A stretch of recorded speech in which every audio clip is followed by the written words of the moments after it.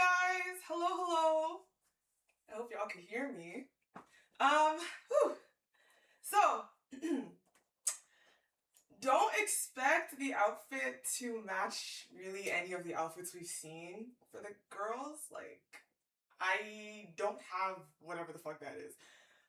I just kind of put something together that might give a feel of like old school celebrity glam-ish, but obviously not entirely historically accurate or like, how should I say it? Traditionally appropriate in aspect, but it just kind of gives the vibe. That's about it. It's not really, you know, yeah. Okay, so, okay. Ta-da! So this is what we're working with. Little sort of movie-esque kind of glam situation. Yeah. Some gloves. Just see what I mean? Like, obviously a slit like that is crazy. I know. But just kind of gives the, yeah, that's about it. But it's not really, you know. Also, I don't know what we're in for with this, with these cards. So I, of all days, decided to wear fucking lashes today, and that if they need to be ripped off, they will be ripped off. Okay, I'm saying that in advance. But yeah, it is really hot. It's quite hot today. But I hope everybody had a wonderful, wonderful morning and that their pulls were amazing. God, I'm gonna have to try to do some accents for Xavier and Zayne's cards. Oh, help me, child. Did we get rated? Hello, I don't know by who yet. Oh, my mouse, hold on a minute. Hold on a minute.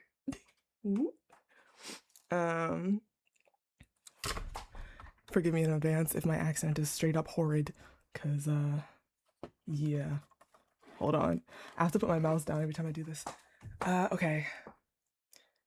Let me see. Memberly! Well, aloha. Hi, my dear. Oh my goodness, hello. How are your you came from the game? From lads, I'm assuming? Hold on, let me scroll up. Oh, shit.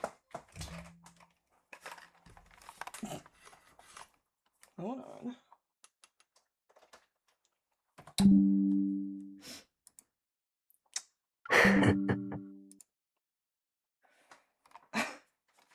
I have some homework for you, Haz, since I know you're probably taking pictures. Make it black and white. Give me some old school black and white film filters when you take some screenshots. Law! Thank you for the super chat. Auntie, did you sacrifice reacting anime for eternal youth? No. Oh, what the hell, dude? Ah! Do I have to? No. Wait, I don't have tissues with it. Oh, I gotta go upstairs and get something. I actually don't have tissues. But also GG, because if I use tissues, my whole makeup situation is ruined. Hold on, I need to scroll back up. Help. Oh shit, hold on. I need to like that super chat too. Give me a second. Oh, YouTube, I'm gonna need you to. Thank you. Scroll down. Thank you.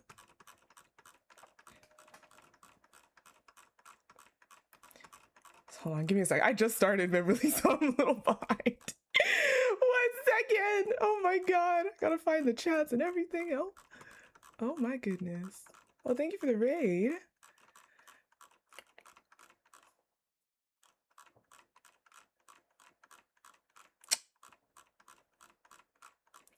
There it is.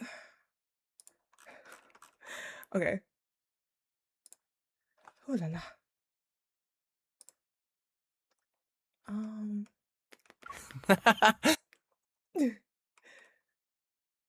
There it is.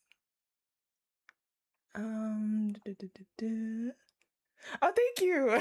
Thank you. I just enjoy doing this shit. Like, it's doing the absolute fucking most, but I enjoy doing it. I think people watching enjoy it too, so that's fantastic. Major W's.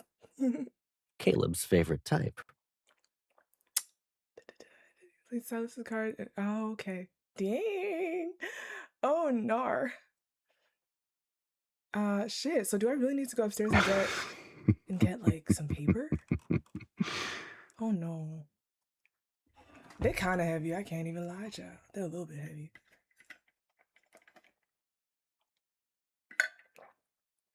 I don't have a handkerchief, unfortunately. That would have certainly been appropriate.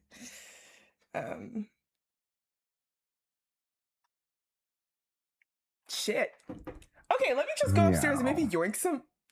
You know, I'll yoink paper if I need to, if I'm actually crying. Because I don't think I'm not actually gonna cry, right? Right? Oh my god, stop it. Y'all will not believe. Okay, this hair was a happy accident because I was actually going to be like, I need to take out my, I was gonna figure out how to use my natural hair to do a style, but then I was like, my hair's not as full as it used to be. I'm sad. But I was like, I don't know how I'm gonna do that. And then so I just took my curly wig, and as I was putting it on, I put it on like the wrong way. And I was like, wait, why the front kind of fronting? And then after I kind of said, let me just like pull this back a little bit. And I was like, oh. And then that's what happened.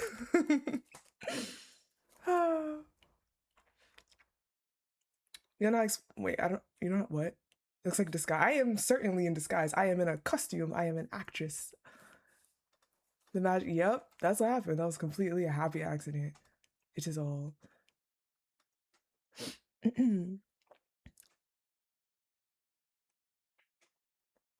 Oh, thank you. This actually doesn't even match color-wise, but we can pretend it does.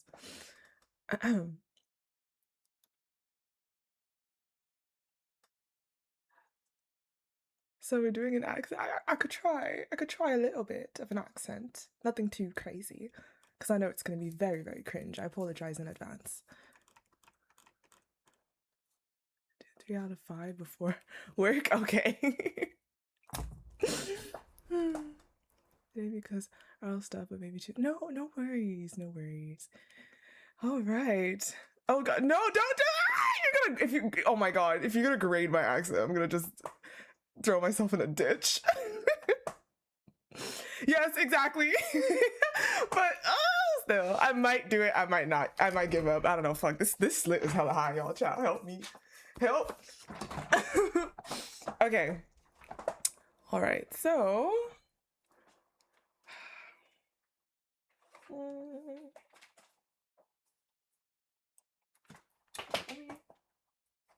let's hope my luck is lovely. Some people actually already donoed from last time, so we'll be starting off with that, of course.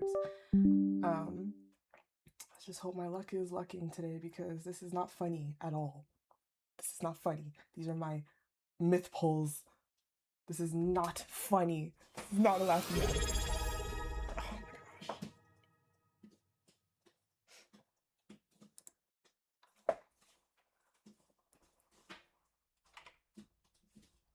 Then the universal food. I love the strat.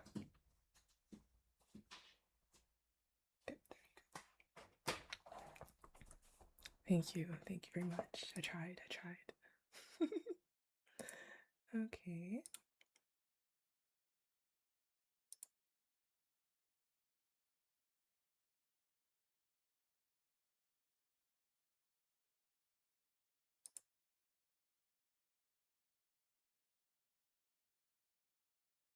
Huh? Oh, okay, good. Hi, Shaz. Hello, thank you. Thank you.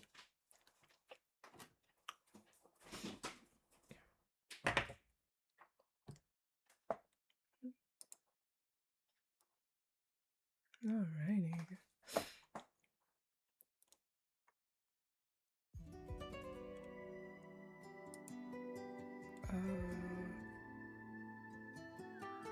Wait, surely. Oh, this is not connected.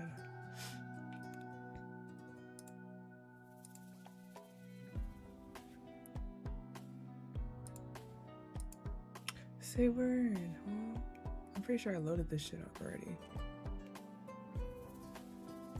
I'll only put that there. Watch you fold and leave because you haven't seen the cards. right. Let you know if you're doomed, surely, no problem.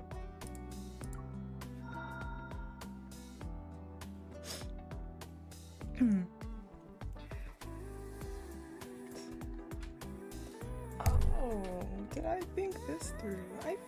Okay.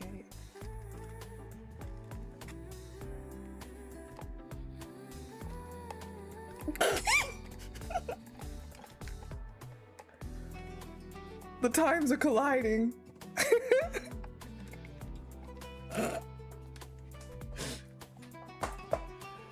What do I think about the outfits of the love interests for this banner? I think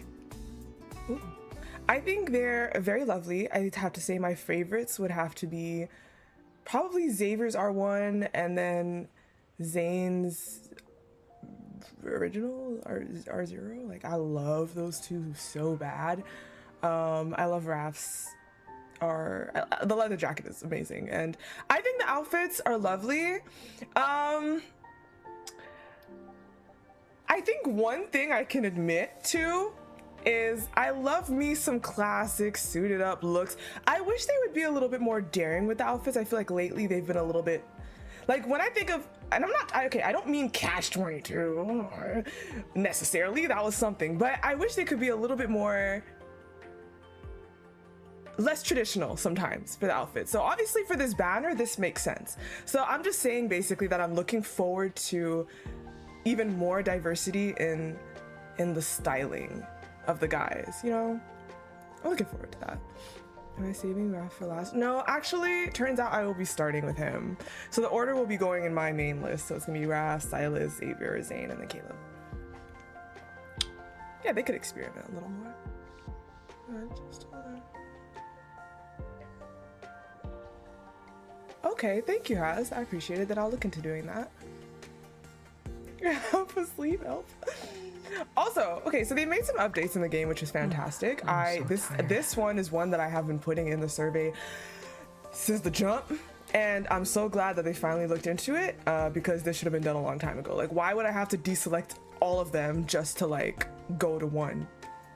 Are you kidding? So you could just choose to meet them right now. Like, that's it. It's that simple. Like, I've been saying that, and I'm glad they finally listened. Like, that is nuts. And the bounty hunts, that's great too, because having to click 80 every single time, it's like, we should be able to just choose if we want to use more stamina or less stamina. Like, why are we forced to like use that number, you know? So yes, that is also a great QOL update.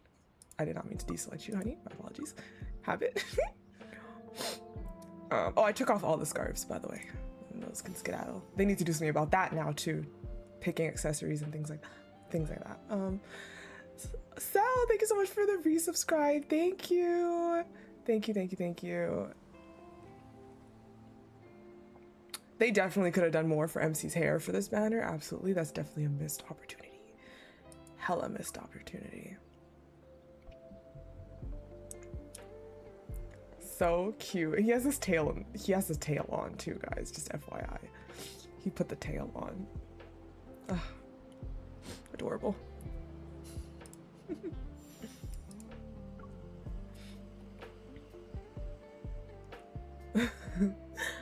And yeah. I used to sleep alone for years. Now, I can't seem to sleep well unless you're with me. Yeah.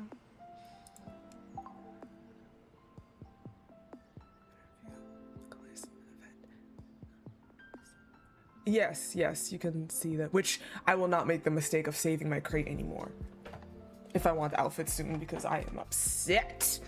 Very upset. Change color or style for the different. Yes, I know, so that's good news.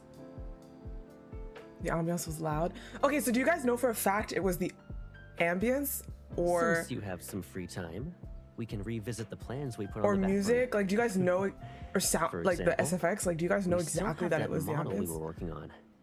We only completed half Not of it, really remember? sick. Okay, so y'all know for a fact that c'est l'ambiance. Oh! Should I go for like a 5?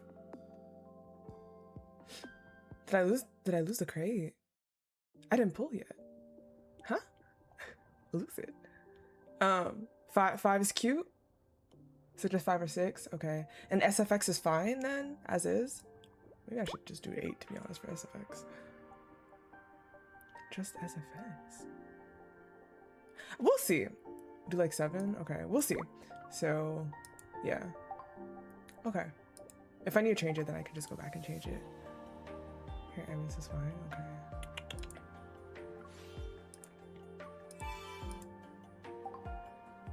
Dun, dun.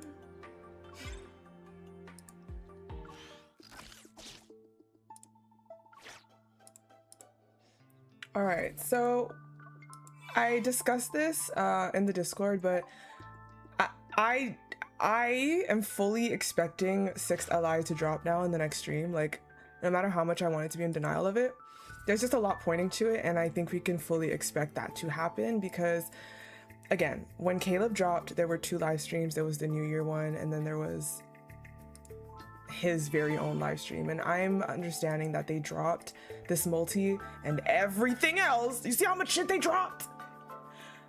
I believe they dropped all this shit beforehand because instead they don't need to have 2 live streams this time, so they just dropped the multi, and then the live stream will be dedicated to the LI drop as well as his orbits, open orbits. He needs to be added to unicorns and abyssal chaos, so they'll probably finally update those as well. When it comes to main story, I'm not sure what to expect, if they're gonna do his own branch plus, since he's behind anyways, plus 1 with Caleb, maybe, who knows. Again, I am preparing myself to be disinterested because I want nothing to do with that man. There's a few things that will make me cave if he has tan, darker skin, or if he might, maybe if he's a short king. Like these things might fuck with me. Aside from that, red hair, gold eyes, whatever people might be thinking is gonna happen, that is not gonna be enough, okay? So I do think that's what's gonna happen. I think we can expect that for the live stream at this point, which I'm very sad about. Pushing back Raf solo by more. It was already pushed back. It was already pushed back by Sylus at the start, and then now there's gonna be another one coming in before him. As for his myth, I don't know if they'll announce him in, I don't know if they'll announce the myth in the live stream, so probably just afterwards, complètement. I'm guessing we'll be getting private trip rerun at the end or during the middle of this very multi. I think that's what they might do. Gosh. And what else did I want to say?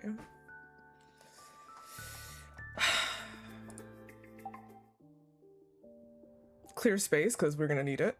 We're probably gonna get our house update as well. I'm assuming Alujo is gonna show up.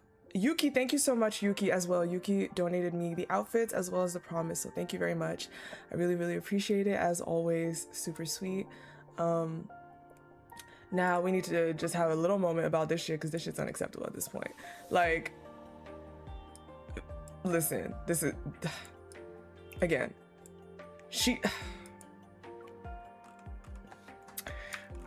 in case some of y'all didn't notice, so this outfit makes no sense for darker skin MCs. They really need to work on this, okay? Does not make sense that they don't separate skin effects, like dirt on the skin, from the skin underneath. Okay, so yeah, it looks like vitiligo, but like that's not the situation here. This is supposed to be like dirt on the skin. And so I don't know why they don't separate it, but this is very upsetting for me.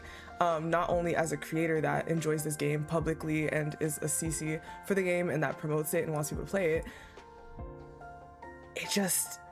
It shows that they sit there, they do their designs, everything only on the lightest skin, and then move on. Or they see it and then move on.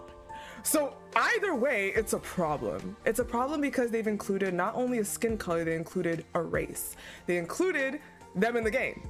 They're not just a skin color, this is a character, right? This is our character, this is our MC. It just doesn't make sense, okay? So they need to look at all the effects on all the different skin tones to give everyone an equal experience. this is ridiculous. So hopefully if y'all want, you can report this and whatever, and this is something that they should definitely fix. And it's not just on the darkest skin, it applies to like other skin tones even above this one, which is just unacceptable at this point. Like, what are we doing? Yeah. So, I think I already got this thing. We'll see about that. All right, so I do need to get the 10 free pulls. Oh yeah, the lighting, the blush effects. Oh my god, the blush effects, yeah. The blush effects. Okay, anyways. All right, so let me click on, let's jump into the event story real quick. Let's start. All right. The doorbell rings. I received a package. As I open it, a work badge with my name and photograph slides out. The word producer is printed in the most prominent spot. With this, I can freely come and go from the studio and editing room. It's actually happening, huh? Not too long ago, one of my friends recruited a small film crew to fulfill her dream of making a movie. But before the shoot could start, she told me she had some other business to attend to and couldn't make it back in time. Huh? Everyone came here because we share the same goal of making a movie. It'd be a shame if the whole team disbanded just because I couldn't be there. Okay. Damn! Lottie. Oh my goodness. Y'all making sure I get this banner. Oh, I'm so lucky. To set the mood. Sugar mama much. Here, to set the... Nyla, don't eat that plastic chip. Girl, hold on a minute. Girl. Nyla. Girl, you're gonna kill yourself. I am so tired of you. Gosh. To set the mood? You look absolutely stunning. Also, we don't need that horse. Oh, we don't need that horse. Oh my goodness. Sorry, Nyla did not give a fuck. Yeah, okay, so $100 to set the mood, she says. Goddamn. Goodness gracious. Thank you so much. Thank you. Oh gosh. It's giving those moms who look at their child at church. I do not know, like, what is with her in plastic, bruh. Both Cindy and her, like, Chaz was not like this, so this is new age behavior. This is fucking Gen Z behavior. Fuck. Are they alpha? I don't know.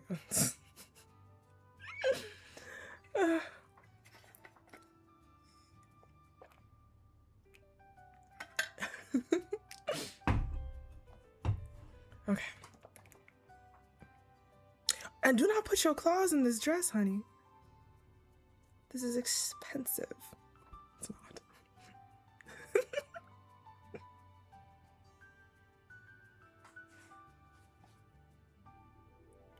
Wait, why does this look so like... Oh, it fits the vibe, like my cat. Like... Oh, careful. Like... Oh gosh. Okay. The crew is professional. They just need someone who can call the shots when necessary. Please. I thought long and hard about this, and you're the only one I trust. She asked, yes, she did. You won't have to worry about funding. And it doesn't matter how the final product turns out, I promise.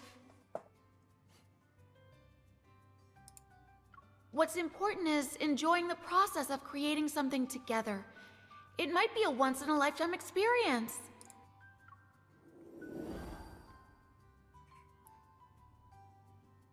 As if afraid I'd back out, she rushed through all the paperwork and transferred the role to me before I could say another word. I'm not doing this alone though. I accepted the request because you promised to be there with me. I glance at the package and pull out another finely crafted work badge. But I'm not doing this right now. So, bread. Let's go.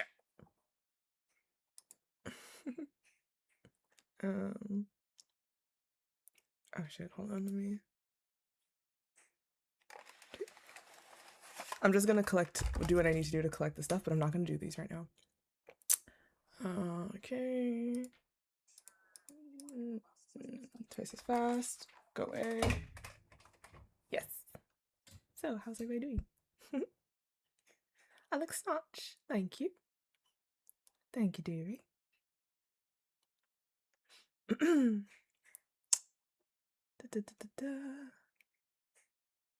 Some mini, yes. I'm gonna run through those really quickly. Shit, oh my god, it wasn't even on auto help. Wasting my damn time. Your pulls were horrid? Oh, that's too bad.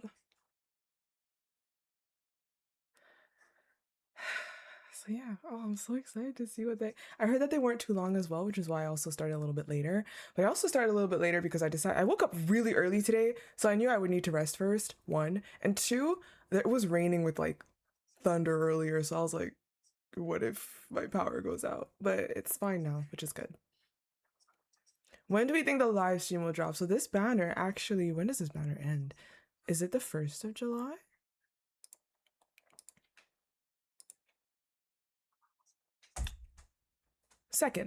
Okay, so 2nd of July server time. So the last day, I guess you could say, would be the 1st of July. So the live stream announcement will for sure come before that. Excuse me. Oh, the fuck is that?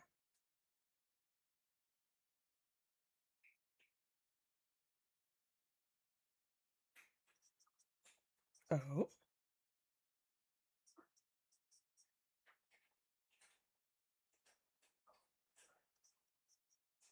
Okay. Sorry.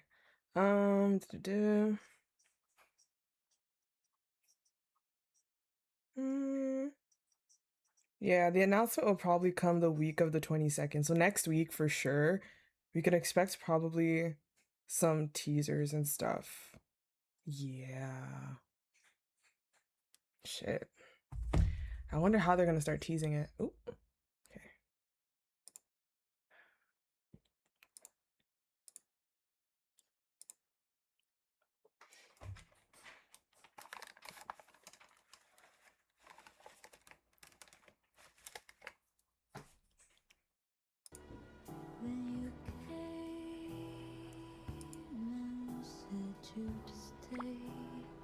I'm sorry.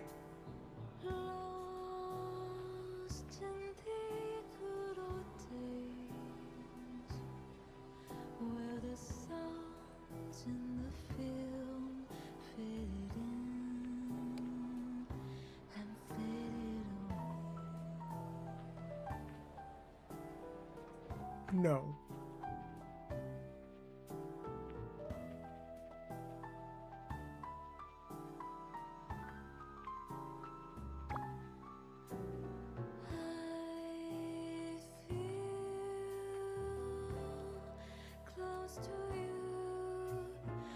That's not real.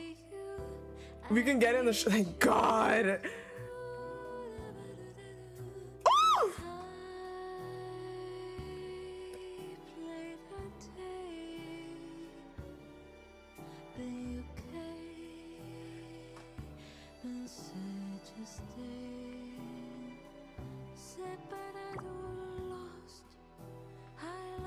Y'all, I especially appreciate this because she sings like me. Like, she's airy. I have an airy way of singing.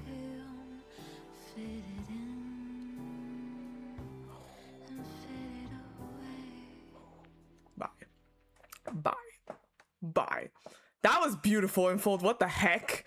See, y'all your worst enemy for real, because y'all can cook and then y'all fuck up for no fucking reason. No reason at all. Hold on, let me share. Let me get my gems.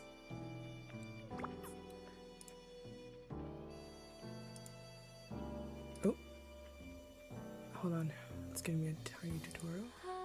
Here you can work with him, prepare the puzzle. With startup funds, you can. Okay.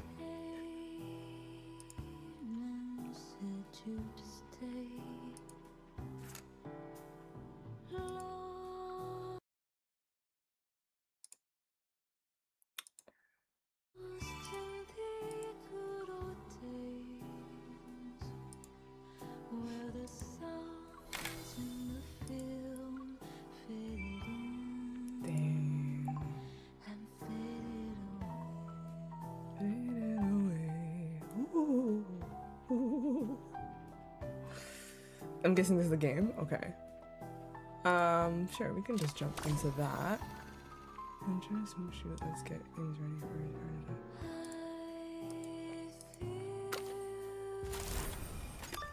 Yes, it's supposed to match the music. This is supposed to be that aesthetic, you know, like, it's supposed to be that vibe a little bit. The lipstick. Hold on, wait, let me.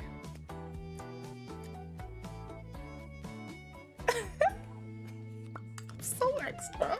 I'm so extra. Get me out. All kinds of items are scattered around the set. Use the claw to select them. Tap anywhere to drop the hook. It'll also help you prepare the set. The claw swing. Caleb's favorite type. Y'all timing with that is amazing. The claw swings rhythmically. Watch it carefully and drop it at the right time.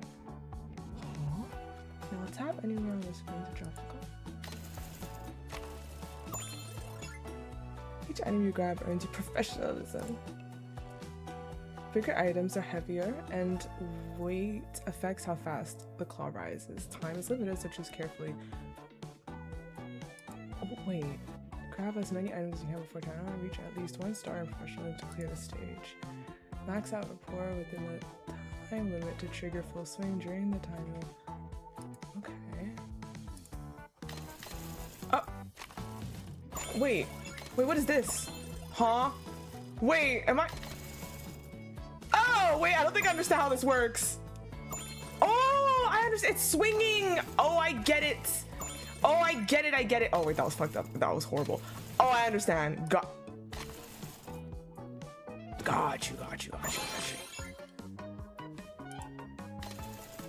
Okay. Is that a rock? I'm not Hasbro. I don't want that. Damn, half shit. Okay, ooh, there's a light there. Nice.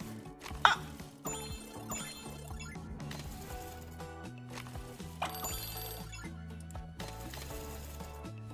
Wait, do we need the rock? Hold up. Is that should we get the rock? Oh, okay, I got the rock. Oh, I see. After clearing a stage, you'll receive startup funds based on your star rating. Use the funds to make your... Okay, yeah. Let me share that too.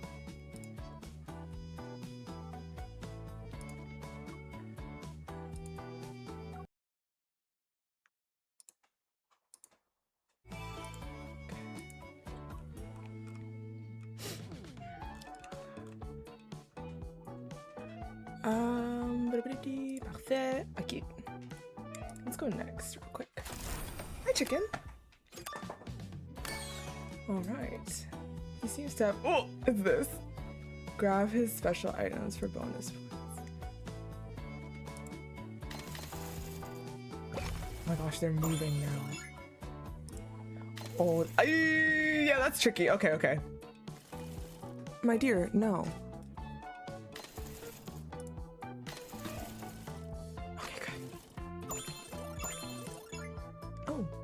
Every so often, one grabbable item on the field will start glowing. Okay. Give me that. Help! Oh, I'm Oh.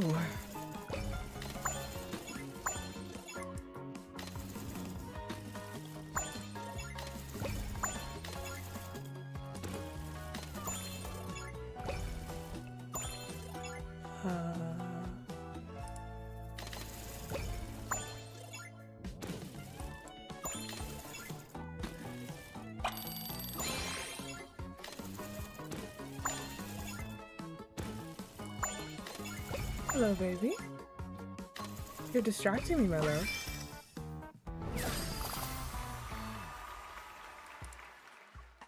Oh, okay. Exit.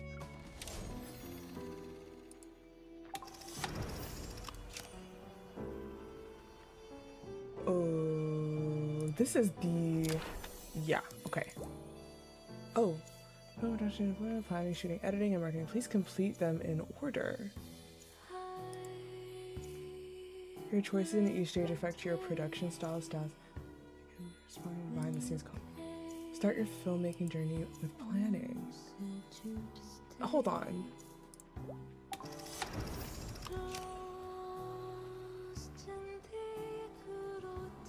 These are the chapters behind the scenes.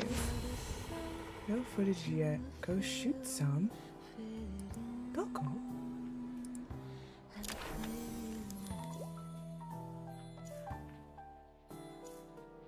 Cost. Oh, every work of art begins a blank canvas. And starting from this moment, what the blank canvas becomes is up to us. We're just gonna press that swipe left or right to choose how to respond. Your choice, oh my god. Your choices will increase the stats of different production styles. Work to raise these stats and unlock the behind the scenes footage you want. Every crew gathers.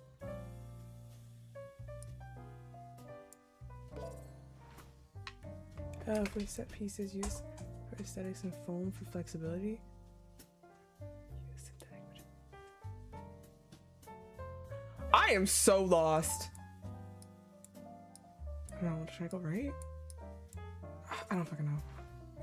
We find a life-size standee of the director holding a sign saying you're busy.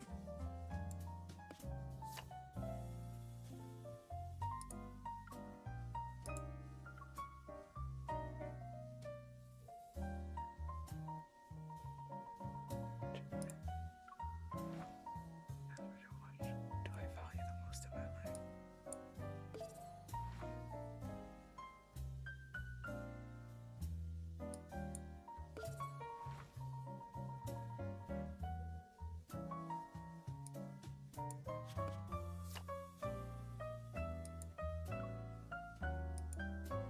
Okay, this is adorable, by the way. These are new. Like, that's so cute. Kind of, but I can't remember your moods.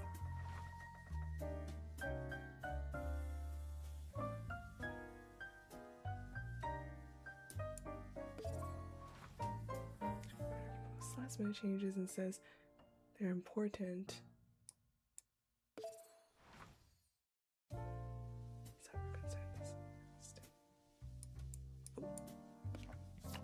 Should we go see it? How it's doing? Sorry, doesn't look. Trying to find its most photogenic angle. When I give a talk to my class, Designers Legend of Acting and offers to be an unpaid extra. Writes like a planner. Critiques of possible screenwriter promises. Experience and years of experience. And what's an insider's opinion? Turns out anything. Please oh, I'm sorry. You want me to read y'all? Okay, hold on. Bitch, I'm so lost. Okay, hold on. You can hold to see the points. Okay, hold on. Let me go back. See the points. You know which one you're picking? Okay, there are different options with left and right. Drag the picture. Slowly check left and right before you swipe. Like clicking, or you can drag to see both. Do you know what's cute? I can hold the I can hold like the arrows.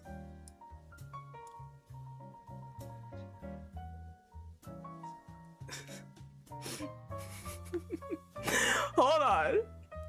Drag to see both choices and let. Oh, so I can drag and then hold. Okay.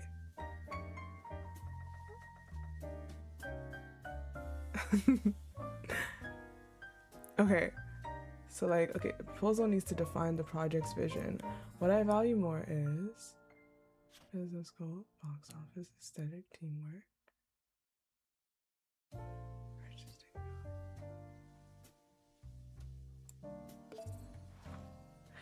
And what does this do in the end? What's the goal here? The makeup artist and photographer are blaming each other for the bad shots. Change the plan.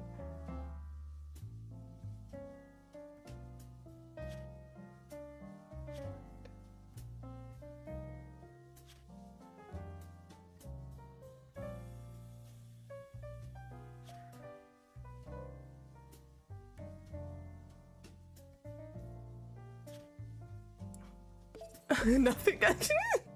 Should we choose a popular actor or newcomer potential actor? Talent. Oh. Oh, he's so cute. A pro, Xavier, a newcomer.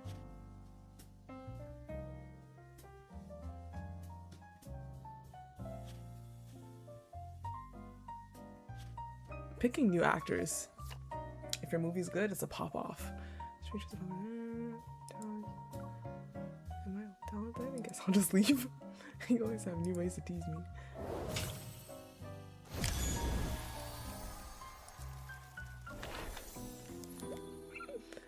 Archived reels. Okay, no, we cool on that.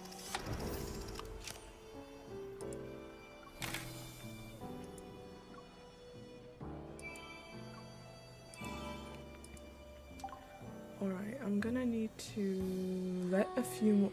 This music needs to stop. It needs to stop immediately. Okay, I'm gonna let a few more chapters play.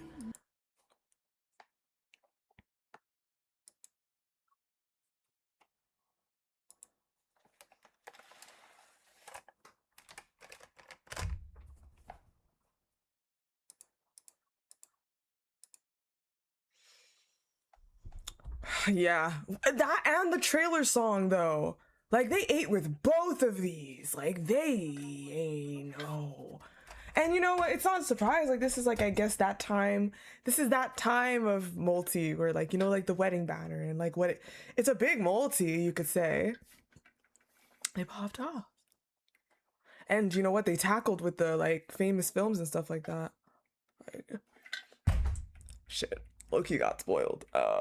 God damn! What do you mean? Why is he dressed like that?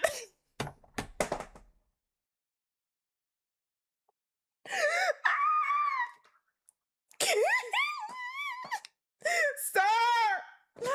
Sir! I am but a modest young lady. You can't be showing up like this. You need your garments. Immediately, before I call my father. Ah, no! No! I just cursed myself with that line. No!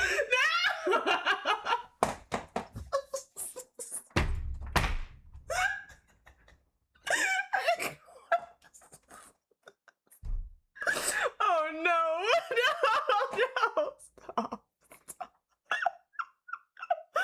Oh no! No! I forgot I used an accent when I did that! What is wrong with me?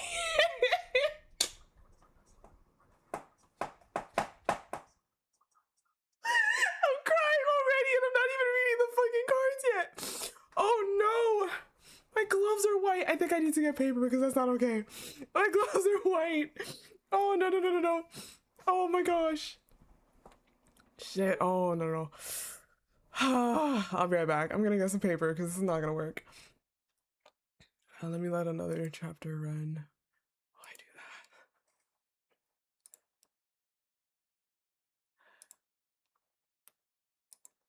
that. Unbelievable. Okay.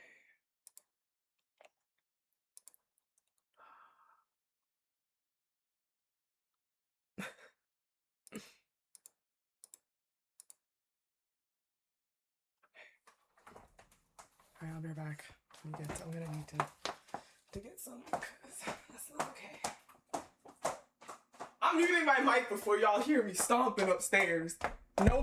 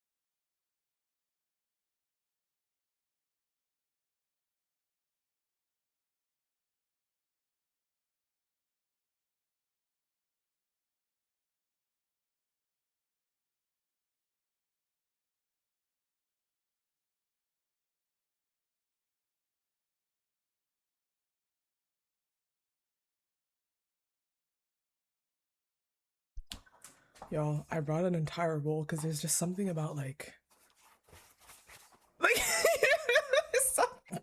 there's something about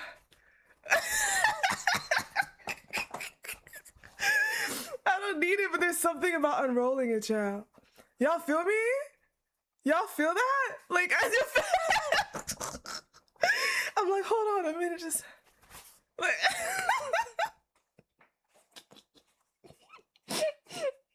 oh, regular tissue, that would just be way too basic, bro.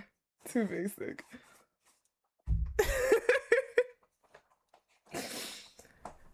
Doing a Nyla? What do you mean? Why am I doing a Nyla?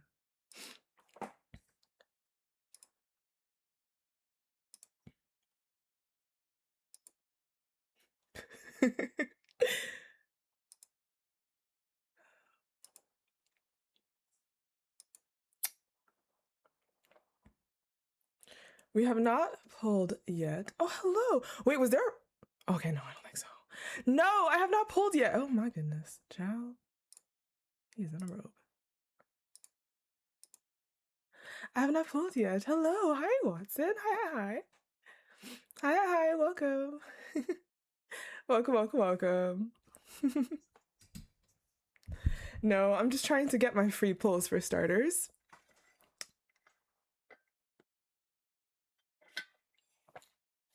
Have I seen the vids of cats rolling them rolls? No, ma'am. No, ma'am. I have not.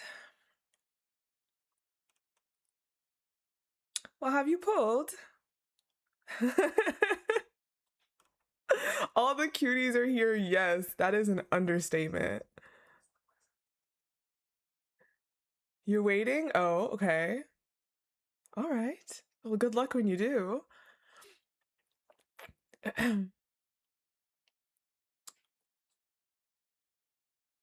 You're sad he won't be talking like that again. Really? I mean, you never know. I mean, it seems likely he won't be talking like that again, but you never know. You never know. So never say never with this game. You see, for Raf Myth, I know, child. Like, I can't believe this. I can't believe this. My flipping Raf Myth savings. Gosh. Go faster. Agnes.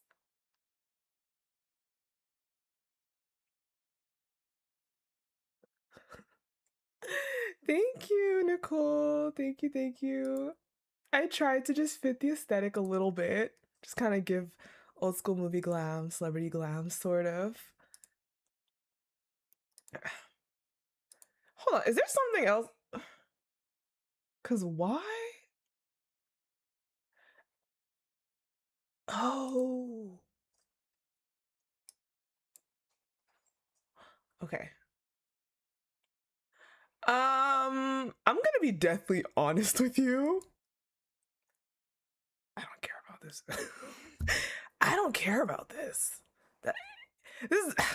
There's some of the games that I genuinely don't care about. Like, if you're telling me that the ending of this doesn't matter, I don't care to do. Like, I'm just gonna like run it.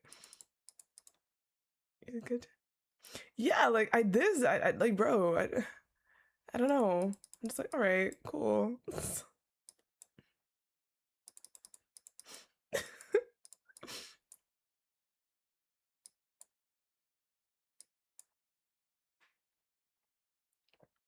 I can always go back, yeah, but like, especially for today, like, bro. That's alright.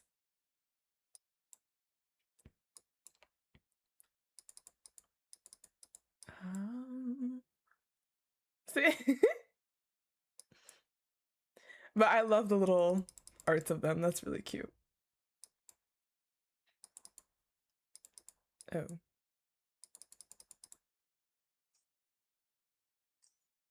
Nice.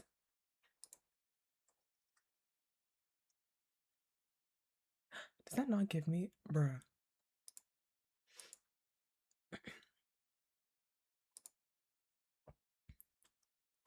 Or why is he wearing that? Xavier. Xavier, why?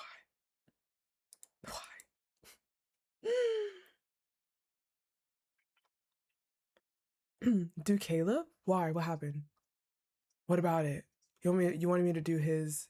I mean, I think I'm gonna have to do all of their beginning things, but I'm not reading it anyways. So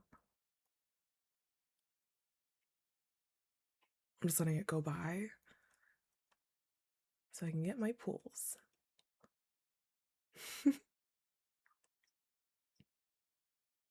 He does, because he's always on some shit. That's why he loves that outfit. Incroyable.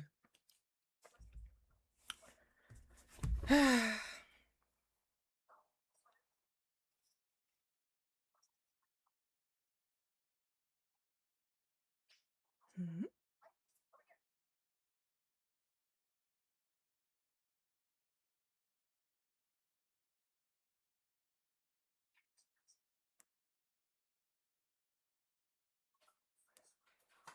Yeah, I used to do the stories that I needed like now, but not only does it take a while, I decided I like to keep the event stories together. So instead of splitting them, doing some chapters in the previous stream, I just let it play through and I come back to it to do it next time. Yeah. Yeah.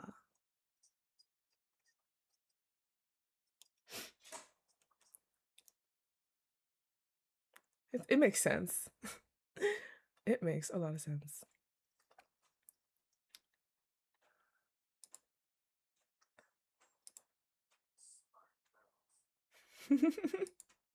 Indeed.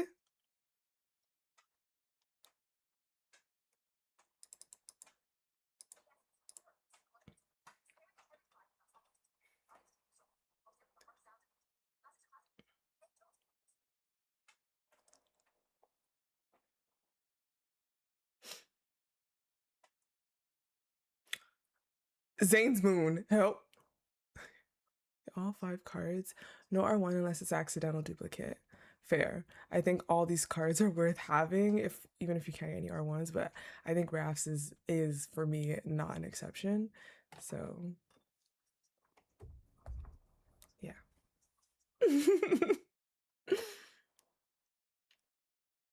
Oh shit, I forgot to hold up.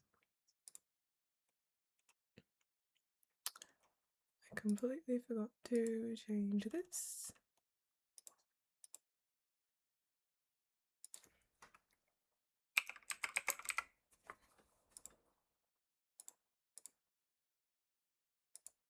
Good.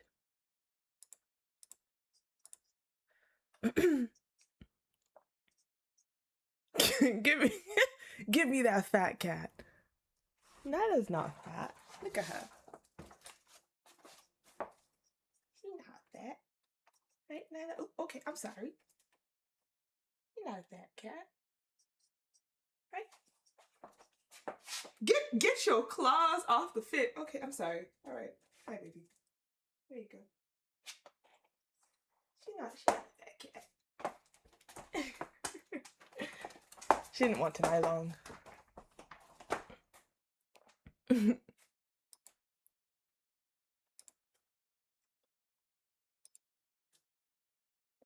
Okay, good. I think I got it. 6K. Nice. Oop.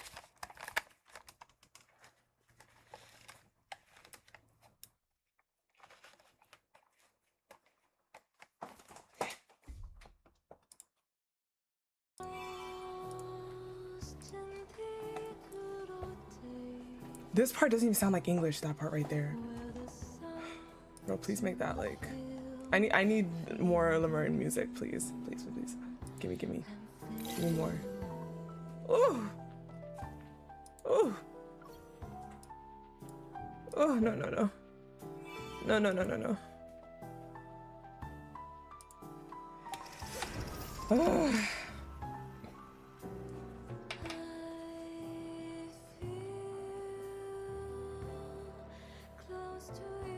Okay, these gloves.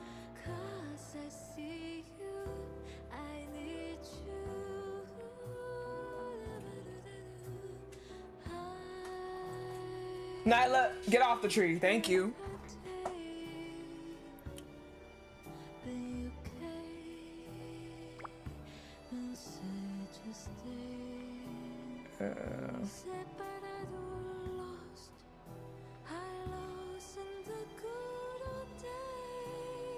Okay, so that makes. Oh.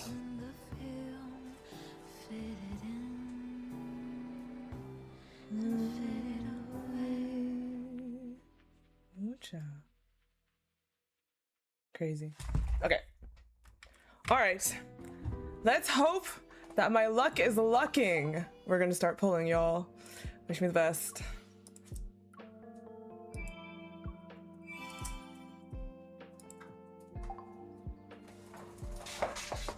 I will put you in the crate soon, girly pop. Honey bunches of oats.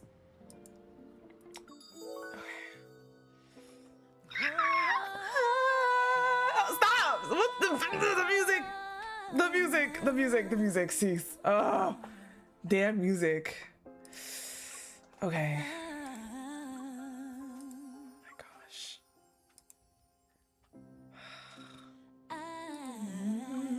Woke up from my dream and saw you.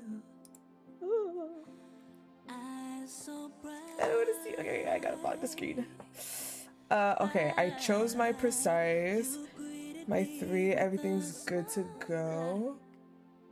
And let me make sure this is open. Let me, actually, I might as well get a few more because I know it's gonna take more than 10 pulls. So let me get a few more.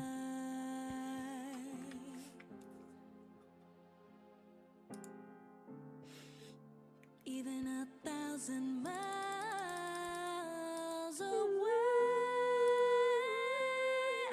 Ooh, good. I'll grab that.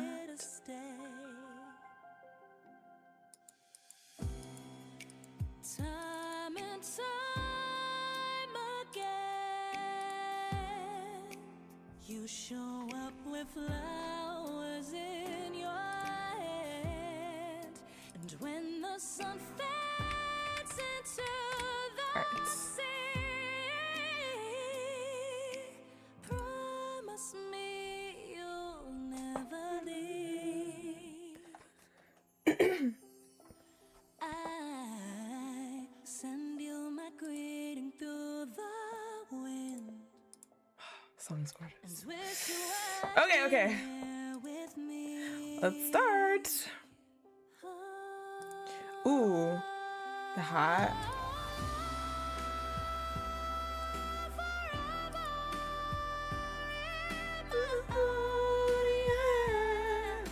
Okay. All right. Is the music too high?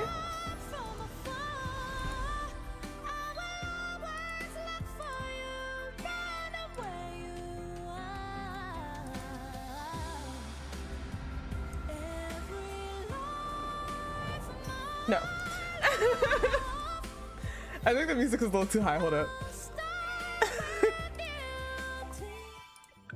Music is a bit too high. I can't hear it well. Bruh, how?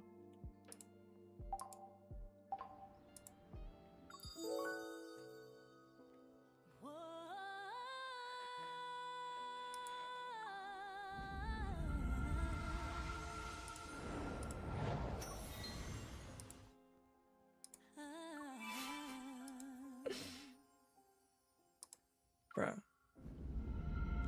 All the way to hard pity. Okay. I see you.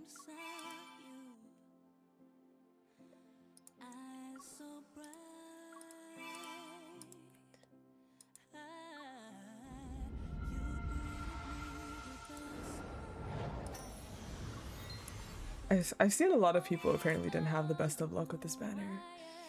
That's disgusting behavior.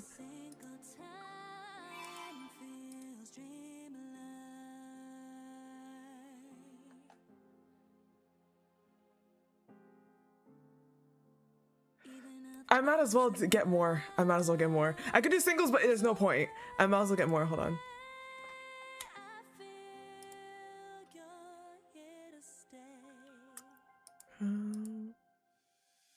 What is this?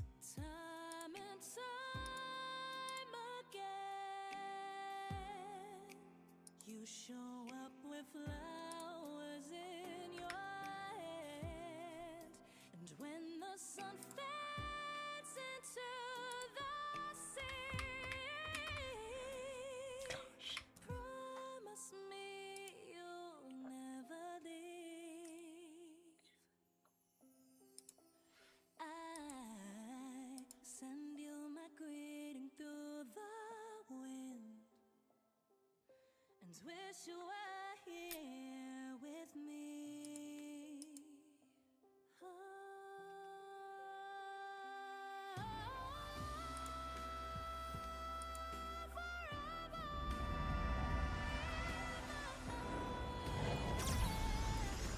Okay, please, can I only have the banner? Only have the banner cards. Yes! Raph! You came home to me! I love you too! I love you too! So I didn't lose my 50-50. I love you too! I don't want to look though. I love you too. Okay, moving on.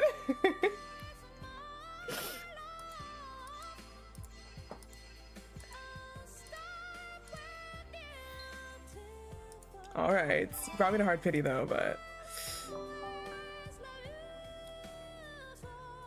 yay. Oh. Attends, je veux. I'm gonna leave it like that because I know I want his R1 for that. Wait.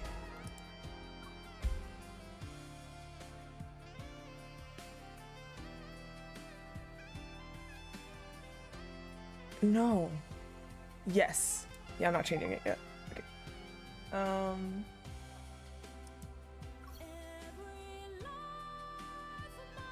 Ooh.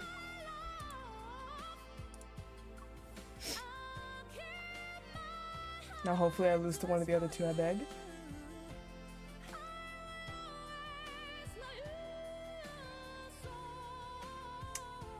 Wait, let me think.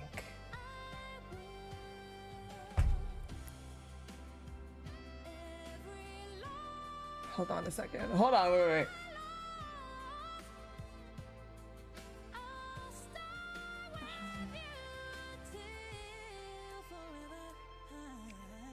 Okay, no, that works. Okay, that's fine for now. Cool.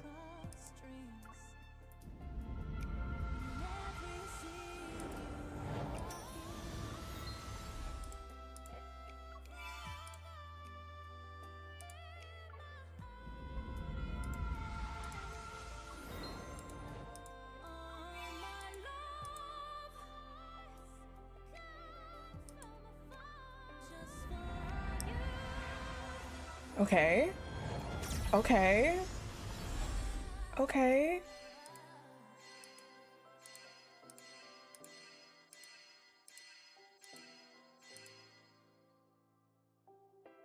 Why the fuck does this keep happening? Why does Caleb keep doing this to me? Why does Caleb keep doing this to me? It's always a standard Caleb. Like, it's, at this point, it's a joke.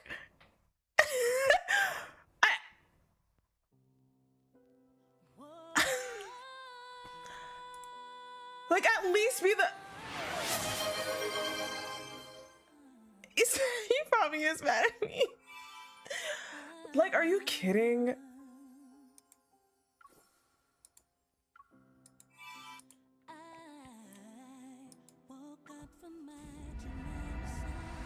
Okay. See, Raph had to come save the day. Raph had to come save the day. Thank you, love. Cause what? Ugh.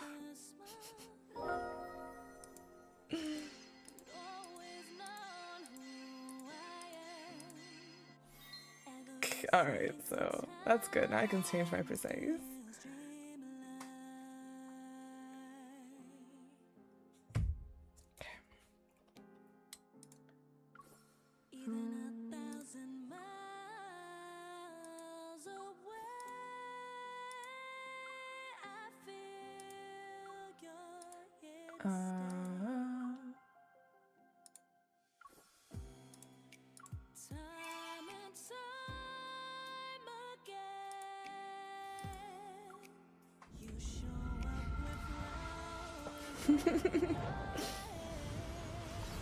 That needs to stop. I don't need that to repeat itself. Please and thank you.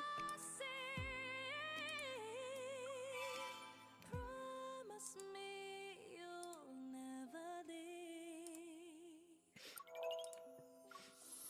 I send you my greeting through the wind. Okay. Wish you were here with me.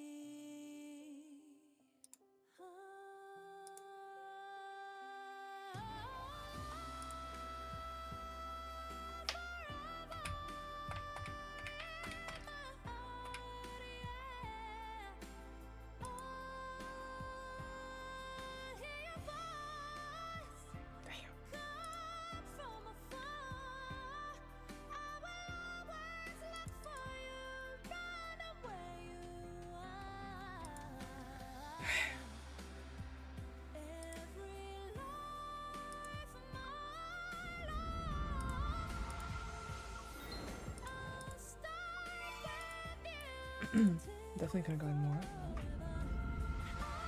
Yeah.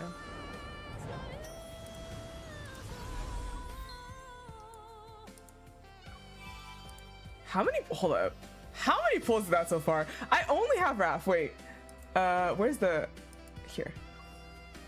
130. Help.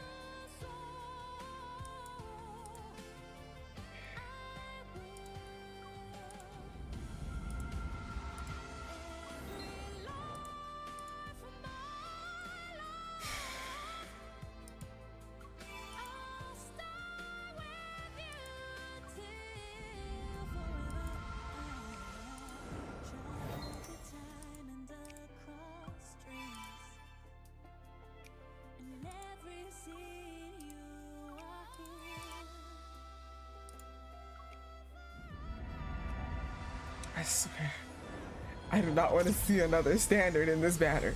Please. Zayne. Okay, we got Zayne. We got Zayne. All right. Okie dokes. We got Zayne. So I'm guaranteed Sylus now. And we got Zayne, which is good. All right. Okay, okay. Okay.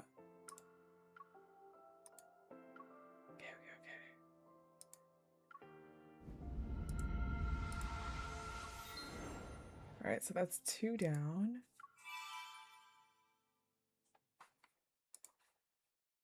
Okay, hold on.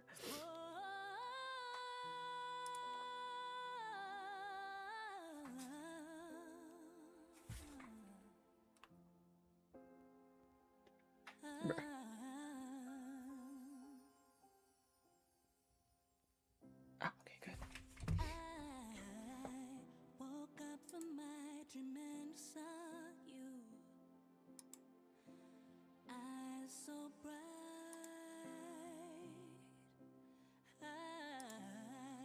You greeted me with a smile like you'd always known who I am. Every single time. Okay, that's perfect. Hopefully that's all I need for this to get Sylus.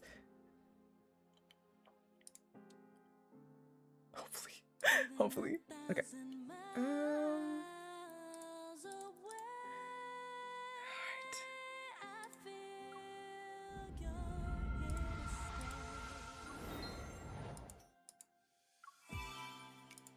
Time and time again,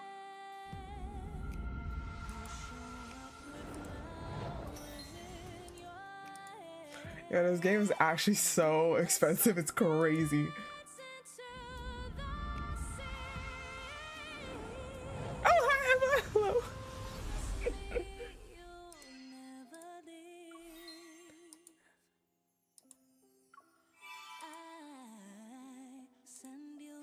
Okay, there is a crate, which is good. I leave that.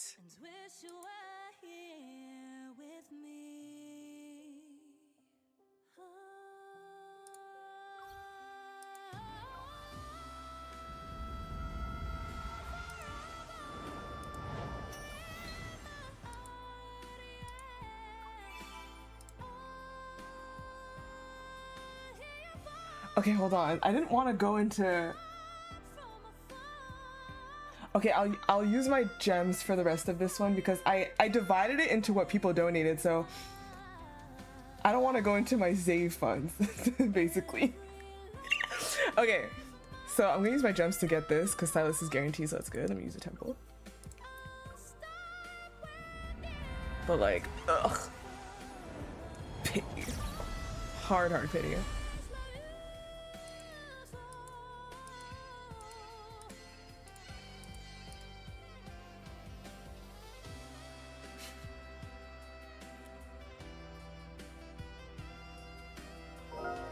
Alright, thank you for showing up. Ugh. Alright, so he's home. Alright, now we need to...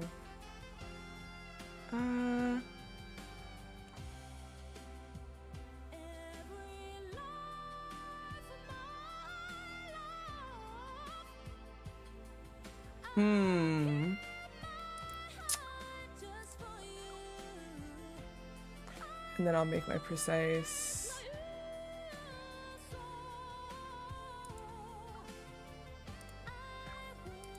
Saber. Perfect. Okay.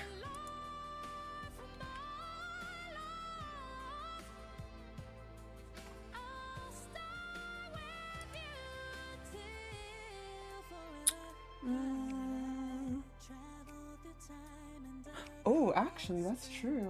Let's see. 5. Okay.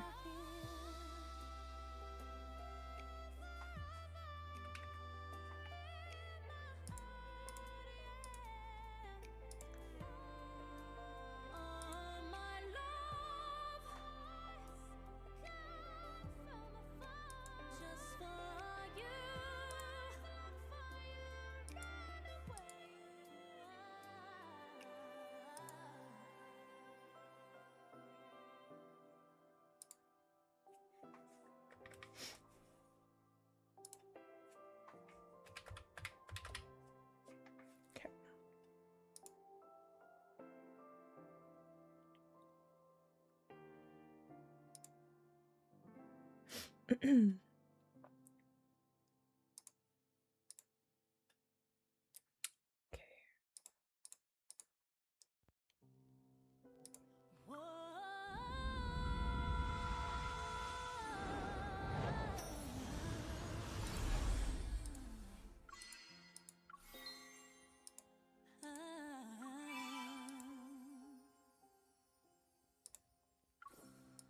Oh, not that.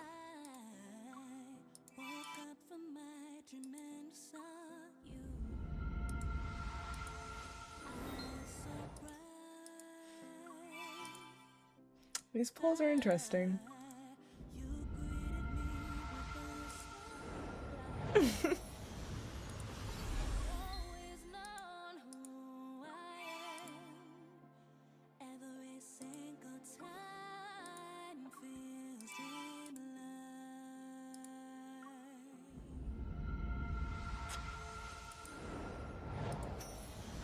We love that. Dawn, I can still get it more.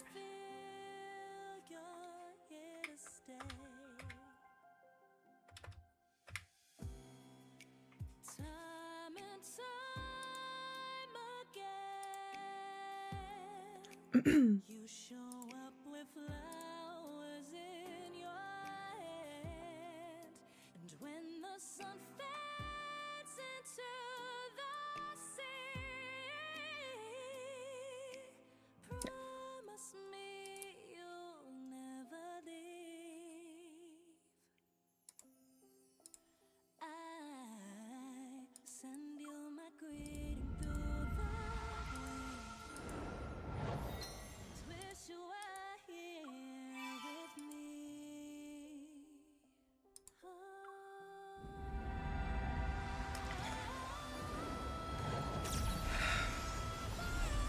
Xavier, you love me, right? I know you do.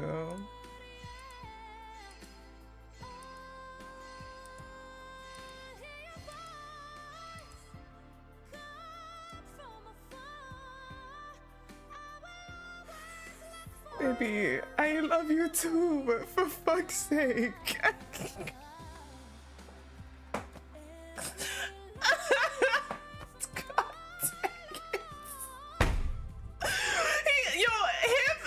I'm happy as fuck that as a Raph main, he loves me so much on this account, but like,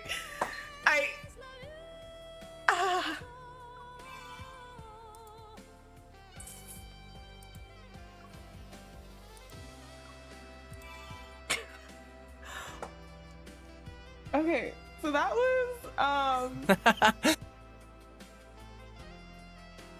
gotta go into my gems now. All right, so I have one crate, but I still need one. I'm still missing Caleb and Xavier, so that's good. I'm gonna stop once I get Xavier. I'm done. His R1 is stunning, but that's gonna have to wait, child. If I end up getting that, cause no, ma'am.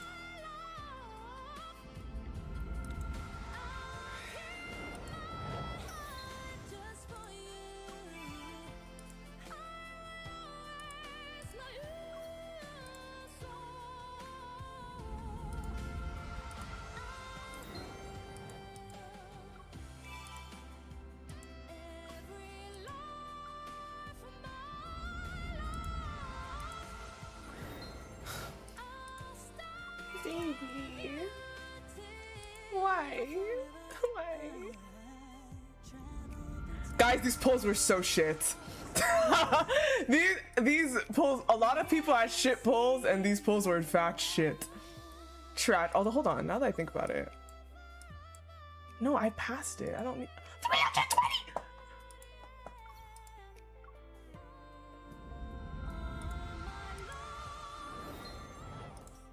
Xavier, I'm mad at you right now.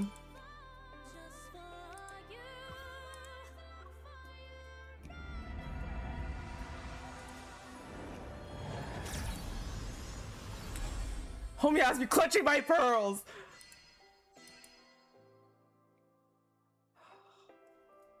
I'm sending you back to a litter. Not the couch. A litter. Oh god. Oh, but look at him. Oh, I can't even be mad at him for like more than 5 fucking seconds. I hate this game. I hate this game severely. Are you going to ignore me? I'm not! See, you're right here, okay? Gosh.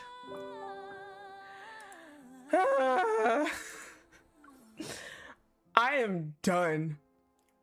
Woot. See you next time if I get that fucking outfit, cause hold on. This shit's Oops.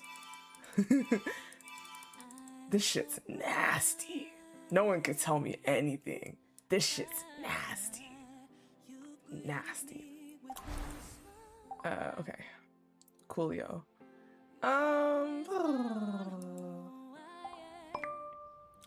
Oh shit, a lot of these are gonna come in right now, but I'm gonna ignore everything.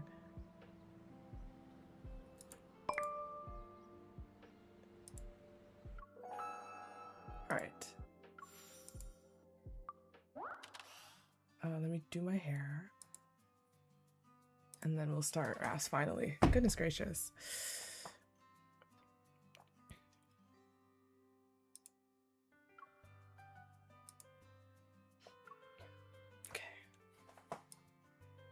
Let's see. What hair?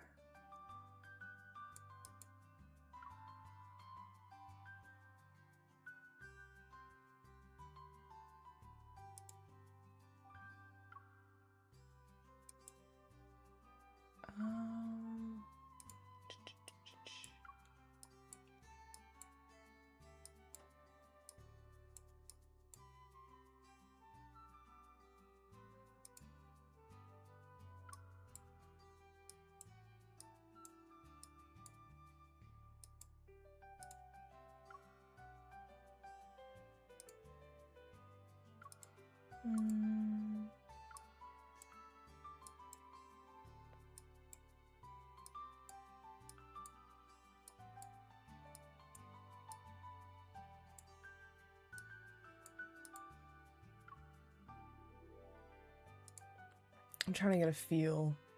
Are you feeling the cute little braids that kind of, y'all said like, oh, look, he looks like the Fluff Bunny braids. Are you feeling it? Are you feeling it? Is it cute?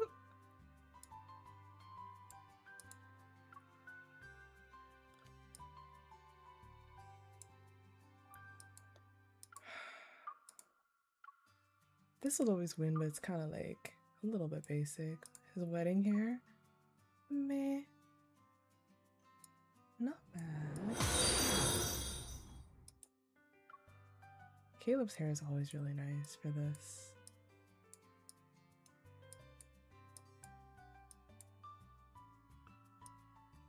Side part? No, ma'am. Okay, I think I like Caleb Smith hair for this. I fuck with this. It's really stylish. It's cute. Yeah, I like it. All right.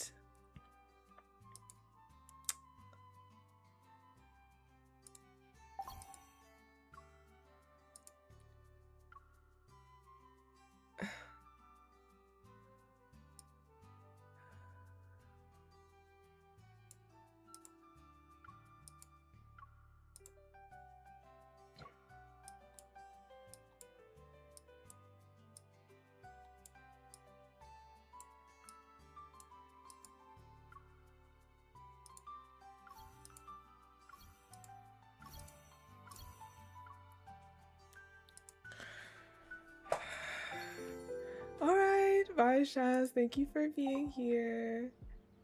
Oh no, I'm sorry. I gotta skip your call right now.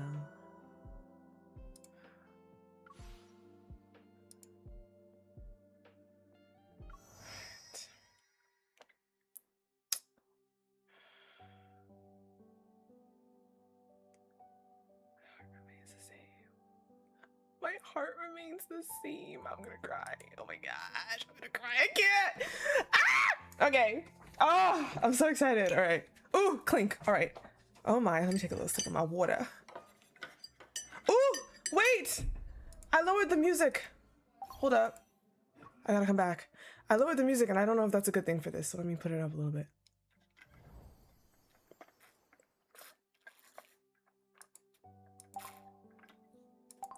Hold.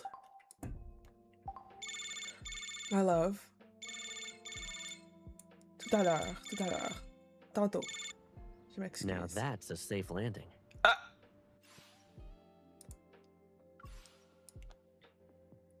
think I had it at like 2. Anyways, it was a 3. Let's put it at 3. I think that's fine.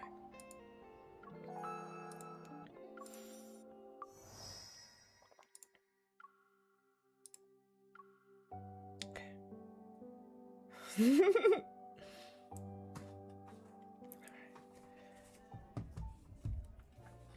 Warm golden light filters through the windows, casting a soft glow over the refined antique table. Miss, do you have a preference for how the gold leaf should be shaped for your 2 orders of caviar? Oh, I don't know, sir. Like, bruh. Yes. No golden leaf bits, please. Wait, okay. I didn't need to do the event stories or anything first, right? Please tell me no, because I'm not going to do it anyways. But like, so we're just starting in? Where's the A? Let's go film this movie. Where is it? Oh God. I hear a familiar voice behind me, and before I can even turn around, Rafayel has already slid into the seat across from me. He's grinning. Sir, the edible gold leaf is the dish's signature touch. He's already slid into the seat across from me. Sorry. Wow, okay. Edible gold only makes food prettier, not better. Why are you low-key using that sanctuary voice right now? Hold up. Just a little bit. Just unsure, the waiter looks at us. I nod. No gold leaf, please. Rafayel chuckles softly as he leans back in his chair and surveys the dishes before him. Someone's in the mood for a fancy dinner. I smile. It's not like this is the real world. Why should I treat myself? Okay. Oh, flashback. Got you. About a week ago, Rafayel and I stumbled upon a private movie theater during one of our walks. The sign at the entrance boasts about a unique next-gen cinematic experience, and our curiosity got the better of us. Rafayel tugged me down onto the plush sofa, sitting next to each other. Okay, I'm so happy. Okay, sitting next to each other, we decided to go with the owner's recommendation and watch The Skuldra. Help. The story follows a great ocean liner as it strikes an iceberg.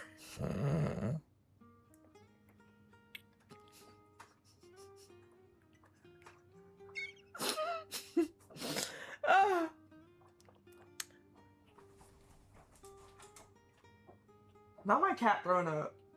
Hold up. Is that on my child? Ew. Kitty things.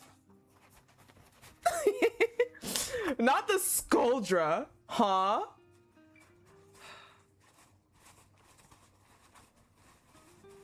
I know copyright, but who sat there and thought of the Skuldra? Where did that come from?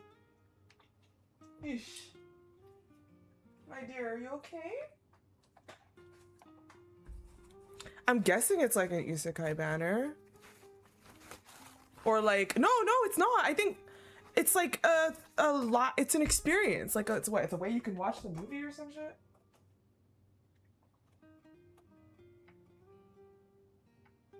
Ugh. I'll just put that there for now.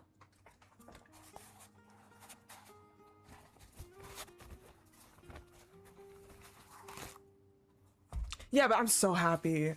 I'm so happy because I didn't need to cry like serious fucking tears. I didn't need that, bro. Let me be. Is that fine right now? Ooh.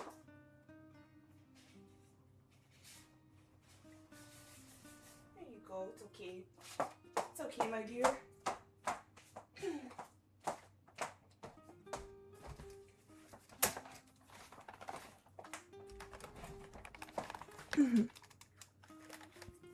Okay.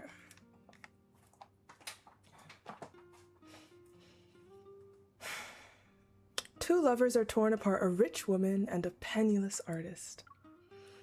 The romance has earned its place among cinema's greatest classics. As the room went dark and the opening theme swelled, Rafayel handed me the popcorn bucket. But before I could grab a handful, buttery sweetness gave way to the salty tang of sea air. What kind of futuristic... Damn, that's crazy. When my head clears, my palm is pressed against a cold metal rail. A boundless blue sea sprawls out before me. Wait, so like, would we have to actually experience like... Yes, it's the dress, Emma! The reason I picked it is because I just felt like it fit the aesthetic, especially the neckline. But yeah, it's the dress. So yeah. I guess you just that. Would we actually have to experience drowning? What the fuck? Okay. When my hair clears, my palm is pressed against a cold metal rail. A boundless blue sea sprawls out before me. How did I get on a ship?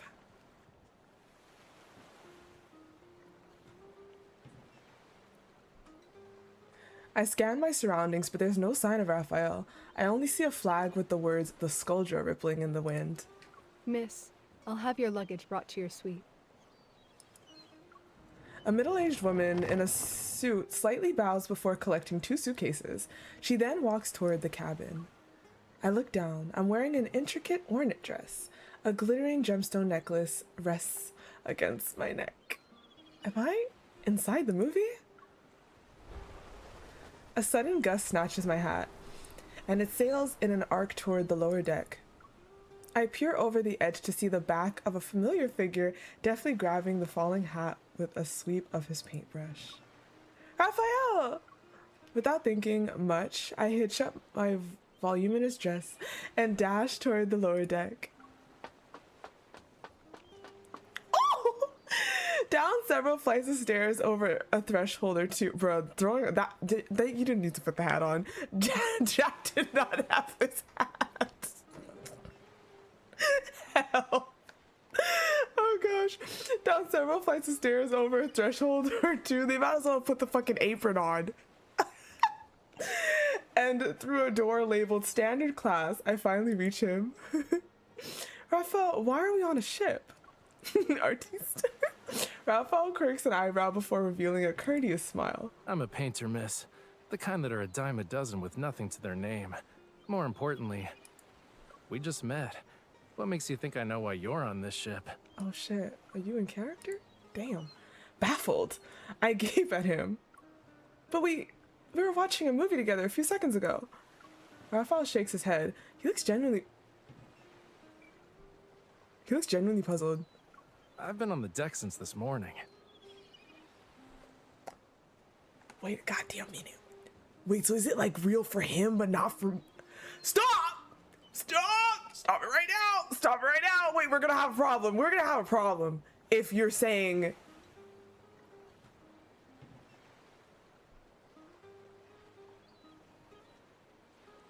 No, we're gonna have a problem. This is gonna... We're gonna have a problem. This isn't the time for jokes. Miss, I'll be honest. I have no idea what you're talking about. Mr. Rafayel, here's your delivery. I turn my head to see a crew member cradling a package and waving at Rafayel. Judging by its shape, it looks like a painting. Rafayel extends the hat to me with refined politeness and offers a small smile. I've got things to do and places to be, miss. Here's your hat. Try to hold on to it this time.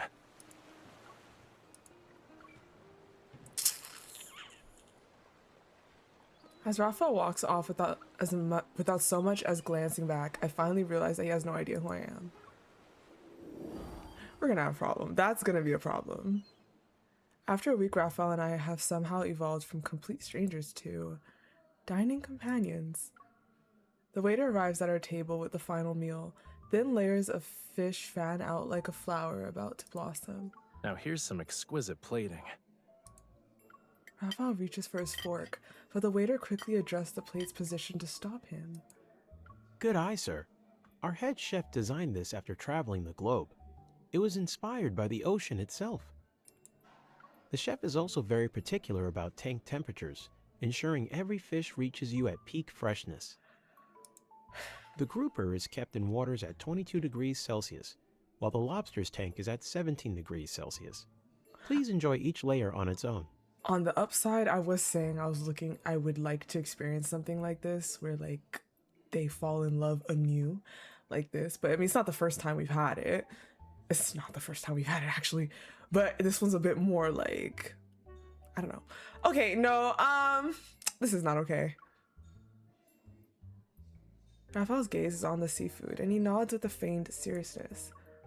Then, without missing a beat, he spears every piece of fish on his fork and shoves the whole thing into his mouth. Now they're safely stored in my stomach at a comfortable 37 degrees Celsius. Excuse me. Yeah, Rafayel will always be Rafayel. It doesn't matter what world we're in. No! That's the problem! That's why what happens later is gonna fuck with me real bad, bro. Stop! This is not what I thought this was. My laughter attracts the attention of Rafayel and the waiter. As the waiter watches in disbelief, I mimic Rafayel and devour the elegant fish in a single bite. You must be very busy. You don't need to walk us through the entire menu. The waiter gives a quiet nod and excuses himself. Rafayel thoughtfully studies me. You're not like the other hoity-toity socialites here. Did it take you an entire week to notice? Your observation skills could use some work. Don't underestimate me. That's hardly the only thing I've picked up on. Rafayel takes his time extracting the succulent lobster meat from its shell, then he lifts it to my lips. Without thinking, I lean in and bite the food. You're strangely relaxed when I'm around, and you know me like the back of your hand. Wait. I hesitate. What I feel for him is more than just...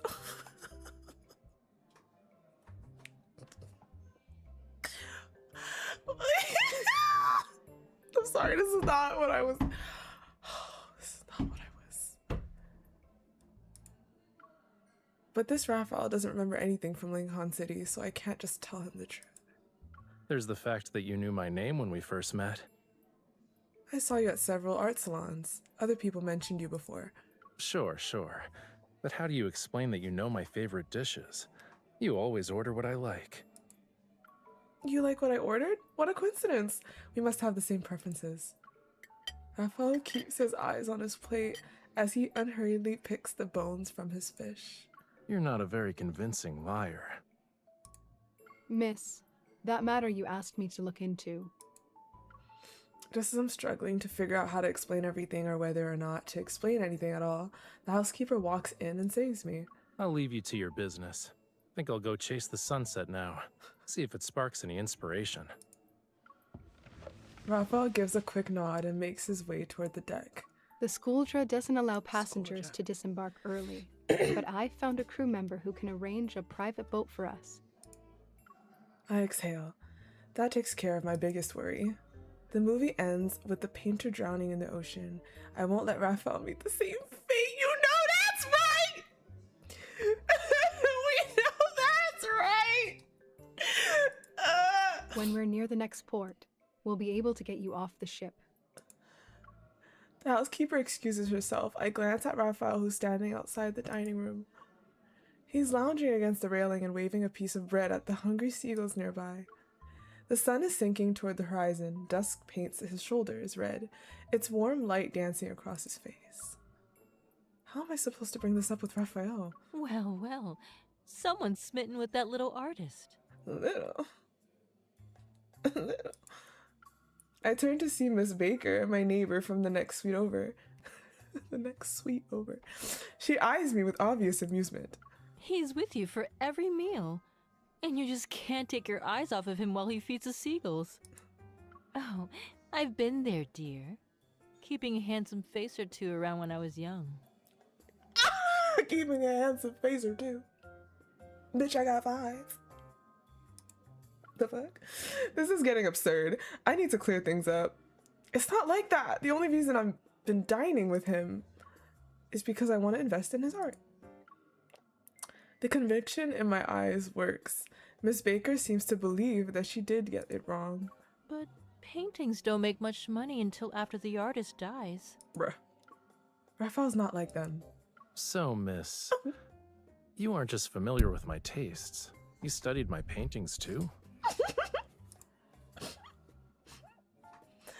I didn't notice when Rafayel slipped back into the dining room. He's standing right behind me. Setting Sun Supper has earned its reputation for exquisite food and a breathtaking view. I appreciate the hospitality. He presses a hand to his chest and elegantly bows to Miss Baker and me. Well, I should get back to my canvas. Can't let my new investor down, can I? Jeez.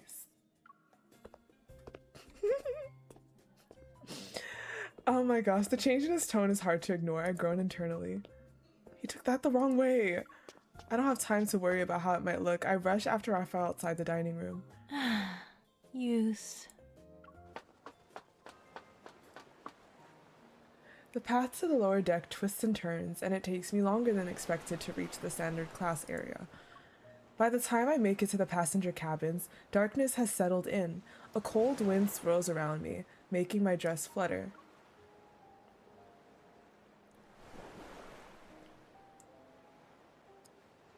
I could have sworn Rafayel went this way. Where is he?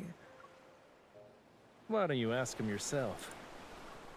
From around the corner, a familiar figure emerges. Rafayel! Rafayel moves behind me to shield my body from the wind. Word is, some distinguished lady came down here looking for someone, circling the deck like a lost sea turtle. Why are you talking like that? What if it wasn't me? Your efforts would have been wasted. Post-dinner strolls are good for the stomach. What about you? What brings you all the way down here? I'm guessing this is the part that probably would have been loud with the waves. It's complicated, but there's something important I need to tell you. I take a deep breath and collect myself. I need to clear up that misunderstanding from earlier, but more importantly, I have to tell Rafayel about leaving the ship early. Rafayel... But does it fail? Rafayel turns slightly and offers his hand. Let's get going. To where? My studio, obviously. So We're gonna turn into icebergs if we keep standing to paint here. me like... To paint me like one of your friends. Okay, yeah, let's do it. I nod and reach for his hand out of habit. What is it? That's when I notice how his arm is bent and how his palm is facing up. Oh, he was just showing me the direction. Nothing. Let's go. Oh my god. Raphael takes my hand anyway. Oh my gosh, but we are getting the theme of like them forgetting us. That's crazy. He called it a studio, but it's just a standard class cabin. It's not particularly roomy. To make space for his art supplies, he'd pushed all his furniture into a corner. The window seat facing the deck has been reserved for his easel. That's the spot with the best view. Painting all taken in the ocean view. How dreamy. Not really. People keep gathering around here to gossip. It's impossible to paint with all the noise. I reach for Raphael's hand and brush away the dried paint on his fingertips. I flash him a smile. I get it. You have to put down your brush and find me to get some peace. Raphael withdraws his hand, settles before his canvas, and begins to clean the dried paint from his brushes. I step behind Raphael to look at his work. A blazing sunset has bathed an entire harbor in light. The deck, the sea, and the distant city skyline are steeped in a dark, vivid red. Where is this? Dunno. It keeps appearing in my dreams, though. I just had to paint it. Bold strokes of orange-red weave through touches of dark violet. The sunset is like a beating heart. The water holds only soft ripples, yet I can sense an ocean breeze being lifted off the canvas and washing over me. It must be a beautiful dream. You like it. I can feel the longing in these brushstrokes, here and here. Raphael's gaze follows my fingers. He pauses a little, then puts away his brush. When we first met, you asked why I was on this ship. Yes? I just found out that the place in my dreams is related to a legend. Some lost civilization in the sea. Lemuria? It slips out before I can catch myself. Raphael looks at me. Surprised, I quickly explain myself. Well, aside from Atlantis, Lemuria is probably the most well-known lost ocean civilization.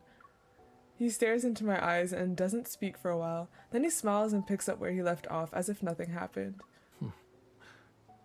That's right. They say the ship passes through the waters where Lemuria vanished. I thought I'd see for myself. Perhaps I'll catch a glimpse of that sunset in my dreams. You spent all that money on a ticket just to try your luck at sea? Raphael nods like it's the most obvious thing in the world. Honestly, I'm not even surprised. But then I remember I have to get him off the ship before it's too late. All I can do is hope that Raphael in the movie isn't too obsessed with Lemuria. But a lot of places have beautiful sunsets. They're not that different, are they? Fino Harbor is nearby, and it's a great spot, too. Let's go there. I can get you an invitation to an art salon. There will be tons of renowned artists and... What's so special about artists? I see one every morning in the mirror. Oh. Raphael turns his head, retrieves his brush, and refocuses on the canvas. Your suggestions aren't unwelcome. I might visit when I'm in the mood. It's just that every landscape is unique. The sunset I want to see might not be the same as yours. He adds a delicate stroke to the ship's mast on the canvas. I'd like to finish this painting before the ship reaches its destination, miss. If you don't mind.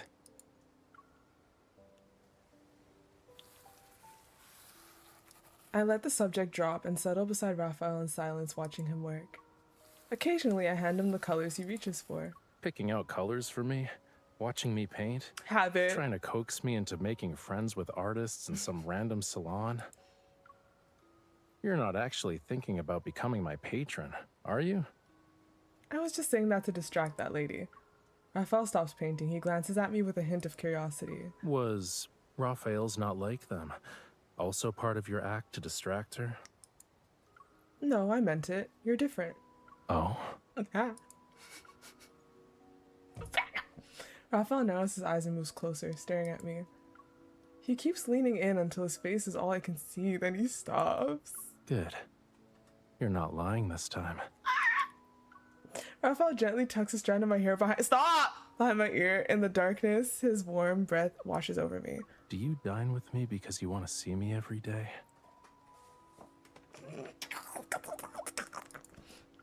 I nod. And how did you figure out my tastes and habits? Perhaps afraid I'll try to dodge the question, Raphael closes the distance between us again. Just so you know, no one's gonna interrupt us this time. And don't even try to use art salons and gossip as your excuses. Oh god. There's no escaping Rafayel's gaze. I briefly closed my eyes before opening them and forcing out an answer. I learned it from you. But he won't accept that easily. But he won't accept that easily either. He lowers his head and chuckles softly near my ear. Stop it. Oh god. I ate the same amount from every dish. How did you know which ones are my favorites? Why is he in my ear? So he just lays into my ear and says that. His voice right now, like in my ear. Like, oh god. I've lost this round. You're too, I mean, I could see maybe your expression.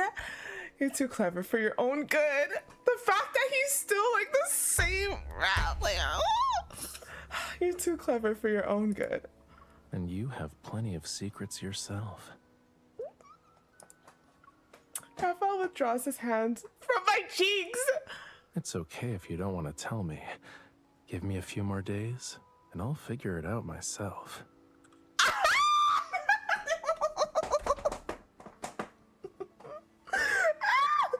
Oh gosh, okay. Then I'll start visiting you even when we aren't eating dinner. Okay. Why am I so giddy? Okay. Okay. Whew. My door is always open, assuming you aren't bored of me. Oh god, help me. Okay. Rafayel, you might not be aware of this, but it's hard to get bored of your face. MC. Thank you so much. Ooh, child. Hold on a damn minute. I'll be fanning myself with my hands. Ooh, child. Okay. J'apprécie. Yes, okay. You may not know this, but it's hard to get bored of your face. Oh god. Oh god. Oh god. Oh god. In the days that follow and outside of our shared meals, I'd stop by Rafayel's room in the standard cabin. They should definitely have put him in his white fit. You know, the regular white Lincoln artist fit, like that one is definitely appropriate. You're for one this. smart cookie. Like he should be in this for like most of the thing. Sometimes I help him choose colors, other times we talk, and he shares stories about his life in this world. The turquoise one or the white one, but definitely would have been appropriate here. Then the scoldrer nears the port we agreed to disembark at. Today, rather than visiting Rafayel as I normally would, I joined the housekeeper to meet with the crew member and finalize our departure plans. I make sure they set aside extra space for Rafayel. I want to take his sunset painting with us. With everything arranged, I walk over to the deck by myself, while mulling over how to mention this to Rafayel once more. I thought something urgent came up, but I guess you just didn't want to see me. Oh my god, he was definitely like, where is she? They put him in this one. I turn toward the voice. Rafayel leans against the nearby railing, the ocean breeze sweeping his hair back to reveal his striking features. Oh god. Of course I did. I was going to find you. Then who was walking around in circles on the deck? She used the sea breeze as her comb and the floorboards as her shoe polish. You got Raph and 100 pulls? Well, congrats. Congrats on getting him. Oh gosh, 100 pulls though. You're a little liar. You know what? And to think I was going to show you something wonderful today. But clearly, you're no longer interested. Oh my god, he's pouting so hard. Okay, first of all, look who's talking about being a liar. Okay. I am! Let's go right now. Rafayel crosses his arms and turns his back to me. He's purposely avoiding my gaze. It's too late. I reach out and my hand moves past Rafayel's coat to precisely tickle his side. Hey. I'm good. I'm good. I'm good. What about now?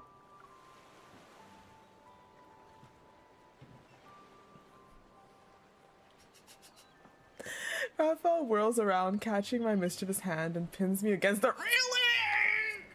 Okay. okay. How did you know that was my weak spot? Baby! Oh, I'm not about to go into detail, chat.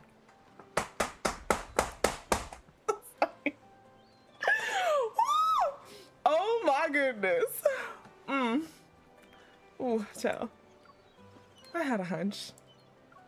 Seeing that I'm not going to explain further, Rafayel stops questioning and switches to negotiation. We'll go, but no more tickles. Oh my god. I just know he's leaning in so much. He's like leaning down over us when he says that with that fucking voice. Okay, Rafayel takes my hand and leads me to the standard cabin's deck, the one closest to the water. He stands at the edge of the walkway, leaning out. He softly begins to hum.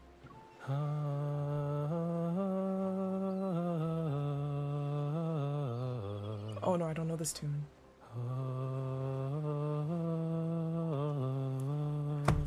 Yo, they are bringing us closer and closer to him singing. I swear, if his fourth myth does not have this man singing. Okay, they are like, I don't know what it is. I just feel like in the past, they've been like just introduced, like, you know, letting him like do little things here and there, you know, and so please. I follow Rafayel's gaze toward where the sea meets the sky. Suddenly, a column of water erupts from the surface. A whale! Rafayel's humming trails off. He turns to me and reveals a satisfied, smug grin. You know what? Let's keep that tune in mind. Whatever the fuck he just did, I think we need to keep that in mind, because this Raph is unaware of who he was, but he's thinking of things. You know what I mean? Like, he envisioned Lemuria, but he doesn't even know it to be Lemuria or his home. So tunes like this could also just be in his brain, but he doesn't know where it's coming from, so he's not even trying to hide it. He's just humming it. And so, I don't know. I just feel like we could maybe keep that tune on lock. We'll just yeah. Keep that tune on lock. Can I say that? No, I can't. Humming trails off, he turns to me and reveals a satisfied smug. Why you leave that alone? Ta-da! Isn't it impressive? I summoned it. Do you see what I mean? I was wondering if that was the whale, but I'm like, he doesn't know how to do that, does he? He just summoned it, just instinctually. Instinctively. Yeah. He just summoned it. That means, can you also just, why would you drown? You could also just turn into a fish. I can't help but laugh. Sea creatures really are the most intuitive. Right? Is it the one that he, even if Rafayel's merely human in this movie, the whale, oh, ooh, okay, no, Spider-Man shows. No, but it doesn't seem to be the same thing. She's saying that the whale just kind of answered his call, but it's probably not the whale. You get me? Because this is still a movie. So he probably can't turn into a fish. It's still a movie. Yeah. That's not even my best trick. Oh? La la la la la la la la la. La la la la la la. Baby! Okay! Okay, hold on! Okay, okay. Woo! The languid melody becomes... I'm so excited. I am so excited. Okay.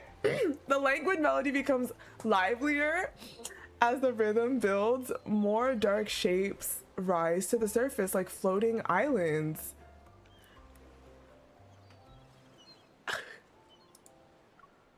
One by one, black tail fins arc out of the water. Deep blue is broken into bursts of white sea spray. I've never seen this many whales together before. Eyeing me with curiosity, Rafayel turns toward me. You don't seem to be surprised. Yeah, he's noticing. We're not even shooked. I'd only be surprised if they didn't respond to your call anymore. But I play along anyway. I try my best to put on a surprised face. Of course I'm surprised. I never heard of anyone who can call to whales like that. Rafayel pouts. He already noticed my lackluster performance, but he lets it slide. I'm not sure why they answer me. Oh Oh my god. When I first visited the ocean, the fish welcomed me immediately. They kept swimming into my palms. Oh gosh. It's become more apparent once I got on this ship. Whenever I'm on deck, dolphins and whales draw near. I don't know, maybe you're like a sea god. Like, yo, that would be me, I swear. Maybe you're like a sea god.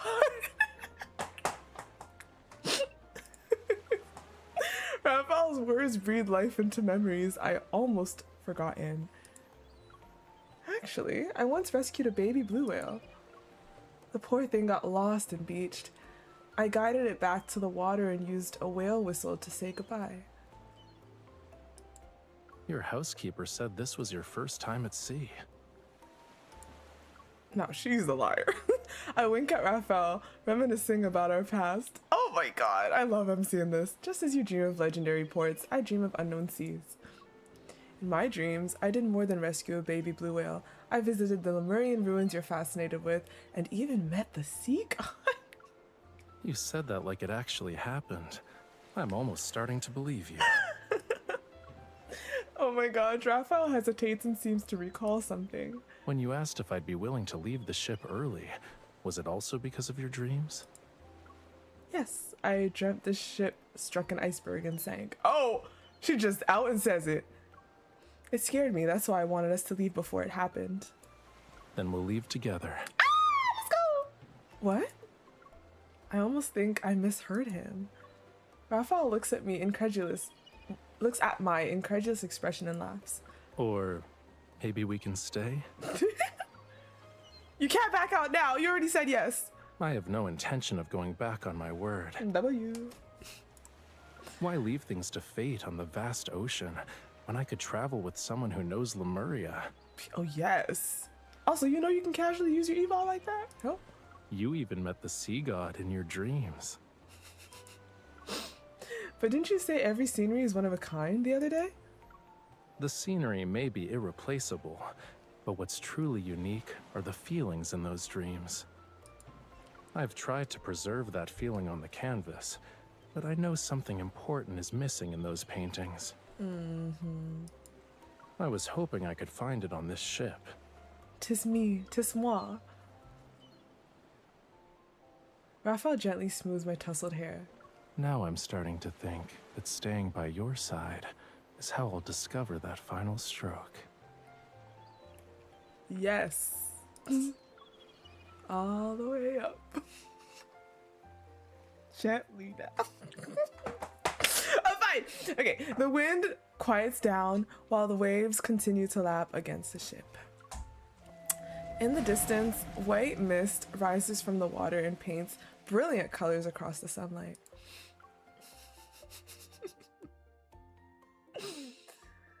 Okay, but I'm gonna be so mad if he doesn't paint me in this. Hello? Please. But when I bring Rafayel to meet the crew member I'd arranged things with, he apologizes profusely and says there's been an accident. Severe interference has disrupted the ship's radio.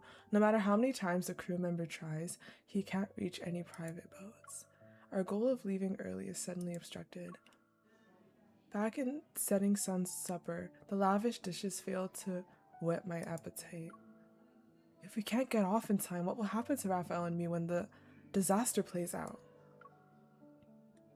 Will we return to Lincoln City, or a chocolate bar appears in front of me? Better get some sugar in you before you faint. Oh. Stop! The pink fit! I let Rafayel slip the chocolate between my lips, but the sweetness does little to calm my nerves. They say dreams are the opposite of reality. Maybe your dream is telling you the ship will dock safely. Rafayel, you don't really believe me, do you? About the ship hitting the iceberg tomorrow night? Tomorrow night?! Forget it. I wouldn't believe me either. Rafayel is quiet for a few seconds. Then he stands up and guides me toward my suite. That's enough for today. Get some shut-eye. I'll handle the rest. I'll handle the rest? What do you mean? Meet me below the crow's nest tomorrow night. Tomorrow night? When it's all supposed to go down? The following night, below the crow's nest. You're here. I tilt my head up and spot a man with tousled hair peeking out from the crow's nest. Why are you all the way up there? I'm waiting for you to join me on an iceberg hunt. Rafayel gives the exquisite binoculars in his hand a little shake. This will help us spot it before it's too late. I mean, okay. I slip through the hidden door Rafayel left open for me. Inside the mast, there's a long ladder dangling from the crow's nest. I take off my heels, hitching my dress around my legs, and scale the ladder with ease. Just as my fingers grasp the ladder's edge, Rafayel extends his hand and hoists me onto the crow's nest.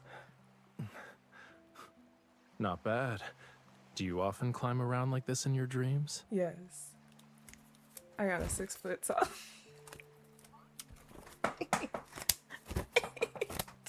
Stop!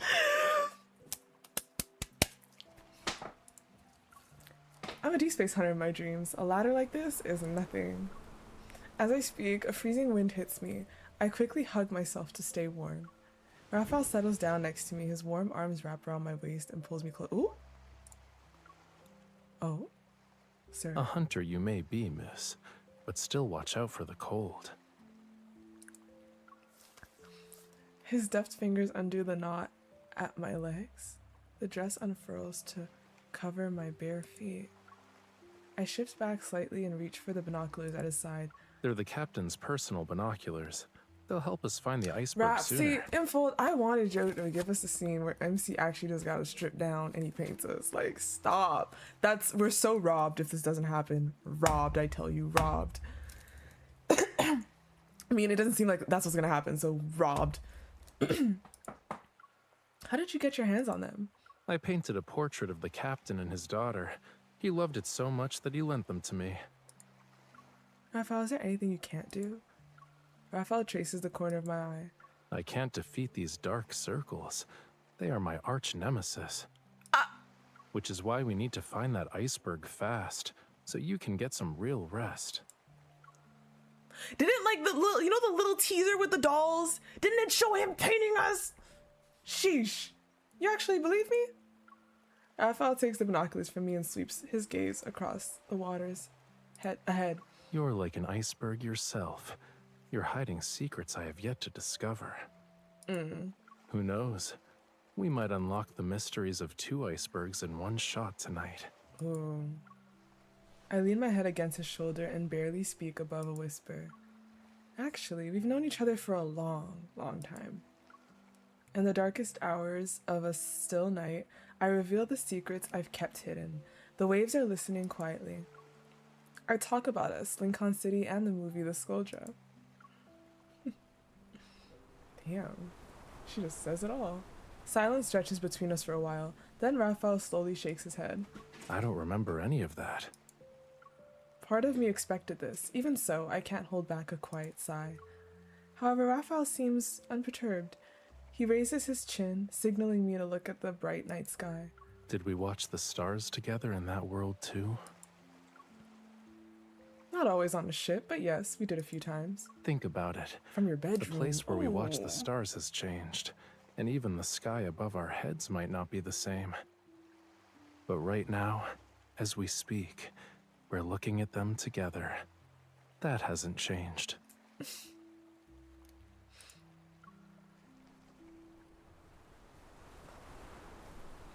He clasps my hand and presses it against his chest. And we're facing the unknown together. It's no different from the 2 of us in that Lincoln City you described. The last trace of uncertainty melts away. I rest my head against Rafayel's shoulder again. Rafayel holds my chin and gives me a skeptical look. Wait, are you disappointed because you only like me when I have those Lincoln memories? My eyes widen as I stare at him. Of course not! Satisfaction dances across his gaze. You answered that quickly. You must like the current me then. What if I said yes? There is no what if.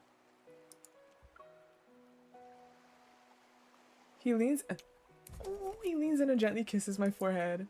We'll always be attracted to each other.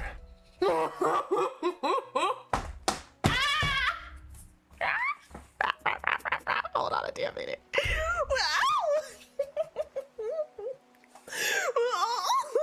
So okay.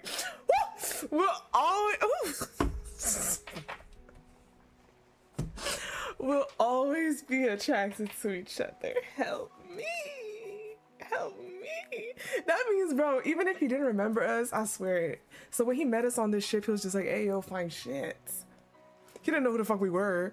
He didn't know why we were talking to him, but he's like, hey, yo, fine shit.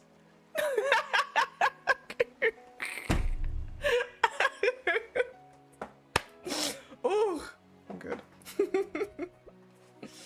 Oh my gosh. Stop.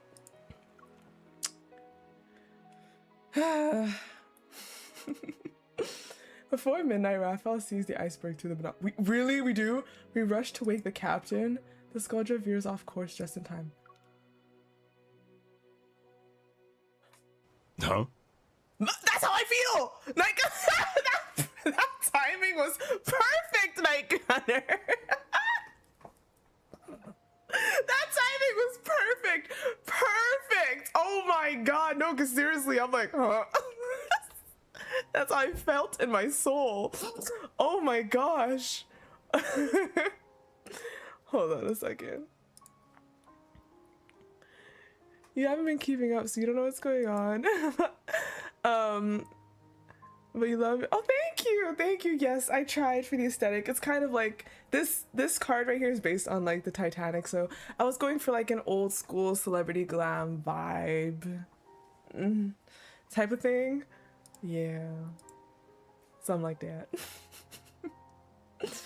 All right, well, I'm confused, but let's figure it out. Thank you for the tip. Ooh, hold on, 46 minutes ago. Process first. Thank you for the follow. I did not see that. Thank you. The crisis has been averted. Raphael and I return the binoculars and make our way back to his room. It's probably a case of like we can't change the storyline, because if this is like immersive, like I don't know, we can't change it, so we just hit another iceberg, or like it sinks some other way. I want to show you something. Okay. He approaches the easel and removes the cloth. The canvas no longer holds no longer holds just a blazing sunset. There are two silhouettes standing close together within its glow. In that dream, besides the harbor and the sunset, someone was leaning against me. Whenever I woke up, I forgot what she looked like. It was as if an eraser removed every trace of her. Oh my god, he just can't actually forget this man. He's in too deep, too deep. But what you've seen and felt can't be erased so easily. Raphael's gaze rests on the canvas as though he's lost in a dream. He never wants to leave. If you can't remember anything, then how are you sure that person was me? I'm not. When everyone boarded the Skuldra, I noticed how you were all alone by the railing. You were looking at the ocean, lost in thought. But as soon as we locked eyes, the most brilliant smile appeared on your face. That's when I knew you were the one who saw the sunset with me. It couldn't be anyone else. What? This painting you're looking at isn't a scene from my dreams. It's what I want right now. Oh! His gaze drifts from the canvas and rests on my face. I can see his steadfast certainty. Will you help me make this dream a reality?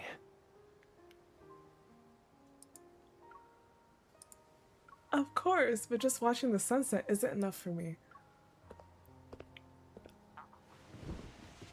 I step around the easel, close the distance between us, and hug his arm. I'm rich, remember? We can sail the 7 seas and find the legendary Lemuria. What if luck isn't on our side and we get nothing? There are no what ifs, and even then, I already have you.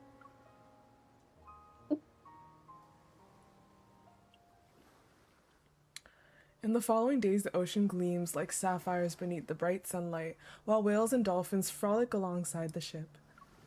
Then one day, they disappear without a trace. Heavy clouds devour the sun, and the ocean's vibrant blue slowly gives way to a turbid, unsettling gray. People always say the weather at sea is unpredictable. Now I finally get to see it firsthand. Little did we know that the sea had only begun to show its true menacing face. Oh, that is loud. Nope. In the afternoon, the wind grows fierce. Waves batter the ship as visibility steadily worsens. Loose items start skidding across the deck while crew members fight through the gale to hold on everything down. Come on, let me walk you back to your room. Something's not right with the waves. I stand up. The restaurant door swings open. Crew members hurry past.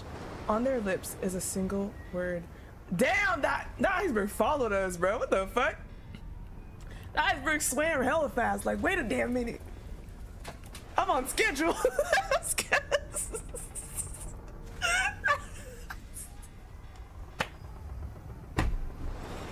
I'm sorry. I try to make light of this because this is... Are you kidding me? Why?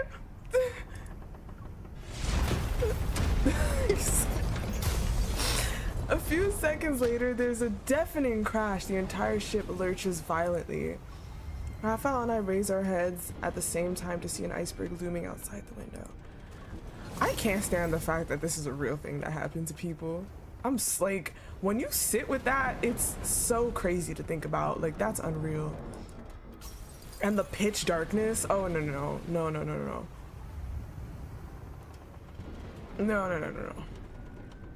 Enormous slabs of ice crash onto the deck and explode into razor-sharp fragments, shattering the windows of setting sun's supper. Wait, this is sad because this is like... This isn't Raph that knows this to be just a movie. This is like this is real life for him. My heart freezes. All those strange occurrences make sense now. The housekeeper's sudden carelessness, the jammed radio signals, an iceberg we can't avoid. In the film, the painter met his end sinking beneath the waves with this very ship. Were our efforts all for nothing?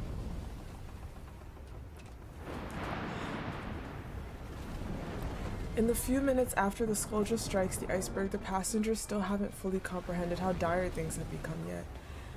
But they soon realize the horrible truth from the panic etched on the crew's faces. This mighty ship will sink. Under a suffocating sky with storm clouds, Skoldra's flag lies in tatters. There weren't enough lifeboats to begin with. Oh yes, now half of them have been crushed by the iceberg.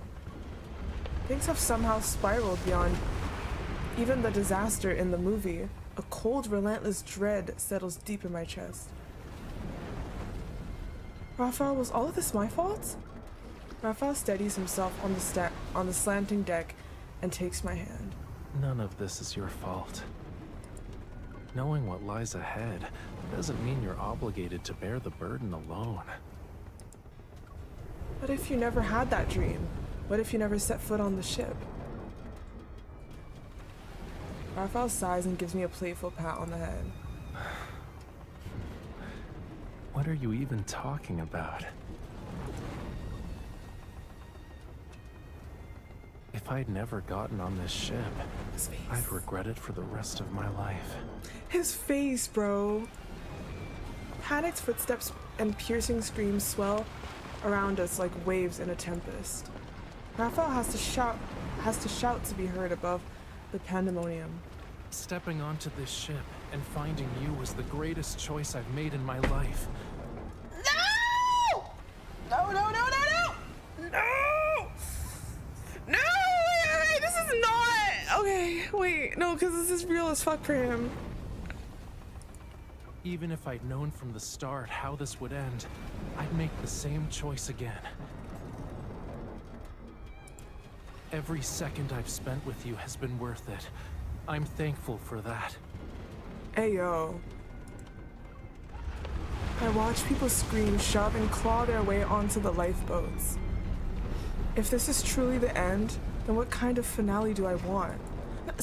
No. Alright. Move! I can't read, Nyla! I hold on to Rafayel's hand tightly.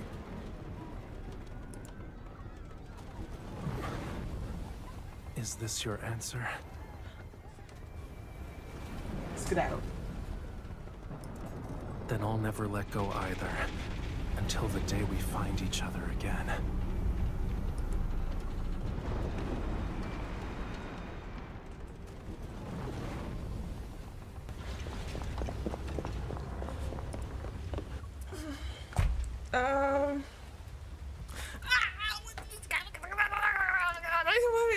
No, cause hold on. My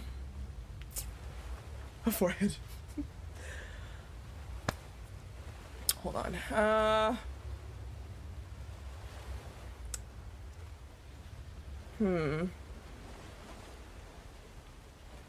Fuck, okay.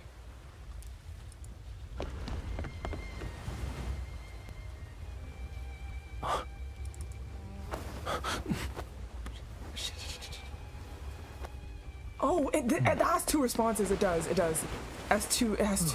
That was close. I missed, I think. Funny how the designer praised it as the ship's best scenic spot.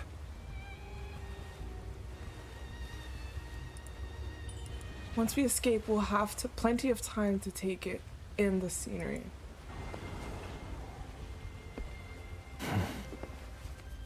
You bet. Maybe we can... Watch out! Oh shit! Oh god. Not him flirting. Oh no, my shot. My baby. No, he's bleeding.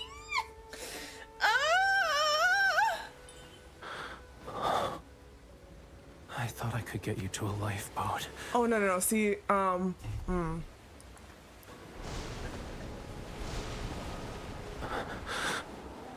Sorry. The rest of this journey.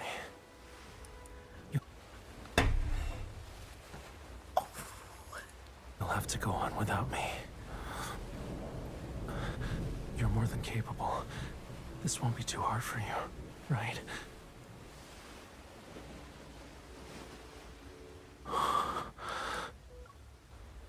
this is not what I fucking thought it was. I thought it was acting and it's not. Like, it's fake.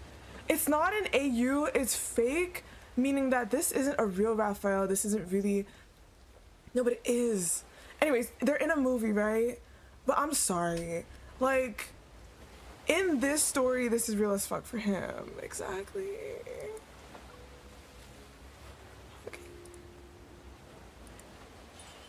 Rafayel, I'm not leaving you behind. All right, then stay right here in my arms. Don't be afraid. Don't be afraid. I love him so much. He's always thinking of us more than himself. Like, wait, like like so much. Like, what do you mean? Why is he comforting us? We'll never be cold again.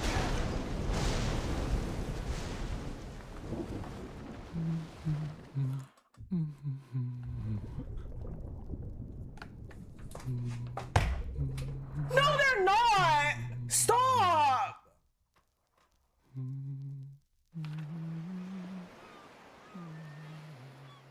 He's humming for us. Wait. Was that all just... No. If you don't wake up soon, the seagulls are gonna eat your bread.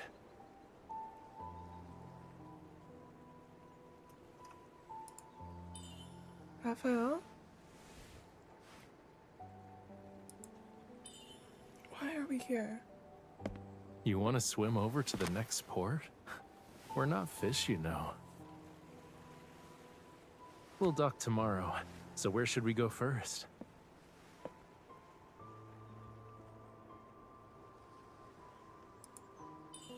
Huh? But the ship sank and Rafayel's wounds. Have you seen the future? Wait, what did we...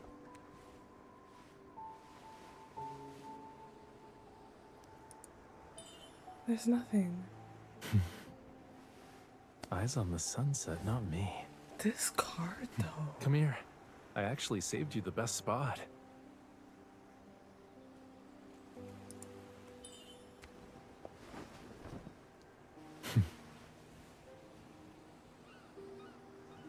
Pretty, ain't it? It's like a dream.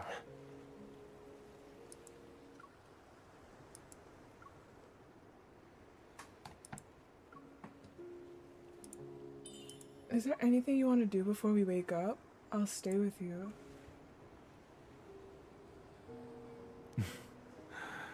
We don't have much time, actually. The fuck do you mean? All I want to do right now is watch the sunset with Nyla! the most beautiful girl in the world. Hold on. Nyla! No. Wait, girl, you're gonna die! Oh my god, she's going to crate. I can't do this right now. Oh my god. Girl, you can't eat plastic like that. Look, no. Come here. You can't eat plastic like that. That's so dangerous, Rod. Oh my gosh. Here, in the crate. Killing my dang immersion! My immersion! Gosh. What am I supposed to do with this cat? Oh no, shit, my hair. Help. What do you mean?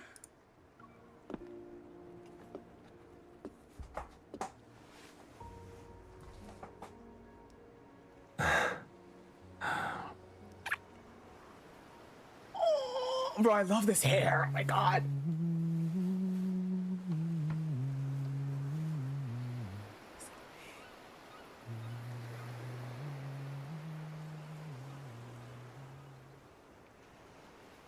Y'all?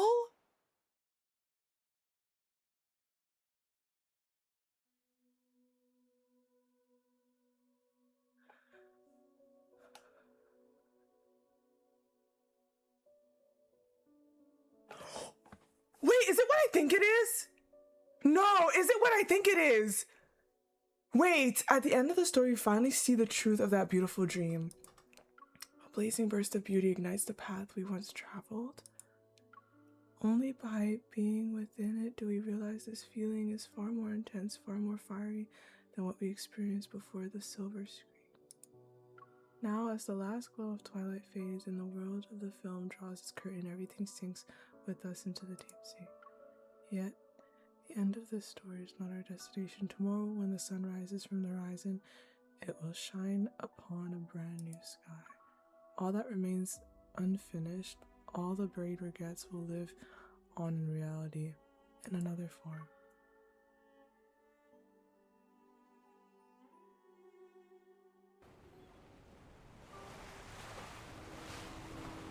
The cruise ship slowly departs from the port, and Lincoln City's silhouette gradually disappears beyond the horizon.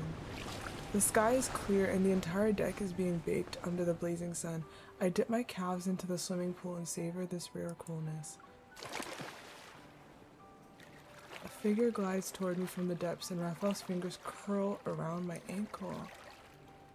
It's so hot. Why aren't you diving in? He glides up effortlessly and leans against the edge of the pool. Water streams down his skin. Oh, I get it. Someone got spooked by a movie and is now afraid of the water. Okay, hold on. Hold on. No. Wait, that's good. Okay, guys. So I think what happened there, this is just my guess.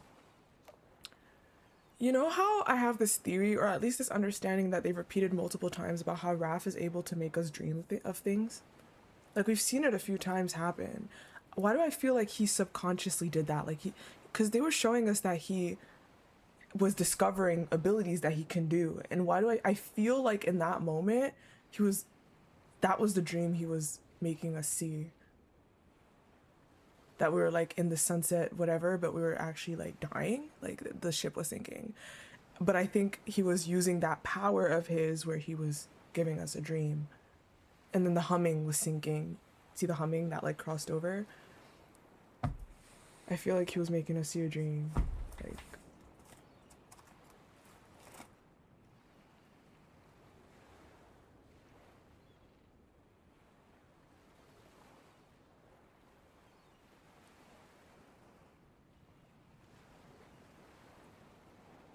I'm not okay.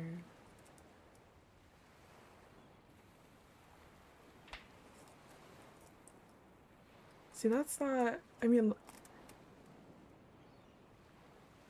it like brought me back to what I thought it was. I was like, I was so relieved that it wasn't real, but it was real. For him, it was real. Like, that was a real Raph in that world. And everything he did was just genuinely him. I'm very scared of his myth. Are you kidding me?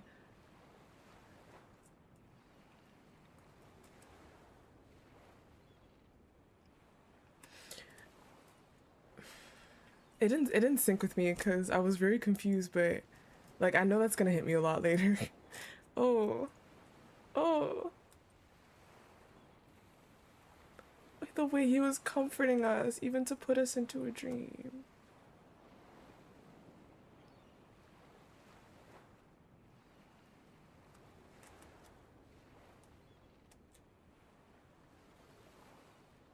Man, you should stop thinking about it or else I'm actually gonna cry.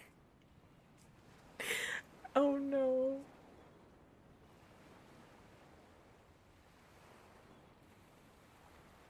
I'm sorry, I'm like hella sad right now. That's so depressing.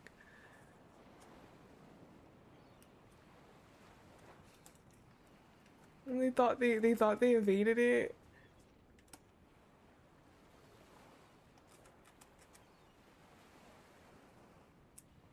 Drowning is fucking horrid. Like, it's not even, ugh. You know what should have actually crossed over? It's the fact that they end up in the water and they're like, hold up, we could breathe. That's what should have happened.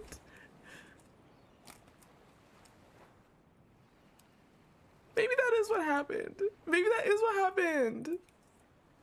I don't know, bro.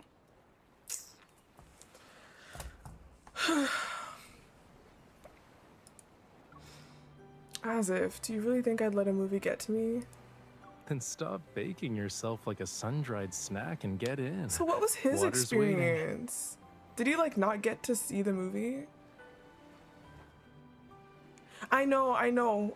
The expression that when we grab him, or what? No, the expression he has is the one we see in the trailer. So I know there's two expressions, and it's like a sad. It's like a nervous smile. My baby.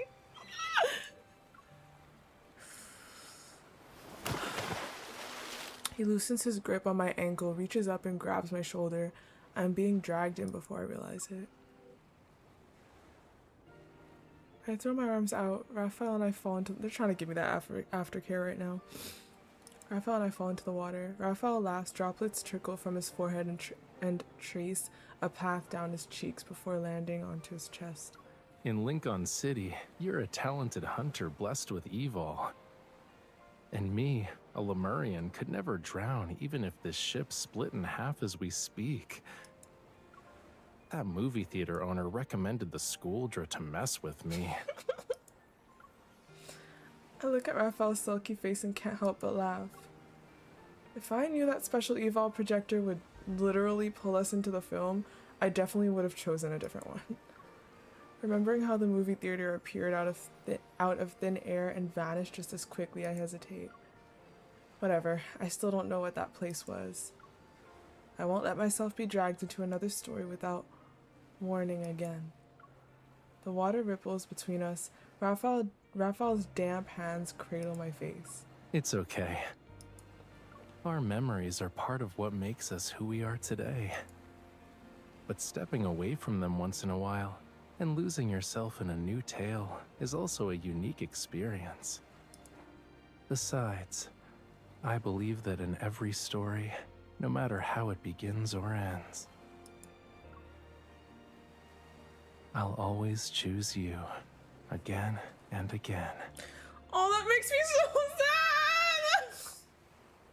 sad! That makes me so sad! Oh my god.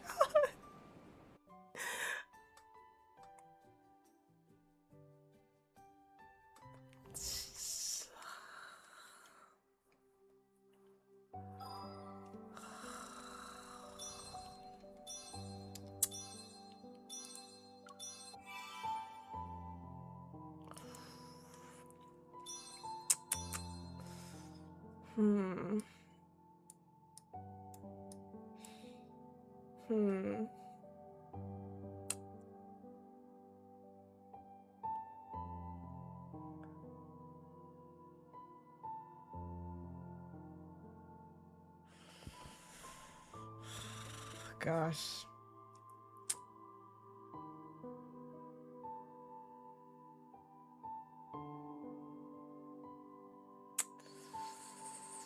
Oh yeah, I know his myth is gonna be bad, yo. It is what it is. It's gonna be bad. It's gonna be bad because that's not gonna be a movie, chat. That's not gonna be a movie.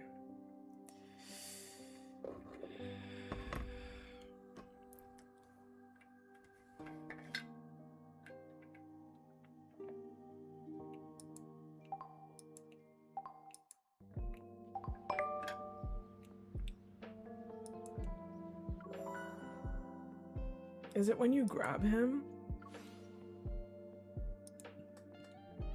Do I have to miss grabbing him or do I have to grab him?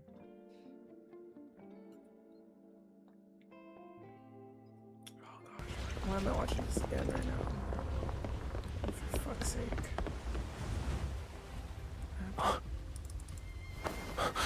Fuck, wait, no, I fucked up. Wait, I have to miss or I have to grab him? Focus.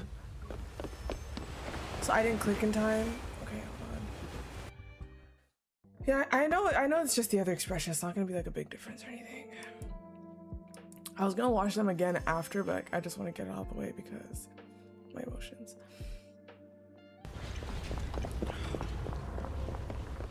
Hi, Shayla. Oh. Yeah. Oh. My baby. That's literally the only difference. Oh. That was close. Funny how the design. Wait, I actually low-key don't want to do this again right now, actually. I'm sorry. It's a bit much. I can't even lie, it's a bit much for me. I actually don't want to see that again right now. No. Yeah, that's it. It's just different. I actually don't want to see that again. Right now. Not right now. Maybe after, but not right now. Because that was a lot. Like, I'm remembering. No.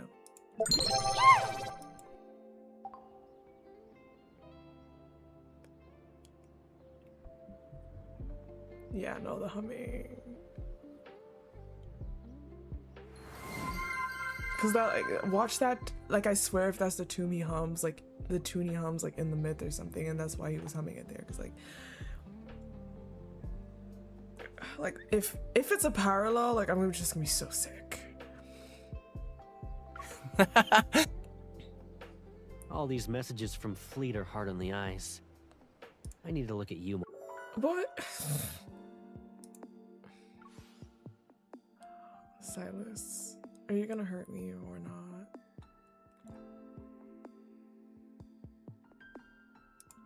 Oh god. Of all the doors in the city, you choose the one that leads to. Also, I want to thank you, Key, for making me do that in that order. Like, as soon as you said what you said, I'm like, okay, I understand why. Ooh. Okay.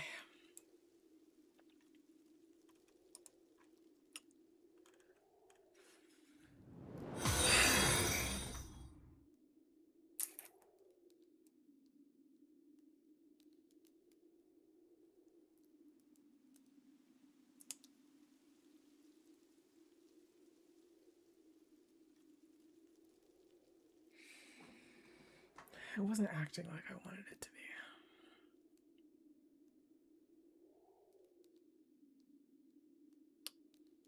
Okay. All right.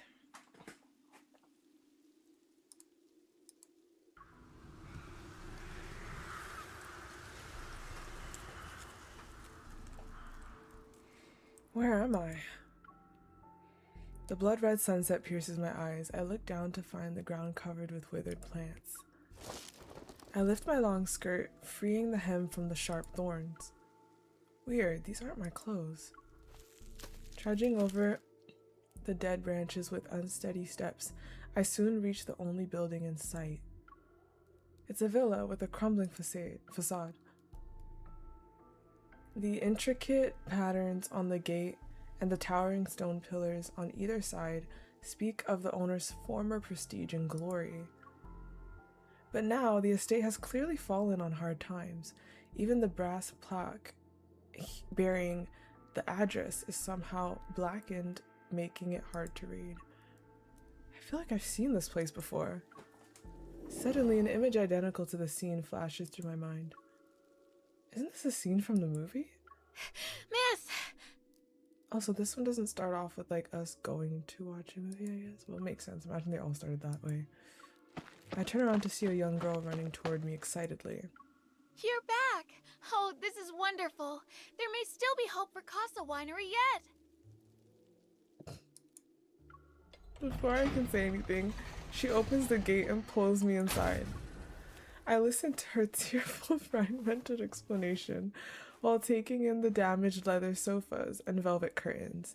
The situation becomes clear. I've been pulled into the world of the movie Sylus and I were just watching. Ah, right. Okay, yeah, that's true. That's Miss, how it did it as are well. you truly going to sell these wines? If we don't, we'll be living off the grapes in the backyard for the rest of our lives. But your great-grandmother spent her life collecting these precious vintages. Right now, our priority is keeping the winery afloat. Besides, selling these is the only way we can afford to keep the winemakers on. I place 2 bottles of wine into a crate and have it loaded onto the carriage before climbing in without hesitation. As the villa's silhouette fades into the distance, I silently give myself a pep talk. I hope I haven't made the wrong bet. A week ago, Sylus and I visited a newly opened immersive private theater. We chose this film because every other option was something one of us had already seen. Never have I thought that when the movie barely began, its opening shots panning across a city crumbling in the flames of war, I found myself transported into the world within. It's been a whole week I haven't found Sylus. I haven't found a way out of here. And now I'm running out of money. If I'd known this was what immersive meant, I would have insisted on a rom-com. Miss, this is the bar you mentioned. The carriage comes to a stop. Violet turns to look at me, her eyes filled with hesitation. Are you sure you want to go in? This bar only opened a year ago, and it's already the most popular place in town. But I've heard the owner is not a man to be crossed. That's exactly why I need to be here. This is the only place that can buy all our wine in one go. If you want to do business, you find someone who can afford to pay. If Sylus were here, I know he'd make the same call. Already got his own business, so he's not playing around. I still have no leads on Sylus, but he oh, is his memory also gone? I still have no leads on Sylus's whereabouts, but just the thought of him fills me with a little more resolve and courage. I smooth down my skirt, make sure the pistol at my waist is hidden, and push open the door.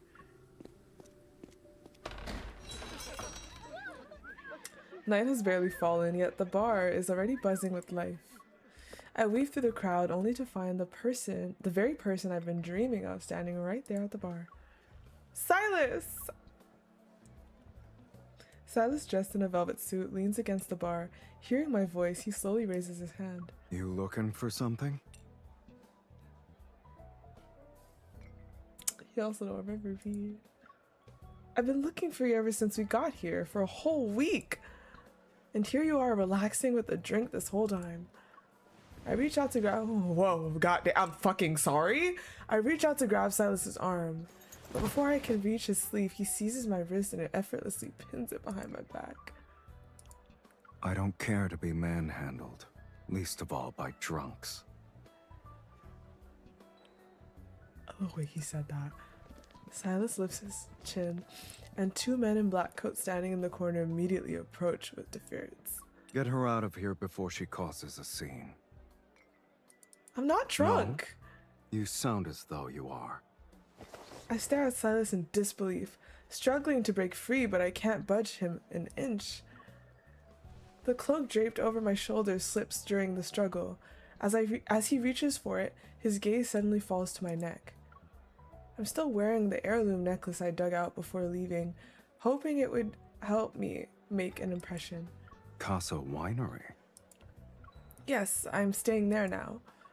Before I can finish, Sylus pulls the cloak tightly around me, covering me completely. Never heard of it. Send her back.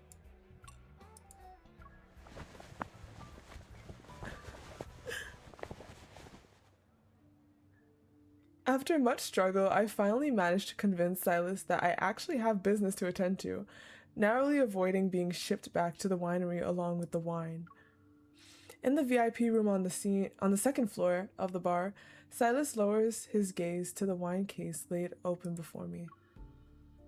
Quite a scene earlier. Was all that just to sell wine? Under Sylus's piercing gaze, I steel myself and nod. Yes, I know you have no shortage of suppliers, Mr. Sylus, so I had to come up with a way to get your attention. Well, I'm not completely lying. I'm not sure what went wrong, but after the ordeal, I'm certain of one thing. He has lost all the memory of Lincoln. Not wanting to actually be treated as a troublemaker, I push down my swirling emotions and bring up a topic that might pique Sylus's interest. But whether in Lincoln City or this world, getting close to Sylus and earning his trust won't be easy. You can try the wine I brought. Consider it my apology for being reckless earlier. Afraid that talking more might give me away, I awkwardly change the subject and bend down to retrieve the most expensive bottle from the case.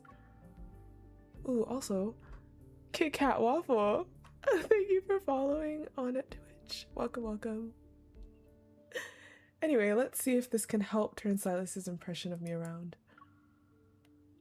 Sylus seems to see through my intentions. He raises an eyebrow, but doesn't press further. The bartender glances at Sylus. After receiving his approval, he uncorks the bottle and pours the wine into the empty glass on my table. Sylus picks up the glass and takes a sip. A fine wine indeed. Casa Winery has many more like this. Would you be interested? Depends on the price. Oh, does it? I write a number on the table with my finger. This is the price for most people, but you're an exception.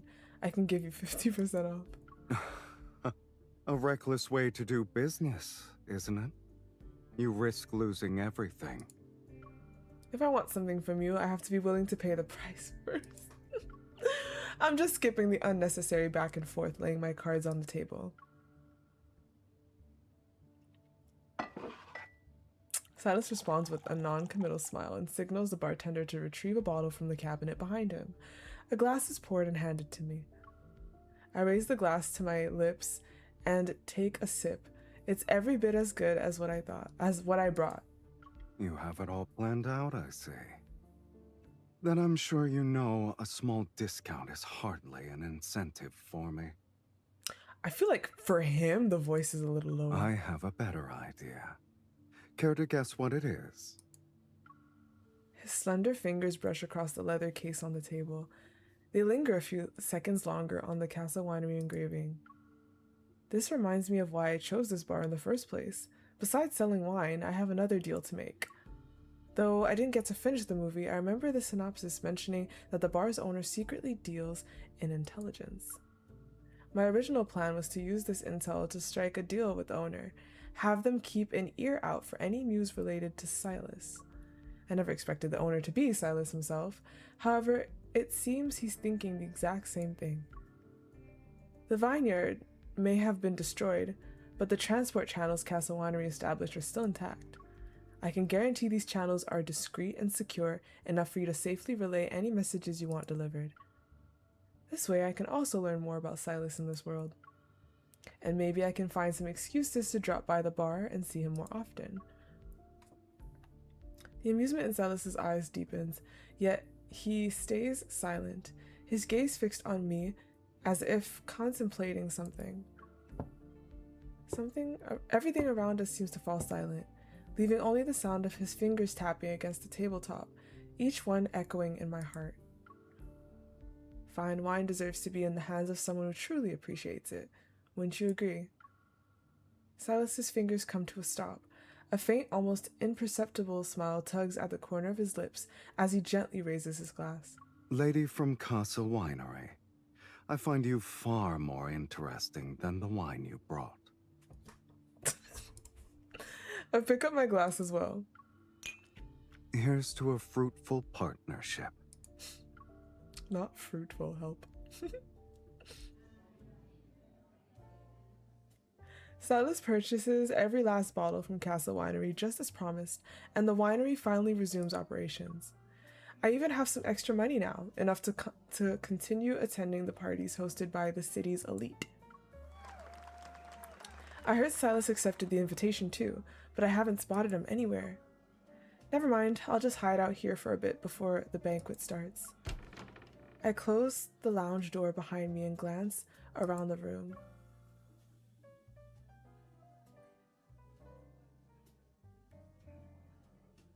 An eye-catching hunting rifle hangs on the wall. I walk over to examine the antique firearm, something I've only ever seen in movies. A side-by-side double-barreled shotgun. The design makes the hammers easier to cock. Most early hunting guns were built this way. It's a bit old-fashioned these days, I'm afraid.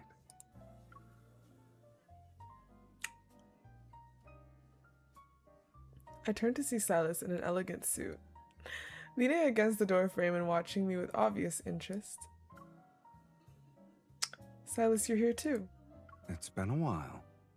Thought I'd stop by to see my new friend. Oh, not me getting friend zoned, Joe. What a coincidence! I came because I was thinking of you too. We exchange our greetings, but I have a feeling Sylus has other reasons for showing up at an event like this. Yeah, the background music is popping off. Sylus closes the door and walks over to me, a hint of amusement flickering in his eyes. Well fed, well dressed. No longer looking like a stray. Oh, let me sit up. I feel like I'm like in the appropriate attire right now while he's talking to me, and I just be like, ha ha ha, LOL. LOL is crazy. Homeless? I'm the owner of Casa Winery. And more confident, too. I clench my fist. Sylus, I'm not a stray cat. Not anymore. You're impossible. I pout and turn away, reaching out to the rifle hanging on the wall. You like it that much? It takes more than words to defend a winery. I need to have some skills. You'd need something a little lighter, easier to carry. Excuse me? I am a hunter. Sylus pulls my hand down and draws me toward him. Before I can react, he lifts the hem of his suit jacket, revealing a pistol holstered at his waist. We're so close. The familiar warmth radiating from Sylus makes me lose myself for a second. If we were still in Lincoln City, I'd snatch his gun without hesitation and use it as an excuse to hug him. Interested? You seem rather taken with it. I'll have to try it first to know if it suits me. Sylus raises an eyebrow and places the gun in my hand. I examine its slender barrel and the delicate engravings on the grip. Simple and antique, yet exquisitely crafted. I grip it with practiced ease, aim, then lower it, relaxing my grip. I spin the gun around my finger twice. Now I'm curious what you do in your spare time. Nothing like what you're imagining, I can assure you. I lift my chin, ready to demonstrate my professional hunter skills to Sylus. However, when I try to eject the magazine, I realize I'm only holding the grip. The bullets are stored in front of the trigger. My hand waits for a magazine that never comes. I awkwardly adjust my cuff to cover the fumble. What? Why stop the little show? I was just about to check the condition of the bullets. Several bullets appear in Sylus's palm. Here. Please do help me load the rest of them, Miss Expert.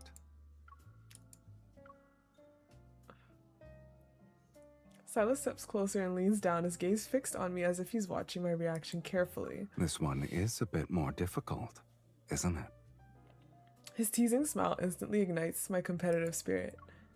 Says who? I'm just not that familiar with it. After a moment of observation, I finally figure out its basic structure. Brimming with confidence, I pull back the bolt. With a sharp click, it freezes in place, completely jammed. After a long pause, I look up and sheepishly turn to Sylus with a pleading gaze. What's that look for? You know what I mean. Sylus folds his arms, watching me with unhurried amusement. I've made my point as well. I'm sure you catch my drift, don't you? I press the gun back into his palm, but I don't let go of his hand. Sylus, teach me. Is that a request or a command? Sylus flicks aside a small metal piece and smoothly pulls back the bolts, revealing the bullets hidden inside. You had the right idea. You do need to pull back the bolt and load the rounds from the top with this one. One more step at the start, and you'd have had it. Realizing I was just one step away from success, I can't help but grumble under my breath. Even just loading it takes so many steps. What an antique. The lady's got high standards, I see. This actually is the latest model. Aside from me, you're the second person ever to touch it. LOL. Don't tell me you've modified it already. Silas's smile says it all. And you still let me try to load it. You did that on purpose. You seem to be enjoying yourself. I didn't want to spoil it. Just as I'm about to retort, a sudden knock at the door interrupts me. Oh, that's good. The banquet is about to begin. You may come downstairs now. I turn to look at Sylus, only to find him sunk deep into a nearby armchair. That guy just told us to head down. I heard, but I don't want to. Ooh. Seeing that I have no intention of leaving, Sylus sits up slightly and rubs between his eyebrows. It's too noisy down there. I'd like a moment to myself. Alone. Oh. He says he needs to rest, yet he makes no move to close his eyes. We were just chatting moments ago, and now he's suddenly trying to get rid of me. Thinking back to that conveniently timed knock, it all makes sense. So that's why Sylus is here. He must be meeting someone. Alright, once you're done resting, make sure to come find me downstairs.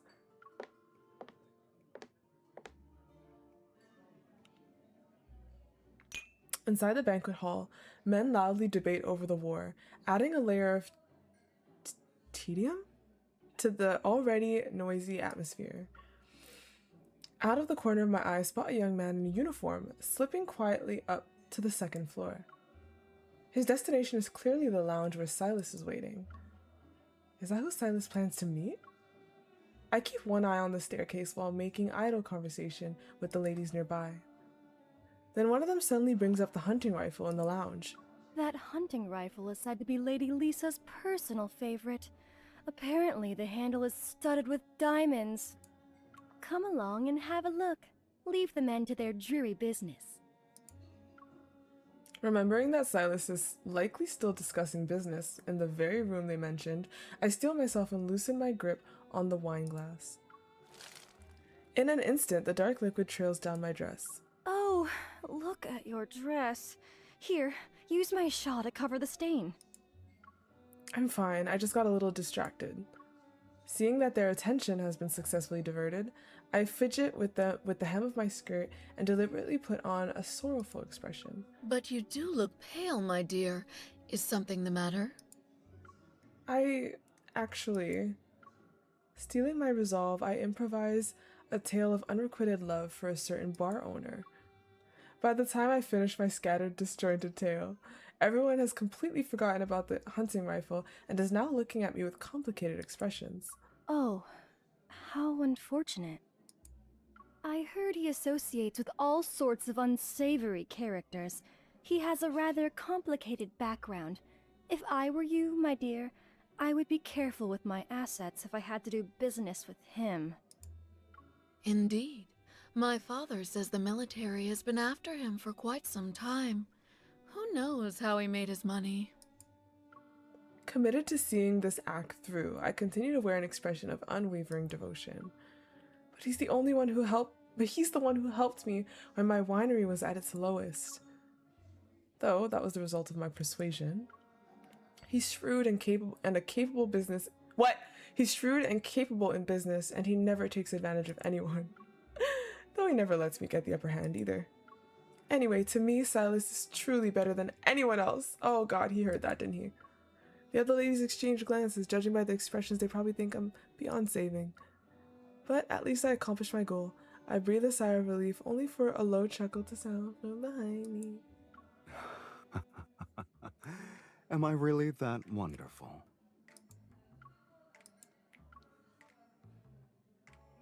I turn to find that Sylus has somehow slipped out of the lounge and is standing right behind me. Seeing me frozen in place, Sylus graciously extends his arm to me. Shame I only caught the epilogue. Why don't you fill me in on what I missed?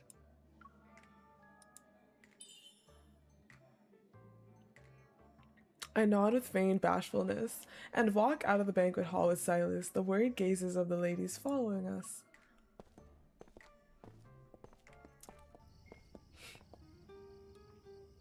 Moonlight carves out a secluded corner of the courtyard.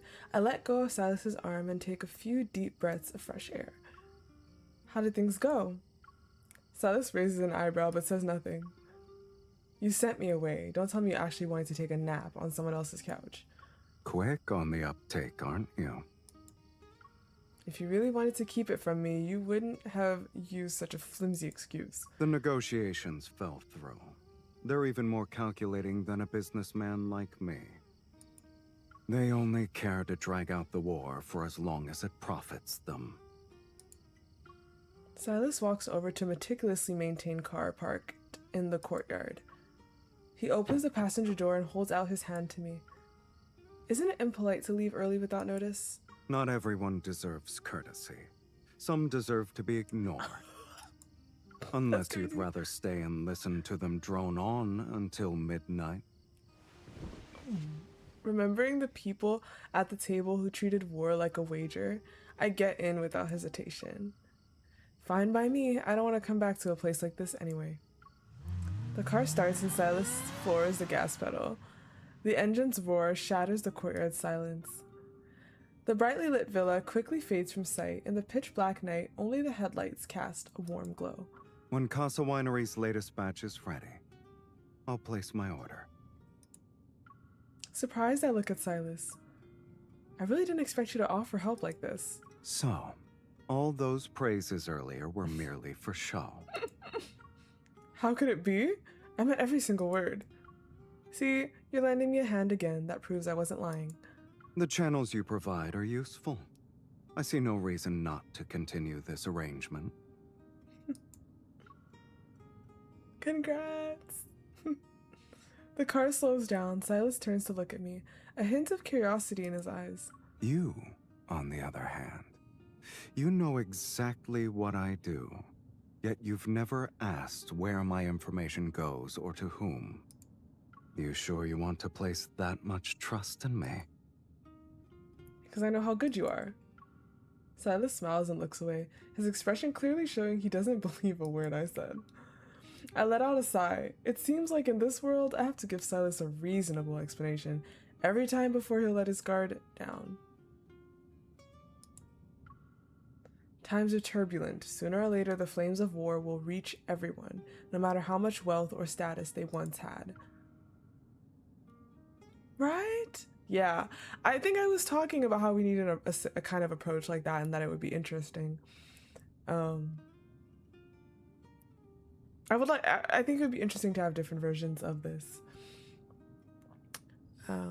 But tonight, not a single person in that banquet hall wanted to face reality, except you. You never let yourself fall into a disadvantage. Being with you is the best option I have. You should think this through. Everything you've heard is true. My dealings are not exactly clean, and the military and I do not see eye to eye. This scene somehow reminds me of my time in Lincoln City. Identity and allegiance have never stood between me and Sylus. It's the same here. If I were afraid of danger, I never would have walked into your bar that day. Ooh, shit. Sylus, we're the same. True kindred spirits. And how's that? The car comes to a stop. I look outside. The winery stands quiet, with only a few small lights glowing in the darkness. This is my home in this world.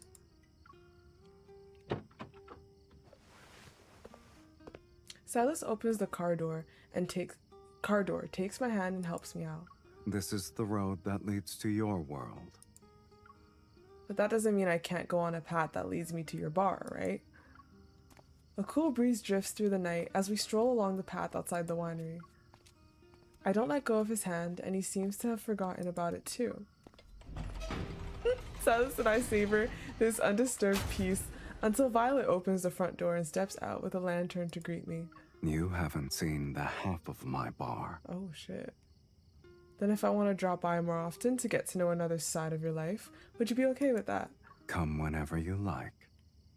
Look at that, I'm walking I've us already to our... made arrangements. From now on, your tab's on me. Oh! Well, thank you, gentlemen. Oh. Bro. Oh gosh.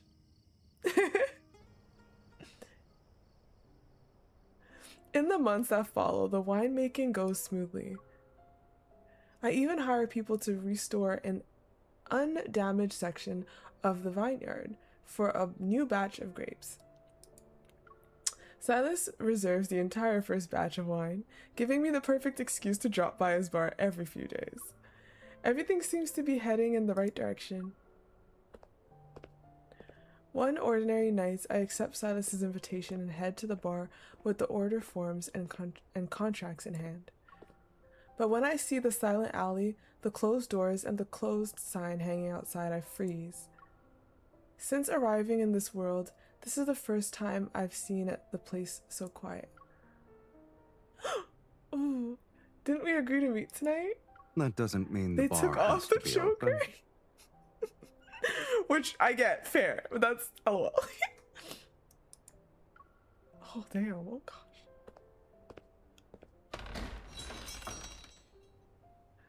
Oh my, oh child, he looks so good in that. The door swings open and Sylus takes my hand. Only a single light illuminates the room. What do you want to drink? Oh, you're making it for me?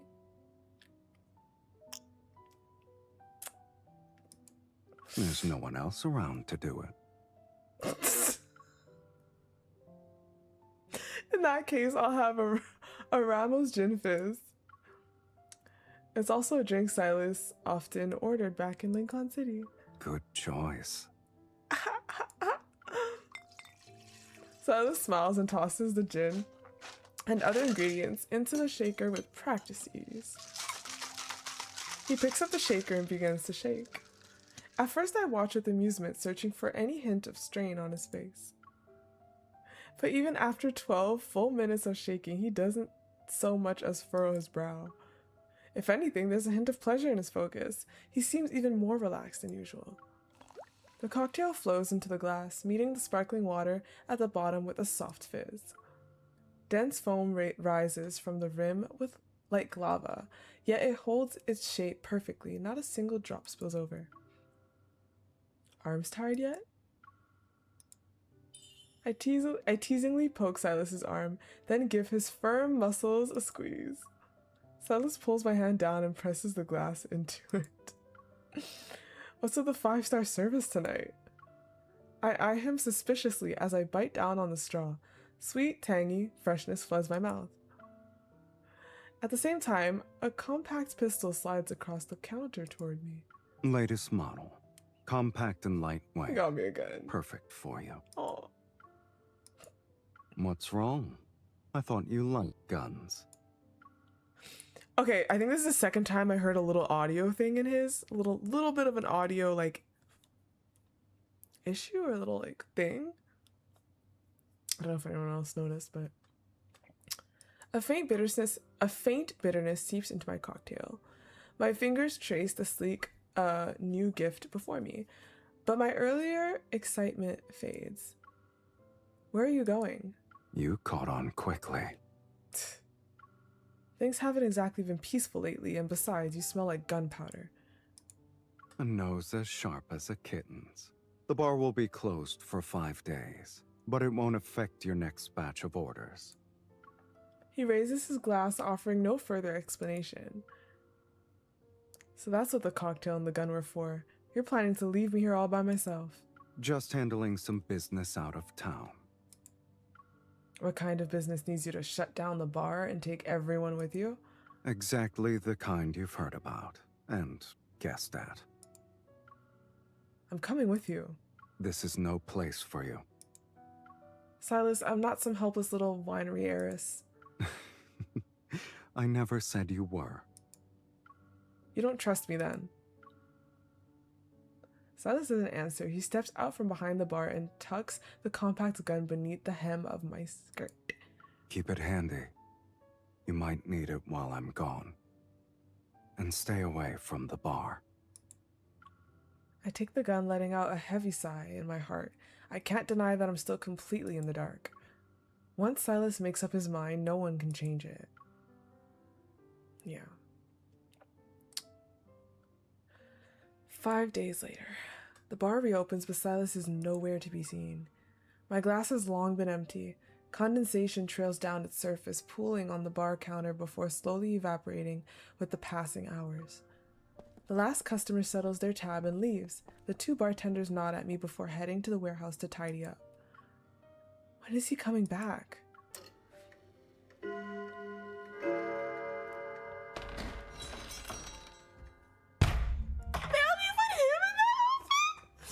Oh gosh! As the clock strikes midnight, the bell above the door chimes once more. At last, I see the familiar silhouette. I set down my glass and rush to the entrance, only to find Sylus staring at me with a stern expression. It's past closing time. You shouldn't be here. I'm about to argue when the sharp, metallic scent of blood fills my nostrils. My head buzzes. I grab Sylus by the arm and pull him toward the now empty bar counter. Before he can refuse, I fling open his coat and find a large bloodstain spreading across his shirt. A knife wound? Did you do any first aid? How can you just stand there like nothing's wrong? It's nothing. You should... You can't heal in this movie. Before Sylus can finish, the chime at the door rings frantically. I look up to see a figure in a black coat with his hat pulled low, rushing into the bar. With no time to think, I immediately push Sylus under the counter. Bitch, I'll take that gun and pew pew pew. Pew pew pew. That's how they held it back in the days. Don't move. Pew pew pew. With no time to think, I immediately push Sylus under the bar counter. Where's the man who just came in? I step out from behind the bar, watching him, my hand on the gun hidden at my waist. What man? You'd better cooperate, miss. Otherwise... A flash of silver, his knife thrust toward my neck. But I'm faster, with instincts owned, right? Oh my girl! Through countless battles in Lincoln, I twist his knife hand away in an instant. Then I deliver a hard kick straight to his groin. Those who underestimate their enemies are always the first to fall. I chamber around and press the muzzle firmly against his forehead. Almost simultaneously, the bartenders who left earlier rush out from the warehouse, restrain the man and drag him toward the back. It seems they were expecting him? A nice welcome, shoving me under the bar like that. I nearly cracked my head. Sylus has already pulled himself up by the edge of the counter. He wraps his arms around me. Hearing his relaxed tone, it slowly dawns on me. You lured him here on purpose? It's easier to deal with things on my own turf. I calm down a little. I glance at Sylus, who looks completely unfazed, and realize I let my concern get the better of me. As if Sylus couldn't handle something like this on his own. He certainly didn't need me to cover for him. Dude's just doing everything, everything's going according to Keikaku, right? According to plan. And then this woman just shoves him under the counter. It's because I was worried about you. Don't laugh at me. Laugh at you? First you shove me under the counter. Then you send a man flying with a kick. Who would dare? The way you said that was perfect. VA. If you keep teasing me, I'm leaving. I turn to leave, but Sylus immediately reaches out and pulls me back. I can't leave him like this. Did that pull on your wound? Let me take a look. The way Sylus carried himself just now almost made me believe the blood on him belonged to his enemies, not himself. But now I see he's hurt after all. It's just a graze. I cut open his bloodied shirt to reveal a long, winding red line across his shoulder, along with burn marks. You call this a graze? The bullet grazed me. It didn't hit. I pick up the alcohol and gauze and begin cleaning Sylus's wound. That look suggests you're about to show your claws, kitten. And now you're ignoring me. I am calling us kitten here. And then remember when we watched the movie, how like kids sounded like. I'm fine, I'm good. I'm great. Hearing his nonchalant tone, I press down a little harder than necessary. Oh, you're truly angry with me. Sylus, stop! Excuse me. Oh, you're truly angry with me. Okay. Do I even have space, bruh? I turn my head away and continue wrapping the bandage in silence. Those men were scouts from a rival faction. They tried to pry information out of me, and I wiped out their entire base. I didn't want you caught up in this, but you're even more persistent than I expected. I tied off the end of the bandage and looked up at him. Sylus, you never used to explain yourself this much. If you're willing to share your secrets with me, does that mean you're no longer shutting me out? If you mean this bar, I never shut you out. But if you mean here...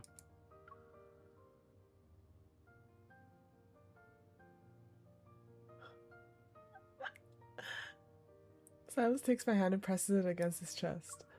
This part of him remains unstained by blood. Beneath the soft fabric, his heart beats steady and strong. I'll admit, it does want you to come closer. It does like you to come closer. I'm good. Don't answer yet. Sylus's cool finger presses against my lips. If you want to stand by my side, you must be prepared to step into a different world. It won't be like the times you've covered for me before. You can still walk away now. I take his hand and press it against my own chest. Maybe you're the one who hasn't made up your mind. Whatever dangers lie ahead, I want to face them with you. I don't know why I was brought to this world, or when I'll be able to return to Lincoln City, or what dangers still await me. But the one thing I know for certain is that I don't want Sylus to get hurt. He gazes into my eyes. I hold his stare, refusing to back down. Relax. Next time I'm taking you with me, whether you like it or not. Oh, but doesn't he not? Better keep your word. I lower my gaze to see fresh blood seeping through the bandage again, and I feel a sharp ache in the same spot on my own chest. A wound like this, if it were the Sylus from Lincoln City, it would have right, that's what I'm saying. It would have nearly healed by now. But in this world, it will take longer, leaving behind lingering pain and scars. If only you were immortal. I don't want that. Yeah, me neither, honestly. Why? If you cling too tightly to something, you'll lose it. If I really did have that kind of power, I'd have to pay an even greater price for it. And that version of me wouldn't necessarily be happier than I am now. Interesting. Sylus ruffles my hair with his uninjured hand. So don't lose yourself in dreams, kitten. What's right in front of us is all we have. The bar shields us from the cold night wind, and his hand has grown warm. It's true, even if I can't return to Lincoln City, even if the future remains uncertain, as long as I'm with Sylus, there will always be hope.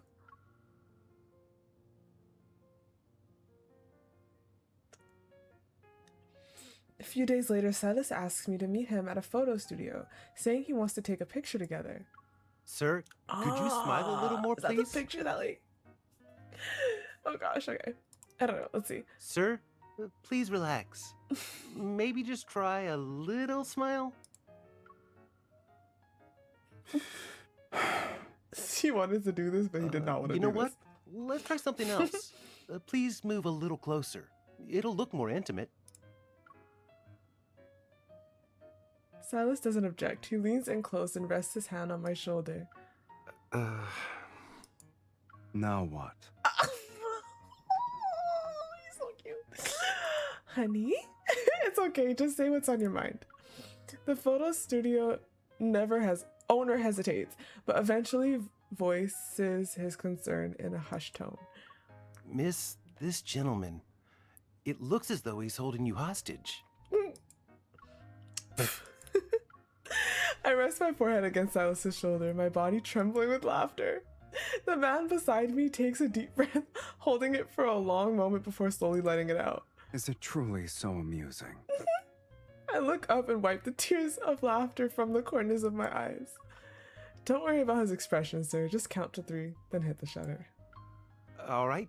1, 2. This is just my Sylus. Don't worry about it. I lean in close to Sylus and plant a quick kiss on his cheek.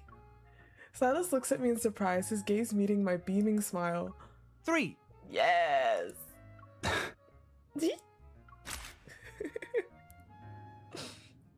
In this day and age, getting photos developed is quite the ordeal. We wait for most of the day before finally receiving our 2 pictures. Hello, hi. Sitting in Silas's car, I study the photo in my hands. You have me to thank for that gorgeous smile. It doesn't look like me at all.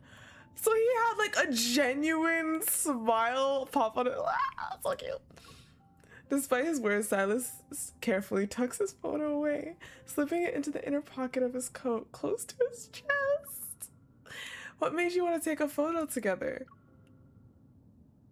That's the last photo studio still open in the city. It's closing next week, though. I lean out the car window and see the photo studio owner hanging a closed sign on the door. Is it because of the war? The front lines are drawing nearer. Soon there won't be much room left for business, including the photo studios. I catch a faint hint of wistfulness in Silas's voice. They're closing down their livelihood. What will happen to them after this? Sell everything and go home. Bruh. Better to spend your last moments with family than to be surrounded by cold machinery. The city is desolate. Silas's car suddenly feels like the most alive thing on the street. If the war ever reaches this place, I can't bring myself to finish the thought. Silence fills the car as we both stare at the road ahead.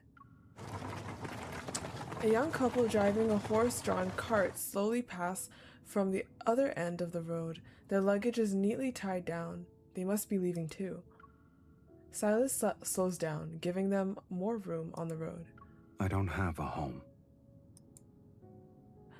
The home is us. What I meant was, do you have a plan in mind? It's simple.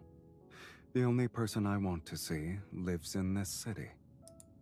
So I won't let the flames of war reach this place. Oh. I lower my head and look at the photo in my hands. OMG. Was Silas's invitation really just to have a memento?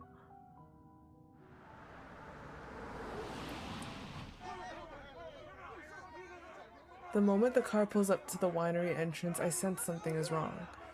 Several patrol cars from the peacemaking force are parked outside the gates.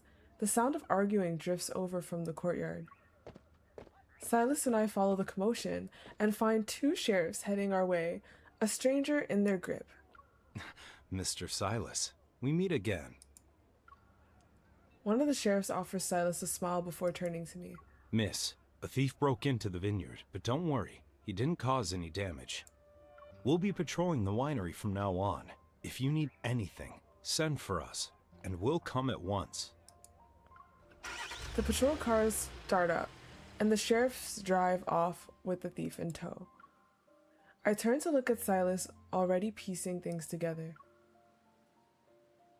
Back when the winery was nearly destroyed, the sheriffs kept brushing off my requests for help, claiming they were too busy.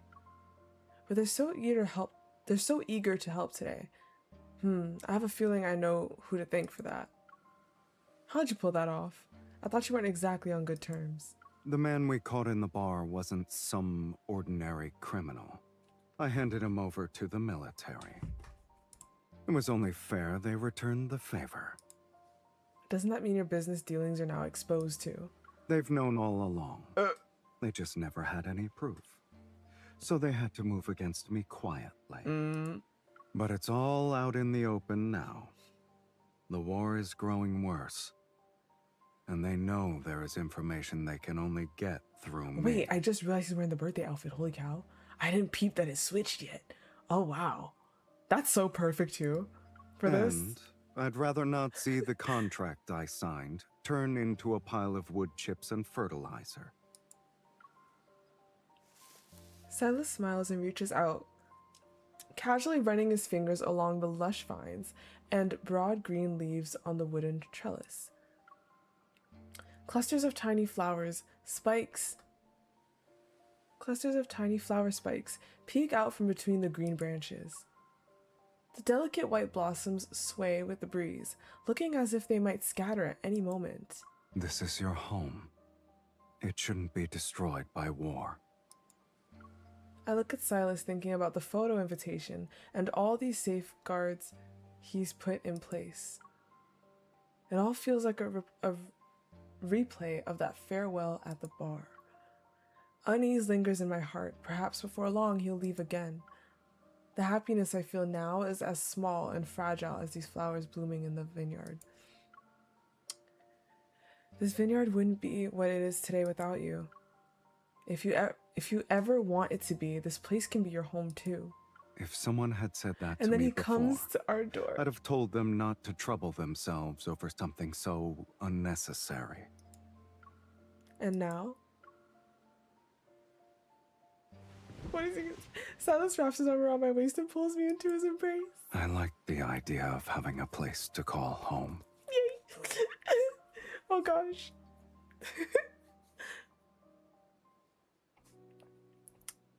The peaceful days feel like the calm before the storm, happy yet clouded with unease. After spending a tranquil stretch of time with Sylus at the vineyard, a larger war finally breaks out.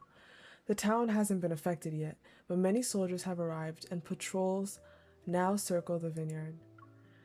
A few days later, a general visits the estate, claiming he has matters to discuss with Sylus.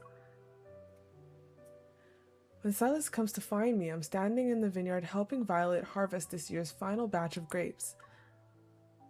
Are you picking grapes he's wearing or the gathering outfit. leaves? No, he's wearing the outfit. I know the music, bro. No, that flipping song for the wedding card. Only then do I realize I'm clutching a withered yellow leaf in my hand.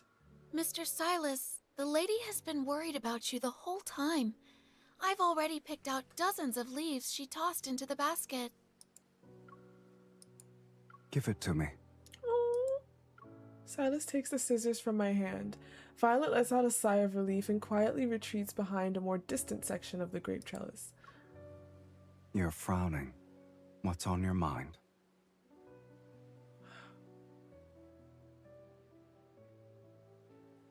Wait a damn minute. The hat and the kindled, we don't have it, do we? With his free hand, he taps the spot between my brows, then curls his finger to gently smooth over my eyebrows. You already know the answer to that. What did that general want with you? A collaboration. The fighting is drawing nearer, and the front lines need more information. He wants you to go to the front lines? Yes. I figured you'd already guessed as much. I had a feeling ever since you took me to take that photo together. Sylus strokes my head, his broad hand gliding down through my hair before gently twirling the ends between his fingers. Relax. I won't be going to fight. I'll just be managing the intelligence network. The next shipment of wine will have to wait until I return. Sylus, I'm coming with you. Just as I expected. Don't you do that! Don't you dare animate that! Just as I expected, Sylus shakes his No. You're staying here. This is your home. You belong here. I look at Violet bustling about the vineyard at the flourishing vines, heavy with grapes at the clear, cloudless sky. It's all beautiful, but this beauty will remain even without me and Sylus. I don't belong here, Sylus. The business was just an excuse. You're the only one I've ever cared about. I can't just... when you think of it, like, that's the thing. Like, this is Lincoln MC being like, what? I'm only in this movie, and the only thing I care about is this man. Like, I don't even... What is this film? I don't give a fuck about this movie. I care about my man right there. So she's like, well, why would I was stay home? All the, like, it just... I'd just be so vexed. I'd be like, bruh, I don't care about the plot. I don't care about the plot. Gosh, I can't just sit here doing nothing while you're out there risking your life.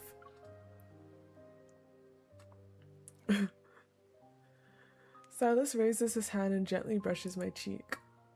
I don't even realize tears have been streaming down my face until I see the dampness on his fingers. When did I ever ask you to stand aside and do nothing? When he talks like this. Last time you said a bunch of vague things, vanished for 5 days and came back covered in wounds. It's not nice to hold a grudge, kitten. It's not nice. I don't give a fuck. It's not nice for you to leave me behind. Seeing that I'm still glaring at him, Sylus leans down, rests both hands on my shoulders, and looks at me earnestly. It's different this time. I need you to stay here. Is it because he needs a reason to come back? Because, like, if he's over there and we're there, he'll probably just, like, make sure we're okay, even if it costs him. But if we're here, he, like, may need a reason to come back. Type thing. I've secured the transport routes for Casa Winery, and I need you to keep an eye on them. Right. The military knows nothing about these routes. You're the only one I can trust with this. Sylus pulls a letter from inside his coat and presses it into my hand. My life is in your hands now. Sir! I unfold the letters covered in dense writing, nodes of the intelligence network and contact codes, and methods to verify whether the intel is authentic. The more information I have from the battlefield, the better my odds. I need you.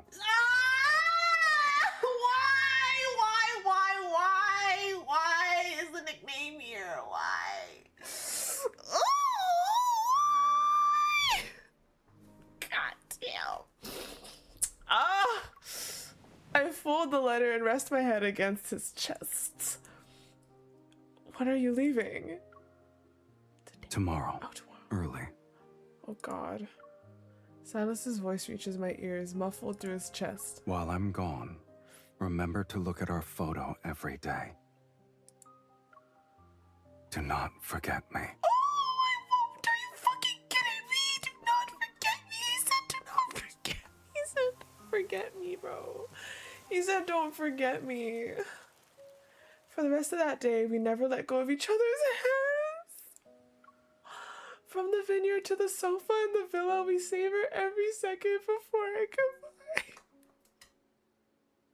Oh my God. Words of farewell linger in my heart, but even as I return to the bedroom and bury myself in the covers, I can't bring myself to say them. It's as if by never saying a proper goodbye, we'll never have to face a true parting. Oh, okay, we're almost there. La la la la. After a sleepless night, I step out of the bedroom and stand in the hall, taking in everything around me. Before I know it, it's already the next day. Okay, lock in. Ooh, that's so pretty outside there, though. Why is my shit so, like, slow and gross today? Oh my God. Oh, like cinema! Were you up all night? Cinema! Cinema! God help me. I'm about to leave. Nothing you want to say? Adjust his colon.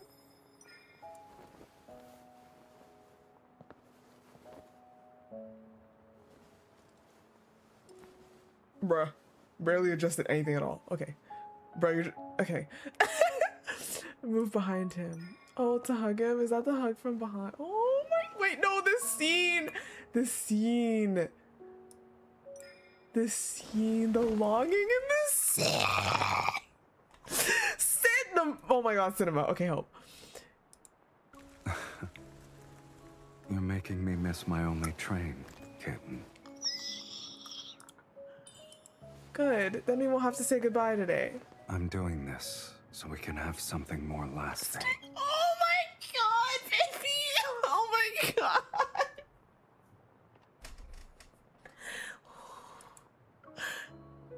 So we can have something more lasting. Nothing here was ever meant to last. Oh my god, bro, the tension, help me. Let me try at least. Oh my god, his face! Then I'll have no regret. Oh my god. It wouldn't feel right to leave without sharing one last dance. Oh my gosh. Cinema. Oh my gosh. The scenes are so cinematic, y'all.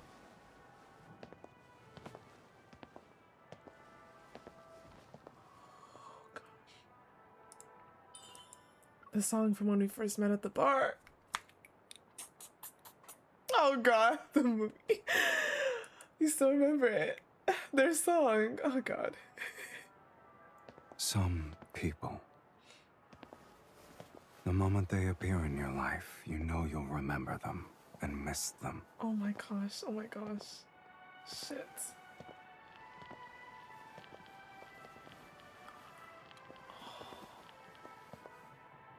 Oh no, no, no.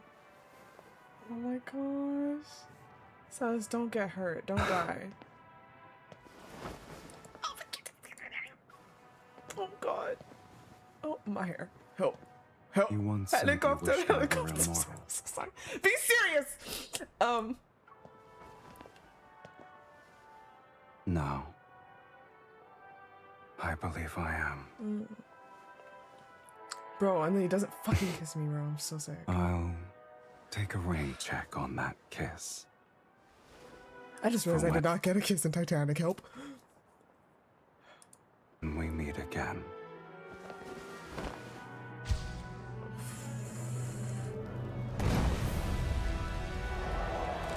Okay, the fact that they do this in the Kindles is so...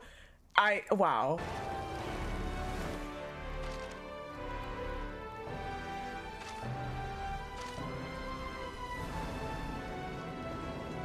Cinema.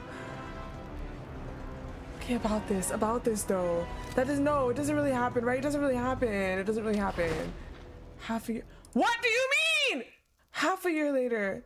It didn't really happen because he comes. It's a happy ending. He was just gone for longer. No matter what anyone says, I have to see him for myself before I believe it. Oh shit, oh my god, cinema! Right? Right? He came home with flowers and everything, see? Oh, the lighting behind him? Miss. Surprised to see me. Oh my gosh, he came home.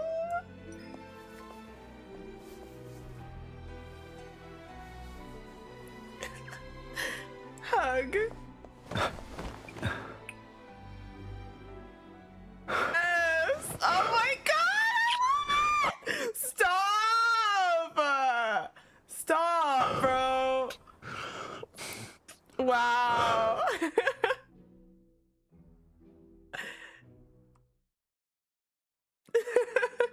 That was so cinematic. The moment the door opens, time frozen by a promise begins to flow once more. Oops. No matter how our story is rewritten, through all the twists and turns, he will always find his way back into my life. And all I can do is embrace him again at our reunion, embrace everything most precious to me. With tears and with a kiss that speaks louder than 1,000 words left unspoken. Before our lingering kiss can reach its end, a solemn and melancholic melody suddenly drifts into my ears, growing clearer by the second. I open my eyes to find that we've somehow returned from the sofa in the villa to the screening room. An impatient breath escapes from beside me.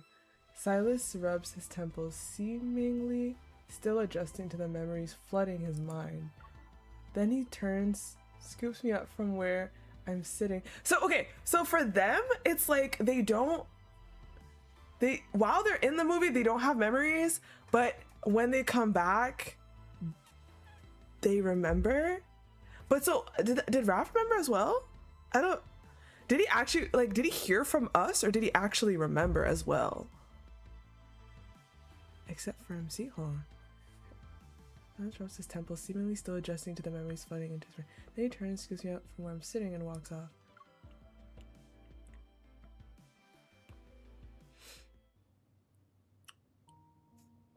The next day, I have no choice but to call in sick.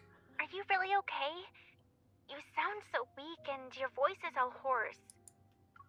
I'm fine. Okay then. I won't keep you from resting. See you tomorrow. A hand reaches out from under the covers and pulls. If your voice is hoarse, you should be making fewer calls.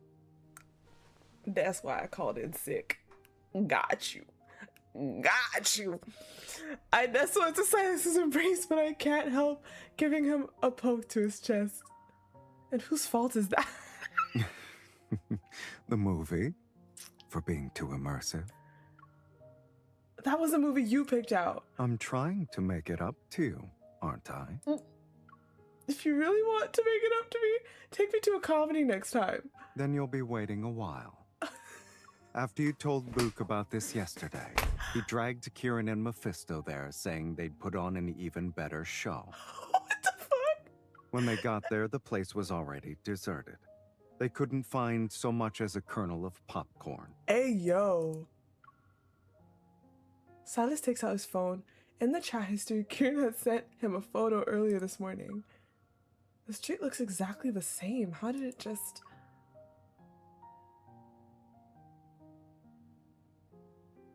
A large hand reaches over and ruffles my hair. Is that so bad? Whoever arranged it, at least it was a private screening just for us. It's just... I feel like I still have an unfulfilled wish. My gaze drifts to a table in the distance.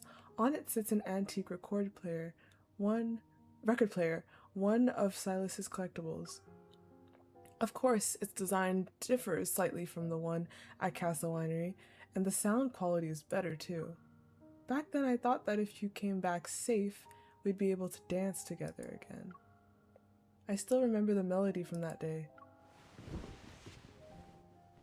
Sylus drapes his robe over his shoulders, wraps his arm around my waist, and lifts me off the bed. It's not too late to dance now. The music begins. It's different. It's a different song from before. One that's more tender and wistful. Just like our parting dance half a year ago, we see only each other's reflection in our eyes and nothing else. When you were alone, did you ever dream of this dance? What do you think? You're quite skilled. You must have been rehearsing every day. You're even more so. You must have been thinking about me every waking moment. Sylus tightens his arm around my waist, pressing me closer to him. To keep going in a place like that, you need something to look forward to. Oh, so you're looking forward to dancing? You've gotten quite good at playing dumb. I smile and rest my head on Sylus's shoulder. In the original movie, what kept the protagonist going? From what I read in the synopsis, no other lead was mentioned. There wasn't one. Surprised, I looked at Sylus. I looked up the movie last night while you were asleep. He mediated between two opposing factions and was killed in an assassination. That's how it ends. I think back to last night, and the somber melody that played at the movie's end. So the melody wasn't out of place after all. It was our ending that diverged vastly from Casa Roja?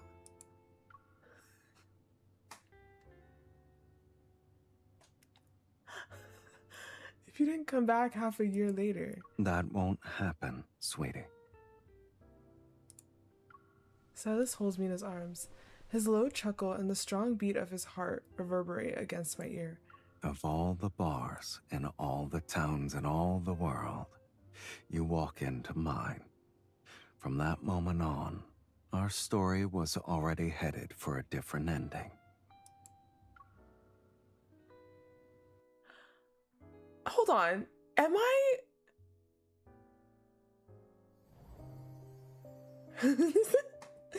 Okay, hold on. So, but did they change the ending? Is that what I'm understanding? They changed the ending, right? Wow. Fuck Raf mains, I guess. Just saying. Just saying. Yeah. Fuck Raf. Yeah, fuck us. Just. At least luckily,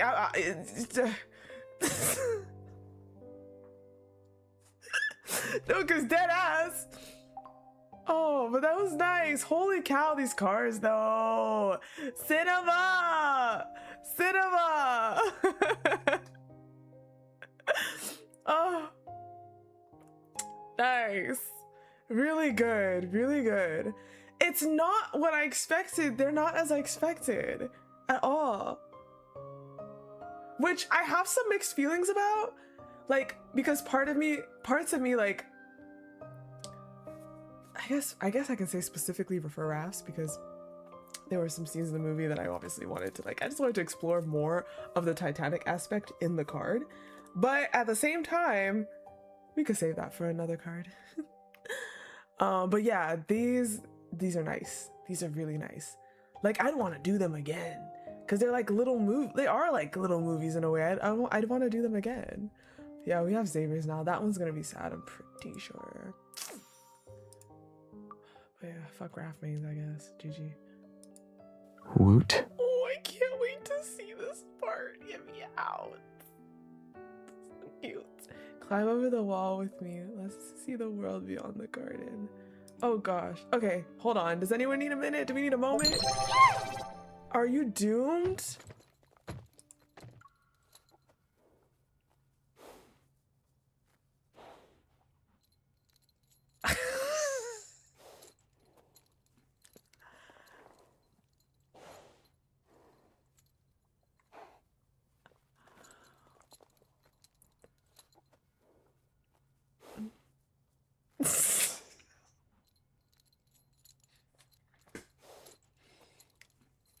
Listen, I've moved on. I'm doing Xavier's card now. I don't want to think about it. I don't want to think about it.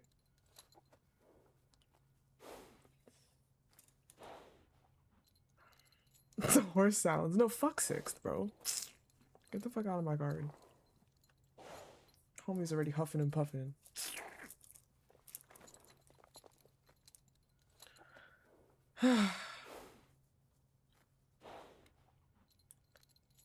Okay, hold on. Actually, let me go upstairs real quick. I'll be right back, y'all. I'll be right back. Tiny short break.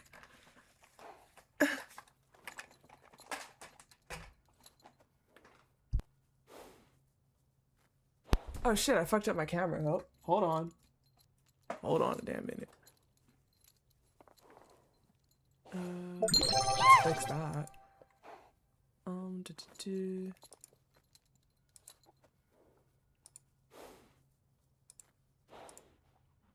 Good. Fixed. Okay.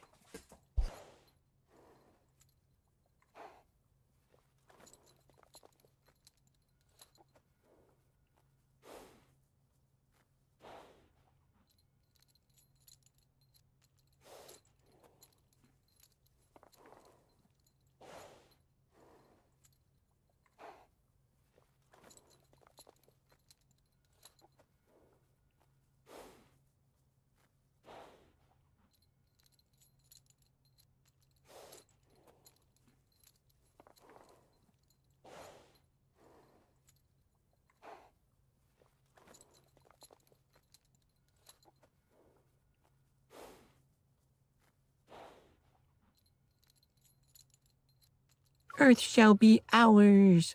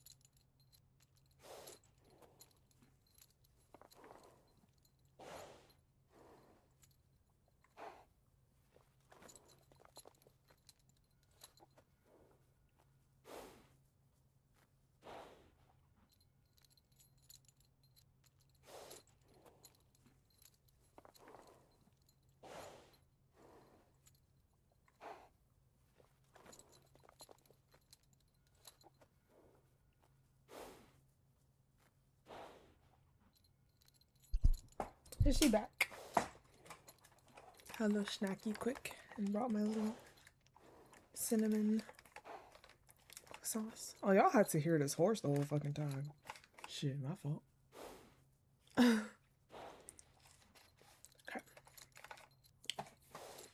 Thank you, thank you.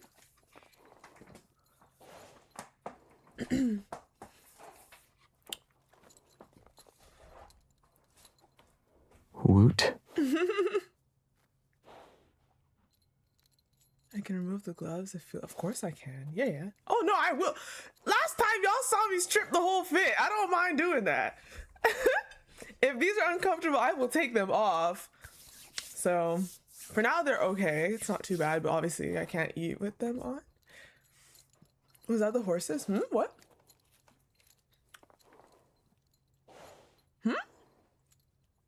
Earth shall be ours. Well, they're off just because I can eat this, but the noise you thought was your mic. You thought that was me huffing and puffing? I was upstairs, huh? Wait, who'd you think that was? That's the damn horse in the game. Lol. All right. That was not me. Damn, that's crazy. She thought that was me. Crazy work.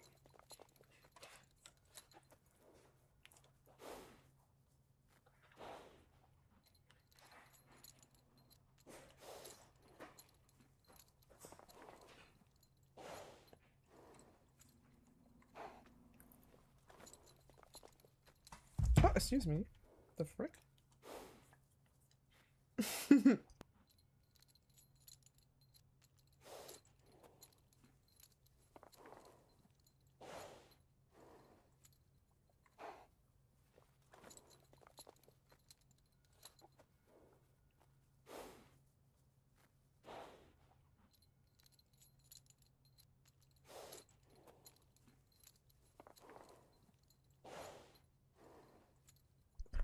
Okay, so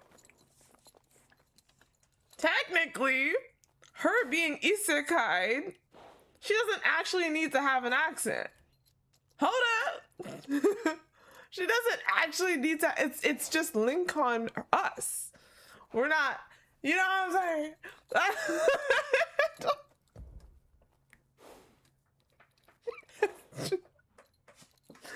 Oh my god, guys, so cringe.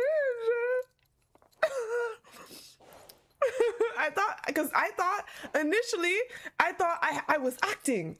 So if I'm acting, I have to be the role. But no, she's not acting. She's just there like, hey, yo, why am I here?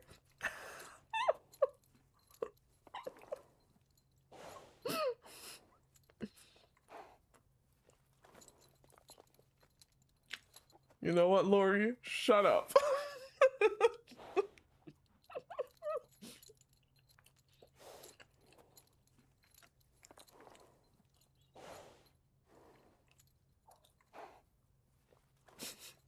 Coward. Fuck you. Fuck you. Oh my gosh. Y'all, I'm not. You really didn't like the gloves. What the fuck? Oh, no, but yo, I'm not good. I'm not good. Now, Divey. Oh gosh. We'll see. Oh.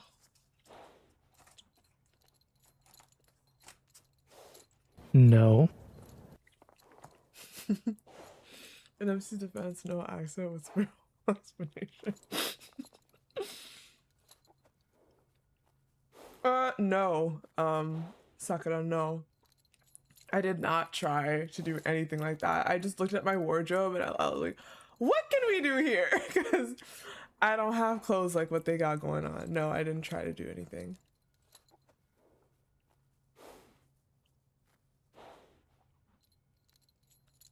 Smart move. Thank you, thank you. That's what I was thinking, Celestial. That was my plan, actually, when I initially thought, shit, I'm gonna have to do an accent.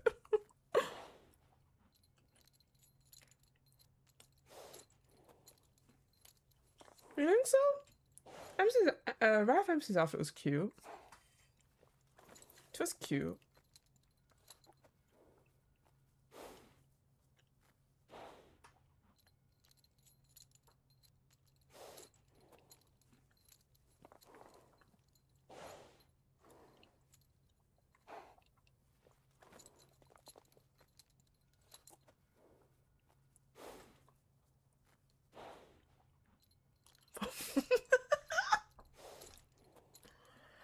I don't even know how to do that accent, girl.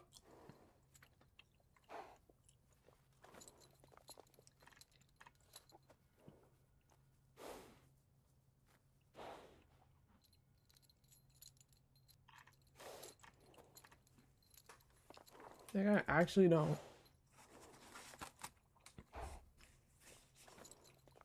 No, ma'am.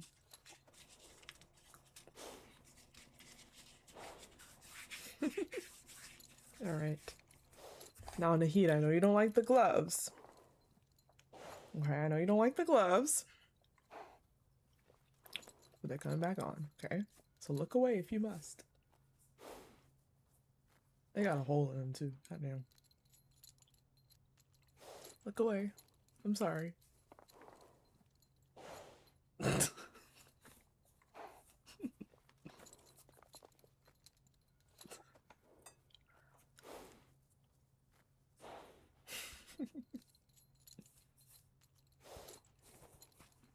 Suited up again.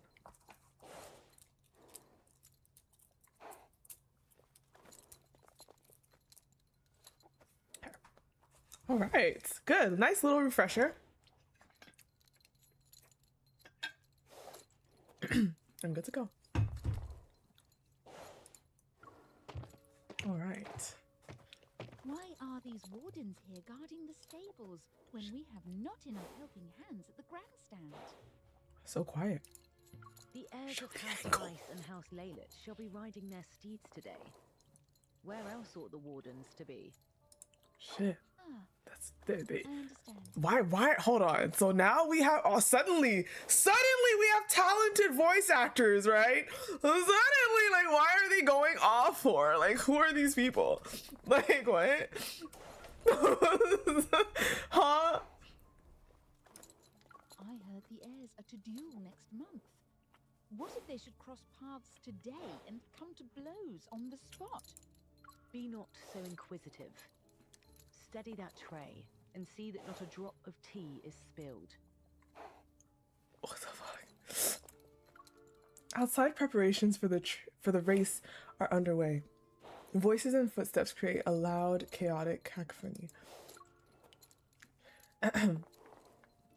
In a world obsessed with spectacle and status, any social event that shows off a noble house's power and fortune is significant.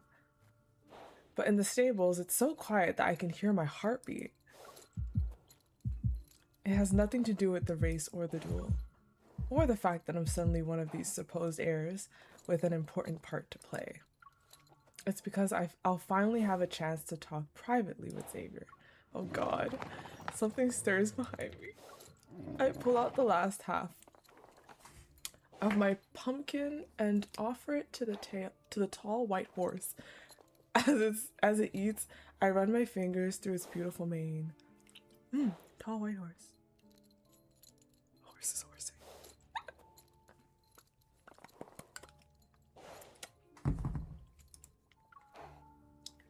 Oh god. Do I really have to do it? Fuck me. This is like, I'm embarrassed. You've eaten a whole basket of pumpkins already. When will your master show up? It's been a week. I really miss him. I'm gonna cry. A week ago, Xavier and I were heading home after work when we stumbled across a brand new private movie theater. Oh, I hate you guys. For the free. The owner talked us into watching a classic romantic tragedy Fist and Laylet? Say word, his name is Xavier Fist, bro. Two great houses alike, in dignity and sworn enemies for generations, have both named their new heirs. And the old decided to settle their endless feud once and for all with a duel between the young. But as the duel approached, the two heirs, weighed down by centuries of hatred, fell in love with each other. Exhausted from the mission, I rested my head against Xavier's shoulder and fell asleep a few minutes into the movie. And when I opened my eyes again, I was suddenly House Laylet's heiress. Meanwhile, Xavier, the person I've been trying to find for days, appeared at House Fist's succession ceremony. He looked perfectly calm. When I called his name, he only looked curiously in my direction before turning away. Everything happened so quickly that it made my head spin, but knowing Xavier was here too was the one thing keeping me steady. I don't know how to return to Lincoln City yet, and the duel between me and Xavier was approaching. So it was between me and him. So my plan is to spend as much time with him as I can. I'll figure out what happened and where he stands, then we'll find a way home together. That's why I instantly volunteered to participate when I heard Xavier would be representing House Fist for the horse racing.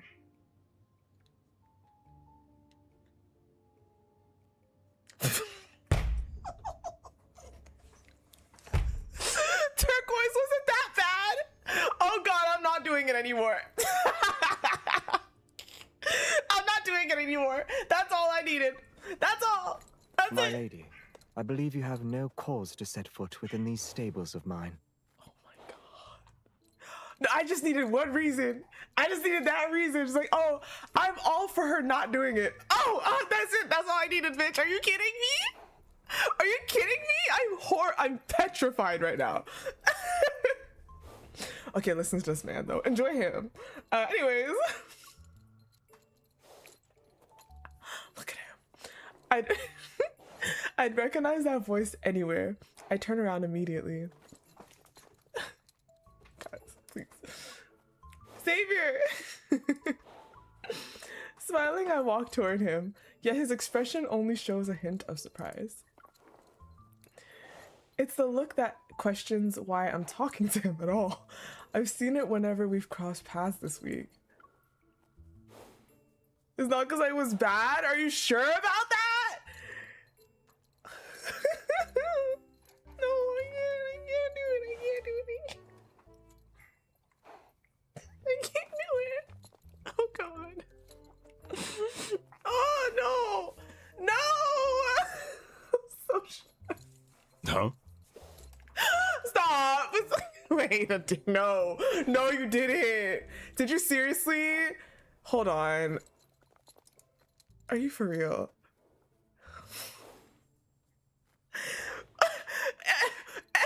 Am I?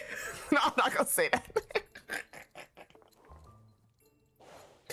Am I a whore?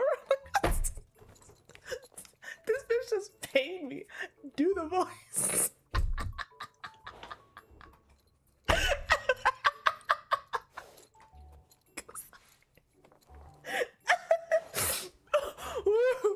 Oh my god. Help. I like the look on your face right now. This girl just paid me $50 to do the voice. Help.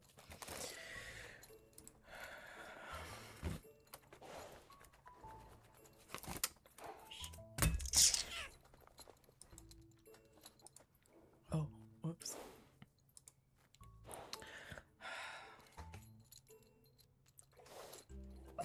Okay. Relax. Shut up! No! Okay. Alright, so we're strangers in this world, huh? I do not take your meaning. Why is he so aggressive with me? I was just feeding your horse pumpkin slices. It won't affect your upcoming race. I intended no such implication. He picks up a bucket of water and fills the trows of both House Fist and House Laylet. Many eyes shall be watching this race. Take care, or you might invite trouble upon your doorstep. Oh my god, he sounds so good. He sounds so good. I don't care what anyone else thinks. The only thing that matters is what you think of all this. My intent, gaze. God. Stop it right now. Stop it right now. My intent, gaze lingers on his eyes as I wait for an explanation. He notices and pauses. Me switching between two is gonna fuck me up. I just know it. Have you anything further to say? Yes, you finally realize that.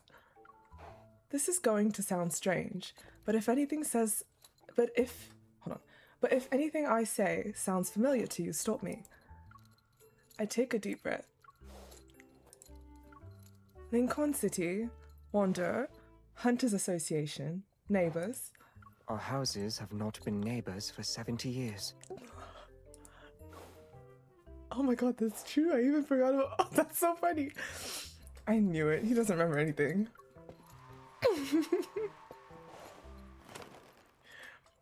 He steps around me and fits the bridle onto his horse with practiced ease. The race shall commence shortly. I've run out of topics to talk about, but I refuse to let our precious alone time end like this. I take a step closer to him and grip the stable's gate. Actually, there's something I've been meaning to ask. What are your thoughts on the upcoming duel next month? I figured a question this direct might throw him off, but he answers without any hesitation. His expression remains unfazed. Our houses have already decided the matter.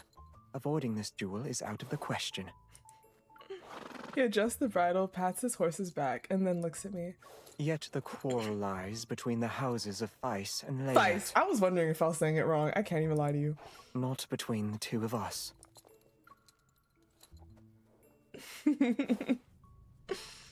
Yes, bro.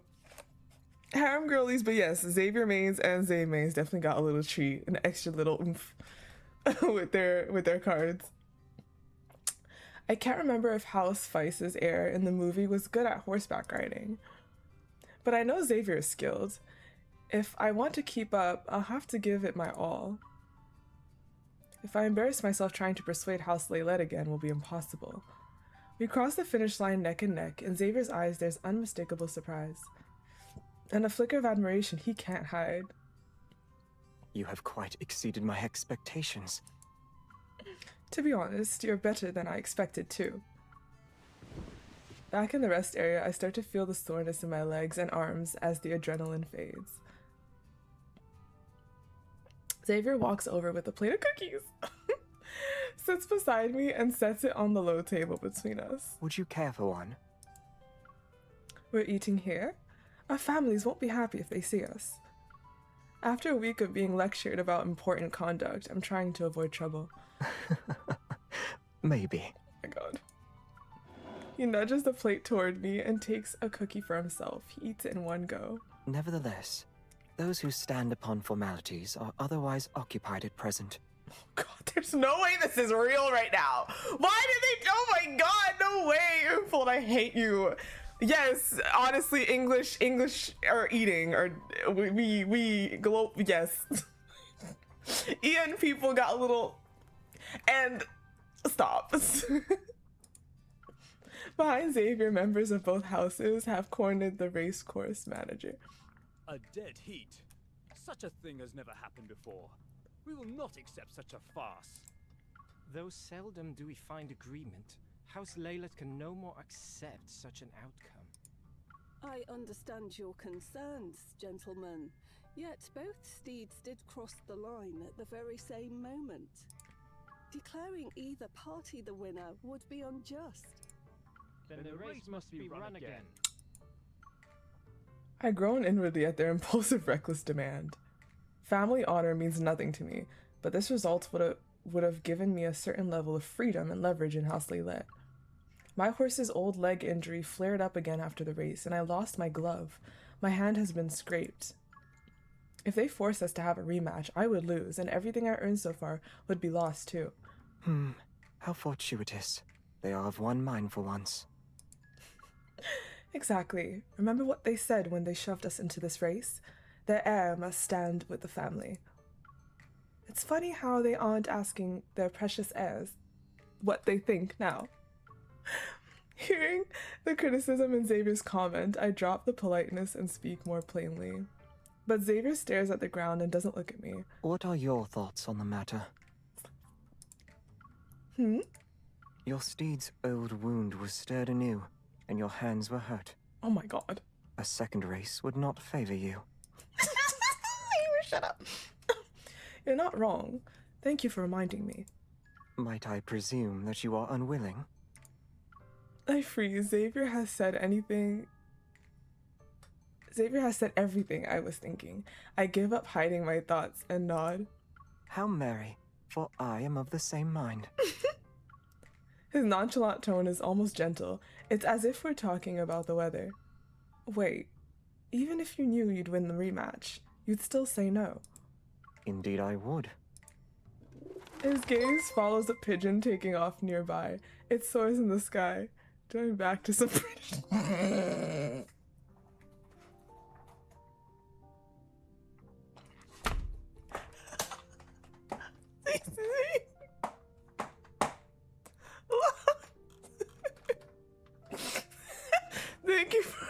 Thank you for the super chat.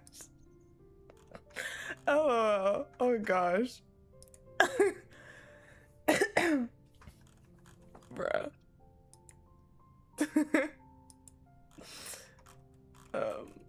Where the heck is it?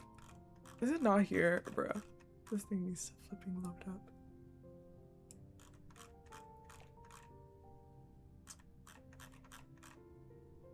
Oh gosh. All the way down.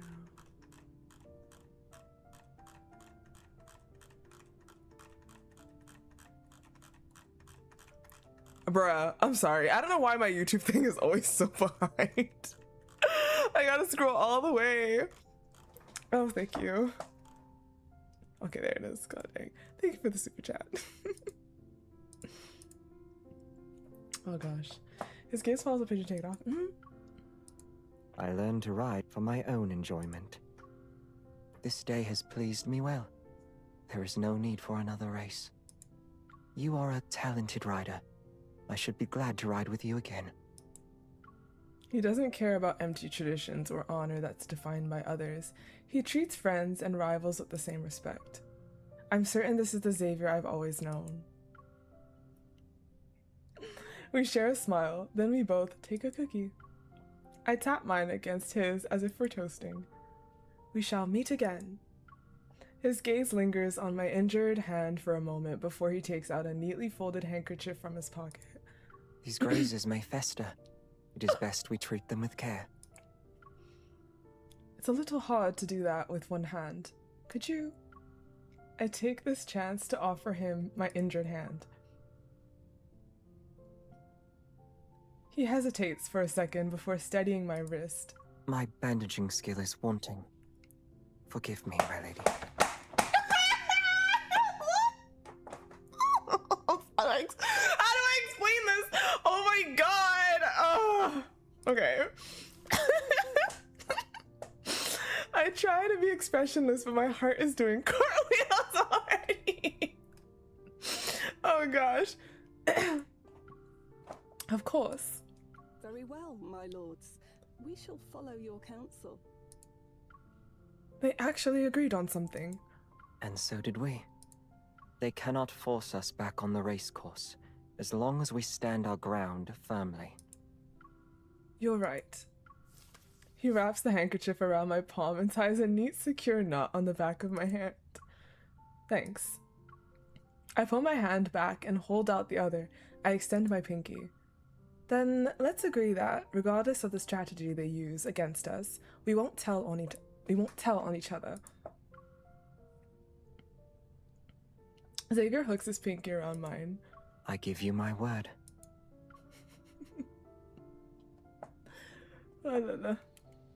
Countdown to the duel, 23 days. Oh my.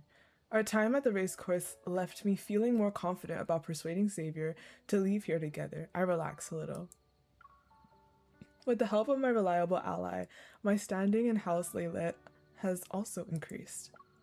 The downside is that many matters related to family business were suddenly dumped on me. Conveniently, Morning Light Bakery, House Laylet's go-to dessert supplier, released a new series of products. Looking for any excuse to escape, I volunteer to handle the inspection and tasting sessions. A cool late summer breeze brushes past me as daylight fades. Something in the leaves' scent reminds me of Lincoln City. It tugs at a thread of homesickness in my heart. I didn't even notice that summer's almost over. It feels strange not having Xavier here to enjoy an evening like this together. Who's there? A sound snaps me out of my thoughts. I look back. There are only trees casting their swaying shadow on the ground. Something feels off. Everything looks normal. I hesitate for a second, then keep walking. The footsteps behind me confirm the uneasy feeling in my chest. He just came for snacks too, shit. With no weapon on me, all I can do is act like I haven't noticed and head to a busier street. As panic starts to rise, a sharp silver glint flashes in my periphery. A sound of a loud— oh, did he come? A loud grunt makes me want to turn to see what's happening. Did he just offend me? But a hand gently moves my head back from behind. Do not look back.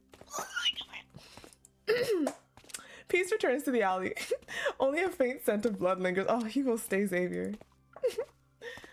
Who was behind us? Someone sought to harm you and thereby win my favor. Oh. Or rather, that of House Vice. Right. Why are you here? I'm merely passing by. I'm sorry. We turn the corner. Xavier lets go of my shoulder and starts to walk away. Oh god. I grab the edge of his sleeve. Are you okay? Are you hurt?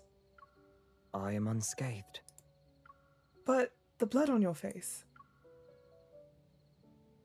He pauses, pulls out a clean handkerchief and wipes a streak of blood from his cheek. It is no more. Fear not. I shall take my leave now. I'm not scared of you. Never mind. You said you were passing by. Where were you going? Xavier doesn't answer. In the evening's fading light, I can't read his expression. We ought not to be seen together in our current circumstances. But you said our families are enemies, not us. He's quiet. Yet I feel I'm the one whose emotions are affected. Pushing Xavier for answers never gets me anywhere. No matter whether, what the fuck? See, I'm starting to lose it. No matter whether we're in Lincoln or here. Help. Okay, you're correct, sir. We shouldn't be meeting like this.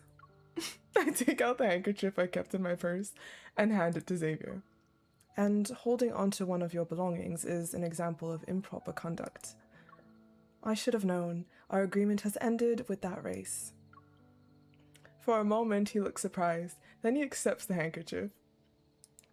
Avoid going out alone during these days. Least of all in the evening. I will. The hour grows late. Where are you headed? Knowing Xavier, I decided to take a bold move and steer the conversation toward a dead end. Morning Light Bakery. You're not going there, are you? Indeed I am. Of course you are! Yet, should anyone see us walking together, it may bring you trouble. Walk on. I shall follow at a distance.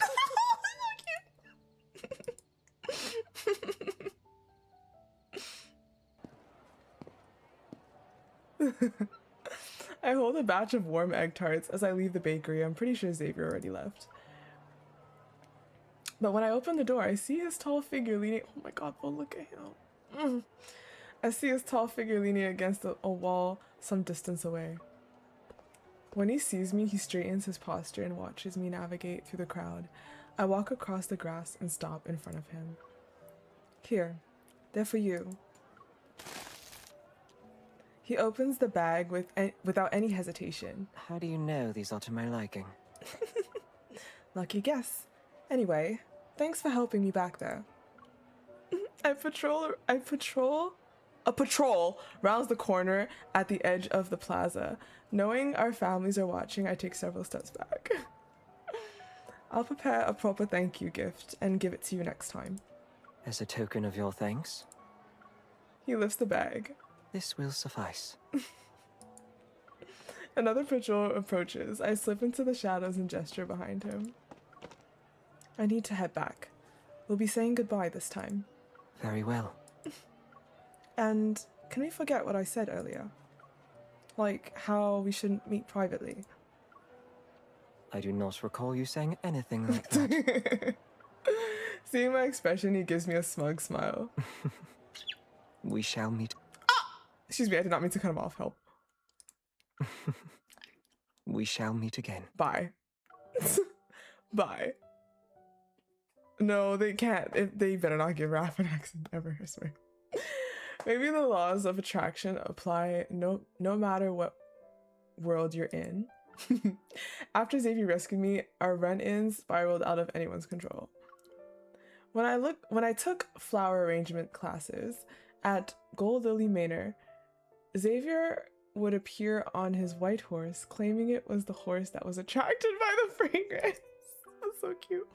And when I was looking at history textbooks at a bookstore, he would wander through the astronomy section seemingly engrossed. However, that's adorable. The heir of House Weiss has departed, my lady. Ought the 5 guards of House Laylet to remain here until the lesson's end? What the fuck, bro? My lady, my lord, I beseech you, do not quarrel beneath my roof. My humble business scarcely keeps me afloat as it is. Whenever we appear in the same place, everyone around us is on edge. I still don't know how to return to Lincoln, but the rapport I've built with Xavier has eased my restlessness. Though coincidences may turn into troubles, and the joy of seeing each other may be quickly overtaken by the tension that follows, we still manage to create our own secret codes to communicate. A lifted bouquet when exchanging greetings, a bookmark accidentally falling, a gaze that lingers a little longer than it should. Oh, this is too cute. Each one is a message only we understand. We'll see each other again. Countdown, 17 days. The day of the duel approaches, and autumn is ushered in by the city's hunting season. House Laylet is going to a manor near the hunting grounds. I've decided to join them so as not to miss anything important. Hunting for fun isn't something I can agree with, let alone get excited about. Even the lively banquet was putting me to sleep. Do you see this, dear? I brought it down in but 2 shots. I shall give you a demonstration another time. Speaking of which, the new hunting grounds of House Weiss lie but a few miles from here. I'm just imagining being at a table and just looking over and seeing Xavier just pretending to read a book, and then we low-key like icon. Like, I can't, it's too cute. Because like I have his mannerisms in my brain, so I just know he has like a very like smug, like the way he, like, I know. Fucking vexed, bro. Oh, stop it. Their new heir is most conceited. He will scarcely relinquish such an opportunity to display his skill. Yet accidents do happen. Horses stumble, bullets stray from their mark. Should we happen to cross paths with him? Xavier's around? Their petty schemes barely register in my mind, but that single detail catches my attention. I'm a little tired. Please excuse me. On a night of unrestrained indulgences, the heiress finally stops being the center of attention. I slip away, hurry to my room, and lock the door behind me. House Weiss's hunting grounds aren't too far, but I can't exactly bump into him. If I had a horse... Okay, is that him? What kind of bird is that? Sorry. I don't think it matches any species that would be here at this time. I pull back the drape, step onto the balcony, and look at the garden. 'Tis I.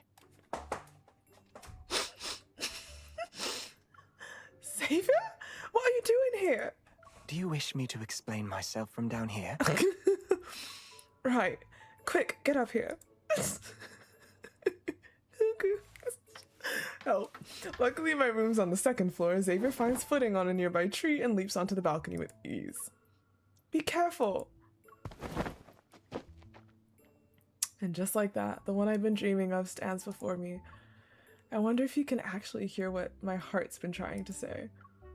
Everything I want to tell him is a tangled mess in my head. You are quiet. I was checking our surroundings. You can hear the guards' footsteps from here. You're pretty bold for sneaking in like that. What if someone caught you? Those guards would scarcely stand a chance. We lock eyes and Xavier's confidence makes me chuckle. Of course, you are Xavier. There isn't a single place where walls and stony limits can stop you.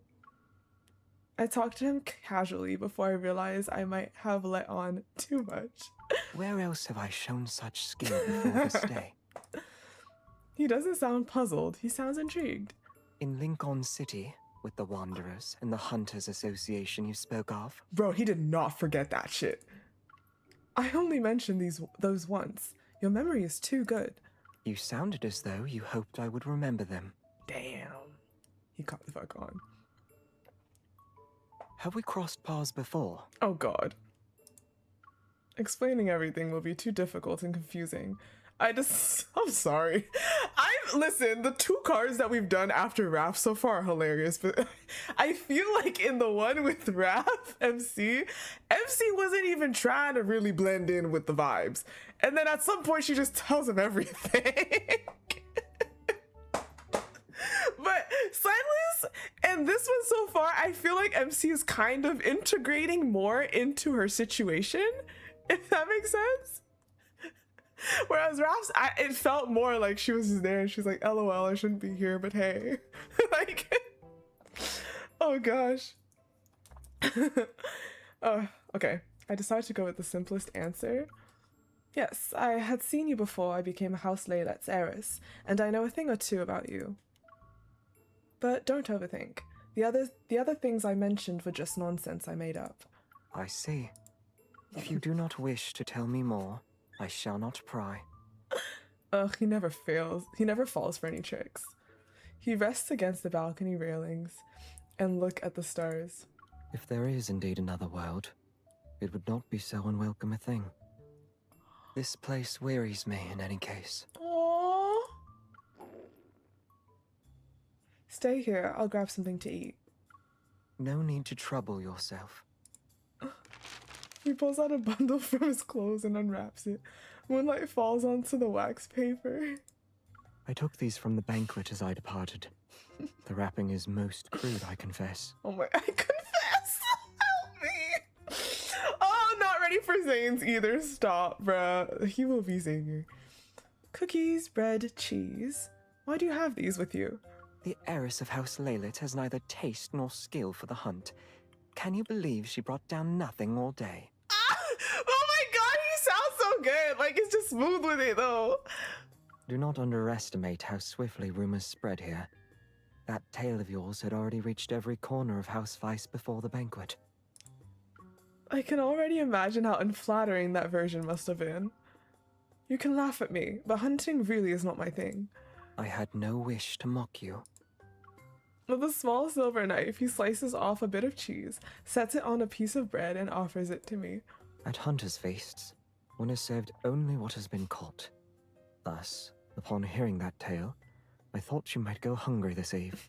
This eve? You asked me why I came. This is my answer. I'm caught off guard. I blink and take the bread. Isn't it too much for one person? Xavier cuts off another piece of cheese and pops it into his mouth. I was in haste and had not supped either. That's not supped! Okay, I'm good.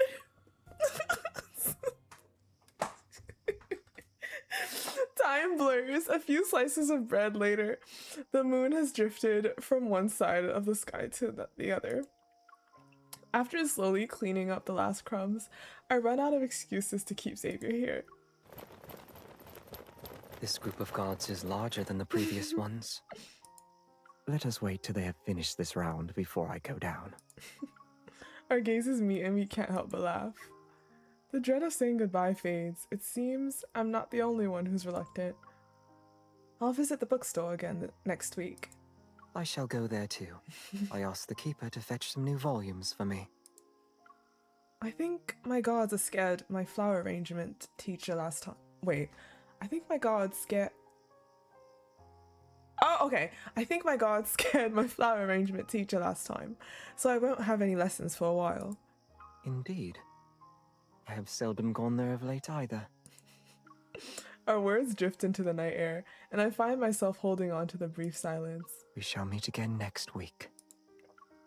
Next week. I brush my hair to the side, but something tugs at the back of my head. My hair got caught on something. Allow me. No, I will sleep with tangles. Back up! Allow me, like, no! Why is this real? Why is this real? Bruh? No, y'all Xavier girlies are cooked. Y'all get any space for lines? Y'all have it. No, you know, at this point, y'all gotta delete the whole roster for this entire card. This whole card will need to take up the entire roster, bruh. Like, what do you mean, bruh? He moves toward me, his arm circling my body as he tries to see where my hair snagged onto my necklace. We've done this countless times, yet my heart still races. It is caught in a tangle. Stay still. I'm good. I'm so good. Alright. The evening breeze carries the scent of flowers. It envelops us like a soft veil. Held in Xavier's arms, I feel at ease in this unfamiliar world for the first time. Even if he still believes he belongs here as an heir of a noble family, the things that make him Xavier are unmistakable. There. Does it still hurt? His touch was so gentle that I didn't even realize my hair was already untangled when I snapped out of my daze. No, it's all good now, thank you. Voices rise from downstairs. Someone will notice I've been gone for too long. I'm afraid we're actually saying goodbye this time. Indeed. Did we forget anything? We can't let them find proof you were here. I'm scanning the balcony one last time when Xavier takes my hand. He lifts it and gently kisses the back of it. Now I am ready.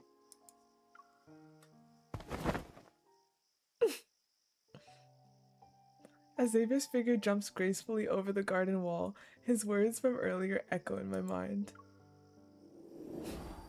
If there is indeed another world, it would not be so unwelcome a thing.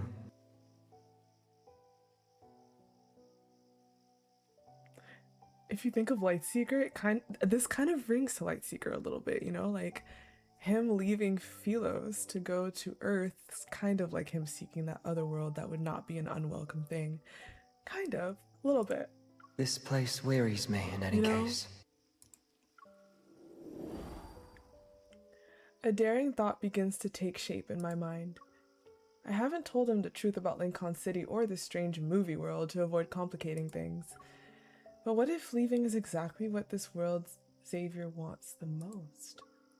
I remember the first time I saw him here. Surrounded by empty praise, the new heir stood in the center of the great hall. So maybe we'll he'll pretend to die, but then a happy ending in this one. Okay. His gaze drifted past the crowd as he looked out the window. He seemed to be paying no attention to the people around him. Then I called out his name. I remember he looked at me with curiosity and hope. If I'm reading Xavier correctly, maybe granting his far-fetched wish together is our ticket back to Lincoln City.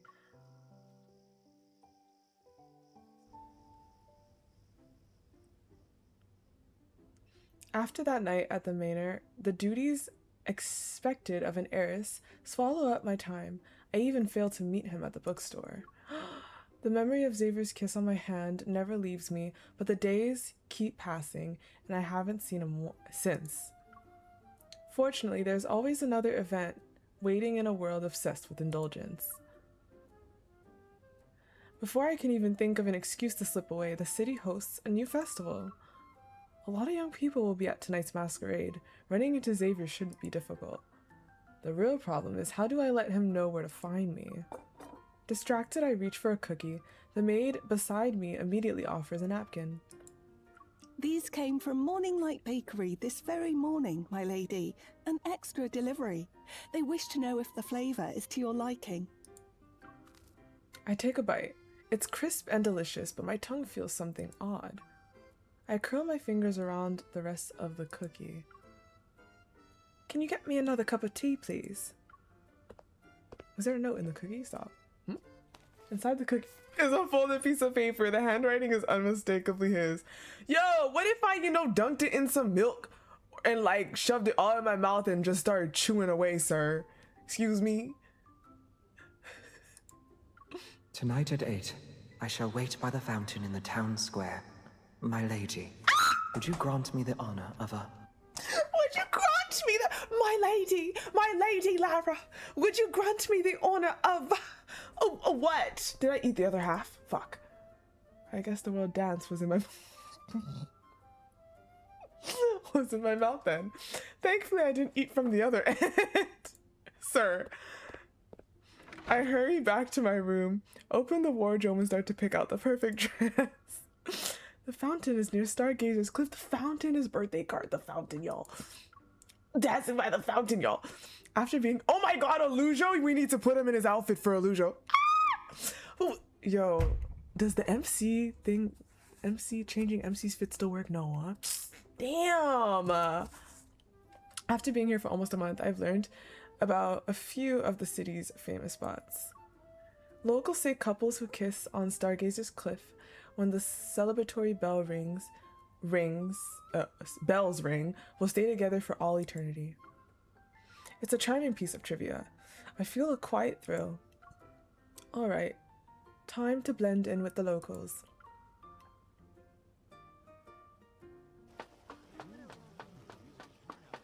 Clutching my skirt, I weave through the crowd and keep looking back to see if the maids are still chasing me. Why is this dress so heavy? Oh, my apologies, sir. No, they didn't! No, they did not! Stop! I look up. The masked man steadies me with one arm. You are rather hasty, my lady. Oh, sir. I suppose you have some important matter to attend to. And you're the matter. You're the matter. I'm off to claim my first dance and explain that not appearing at a bookstore wasn't my intention. Grinning, I link arms with him. Since you've fallen into my trap, sir, would you like to be my dance partner? The fountain's light is reflected in Xavier's eyes. They glimmer with warm amusement. As a gentleman ought to say. He bows with one hand behind his back, the other gracefully extended as an invitation. It would be my pleasure.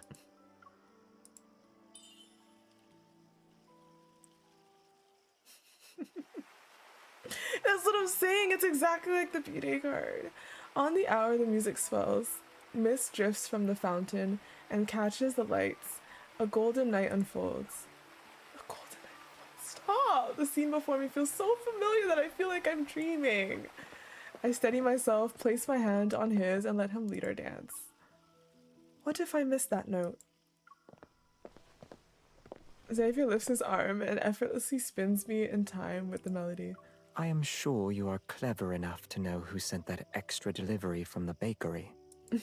And I did sample more than a dozen flavors to choose the best among them. A laugh escapes me. I tap his waist teasingly. Just admit you wanted to eat them yourself. And I still can't imagine how Spice's most noble heir would rely on a plan that hinges on nothing but luck. The music reaches a crescendo and his arm around me tightens slightly.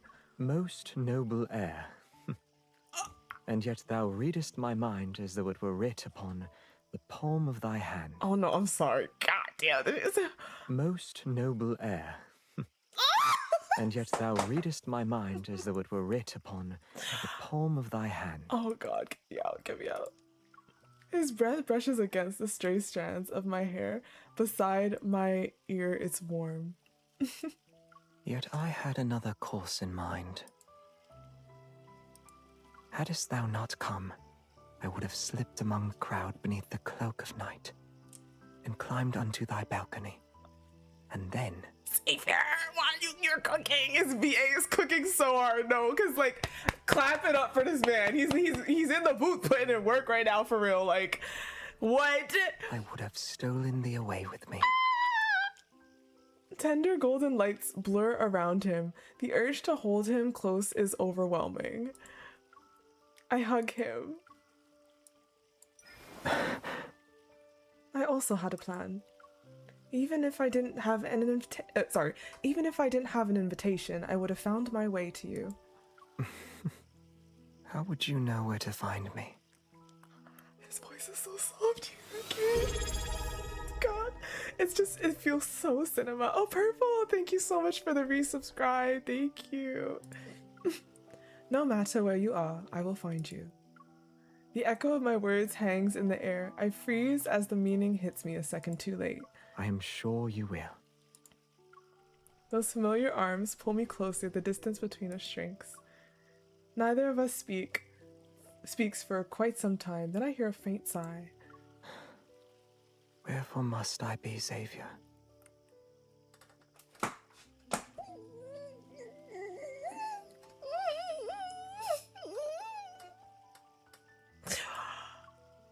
All these coincidences have piled onto one another. Now he's even quoting one of the film's iconic lines. But he said it a different way. I look into his eyes. What I mean to say is, once I was indifferent. It seemed of no consequence to me whether I was the heir of House Vice or no. He squeezes my hand slightly before he continues. Yet now, it does matter. Since first I saw you, I have wished I were not the heir destined to take part in so vain a duel. For the first time, I would rather not be the Xavier of House Vice. What if my hunch is actually right? Before the silver screen, I could only watch the family feud spiral into tragedy. But now that we're living it, we can break those chains of fate and write a new ending. You're Xavier to me. That's what matters. But you don't have to be this world's Xavier. Confused, Xavier tilts his head, then understanding flickers in his eyes. Do you mean that Lincoln? The celebratory bells drown out his words. The crowd surges around us. A better place for talk comes to mind. Follow me. I grab his hand and pull him through the crowd. We're going to Stargazer's Cliff.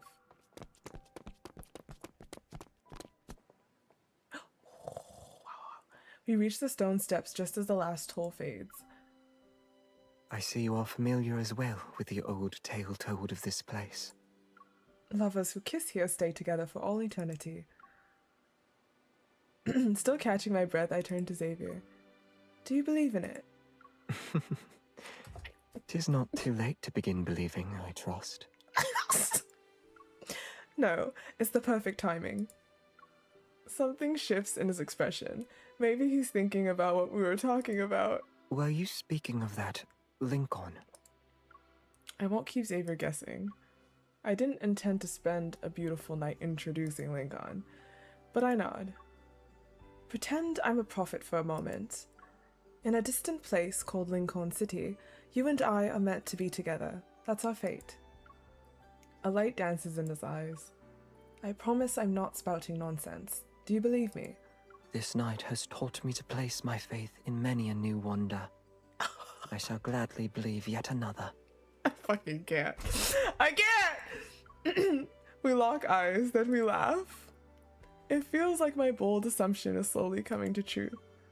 Maybe all we need is courage. Once we are brave enough to ignore this world's rules, we can return to Lincoln. What if that happy ending comes with a price? The ancient bell tolls for the 12th time. Xavier removes the mask he's been wearing, the music. The price of forsaking the only world I have known till now? Turns out Xavier has figured out what I've been trying to tell him all by himself. His fingers brush against my cheeks as he swiftly takes off my mask. Then there is one more wonder I shall believe in. That thou wouldst steal thyself in any other world. That alone were enough. His warm lips meet mine. I close my eyes. When I open them again, familiar figures rush toward me. They're members of House Laylet, and they've recognized me.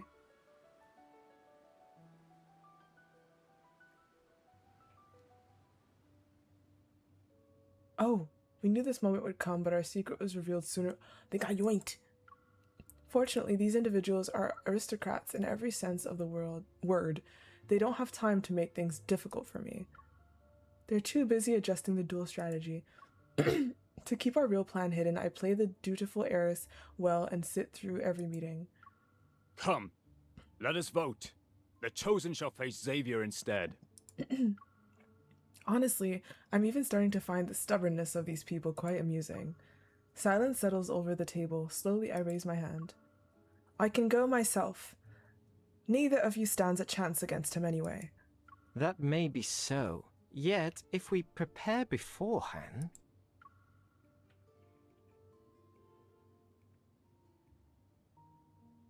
I have no idea what they are preparing, but I bet it's nothing honorable. Meanwhile, the preparations Xavier and I are making for our escape are going well. We plan to disappear from the city 1 week before the duel. I sent another message to Xavier through the bakery, just to keep in touch and make sure everything goes as planned on his side. Waiting turns out to be harder than I imagined. Day after day, I find myself on the balcony, absent-mindedly imitating Xavier's signal. Am I waiting for an answer? Or am I just letting out a bubbling excitement I can't tell the others? Maybe both, I don't know.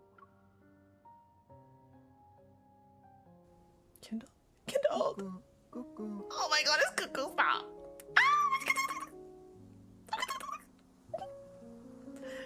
Oh god. Oh god, stop!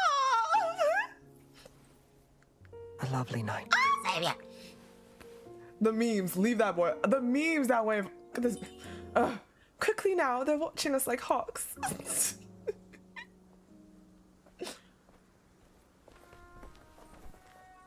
Oh my god.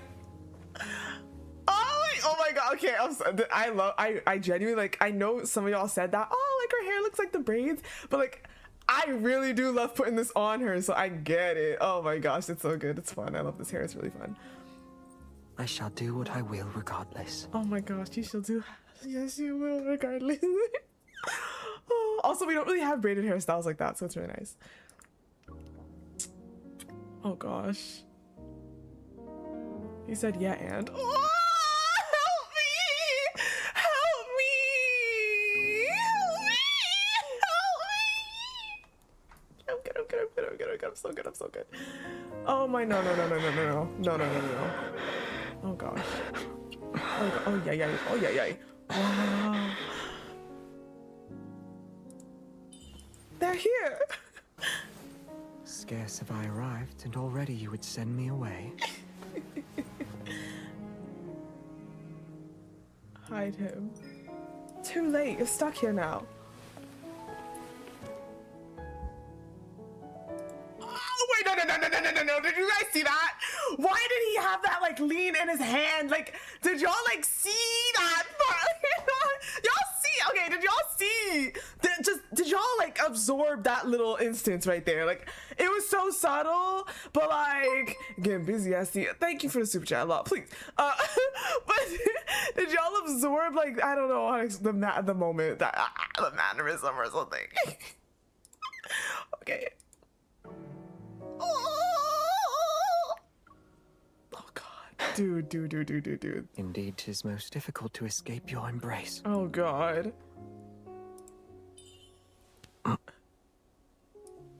He kissed my hand! Stop it! He's being so mischievous right now. Oh my god, dude. I stirred a little trouble in coming here. This might not be the best moment for us to leave. You do realize your little trouble is never truly little, right? Very well.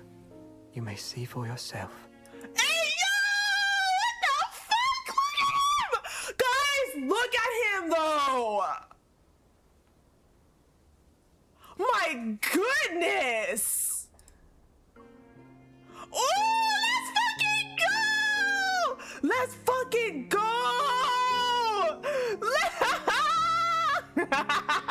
Why is he standing like that, LB? Oh my god, he said take a look, child. Oh! Oh my god. I haven't finished yet.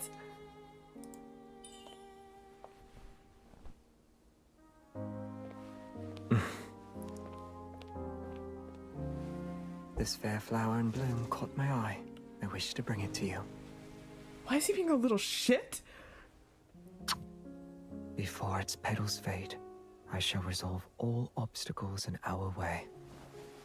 Grant me but a few more days, wilt thou? Oh my god.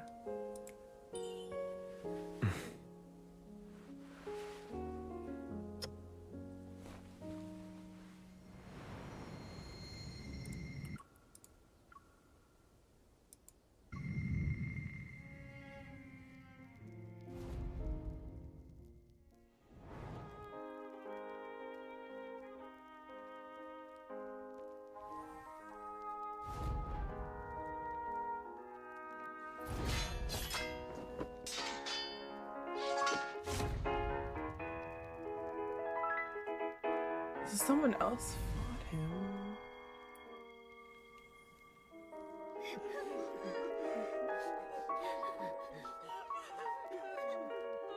Seven days later.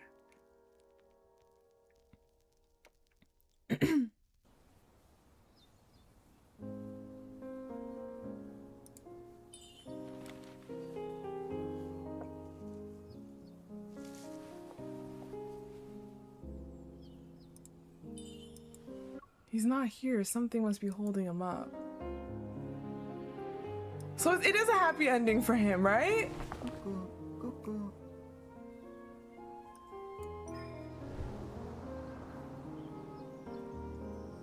Surely you are the most nimble heiress who ever graced House Lolette. Look at him! He looks so bright and happy. Y'all, this kindled ate as fuck. Like, I don't know how to explain it. Like, this card is really good in general. The former heiress who escaped. Oh, sorry, hold on. The former heiress who escaped, to be more precise. Care for some help?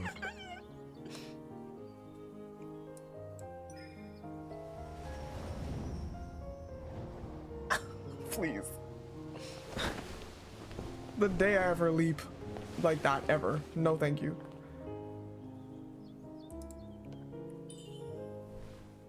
This flower is completely withered. I shall have to plant yet another, that it may one day blossom for thee. Oh gosh. That felt long too! We scale the garden wall, the stone paths gives way to muddy grass that stains our fine clothes without mercy. But nothing can dim the thrill of running away together. We move faster and vault fences and walls. We'll leave everything behind us, even fate. Two star-crossed souls that were torn apart now have the courage to rewrite their ending in eternity's divine gaze.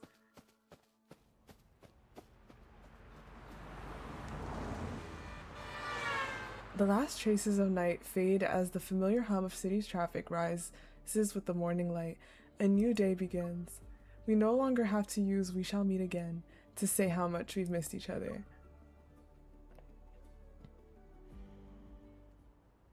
2 months later, Lincoln City. And now here is our final piece. It's truly one of a kind. This manuscript has survived since the 16th century. It's a heartfelt love poem written by a young nobleman. It captures his affection for a noblewoman and his determination to elope with her. I snap back to reality. The description draws me in, and I take a step without thinking. Can you see clearly? Should we move closer? Oh my god. Don't worry. Right now, I'm at an exhibition with Xavier. Amid dusty displays and faded letters, we glimpse the joys of lovers from centuries ago. Elopement was a quiet but notable trend back then. For couples whose love faced family disapproval, it was often seen as their only path to a life together. Although many tried to run away, only a few made it to the end. Most chose to give up at the last moment. I guess you're a genius at elopement, huh? Unable to help myself, I playfully squeeze Xavier's hand. And so may the same be said of thee. Excuse me! That surreal adventure feels like it happened ages ago. It blurs together with the memories of that magical movie theater until it's an uncertain dream. He did that IRL. IRL is crazy, but you know, we tried to find that movie theater only to discover it had been abandoned for years. A bakery has since taken its place. Its name is so strange that neither of us can remember it now. We stood in front of the bakery's huge poster about what? Bakery's huge poster about a vote between whether the cookies or egg tarts are better. We looked at it for a while and shared a knowing smile. It feels like a little treat from the universe with a secret message tucked inside. And saying it out loud finally lets it sink in, reminding me that all of this actually happened. I've always thought about eloping from a modern perspective, but come to think of it, I never asked. What did running away together mean to you? You were someone who actually lived there. Me? When I heard the plan, only one thing crossed my mind. He has his memories too, right? So he remembers everything that took place there too? I watched Xavier eagerly. A sly grin spreads across. Yeah, he does, because they just looked for the theater. Bruh? Why didn't I think of that? After seeing the last exhibit, the group around the docent disperses. Unhurried, we walk toward the exit. From the masquerade until he actually ran away, did you ever want to back out? Do you think I'm that kind of person? I'm not saying I doubt you. It's just that your situation back then was similar to those of the young nobles we heard about. And I don't often get a chance to interview nobles. I'm genuinely curious. Xavier thoughtfully nods. So? No. Running away from all that with someone I like means I'm too happy to have second thoughts. He gently presses his shoulder against mine to shield me from the crowd. Besides, I believe that when the one beside thee never falters, all shall be well. You need to fucking stop right now. Under the warm yellow light of the gallery, he seems to glow. Courage that's as strong as a fortress isn't something you're born with. It's built and refined slowly through loving someone and being loved. Because you need to understand, him in the movie spoke that way because he was in the movie. He grew up there. That was how he speaks. But right now, he's just putting on the accents. Like, Xavier, why the fuck do you know that accent? Where the fuck you been? Who you been with? Etc, etc, etc. Like, that's the issue here. Like, now he's using the accent so casually. I'm just like, bro, where were you? Who did you talk to? Where were you? Like, I need to understand why he's good at it now in present Lincoln time. Like, I know you lived for a long time, but like, talk to me. Yeah. After that, the convoluted roads will straighten into a clear path, and what once seemed far away will suddenly become reachable. It's true for him, and it's true for me. I think we've seen everything here. Bathed in the light from the exit, he holds out his hand to me. Lady Leylet, wilt thou be gone with me? Stop! See? Stop! Stop! I place my hand on his. I need to correct you. In our world, you're inviting Miss Hunter to go home with you. Motherfucker. Well, that was a lot of fun. Woot. I really enjoyed that. Seriously, that was great. So fuck Rafayel girlies again. Just I need to point that out again, by the way. Fuck us. We don't even get to like observe him. Fuck nothing. He's dead. And does he have his memory? Guys, I need to fully understand something. Am I crazy? Okay, first of all, why were we on a cruise at the end of it? Why were we on a cruise at the end of Rafts? We just ended up on a cruise just cause we can? And he didn't remember? Why didn't he remember? See, the reason why I would have liked him to remember is because then I would feel like the continuation from what happened so sadly just seeps into us and we're like, oh, we're all good. And then he remembers all that and I feel like that Raf lives through present Lincoln Raf. But no, instead I just feel like that Raf really just died coldly trying to comfort us. Y'all, I'm not okay. I'm genuinely hurt by that to the point that when I like I'm genuinely hurt. His heart still hurts me right now. Like I'm trying to distract myself, but it's like, you're telling me that Raf really just left us in a dream and then, or like, did he put himself in the dream too? I don't even know, but he actually just died and drowned in those fucking waters and then that's it. He doesn't get to live through other Raf or any, I don't know.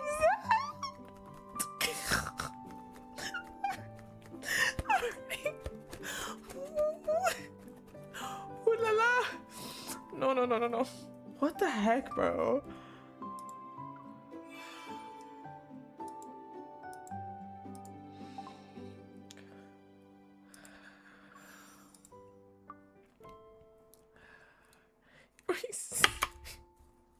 He humped us, and was soothing us, and was putting us in a dream, and then I can't. I need to stop thinking about it. It's so bad. It's so bad. Oh la la. I'm still waiting for you to come through the morning mist. Oh gosh. Here, another one. Oh, I still gotta do the accent. Goddamn. Yes, we did. We really did. We got mistreated. Mr. Ross, I entreat you to attend to your niece. She has conducted herself most oddly this morning. Sturdy arms block my path when I try to reach the study's door. Ready to fight, Miss Ross arches her eyebrows. I find an opening and duck into the space beside her. Then I slam the door shut with a bang. Why are you suddenly in such a bad temper? Your fiancé's carriage will be arriving shortly. He has traveled all the way from the capital. Will you not grant him, at the very least, a brief audience? You are being most unreasonable. Damn. Voice acting. I press my back against the door with all my strength. Ma'am, I've told you already. You're mistaken. I'm not engaged to anyone, and I have no intention of meeting any fiancé. The knocking turns from hurried to urgent to frantic. The thick oak door shudders and the impact reverberates on my spine.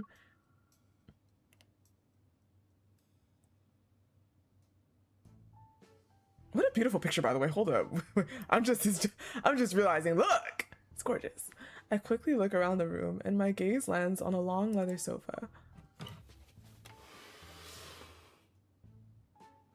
2 minutes later, I collapse onto the sofa that's pushed up against the door. I exhale. Phew, this should hold them off for a while. I was watching a movie with Zayne earlier. How did I wind up in this mansion? An hour ago, we were watching an old film at a new private movie theater in Lincoln. The story follows a squire's daughter and a nobleman who were betrothed from a young age, but a misunderstanding drove a wedge between them and they eventually drifted apart. Years later, the misunderstanding was cleared up, but the two were already married to someone else. All that remains is a nod of farewell on the stone bridge where they first met. The glow of the screen danced across our clasped hands as Zayne lowered his voice and shared his thoughts about the leading actor's choices. Nodding at times and retorting occasionally, I cradled the popcorn. It was a normal experience. Then we reached the final scene. The fog on the screen suddenly billowed. It spread before my eyes and covered everything. When my vision cleared, Zayne was gone. The popcorn, the screen, the entire room had vanished without a trace. In front of me was an unfamiliar dining table, and on the other side was an incessantly chatty woman, Miss Ross. Judging by the decor and their clothes, this place is nothing like Lincoln.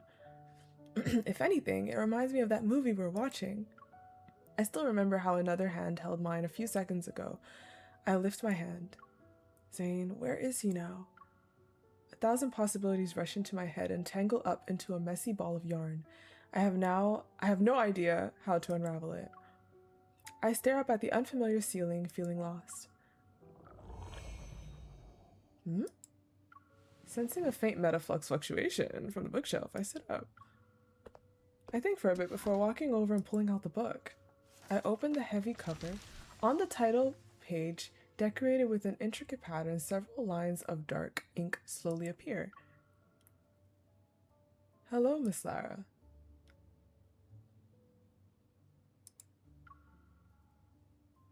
Thank you and Mr. Zayne for coming to Subdimension Cinema and choosing to watch two impressions.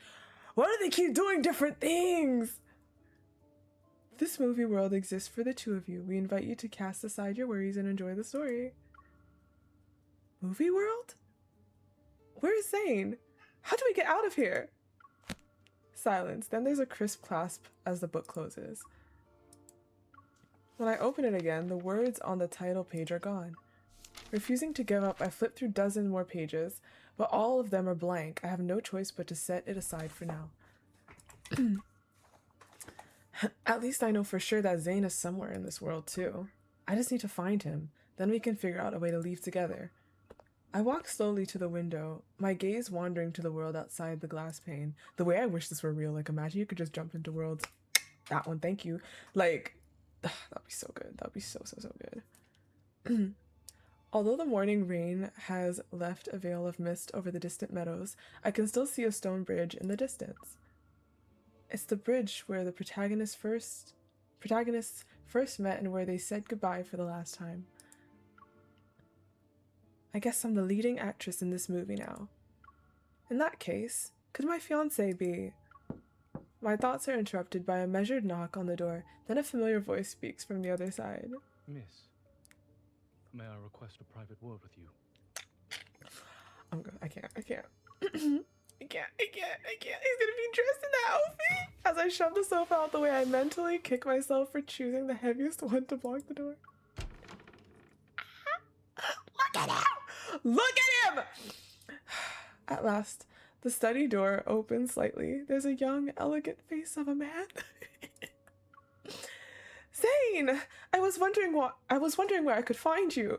I reach through the gap, but Zayne quietly takes a half step back. Miss, I must forego the liberty of kissing your hand, for it would be improper given our current circumstance.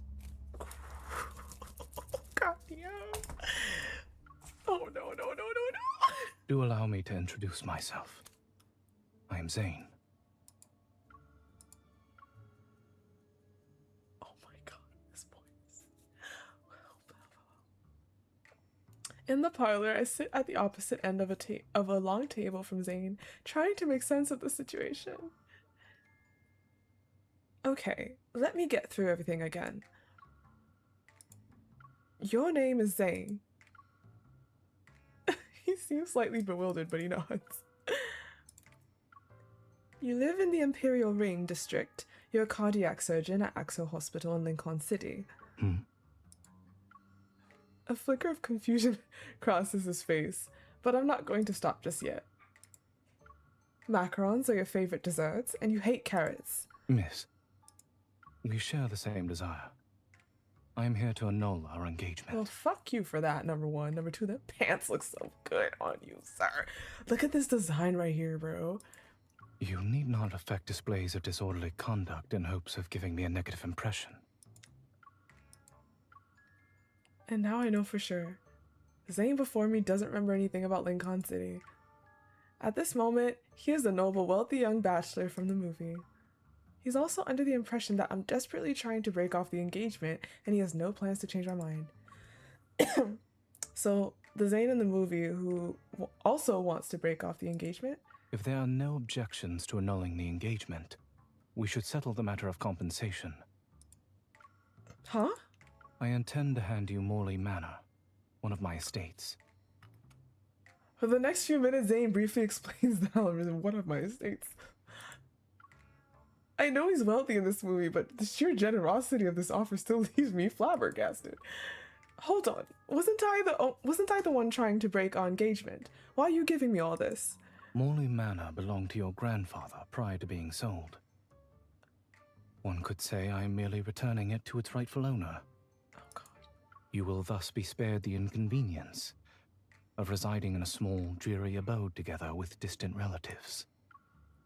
I sigh, but I can't stop myself from asking one last hopeful question. Is there nothing else you want to say to me? With a serious expression, he thinks for a few seconds. Should you be concerned about gossip following the dissolution of our engagement, my father has a cousin, Lady Herlin, who will soon be visiting the county. And? She enjoys considerable esteem in the capital, and the young noblewomen she takes under her wing never fail to distinguish themselves during the social season. Okay. And when is this social season? Every year in late spring, distinguished families host balls and charity dinners. It is a time for young ladies and gentlemen to present themselves and get acquainted. Oh God. So you're annulling our engagement and encouraging me to meet other people? It is merely a suggestion. Whether you heed it or not is up to you, miss. Oh God. If you wish, I can arrange for you to meet my aunt at the manor. I breathe in and out. I remind myself that getting upset with a Zayne who doesn't remember anything is pointless. Alright, I'd like to meet Lady Herlin. By the way, will you be staying at the manor as well? The astonishment in Zayne's eyes is unmistakable. After our engagement has been annulled, it would be improper of us to meet as frequently. I have some matters to attend to in the capital. Once everything is settled, I doubt not that we shall meet again. The refusal in his words is clear, yet it was delivered so politely that it's hard to be offended. I maintain eye contact with him for a while, and the assumption in my heart slowly solidifies. On the surface, Zayne has taken care of every last detail. The terms are generous. Everything has been arranged with my best interests in mind. But in reality, it's his way of neatly ending an engagement he never wanted and drawing a clear line between us. I have to admit, Zayne is thorough. I look down at my hand resting on the teacup and refuse to let the small sting of disappointment spread. I still don't know how this world works, but I know one thing for certain. I can't let Zayne walk out of my life. I accept your conditions. However, to suddenly take over a massive estate, I'm not sure where to even begin. I was hoping you might be able to spare some time to advise me, Mr. Zayne. Perhaps we can start after your return from the capital. But Sensing he's about to refuse on the grounds of propriety, I quickly add, of course, we'll only converse during formal occasions where Lady Herlin is present, such as afternoon tea. Surely you wouldn't turn down a small favor Oh no. Surely you wouldn't turn down a small favor for your former fiancé, Mr. Zayne. very well. Yes. Zayne places a hand on his chest and gives a graceful bow. A carriage for Morley Manor shall be waiting for you in 3 days' time. I trust our discussion will bring about a satisfactory resolution for the two of us.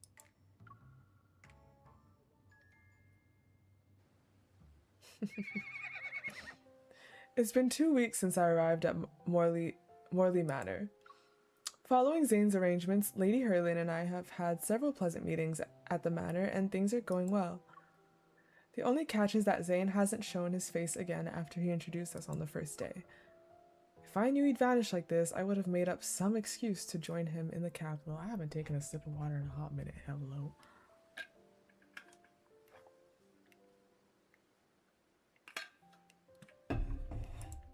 A lady must be graceful at all times, even upon horseback.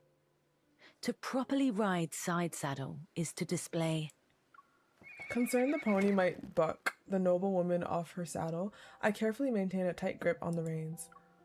My lady, please don't get down. It'll be easy to fall from that position. Lady Herlin gives me a gentle smile. How curious. You are the second person to advise me so. The first was Zayne. Haha, what a coincidence. Indeed. You should talk to each other some more over the coming days. You might find you have much in common. Is Zayne back? I thought he was still in the capital. He returned just the day before yesterday. Though he may not be found too often at the manor, you were bound to see him sooner or later.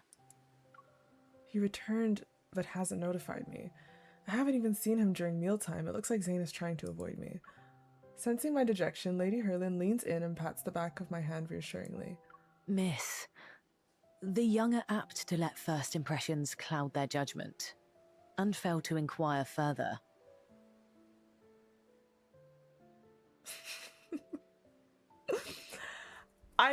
I've always felt like I've had a decent accent. I'm saying that because it always sounded kind of decent to me, but I also used to work with a lady that was like genuinely like had an accent like that, and when she like I imitated, she's like, that was super good. So I think I have an okay accent and stuff, but I still can't really know, like, so it makes me nervous. Oh god. For my part, I believe you will see each other differently after spending, and I have always noticed after spending more time together, how the hand that first grabs the reins determines the course. Speaking of which, yesterday I heard the butler complain that Zayne's boots are perpetually muddied. I suspect he's been frequenting the neighbouring farm. Taking her hint, I grin and get on a grey pony. Thank you, my lady. And I skedaddle on my way.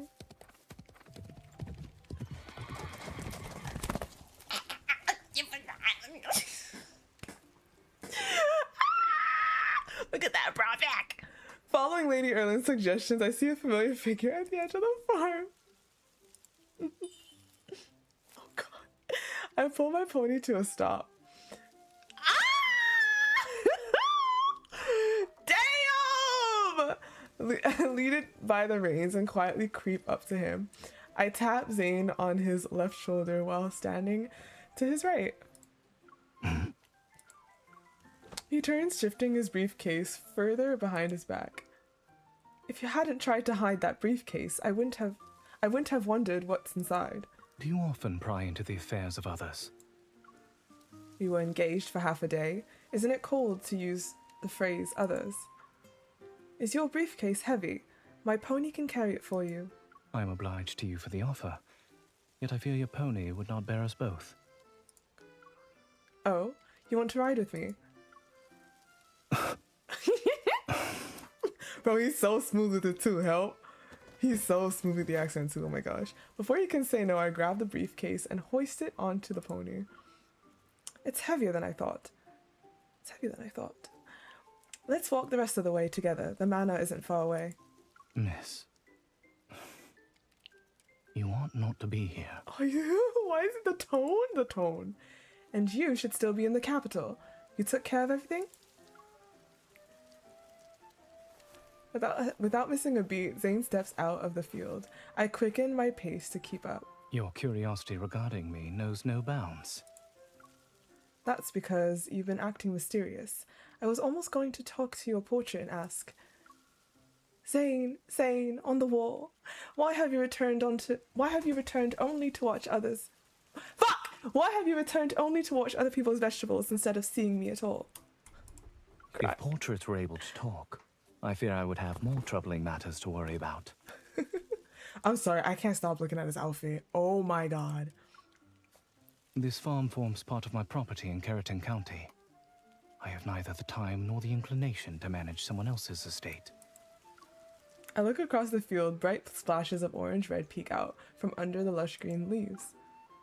Your property is a field of carrots?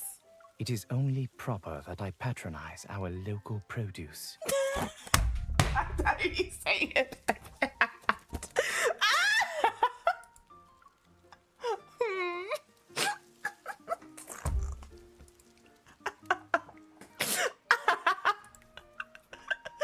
That's suspicious. That's suspicious. Oh my god. Zayne is clearly hiding something, but it'll be extremely difficult to get an answer out of her. Using those long legs to his advantage, Zayne walks faster. Sensing his intent to leave me behind, I get on my pony and follow him. What's wrong, Zayne? Are you scared I'll catch up? I do not generally contend on foot with one mounted on horseback. However, his pace slows. It slows down a lot. Oh my god.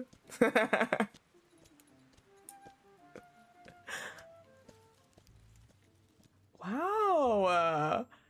After that day, Zayne still regularly heads out with his briefcase, but he's more careful about cleaning off his boots. And whenever he returns, a few more dishes with local produce will appear on the dining table. Carrot wine, roasted chicken with carrots, carrot pie. Even if you own a carrot field, it doesn't mean we need carrots at every meal.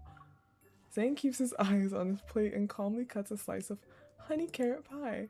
The villagers harvested them and offered them to me. To refuse would have been uncivil.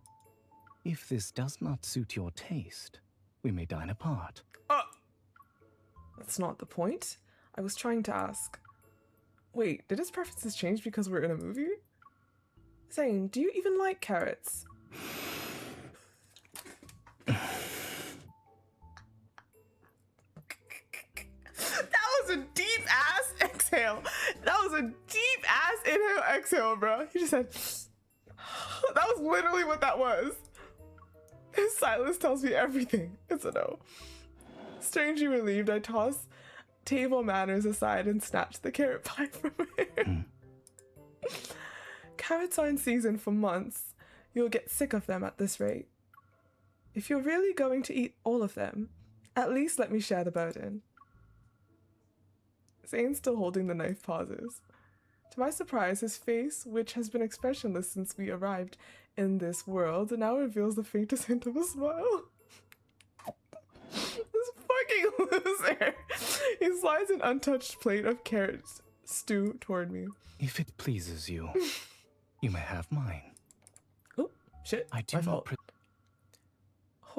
Why did you buy a huge carrot field if you don't even like carrots? presume to dictate what others sow in their fields.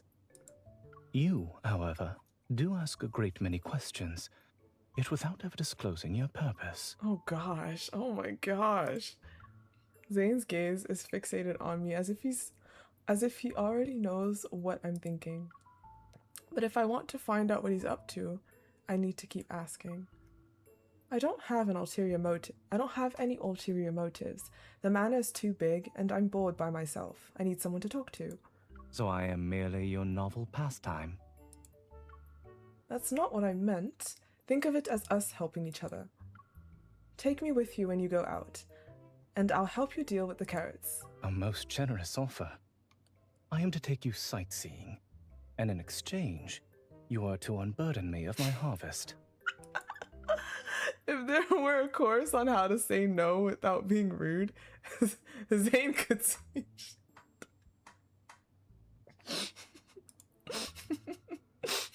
Just as I'm racking my brain for an emotional appeal, I feel something cool brush against the back of my hand. A glass of carrot juice has appeared at my side. You offered to give a helping hand, did you not? Seeing that he's about to take the glass back, I grab Zayne's hand and chug the drink. Deal! I had not intended that you should drink it all at once. Think of it as proof of my resolve. Zayne, stop trying to push me away with your icy facade. It won't work on me. He looks surprised for a moment, then his hand covers mine. As I'm holding his wrist, I can feel his warmth. But he quickly regains his composure and gently pries my hand from his. Very well. I accept your offer.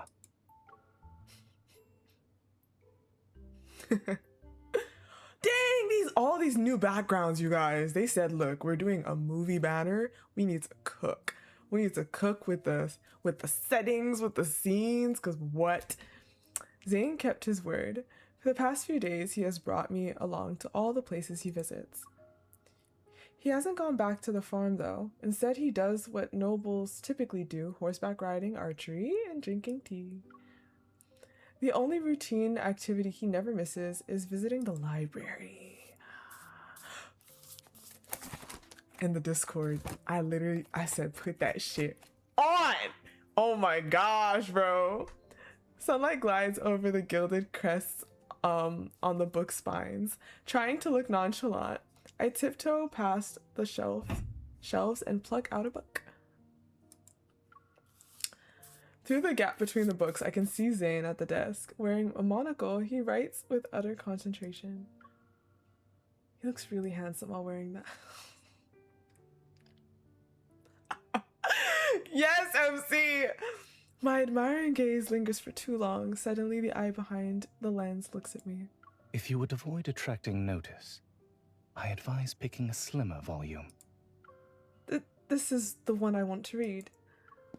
Clutching the book, I sheepishly shuffle over to his desk. Seeing me sit opposite him, Zayne puts down his pen, removes the monocle, and places it on the desk. Should curiosity prompt you, you may try it on. What? No, I wasn't. Pray excuse me. I'm good.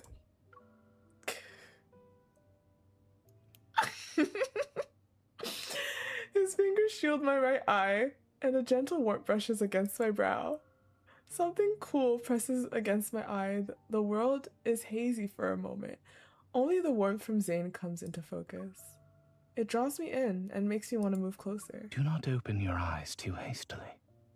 Otherwise, this is what will happen. Oh my gosh. My vision returns and I see the monocle has slipped into his palm. Bro, look at him with that on. Oh! He puts the monocle back over his right eye and pushes a leather-bound book my way. If not the monocle, perhaps it is these volumes that engage your interest. Sir, no sir. Yes, exactly. I lower my head and pretend to flip through the pages in disbelief. I flip through more.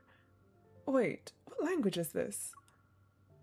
Strange strokes form indecipherable characters on the page, which at least save me the effort of continuing to pretend. You are most ambitious to begin the study of an ancient script with a medical treatise. He pulls another volume from the neat stack on his desk and hands it to me. Here is the translation, if you wish to consult it. It is not likely to be published anytime soon. You must content yourself with the manuscript. Common Diseases and Prevention. Translated by Zayne? I knew it. It is but a humble compilation of my own. Should you discover any errors, pray bring them to my notice. As if I would. It's all right. I'd never doubt your professional expertise. Zayne quirks a brow, but he doesn't ask why I'm so sure. If that is all, I shall now continue my work. Oh God. The pen resumes its steady rhythm. I look at the pages Zayne translated. The handwriting is neat, and the margins are brimming with concise notes and symbols. It's what he does. Even without his memories, and although he's not a doctor in this world, Zayne is still doing what he can. That's just who he is. The afternoon slips by, lulled by the gentle scratches of his pen against paper. The words before me start to blur.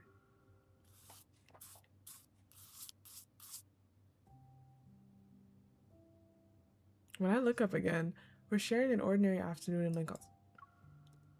Zayne is typing on his keyboard. At his desk, I'm leaning against him and studying a mission report. Occasionally, I'd show him something on my phone. When he stands, I reflexively grab the edge of his sleeve. Where are you going? Oh, the two worlds blur into one. Zayne adjusts his monocle and a small smile plays on his lips. I had not expected my translation to prove so very soporific. What did you dream of? The memory of the dream brings a smile to my face. It was a prophetic dream. I saw us in the future. Indeed. And what was to be expected hereafter? A lot of things. You're going to hopelessly fall in love with me, swear to stay by my side forever, write me 1,000 love poems, and read them to me every day. Sorry. Without warning, he leans in. He's so close that our breaths intermingle. My words die on his lips, and I instinctively tilt my head up. I close my eyes as I lean toward him. We've done it so many times before. Zayne, oh God. His surprise only lasts a heartbeat. He pulls back, composing himself, then he flicks my forehead. Zayne! You say you knew what was to come. Why then did you remain still? Mother.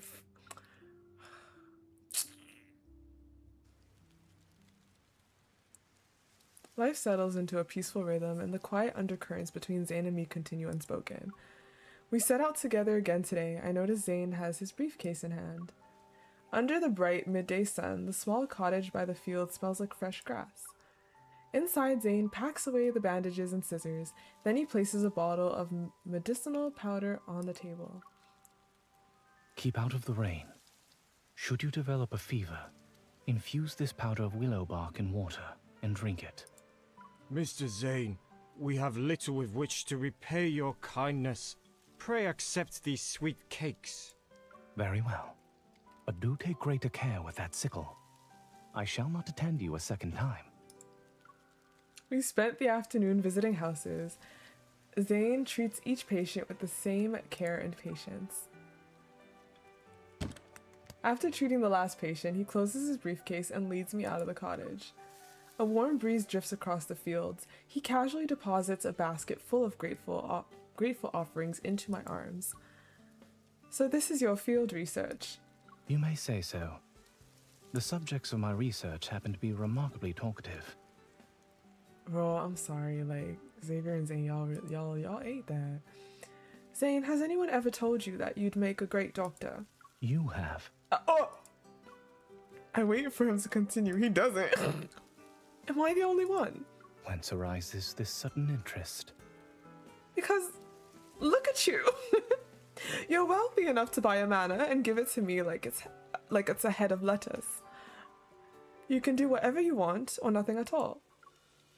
But you're trekking to all these houses under the scorching sun to help patients who can't afford sending for a physician. The only explanation I can come up with is that you genuinely enjoy it. Zayne neither denies nor agrees. He just smiles. You believe acting without regard to my expenses must imply some sort of enjoyment. That's right. And you have been accompanying me on such a long journey since the break of dawn. Does it mean? Yes! You are correct. Zayne stops as if taken aback by what he is about to say. He looks away, his lips pressed into a thin line. What were you about to say? We keep walking, and I slowly realize that Zayne's position in this world comes with its own chains. In this era, medicine isn't considered a respectable pursuit for someone of noble birth. Aristocrats aren't expected to toil in public. Choosing this profession would be seen as peculiar. Zayne, you're keeping this from others because you hate dealing with gossip, right? More or less so, yes. The way he said that, he easily admitted it. Then, what if there were a world where you could follow your heart and become an incredible doctor? You'd study medicine as a professional and use your skills to change countless lives. Would you want to go back to... go to this world? It appears as though you mean to carry me off. I was just thinking, I know a doctor in that world. He's the best. That is quite a high recommendation.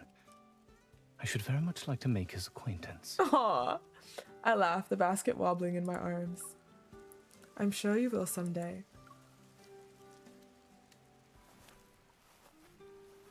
The trail through the fields narrows. We're walking shoulder to shoulder. Every now and then his arm brushes against mine. The brief warmth disappears as quickly as it appears, but it lingers in my mind. The quiet stretches on. Amidst the rustling of clothes and grass, Zayne breaks the silence. Perhaps I merely wish to be certain that the choices I make are indeed my own, and not just the consequences of a perceived duty.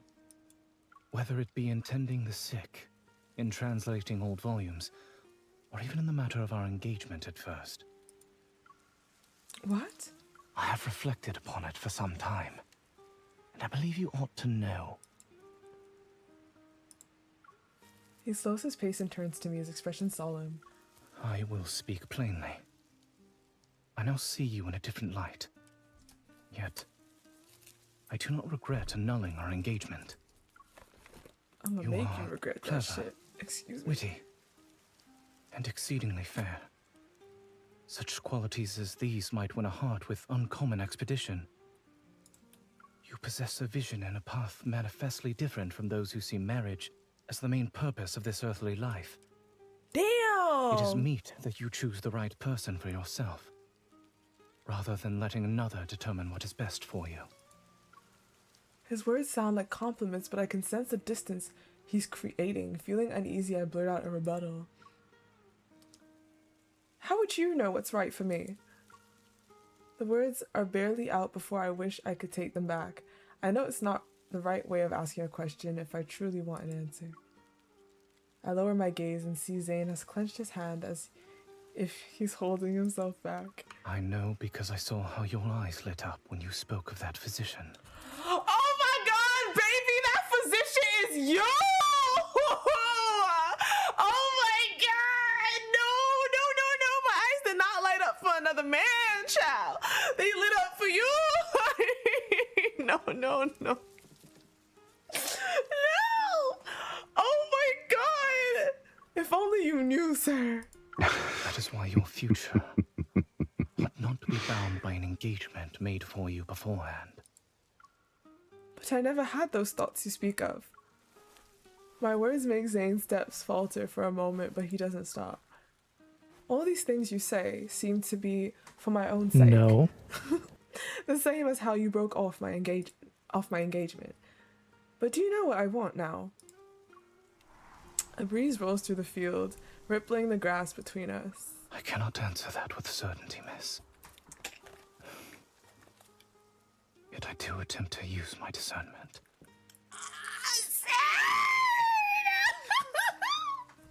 Oh my god. Oh, la. Ooh. Zayne and I still see each other often, but ever since that day, the relationship between us has become delicate and strained. When Lady Herlin visits Morley Manor again, she notices the tension. I haven't seen you in a while. I thought everything would be going swimmingly between you two, yet it seems not to be the case. Under her kind yet piercing gaze, I can't hide my feelings anymore. I decide to pour out all my troubles from the past few days. I thought I made it obvious, but he still acts as if I need to explore my options and choose what's best for myself. I'm not picking cabbages in a field. A thoughtful look crosses her face as she taps my arm with her fan. Pray leave this matter to me, miss. The social season is drawing near in the capital. If you are to make your debut at the ball, you must have a partner with whom to practice.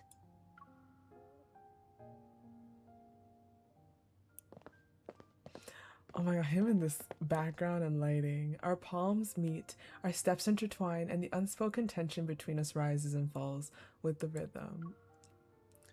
Zayne, do you like dancing? I may, depending on who happens to be my partner. One may always plead an aversion to dancing as a polite refusal to an unwelcome invitation. It sounds like you're an expert in declining invitations. They say that practice makes perfect. To refuse demands practice as well. Come, try declining my invitation to dance. I don't think that's necessary. If you do not practice beforehand, then at the ball. The ball? Lady Herlin informed me that you are looking forward to the ball that will be held in the capital, and that you've been preparing rather earnestly. Oh shit, oh goddamn. Noticing the faint displeasure in his voice, I move closer as we dance. I look up at him and spin. Is that so? Do you want me to go? His steps falter slightly and his grip on my hand tightens. Were I to say no, would you indeed give it up? A crack beneath the frozen surface has finally appeared. The doubt in my heart gives way to certainty. Now's the time to press my advantage. Didn't she say that I shouldn't be confined to this place? So I thought about it. If I go to the capital, I'll see a bigger world and meet more promising young gentlemen. Maybe one of them will gift me a grander estate. Maybe someone will buy me Carrollton County in its entirety. He pulls me even closer, his hand resting firmly on my waist. Is that all you seek in a lifetime companion? Well, he should at least be better than my ex-fiancé. Otherwise, what was the point of ending that engagement?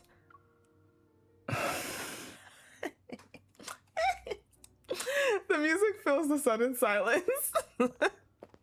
Yo, she is fucking with him, bro. We continue to turn around each other slowly. Neither of us speaks. Just as I think we'll dance like this until the end. Bro, they're putting this song. It fits perfectly. As soon as you had received my portrait, you expressed a wish to break off our engagement. May I ask why? I'm at a loss for words. The truth is, I had no idea back then that my fiancé was Zayne. I'm still scrambling for an excuse when Zayne asks another question. Did you find my appearance disagreeable? Oh, fuck no! The question mark? Huh? Bruh. I stare at his face. He's so close that I can count his eyelashes. I take a deep breath. Zayne, I swear you're going to drive me insane.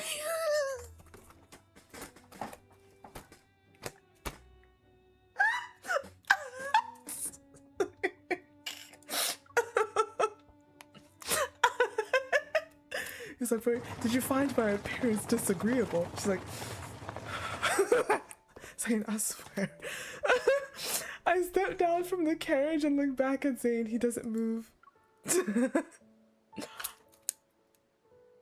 Aren't you coming with us? In with us. I must return several volumes to the public library. We must part here. It's flipping Cat Butler. Oh my gosh. What if I find a better dance partner tonight? Maybe there will be some Mr. Zayne or Sir Zany. Oh. Then he must secure a carriage of his own. Lady Erling calls for me. I hesitate for a moment before walking into the banquet hall.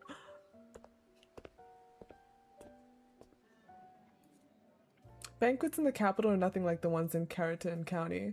They're dazzling, boisterous, and lavish in the extreme. Lady Erling lives up to her reputation as a darling of high society. The moment she appears, a crowd of young ladies flocks to her side. I slip away to a quieter corner and find my mind wandering back to Zayne. We can't keep tiptoeing around each other forever. May I have the honor of standing up with you for the first dance this evening, miss? My thoughts are interrupted. I stare at the hand extended toward me, but all I can think of is the one who practiced with me. I shake my head firmly. I'm sorry, but I don't like dancing. Later, he's gonna see her dancing with Zayne. Bye. I turn to leave only to see Zayne standing behind me. He's holding out his hand. Were another gentleman to ask you, would your answer be any different? Oh gosh. Weren't you going to return the books to the library? A matter of greater consequence detained me. Miss, this evening is more than a mere occasion for merriment. It marks your entrance into high society. This part was like there was a part like this in the movie. A polite smile or a courteous nod may be misconstrued as eagerness to accept a gentleman's advances. I appreciate the advice, Mr. Zayne, but I know how to socialize. I'm not doubting the acuity of your discernment. Goddamn. However, accepting a stranger's hand during the ball is often enough to kindle idle tongues. I suspect even Lady Herlin neglected to caution you on this point. I haven't thought of that. Maybe it's because Zayne really is the only person I've spent time with here. I almost forgot how different the customs and social norms are in this world compared to Lincoln. I wish for you to feel entirely at liberty to follow your own heart. Yet, I would also hope not to see you in trouble. Why didn't you just tell me not to attend the ball? To forbid your attendance would itself be but another restraint upon your liberty. So you really aren't worried about me choosing someone else, are you? Oh, a new melody fills the air. Zayne still hasn't let go of my hand. Well then, have you another gentleman in view for the next dance? Oh my god, bro. Are we looking at this man right now? Like, I'm not sure we're looking. Like, are y'all looking at this man on the fucking screen right now?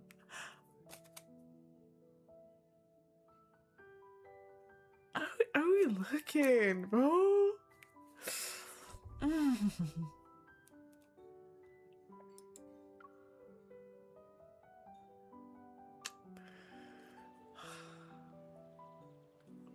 After returning from the capital, Zayne and I finally settled into our most comfortable rhythm. Riding through the countryside together, having afternoon tea, bickering over the weather, or who gets the extra treacle tart. Everything is calm and peaceful. We can let the days slip through our fingers without being rushed by shoulds or musts. But after a long period of leisure, a nagging thought begins to pop up more often. I still don't know how to return to Lincoln City. A few days later, a letter from the Rosses breaks the spell. The Rosses need me to handle certain matters. I'll be gone for a few days. While I'm there, I can grab that strange book from the study and show it to Zayne. I happen to need to retrieve from the capital documents relating to the transfer of the manor. This should take about 4 or 5 days. I suppose we'll be saying goodbye again. It will be but a brief separation. Morley Manor will remain in its usual place. We'll be having afternoon tea at this table again before long. Yeah, oh my gosh, the music right now. Once I'm back at the Ross residence, I take the chance to visit the study. The moment I step inside, I sense that faint magnetic fluctuation from before. Before leaving the Marley Manor, I tried everything to get that book to respond to me. Nothing worked, so I left it here. Good thing I didn't forget it. I follow the sensation and take the book off its shelf. I open it and lower my voice. I know you can hear me. Zayne and I have been stuck here for months. When can we go back? Seconds pass in silence, then a huge force surges from the book. The pages flip violently. I slam one hand down to keep it from closing and grab a nearby candlestick with the other. I don't know if you're afraid of fire, but if my hand slips...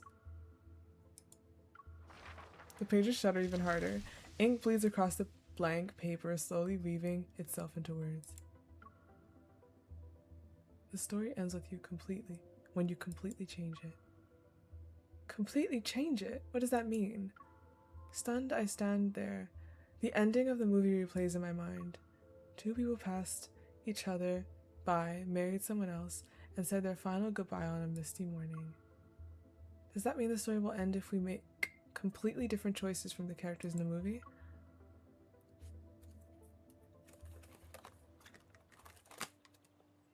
Carrying the book, which is now blank, I have more unanswered questions as I return to Morley Manor. Zayne and I have been getting along quite well lately, but I still don't know his actual opinion of our relationship. Afternoon sunlight streams through the curtains and spills across the tea table. The soft click of a silver spoon against porcelain pulls me from my thoughts. Miss, a great many young men have inquired after you since the last ball. But none compare with Zayne. Is that right? Lady Erlin's voice is soft, but her words cut to the point. I find myself looking away. After the engagement was annulled, he was worried you might be treated unfairly upon entering high society. So he pulled quite a few strings to smooth things over for you. This is exactly how Darcy was for real. I had not planned to vacation in Carrollton County. He had to insist thrice before I at last consented. He never told me any of that. Actions, my dear, are often more eloquent than words. But he has been holding his tongue for a good while now. I fear we shall have to resort to more extraordinary means. I scoot close to the Lady Hurlin, eager to hear more. Thank you very much.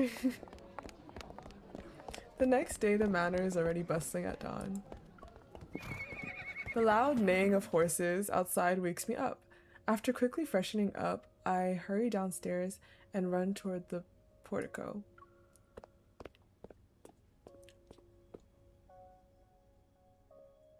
Mist has condensed into streaks on the hallway's windows. The air is carrying the damp chill of early autumn. The lit candlesticks in the wall cast flickering shadows. I turn the corner and almost bump into Zayne. When we lock eyes, I can almost see a soft light bloom across his shoulders. He's cloaked in the glimmering golden mist. Zayne! Good morning, miss. Oh, how was the weather in the capital? Mostly nice. The sky was occasionally overcast. All the paperwork has been completed? Yes, there were no issues at all. My gaze falls to the familiar briefcase at his feet, and it all makes sense. You were busy with other things. It was my intention to return early. The air around us feels warmer. I wait in silence. But Zayne stays composed as ever. He's the epitome of a reserved, polite nobleman. Even the amusement in his eyes is carefully kept in check. You tend to stop yourself when you're halfway through a sentence. That is because you have always managed to discern the rest for yourself. Maybe I'll stop guessing from now on. If that is the case, I shall endeavor to be a tad more loquacious moving forward. He effortlessly deflected my comments again. I clenched and unclenched my hand on the fabric of my dress. I'm not letting him go so easily. I'm tired of waiting. I'm tired of waiting for your next time. I want to say it now. Mr. Zayne, you're almost perfect. Oh, goddamn! But unfortunately, you have one flaw it's impossible to ignore. That's impossible to ignore. Yeah, the music that they put for this. Do enlighten me. Oh my god. Sorry. I look up and my gaze meets Zayne's. You never say the words I want to hear the most. Oh? Oh my god, shut up. You keep saying you want me to have choices, that you want to give me a way out. But sometimes, if the path you offer seems endless, the person you care for might just run and never look back. Before he can respond, I hitch up my skirts and sprint to it. Is this how we get into the Kindled? LMAO, she said what? No, hold on a minute. Wait. Wait, you say you want me to... Sometimes, if the path you offer seems endless, the person you care for might just run and never look back. So she runs. So she starts running, and so he's like, fight or flight kicks in. He's like, fuck, I gotta run after her. He just chases after instinctively. Oh my god, stop. Oh, she already got in the carriage and everything. Damn, she's fast. She's fast as heck. Oh, fuck. Ah! Stop! They low-key referenced the walk. You can't tell me that they didn't do that shit on purpose. You cannot tell me that they did not do that shit on purpose. They did that so on purpose, y'all. They gave us like a little snippet of that walk from a distance. Like, stop. Oh my god. Okay. Oh my gosh, bro. Bye. Oh, okay. Damn. All right. Oh yeah. Ay. Oh, Miss, I believe we must clear up some matters between us. Yes. Pray allow me a moment. Yes. God.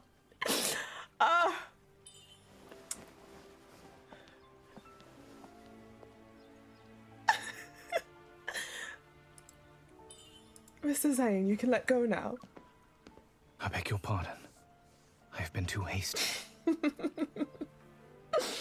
Oh gosh. I always always thought I ought to be more prudent in discussing such matters with you.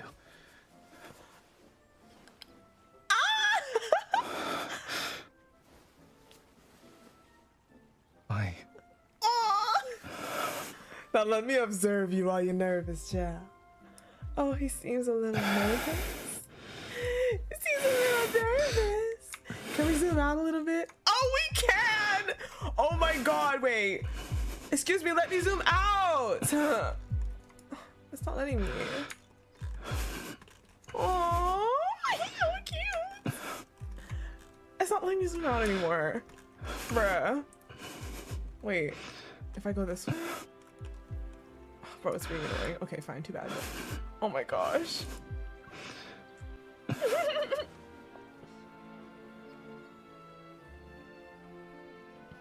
Not him just making that into a ring. He's so cute. Oh. If you have nothing else to say, I'll take my leave. Add a little pressure. Pray forgive me. He's so nervous. Pray forgive me for coming here. I do not mean to press you for an answer. Oh, help me. Wait, the bridge. Oh my god, that bridge though. That shot was...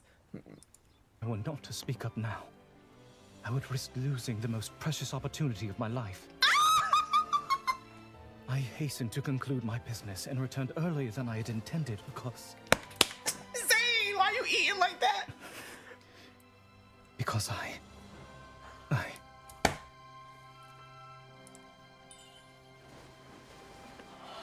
Nah, they ate with this Kindle too. Like, stop it. Yo!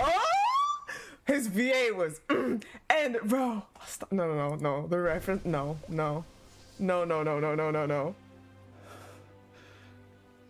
I wish to renew our engagement. Stop it right now!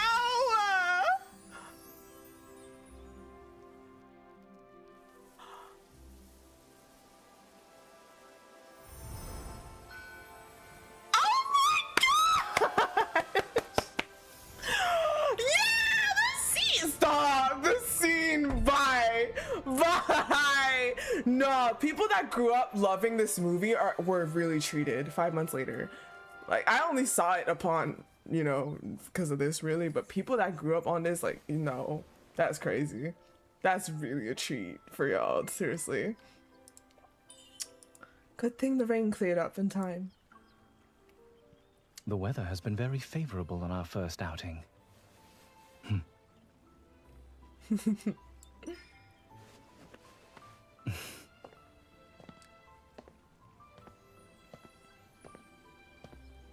His face.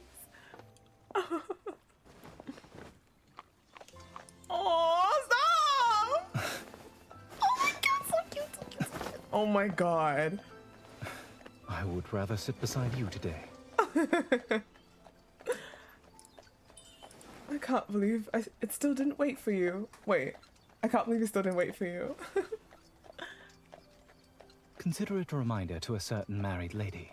A hasty departure hardly accords with good manners. Oh my god, the accent, you're killing it! Will you not turn away from me this time?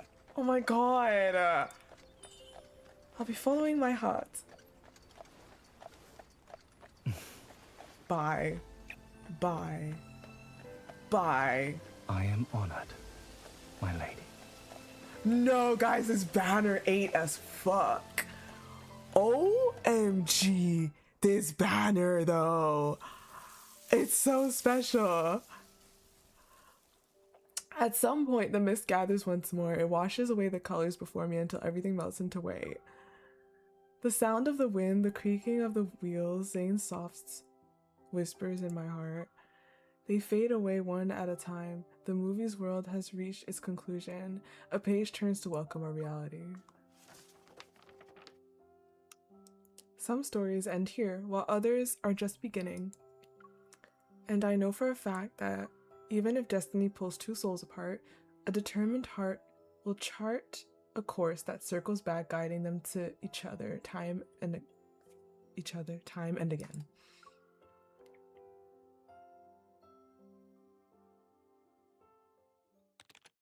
3 months later. Gentle light filters into the study. It's so quiet that only the tapping on the keyboard can be heard. On this rare day off, I'm in Zayne's arms and enjoying the peace and quiet as he finishes his work. After returning to Lincoln City, it feels as though we were gone for a lifetime. We tried to find that mysterious midnight movie theater again. But when we got there, all we found was a cinema that had been abandoned for years. Maybe life was getting too monotonous, so the universe decided to throw us a curveball? Zayne, it's probably because you're working too much. I like how that's coming from a hunter who's always busy keeping Lincoln safe. Everything that happened in the movie theater became one of the city's many unsolved mysteries, and a memory we'll never forget. But I still can't help but wonder. I scoot closer to Zayne and peek at the email on his screen. It's from a publishing editor. Mr. Zayne, thank you for joining our ancient medical text translation project as a specialist. Ever since we returned from Keratin County, Zayne has developed a keen interest in translating medical texts from around the world. The ancient script from the movie doesn't exist in our world. Yet, how can someone learn to read ancient languages in 3 months? I can only read a little so far. That's why I'm merely a medical consultant, not a translator. Please don't take on any more new jobs. If you come to think of it, staying in Keratin County wasn't too bad, was it? At least a certain workaholic got to see what it's like to have nothing to do. Oh? I seem to recall someone being desperate to leave at first. That reminds me, I've been meaning to ask him something. I always assumed I was the one who changed the course of that story. Yet Zayne, even without his memory, still made a choice the movie's protagonist never would have made when he met me. Why were you so determined to call off the engagement when we first met?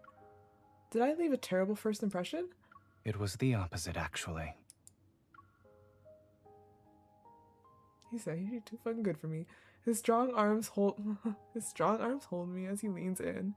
His gaze holds the warmest hint of happiness that I haven't seen in a while. When I first saw you at the Ross's estate, I thought how happy it would be if we could cast aside rank, fortune, and every other distinction.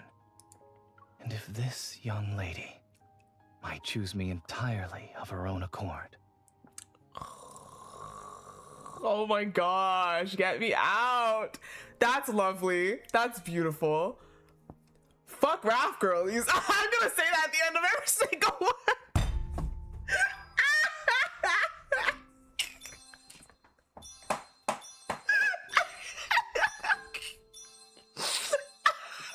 No, that was so good. And Zayne's VA, scrumptious, devoured. That was really nice.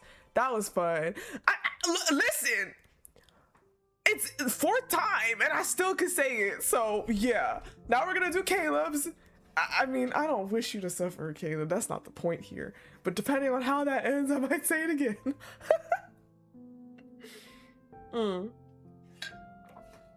Zarzi. Oh gosh. Beautiful, guys. The Kindles are so gorgeous. Oh my. Does anyone need a minute? Does anyone need a minute before we get into Caleb's?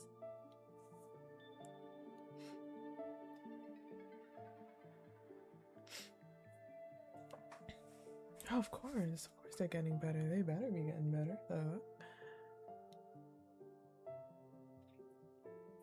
Does anyone need a minute? Because I'm good to go.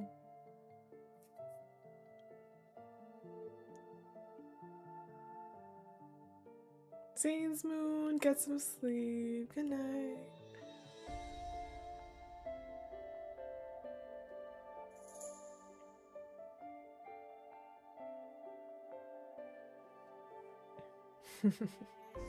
Coward. I am very, very curious to see what is it? Caleb's. With all the mystery around it. Yo.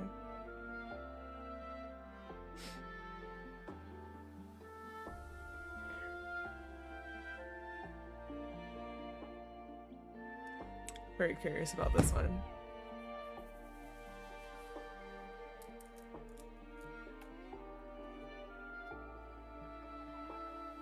That's what I'm saying. I agree. The one, like the multi before a character's myth, it seems like it's always like low-key, like hinting or preparing, or the vibes are just different. Like, what do you mean in Raf's card we actually tried to change the ending and we couldn't? What the fuck do you mean we were not allowed to change the ending, bro? Like, all of the others seems to be the point is to change the ending, right? That seems to be the point and the theme. But ours, we can't. What do you mean? What do you mean? It's giving Abyss Walker. It's giving the follow-up to Abyss Walker, because Abyss Walker, we changed the ending. We left together despite forgetting him, but I remembered him. I said, no, I'm gonna remember that man, and I left with him. But in my head, I've been saying that. I'm like, I feel like it's just not gonna go well because we can't change that situation. Oh, child. No.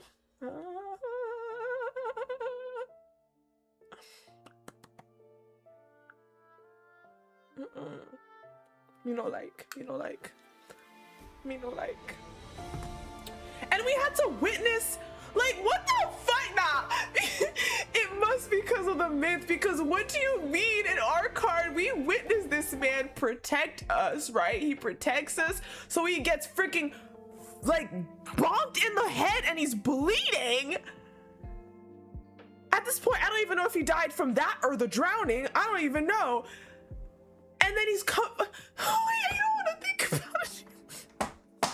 What the fuck? I'm good. I'm okay.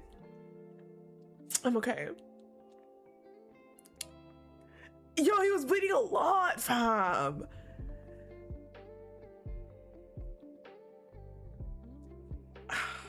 What the fuck? Ooh! Before we do Caleb's, Miss Celestial, she sent another 50. I don't know if Xavier will come home. The R1, because before picking the crate, I don't know if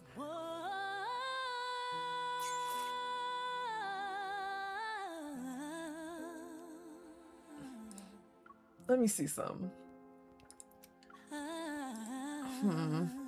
This banner did not go well, so I'm not confident, but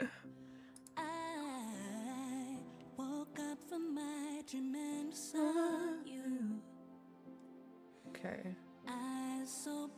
Yeah, I'll leave it like this. Yeah. Oh, congrats! Oh my god, the fact that Celine Dion is in this conversation all the time kills me. Oh wait, that's not what I wanted.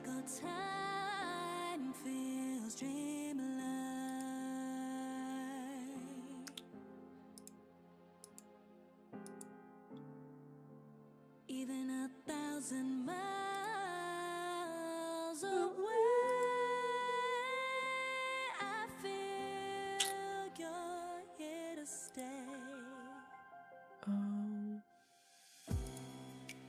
Time and time again,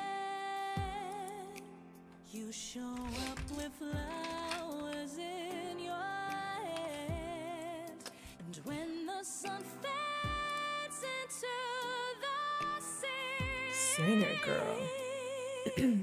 promise me you'll never leave. I send you my greeting through the wind,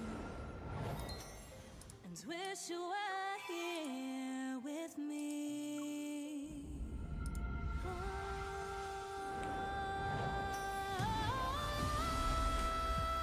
Yes! We're gonna rewatch all the Kindles at the end, okay? Did I change my 3? Oh, I don't want to change my 3. I just chose my precise though. We're gonna look at them all again at the end. Yeah, they knew what the fuck they were doing when they made him walk. They knew. Get that away from me, like, stop right now. Fuck that. Oh my god, no. That shit's gonna make me so fucking sad. I can't. That story, I feel like I need to redo it again. But anyways, my heart's pain. Fuck. Sorry. I'm all over the place.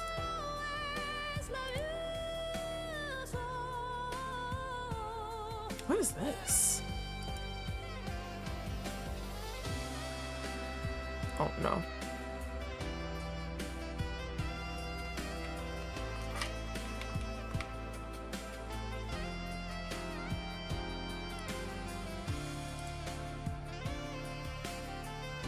Okay, this is a little bit over, but that's fine.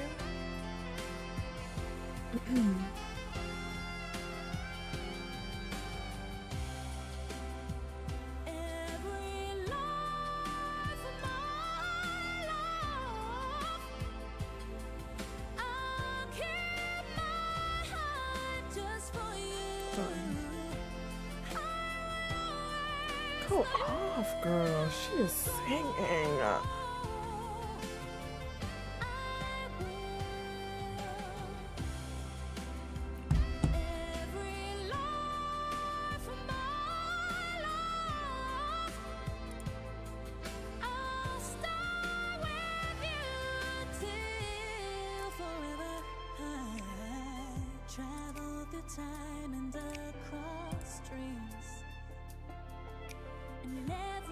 It's so good.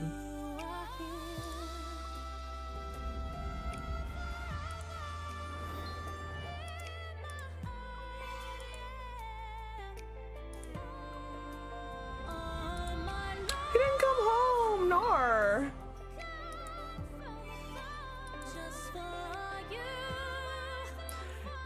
Let me think. I'm gonna use gems. Why? But if I lose? I'm gonna use, I feel like with New Year's we're gonna get some more gems, and I think maybe it'll be fine in time for Raf Smith. Oh my god. It's only 24 more pulls. 24 more. Let me see what happens in 24 more pulls. That R1 has me fucked up, yo. Like, it's bad. Like, I want to do this card and put him in the R1 where like you can see him. Oh, that R1 had because this one I'm happy with his R0. I feel like all I'm missing is that fucking Xavier R1. Oh god. Okay. Please, Caleb or Xavier. Either one. Please. Caleb! Yes! W! Okay, I'm good! I'm good! Yes! Oh my gosh! Okay, I have Xavier R1. Let's go. Nice! Nice!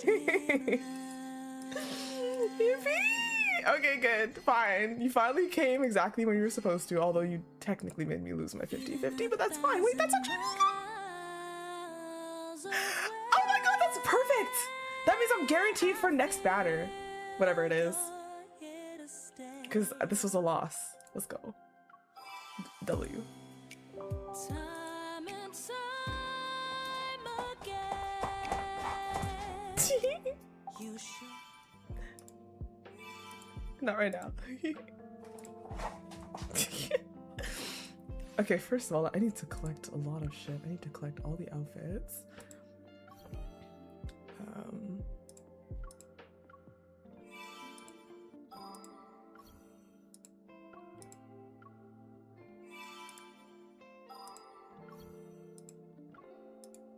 Wait, why am I skipping? Help.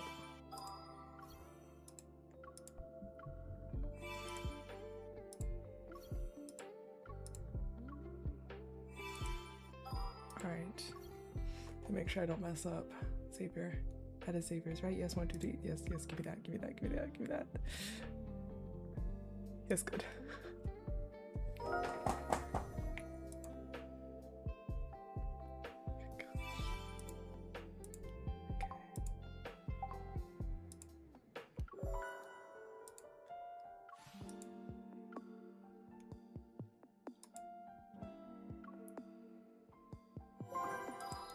Well, this man really came home twice again.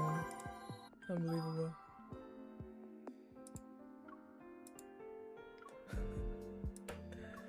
I'm very happy he loves me that much.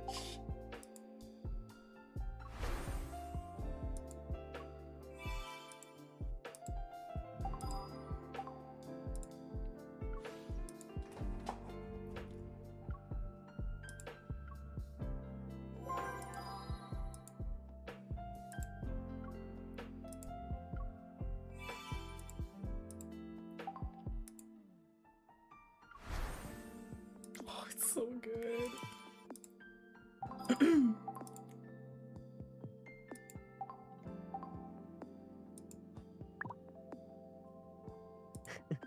I heard you.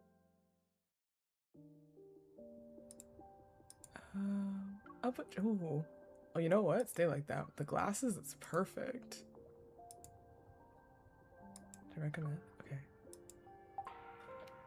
I'll come up with lots of ways to let you leave your mark on Wait, hold life. on. I don't want to hear that because I didn't do his card yet. Hope. I'm not sure what he's saying.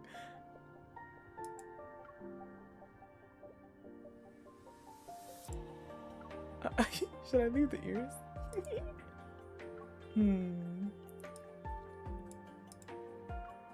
Oh. Oh.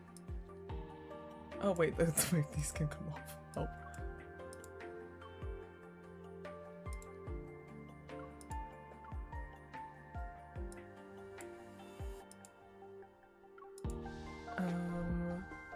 Should I change his hair? Oh, I like them with hair. Fine wine needs no advertisements. Besides, someone already brought the wine out just to see me. Damn. No way we got a mafia ass looking outfit for this man now. Stop it. Ooh.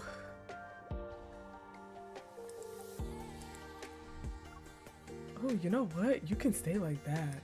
Nope. Even a dead end becomes a breathtaking view by your side. Oh, for fuck's sake.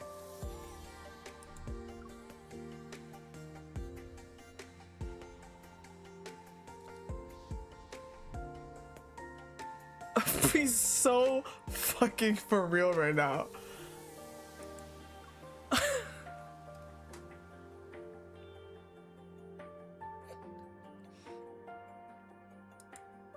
Why did he have to open his mouth and say like the worst thing he could possibly say? Ooh, he's wearing the earpiece? That's hot. Oh, gosh. You know what? Yeah. Just rock that. Perhaps there's no difference between an easy path and a winding one. As long as you're at the end, I'll walk along it.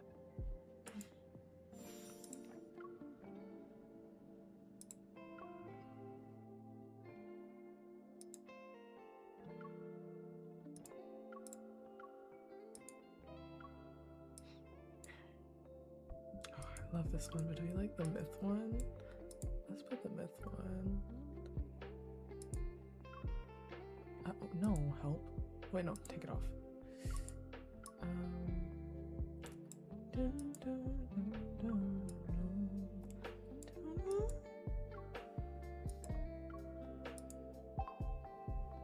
I got a cowlick. It's the perfect excuse to wear a hat so I can flatten. No, goddamn the outfit. Oh my god.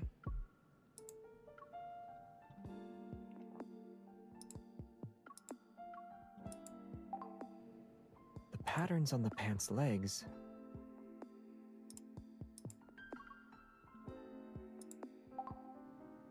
I need darker clothes for eloping? What if I want to elope with you out in the open? Huh? Pick recommend for this fit.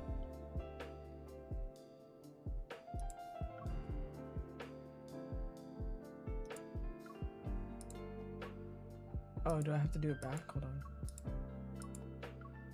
It's the perfect color for blending into a crowd. Makes it easier to steal you away.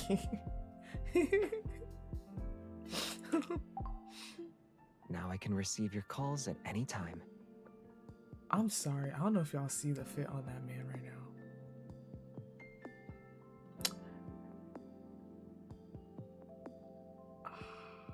That's definitely my favorite one. It's this one, then I would say Zayne's after. I would say Raf's. Then I think maybe Sylus's and Caleb are tied. Yeah, this one is. I heard a new. That deep. Why is there only half a heart? Now it's complete. Still wrong? I'm serious. Time to check the results. Nope. All right. Time for Caleb now. Oh, I'm so happy. I'm so happy. I'm just a happy girl. Goodness gracious. All right. Wherever the wind passes, we shall meet again. All right, y'all. Let's get it.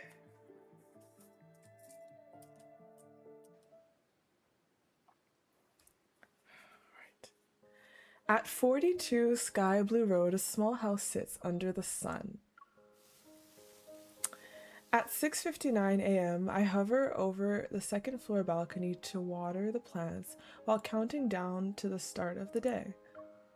5, 4, 3, 2. When the 7 o'clock chime rings, the ice cream truck rolls past on the dot. Across the street, a neighbor sets out her old chair, newspaper and cat. Then she opens her parasol and with ease that comes from doing it every single day. She turns, twists the knobs on her little radio, and that same old song she's been probably heard 1,000 times starts playing again. Up next, a song request from Mr. Good Vibes. Up next, a song request from Mr. Good Vibes. May you have a perfect day. In a little while, the balloon vendor will be waiting by the 2nd Street corner at noon when students are dismissed. Kids will race out of the school and swarm him. Then the smell of freshly baked bread from the bakery will drift up to the balcony. Even for a movie world, this is ridiculously on the nose. Even fairy tales don't go this overboard with dreamy settings. As if agreeing with me, a loud gurgle rises from below. Startled, I look down. My poor mint sprouts are fighting for their lives. They lift their tiny leaves from the water pooling in the flower pot. I set the watering can aside and float through the attic wall toward the... I'm really a ghost right now. Wall toward the bedroom of someone still fast asleep. 2 minutes until he wakes up. Now's the perfect time to get another look. I float over his bed and slowly lean down. Even the way he tucks his arm under his cheek is exactly the same. This is the Caleb I know. But a few days ago, when fleet problems had him on edge, I suggested we watch a light-hearted movie to unwind. And everything's going awry since. Never mind how we got sucked into the film halfway through, or why I turned into a ghost. Why does Caleb genuinely believe he's always lived in this world? As if hearing me complain in silence, he slightly turns his head in his sleep.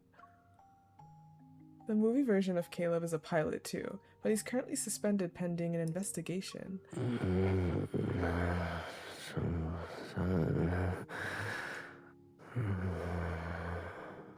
Oh! What are you mumbling about? I drift down a little closer and almost... Okay, I just phase into it.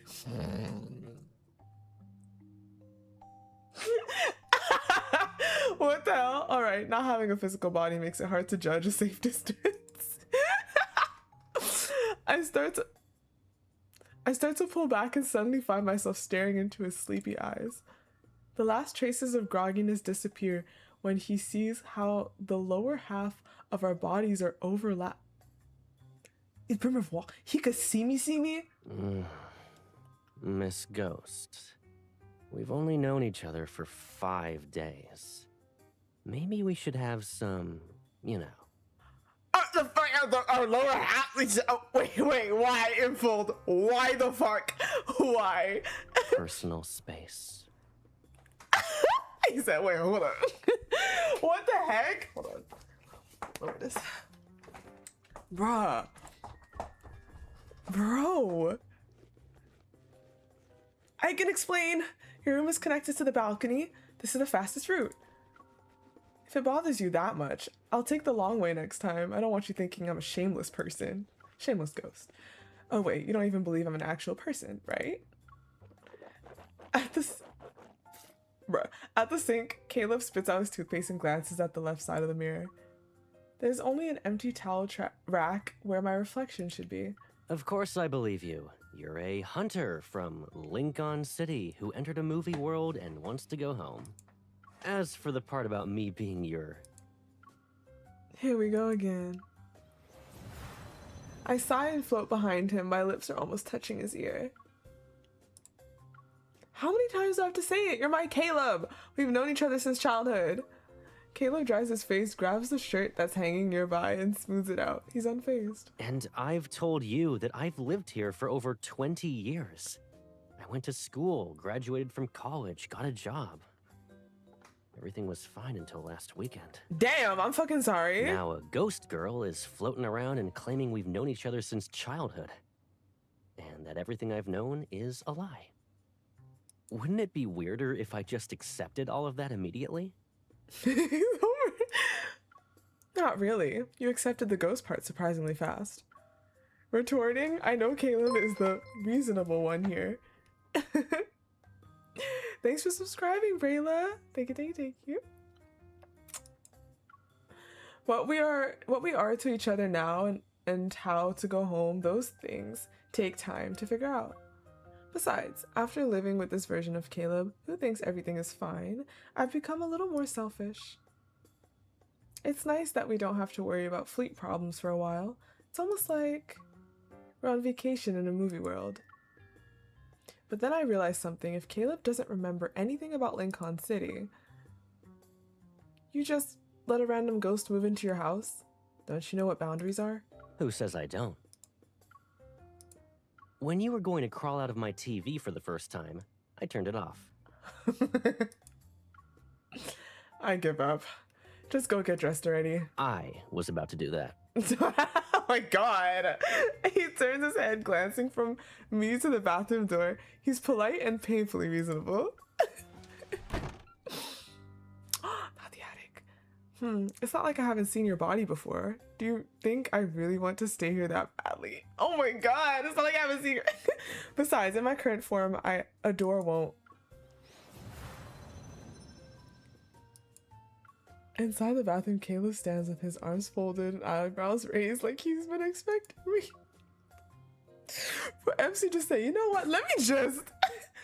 A shirt is still draped over his arm, and his pajamas remain untouched. He hasn't even started changing.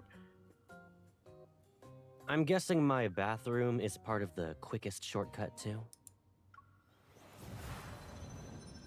I back away before you can say something else that won't let me respond with a retort. I bet you could walk through a security checkpoint without setting it off. I haven't tried that, but probably I can just float around it. So, slipping into a high security courthouse's archives will be a piece of cake for you, right? Of course Wait, hold on. What are you trying to rope me into doing this time? Because this is him when he's like, doesn't have that connection with us. He's just like a sarcastic, like witty ass dude. Like, Caleb headed out today to deal with a small issue. And the reason he dragged me into it can be traced back to when I first appeared in this world. Oh, okay. Several days ago, after crawling out of Caleb's TV, I went through confusion, panic. Okay, so I guess we can add another fucking movie to the list? Are you kidding me? The Garage? Just throw that in there too, I guess. Fuck. After crawling out of Caleb's TV, I went through confusion, panic, denial, and eventually just accepted the madness.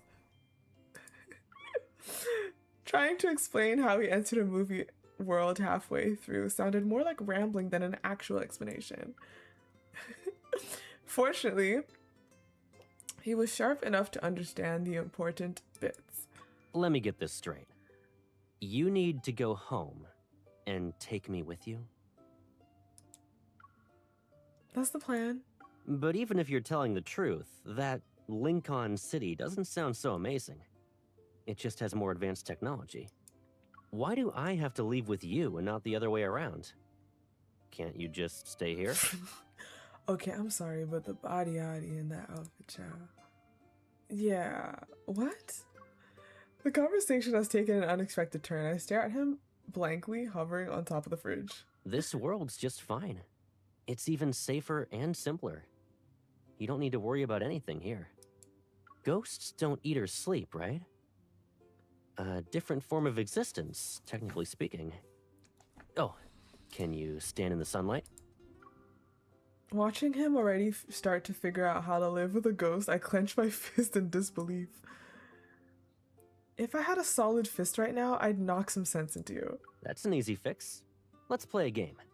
Hand me the remote. I can't believe what I just heard. You're thinking about changing the channel now? Just give it to me. Because I can throw it at him?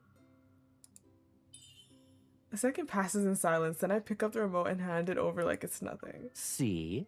That works. So I can hit him with it. Let's go, W. Whackety whack. I just touched something for the first time in this world. How did you do that? You said we're in a goofy fantasy film, so weird things might be part of that package. Either way, I'm the protagonist. It comes with perks and hidden gimmicks. How many times do I have to repeat that you're not a movie character? Caleb only shrugs and changes the channel to one playing a classic movie. Over the next few days, Caleb kept tossing me small favors. I open bread packages, get DVDs from the top shelf, mess with the planter, the watering can. Somehow, the list of things I can touch keeps growing. But I still couldn't touch Caleb. Caleb said the fastest way to blend into another world is to form a close connection with someone who lives in it. But getting the newspaper for him and watering the plants doesn't exactly build any close connection. Hovering outside the bathroom, I'm mulling it over when the— wait, am I crazy or is that his R1? No, there's no way. Is that his R1? It is! They put him in the R1 first. Okay. Hovering outside the bathroom, I'm mulling it over when the doorknob turns. Caleb steps out in a fresh shirt and looks at me. Let's go. I'll be counting on you today. Right. I need to do something that matters.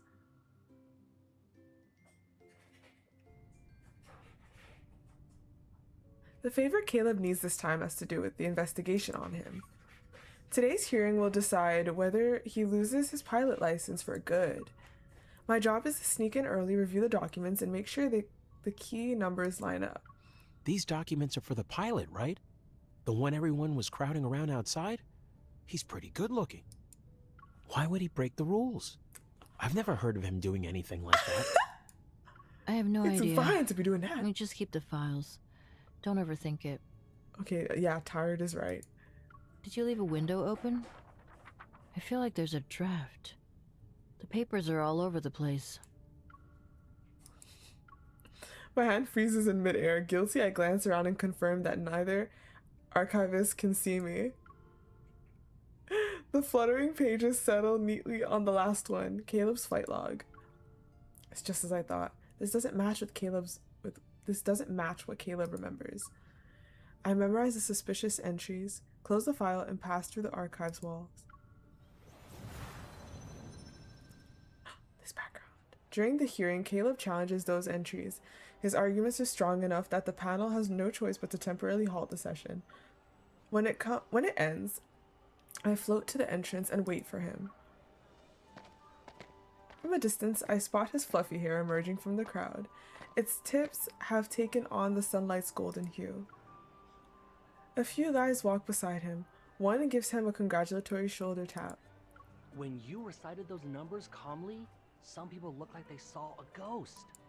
Guess Lady Luck's on your side. You're not wrong. As he speaks, he flashes me a smile. She's here for me. Oh my god. I'll see you guys later. She's here for me. I'll see you guys later. Oh my gosh.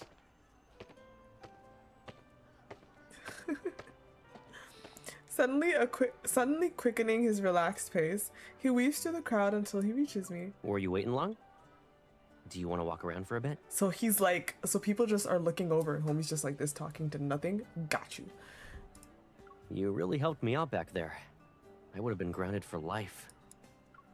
And that half-built plane in my yard would have been on the flea market shelf before I could finish it. Its pieces will probably be scattered around and transformed into wall clocks, desk fans, and bar stools. As if. You'd be flying into the sunset before letting them be turned into scrap metal. I'm really starting to believe we've known each other since we were kids. You know me too well. Yeah, about time you figured it out. By the way, I only hear bits of what the panel said. What got you suspended in the first place? Don't tell me it was reckless flying. It's a simple question, but Caleb's eyes shift ever so slightly. Not exactly. I spotted something unusual on my last mission, so I flew over to check it out. By the time I realized it, I had already passed the city's boundary. That's when they started watching me. Oh. Think of it as an unspoken line no one usually crosses. It wasn't actually dangerous or anything. It's still unfair. I picked this movie because it was supposed to be lighthearted and fun. Now it's boxing him in. The boundaries aren't even marked. You crossed it by a millimeter, and they punished you for it? How are you angrier than I am? Your cheeks are puffed up like a balloon. Aw. He laughs and pokes my cheek, then he pauses. Only to poke me again. Okay, you can stop now, or this balloon's gonna burst at any time. Wait. Shocked, I grab his finger.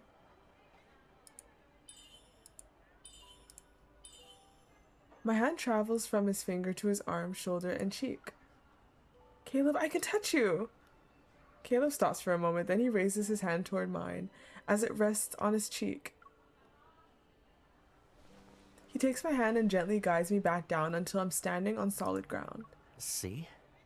You really did something big for me today. And there's your proof. Is that so? Doesn't that mean you should thank me properly? I was thinking the same thing. Oh.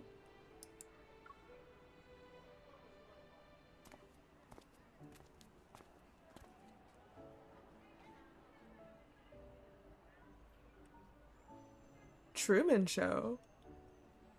I've heard this name, but I actually don't know anything about it.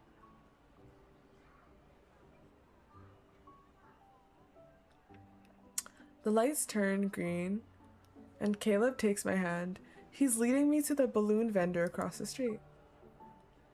It's not long before he returns with what must be dozens of balloons. They're in every shape and color imaginable. He gathers all the strings into one bundle and loops them carefully around my wrist. If you want to thank someone, flowers are the usual choice. But a bouquet feels more like something you'd give to a lover.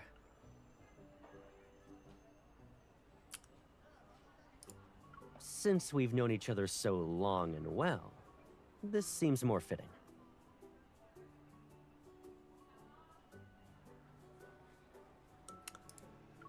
Oh, you're finally admitting it?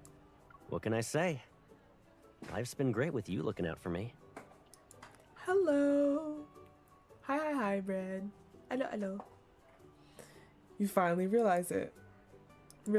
It's only been a week, you know. But I'm already forgetting what life was like before you showed up. The balloons around my wrist sway and rustle. The wind is picking up. In any world, the wind is still wind. You can't see its shape or its edges, and yet you feel it all the same. Yeah, that's actually so weird. And when it lifts your hair, no one wonders where it comes from or where it's going. I think my relationship with Caleb is just like that. So, this is what we were in Lincoln City? You could say that, more or less. Then I'll have to relearn how to handle this from scratch. I'm a little rusty, though. You need to cut me some slack. Oh my gosh, this VA. So, like, just... I don't know, it's just so good. The balloons are eventually tied to the balcony. When I water the flowers, I sometimes gently pull the strings. Small splashes of color dance across the walls, which gives the house a new, subtle warmth. A fresh bouquet appears in the vase each morning. The landscape photos in the frame slowly kink beneath new pictures of the two of us. Hold on.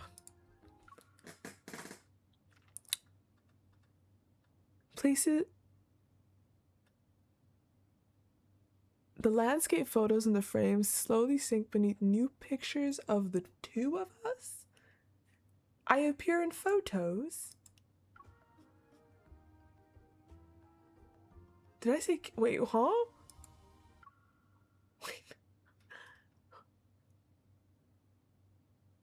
Wait. Small flashes the house needs someone. The sink. Oh, I said king. Oops. The landscape photos in the frame slowly sink beneath new pictures of the two of us. Okay. Well, cool then, I guess. I don't know. The sofa, the bookshelf, the closet, places that used to look neat yet empty now become shared spaces. Even though starting from zero, Caleb learns quickly and soon grows into this new role. But sometimes the exact opposite happens. You're rationing breakfast now? I slide the plate toward Caleb and move his iced coffee out of reach. It's to keep you from hurting your stomach again. It's already close to giving out. Oh? How much time is left on my warranty? When it expires, do I go to customer service? What about refunds and replacements? No refunds or replacements. You're covered for life. I see. Oh my gosh. He blatantly grabs the coffee and I pushed away and defiantly takes a sip. There's no reason for me to start a maintenance check today.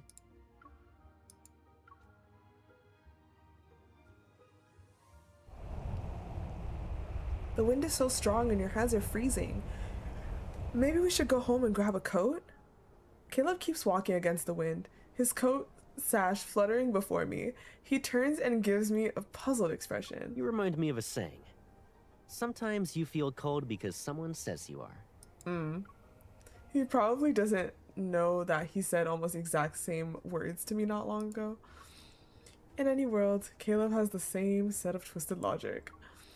I just remembered one too. When someone's being stubborn, a couple of punches to the head usually fix it. Is that so? Too bad you can't float above me and smack my head anymore. I can't? Thanks for the reminder. Wait! I can't?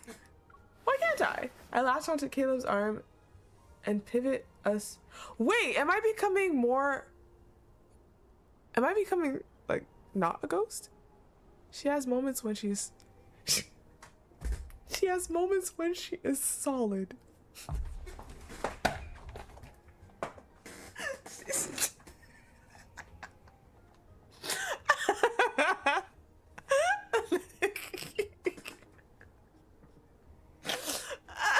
When she's able to touch stuff.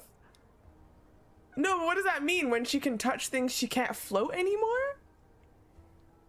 Hold on.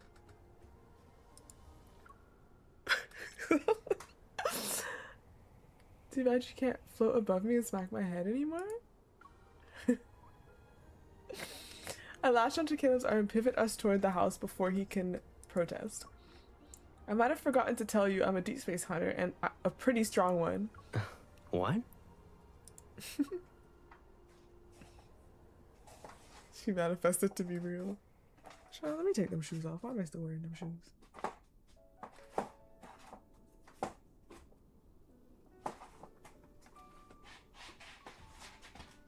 Comfy. A bigger display cabinet has somehow appeared in the living room. Framed photos now cover the walls of the house and spill into the study and bedroom. On the balcony, the mint is thriving. It's lush, stubborn, and refuses to die.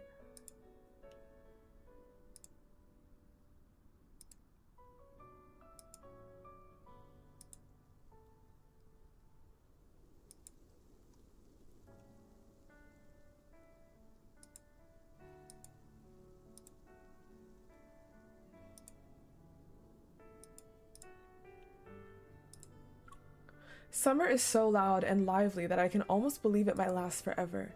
It's raining early in the morning. We decided to stay in.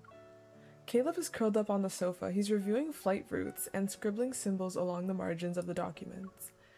Bored out of my mind, I lean against him and watch TV. The windows have fogged over, so I draw a circle on the glass. What's that supposed to be? The outfit changes. Oh my god, sun? hello. Hi. Close. A sunny apple. I give it a face, add the stem, and sketch its signature pose, where its hands are on its hips. It looks sulky. Call it a gloomy apple instead. Does it hate rainy days? I love rainy days. I'm afraid it's going to be grumpy very often. It rains here every Monday. His gaze lingers on the small apple, but he seems to be looking through the glass at the same time. Yeah. After the rain stops, tomorrow will be the same as every other day. Mrs. Bohr comes out and sits in the sun at 7, and Mr. Enda, the balloon vendor, always sells 5 balloons a day. No matter when you turn on the radio, the first song is always, "May you have a perfect day." God, this is like literally like the kind of like a, how do you call that? It could be a scary movie or like a thriller type of movie. It's just, are you too late for sunset on the canvas? Oh yes. If you're talking about Raph's card, that was the first one I did. Oh, that was the first one I did. First is first. You noticed all of that? You think I don't pay attention to my surroundings? Come on. You think I don't pay attention to my surroundings? Come on.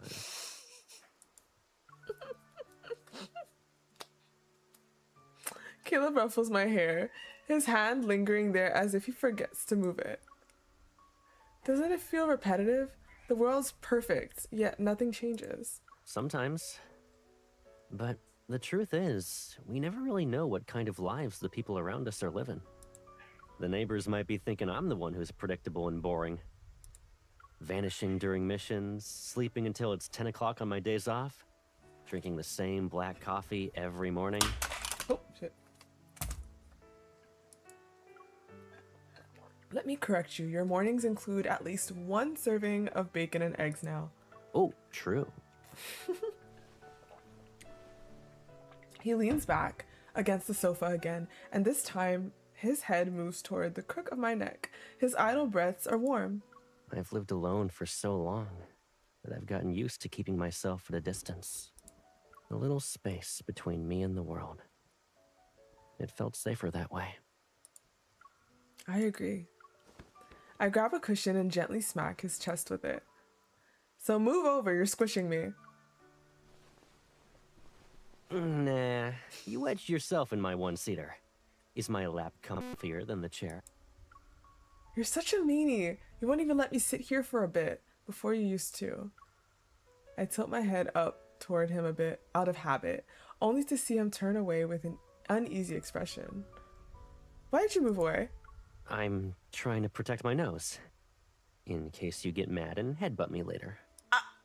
So, this before you mentioned, did we also have to fight over one chair back in Lingon? Yep, sometimes we even had to share a bed. I clearly see the shock in his expression this time. I'm a guy. Why would I share a bed with you? Is this really how childhood friends get along in Lincoln?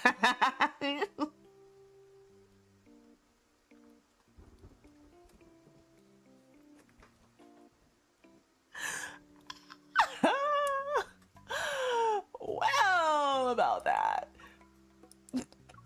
Well, storms freaked me out when I was a kid. You'd help me calm down. Caleb stares at me for a few seconds. He still doesn't know whether or not to believe me. If the thunder's loud tonight, you can still call out to me. No, it's okay. I'm not a kid anymore. And you're right. You shouldn't be hanging out in my room. So Caleb, when a girl in a... I stand up pretending I'm unfazed while my heart is screaming in silence. Does he just want to be my friend in this world?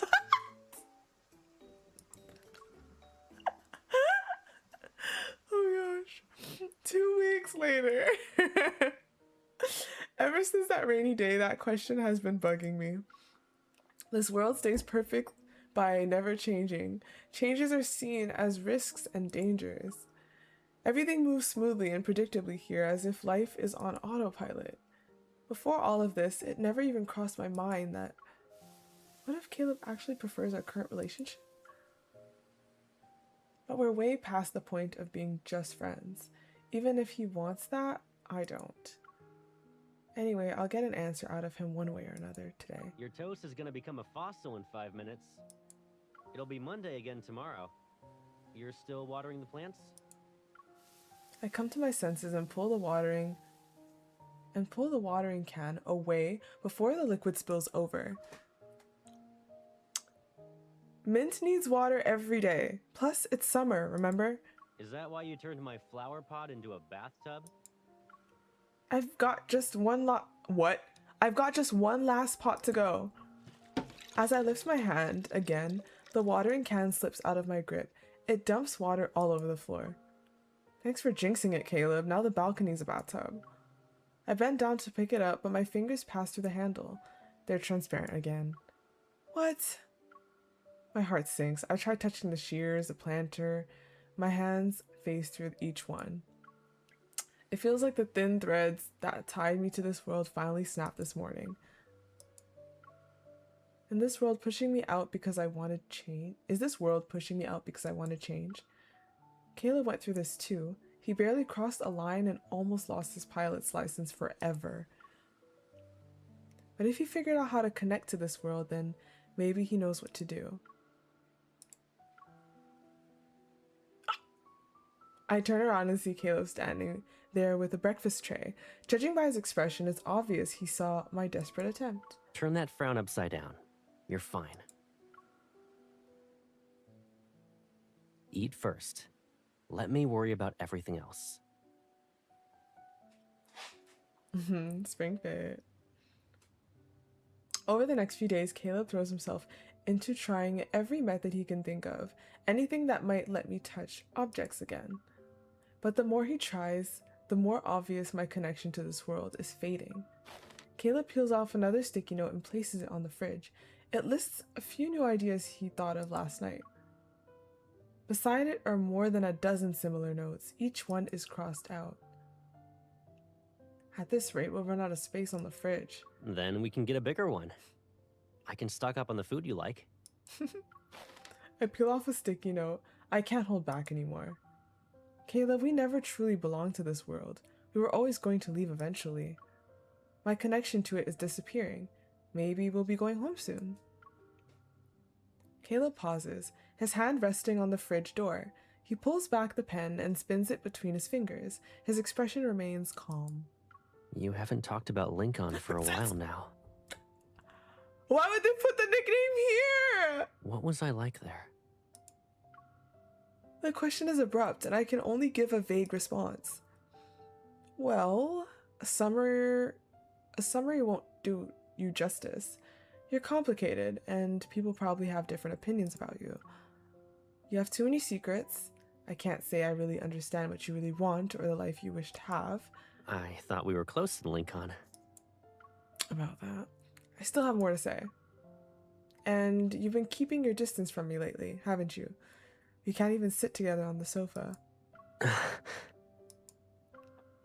Anyway, no matter what kind of life you've lived or what choices you've made, you're still Caleb, the most important person to me.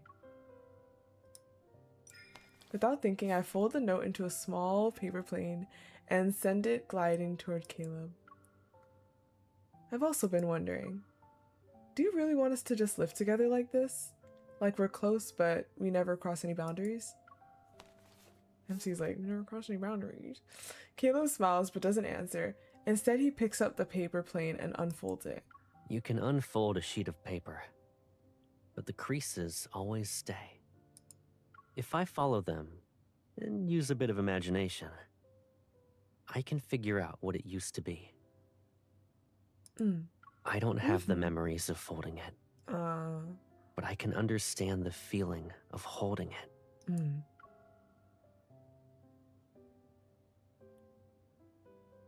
He refolds the paper into a small crane and places it in my palm. So of course I can feel it. Everything I once felt when I was by your side.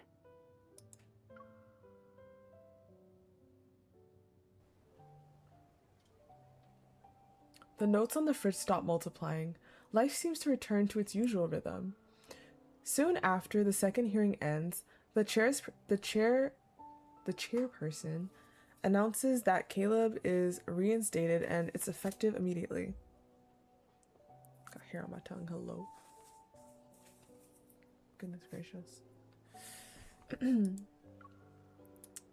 As the others stand to applaud, Caleb pushes his chair back and walks out without waiting. I thought you'd be happier about this. It's nothing special. I'm just getting back what was mine. Sunlight streams down from above. His uniform is crisp, and the pilot's insignia on his shoulder reflects a faint glint. Despite all this light being around him, none of it reaches his eyes. Do you want to walk around? I'll treat you to ice cream. I didn't really help this time, but I can at least celebrate with you. Sure. There's a place I've been wanting to visit.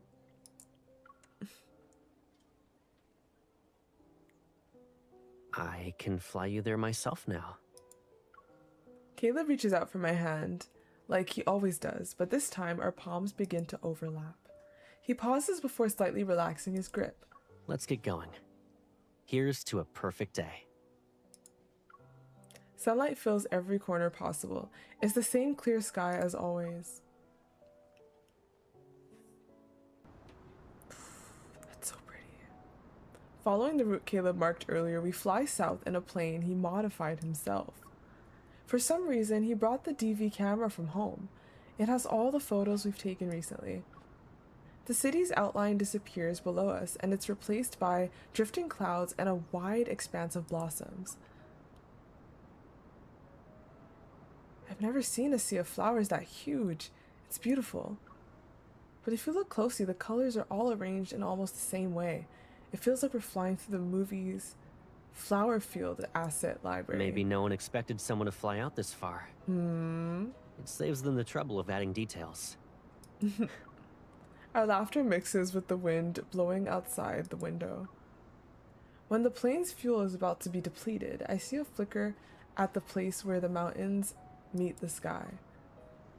It looks like a few frames were removed from a continuous film reel, which left a small gap.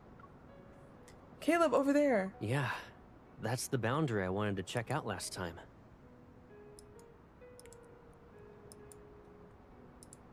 I think we'll be in the Lincoln City you keep mentioning once we cross it.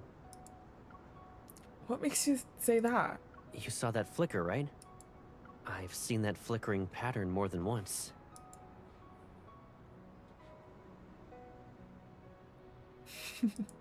Places near the boundary are where they appear the most.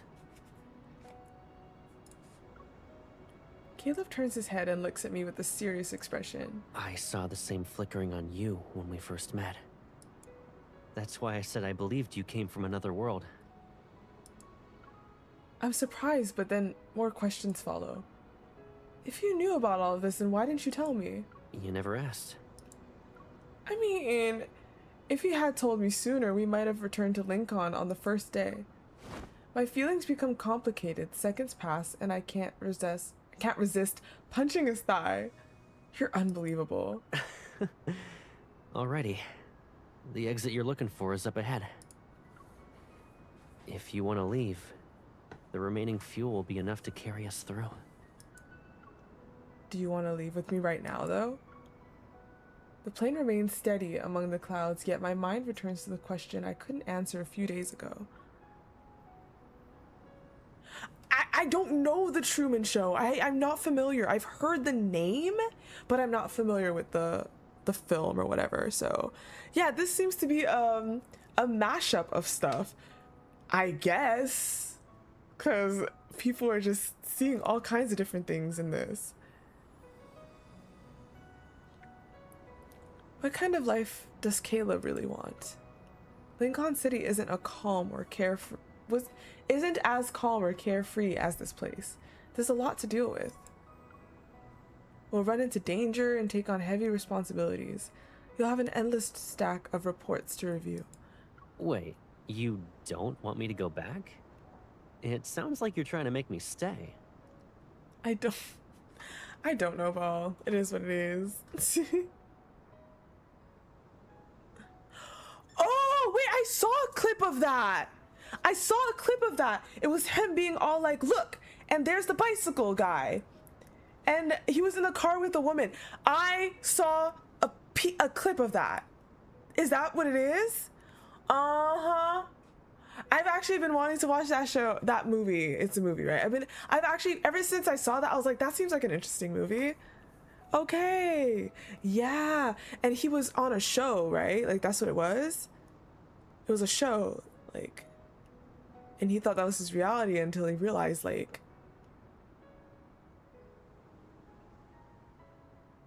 but that's not what it is, right?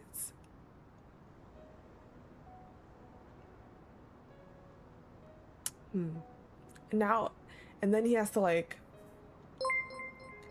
figure out how to imagine if your whole life was a fake prop world and you are being recorded for entertainment unbeknownst to you. Yeah, that's what I know the plot of that movie to be. Exactly. Yep.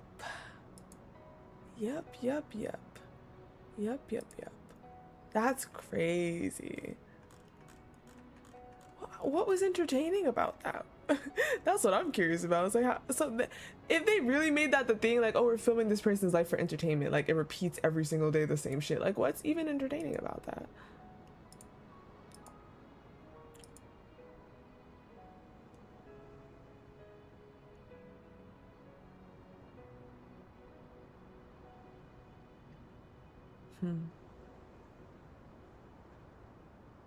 No, I don't mean, I think the movie is entertaining to us, but I'm talking about in the world of the movie, why were people watching a show about that? That's what I mean. Like, why were people watching a show about a man doing the exact same thing all the time over and over again? So I mean, I haven't watched it myself yet, but you know.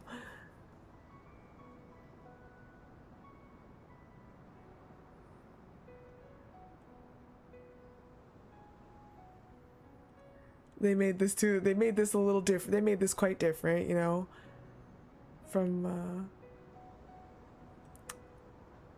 that would be an interesting movie night, I suppose. Wait, you don't want me to, that's his words. I'm telling you to think carefully. Sunlight filters through the porthole and lands on his face. He steadily maintains control over the plane and smiles. That's it? You think I can't handle those things? You have a point. To be honest though, like, how should I explain it? My childhood has a lot of like holes in it, or like, I just don't have a lot of like strong, like, okay, I don't have a lot of memories that are so clear. Like, so I've watched, I'm pretty sure, a lot of films. I know my dad used to watch so many movies. I wouldn't be surprised if I had seen this movie in passing when I was young, but I can't remember for shit. Like, that's the thing, so.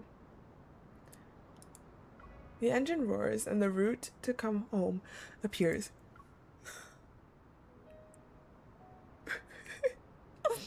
Feeling tense and expectant. Like, I remember a lot of things about me being a child. I remember being a child. I remember a lot of stuff. But there's also a lot of things that I'm like, always like, oh, I don't know type shit. When he remembers everything after we return, I wonder what expression he'll make. I should tease him first and then... Huh? I follow his startled gaze. The nose of the plane pushes into a translucent barrier. The aircraft shows as if pressing into glass, about to harden until it finally stops. The last of the fuel is burned during the strain. The plane begins to spin and the world twists into a swirl of colors under the sunlight. Everything starts to fall. I close my eyes and the world gives way around me.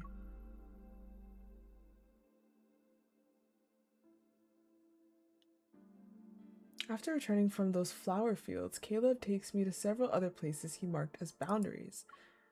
An abandoned airport runaway, a lighthouse at the end of the coast, the top of a Ferris wheel. They share similar traits. The light wavers slightly at one spot, like a reflection on a thin sheet of glass. We try getting closer to that spot, but even the widest gap among them is only large enough for me to pass through alone.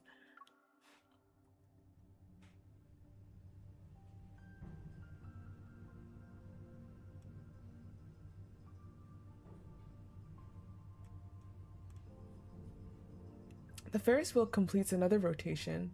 I press my hand against the cabin window and more light passes through my palm. Do you want to record something before you completely disappear? Like a documentary? Will it be called A Perfect Day for Caleb and Lara? It doesn't need to be perfect. He turns to the side and takes out the DV camera from his bag. The silver casing is bright and clean. I thought it broke when we crashed in the sea of flowers. It came back with the plane wreckage. Reassembling something this old wasn't easy. I visited 6 or 7 shops for the lens alone, but I got it to work. He aligns the lens and the light slowly gathers inside the frame. I want to have more records of you.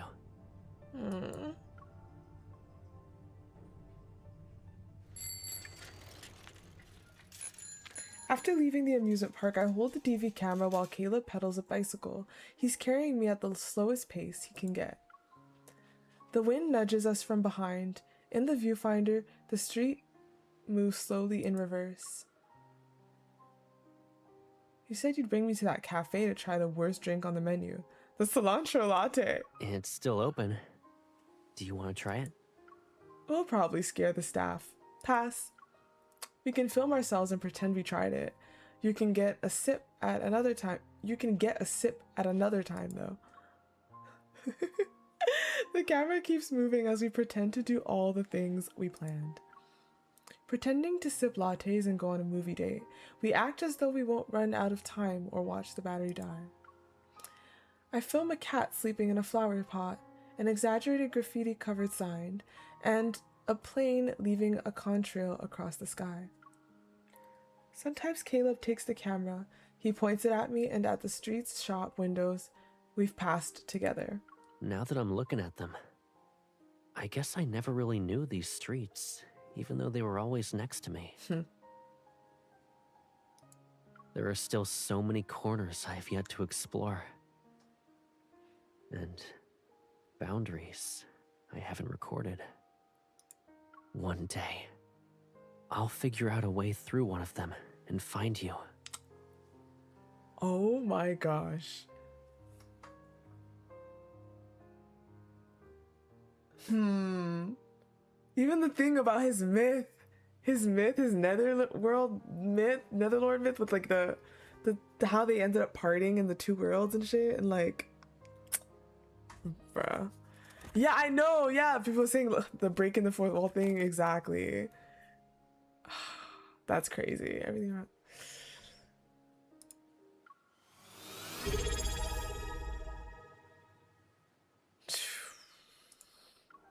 Agnes, thank you for the resubscribe. Good morning, you're up. How am I liking the stories? Fuck rap girlies.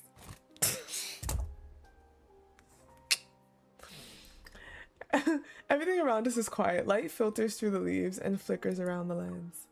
He lowers the camera. His steadfast gaze is clear and fixated on me. That's what I thought I was going to say. Thankfully you didn't. It sounded too much like a sign-off. I say it nonchalantly, but I turn my head so he won't see my expression. Yeah, I figured as much. I tried getting a close-up of you and that mountain of balloons you're holding. The camera refused to focus, though. Then I played it back and realized the blur doesn't really matter.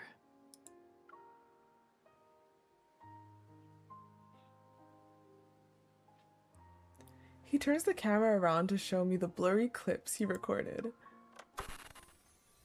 Instead of making flight log entries like, on this day at this time, I went somewhere with you to do this and that. It's your laugh, the sweetness of the ice cream, and the warmth of the sun that I want to remember. When everything else fades, those blurry yet real moments stay with me. That scene on the scene when like he's like can't feel us anymore and like he's reaching for, no, I don't want to get there. The footage freezes on a black screen. The sounds in the background become clearer. Is that the wind? Yeah. As long as the air moves, the wind is there. Wind has no shape and no boundaries, so it can go wherever it wants. Do you hear it?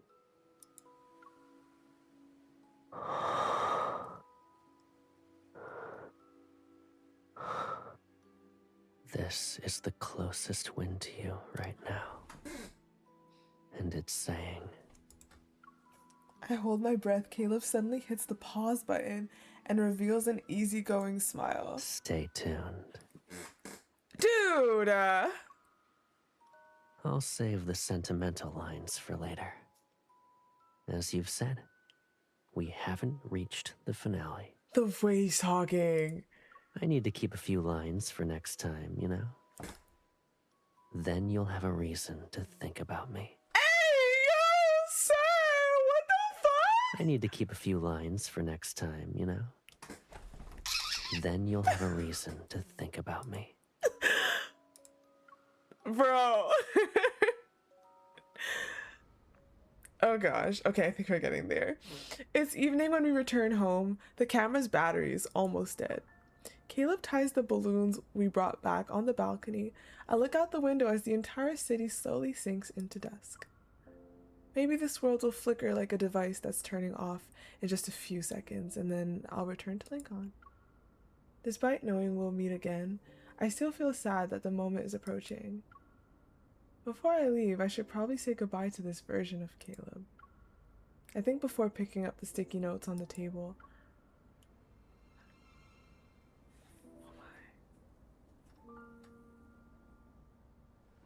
That's gorgeous. Oh my gosh, that's beautiful. That's so beautiful. Bro, the movement.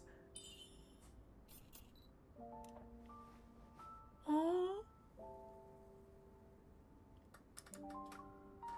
Caleb! I don't know if my phone picked that up. Yeah? I'm sorry. Something about that. That's like the closest we've ever gotten to the mechanism of like, yeah, like, it's like, oh my god. That was a feeling. Oh wow. Now we going like, Caleb in my phone. Yeah, like, okay. Ooh.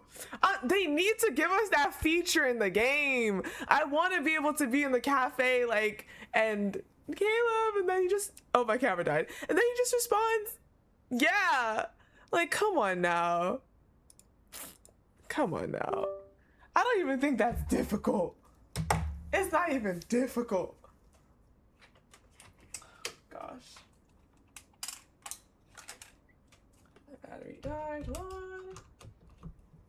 Of all times, camera. Of all times.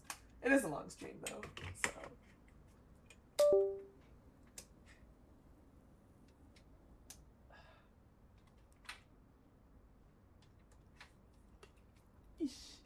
Ooh. This here. Let's see a little better. Okay, that's good.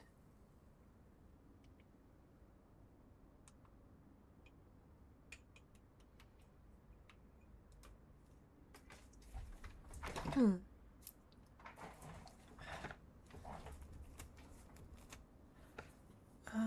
me make sure. Are we good to go? Yes, we're back. We are back. All right. Oh my gosh. Look at him. Stop that right now. It looks like you missed one. So that's The what way you he were did hiding that. from me. Get ready to be moved to tears. Hey, yo, we get to do that for this one too?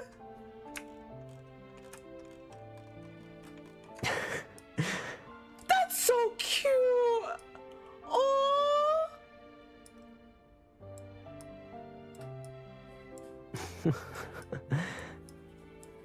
Oh my gosh. That's too sweet. Oh no, bye. 0 tears. Do I get a prize for that? Give a balloon. When you see its grin later, I hope it makes you smile and think of me. This is so like, ooh, the feelings feel so like, ooh. Like Like there's an this? eeriness to it, and but it's like super sweet and cute right now.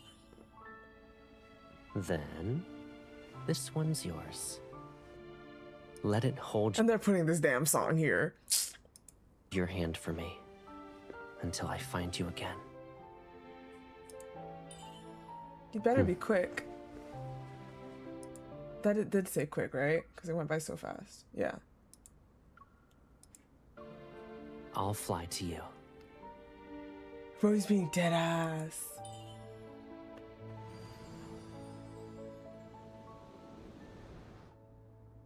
Call for him.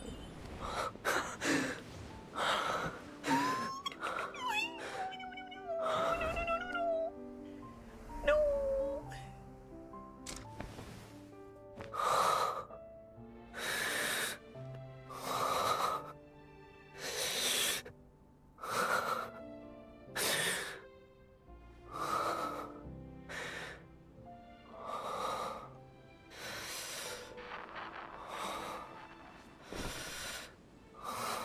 From the camera.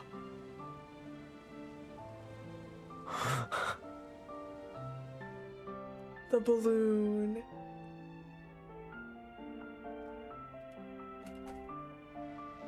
I went everywhere. I had to find the boundary that leads me to her. But I never succeeded. Oh my gosh.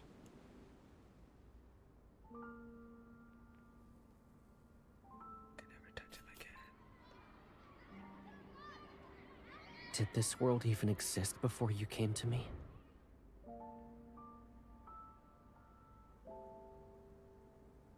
Still exist in this world? Am I still? Wait, is it even gonna show here for me? Yes, it does. Am I still by your side? 1 year later. Let it hold your hand for me until I find you again. Oh my gosh. A year later.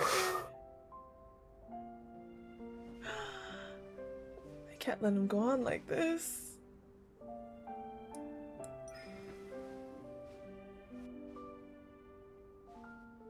Oh, I managed.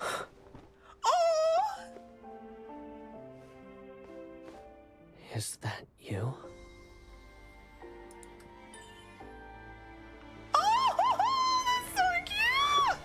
that's You've been here with me adorable. all along. Bro, they really turned us into a balloon. Goddamn. Nod. Aw. I guess I'll never have any privacy with you around. Aw, he's so happy. Do you mind coming a little closer? Oh my gosh. Of course not. Stop. Ah! That's too cute. That is too cute. Oh no.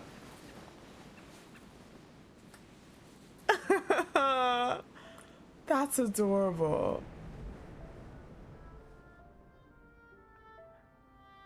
This was quite the mix of films, definitely. Because there's definitely still up involved in that. Are you joking? So, wind rises and rushes. The sound fills my ears like a plane's roar as it finally breaks through a boundary. The sweet, buttery scent of popcorn reaches my nose. I open my eyes. The theater's dim, credits roll across the screen, and colorful balloons float against a backdrop where the sky is painted blue. Warm fingers curl around my palm again. I turn my head. When you're really engrossed in a movie, time flies. And this one ended at an unfortunate moment. If a certain leading actor hadn't kept a few things to himself, the finale would have aired on day 1. Well, since the movie picked the two of us, maybe it won't let us go until we finish the last scene. What you mean by that? Caleb points to his face. He wears the same smile he had on the day when we first met in the film. Call it the intuition of a seasoned protagonist. So, did we reach the perfect ending? Of course not. Our story isn't something someone else wrote. We don't have a fixed ending. Once we leave the theater and go home, we'll still have plenty of things to do.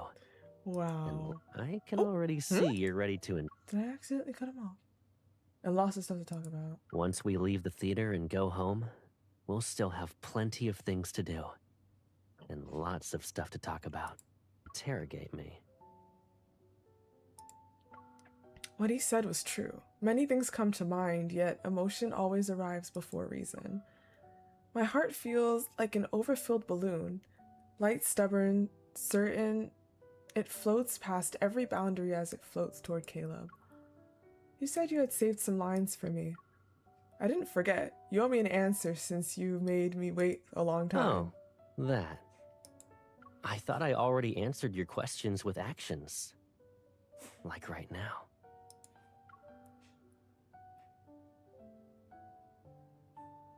He leans in and a firm, warm embrace envelopes me. Miss Ghost, can I pick up where we left off with that kiss? I don't know. Do you actually think you can kiss a ghost? If I believe she's real, then yes. I mean, shit. Why did And he I say know yes like she's that? always there with me. Our adventure never ends. Buddy, the last balloon drifts out of sight. The silence settles, leaving only the wind and its echo. I close my eyes. Because of him, the world unfolded again, like an adventure just beginning. That was very unique. That was so unique. That one was particular. That one was particular, but also fuck Raf girlies, I guess. But yes, that was very, very particular, that one. Interesting. But it was so nicely done as well. It was really nicely done. Oh, wow. Now, I am definitely gonna hate myself for this, but I actually am gonna go back. I'm gonna do Raf's Kindled through his story, and I'm actually gonna do his ending again, because I'm not gonna lie, after doing all the other ones, it's like I feel like I need to do it again because I feel like I'm low-key confused about something. Like, he did not remember the film, right? 1 and 2, they didn't talk about the theater. We ended up on a cruise ship.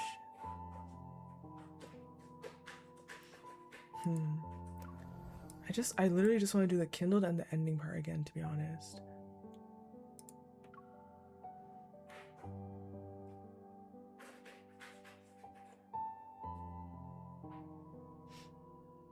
So he says that he is the Murray. No, but I think it almost feels like it's from what she told him.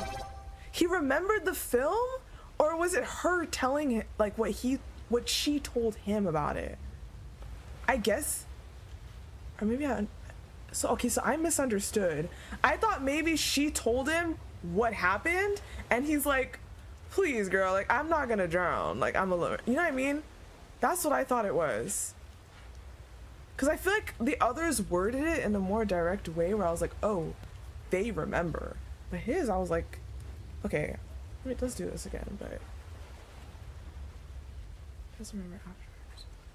Okay, then I'm missing something. That's why I need, okay, that is why I need to do it again because, okay, fuck me though. I don't want to do this again, low-key.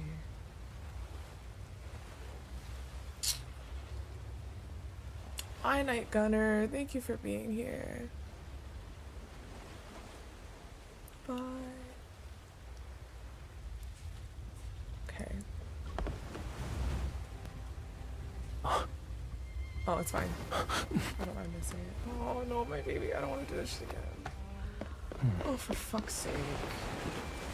Whew, that was close. Funny how the designer praised it as the ship's best scenic spot.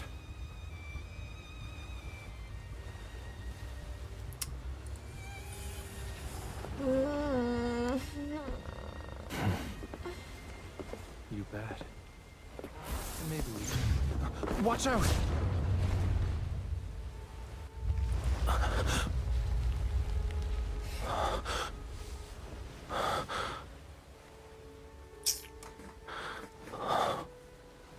I thought I could get you to a lifeboat.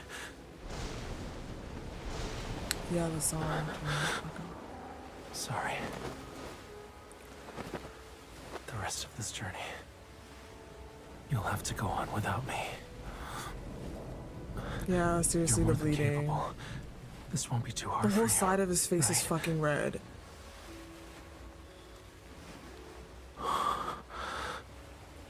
I actually think it would have been so crazy if they added like screams in the background, like other people screaming and shit. All like, right, then stay right here in my arms. Don't be afraid. Now, we'll never be cold again.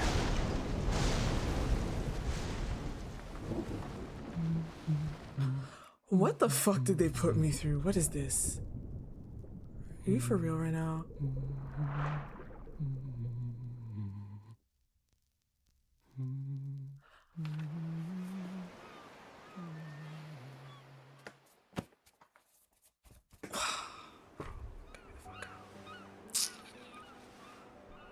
If you don't wake up soon, the seagulls are gonna eat your bread.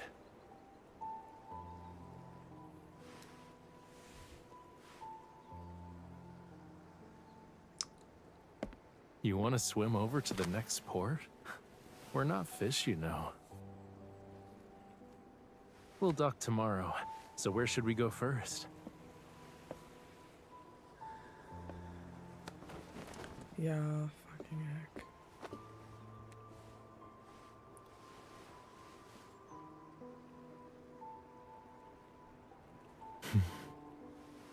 Eyes on the sunset, not me. Come here. I actually saved you the best spot. Yeah, the humming's fucking diabolical.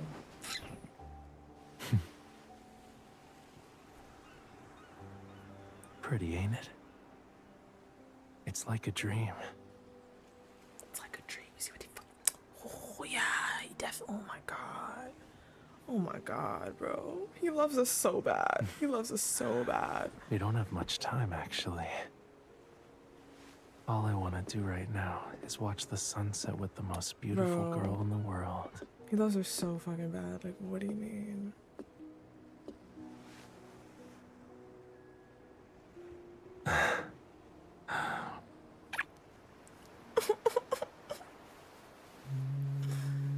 No, I can't.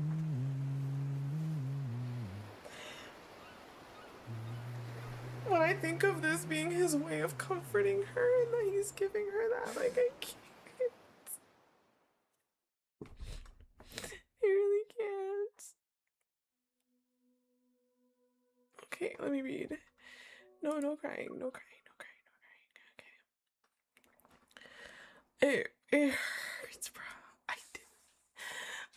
I came into this a little too optimistic. I had a completely different impression and oh gosh. Okay. At the end of the story, we finally see the truth of that beautiful dream. Right, because it was fake as fuck. A blazing burst of beauty ignites the path we once traveled. Only by being within it do we realize this feeling is far more intense, far more fiery than what we experienced.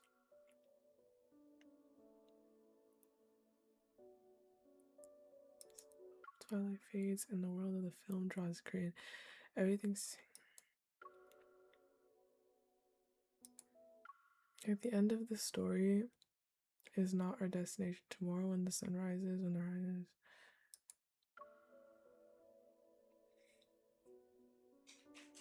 All that remains unfinished, all the buried regrets will live on in reality in another form, okay?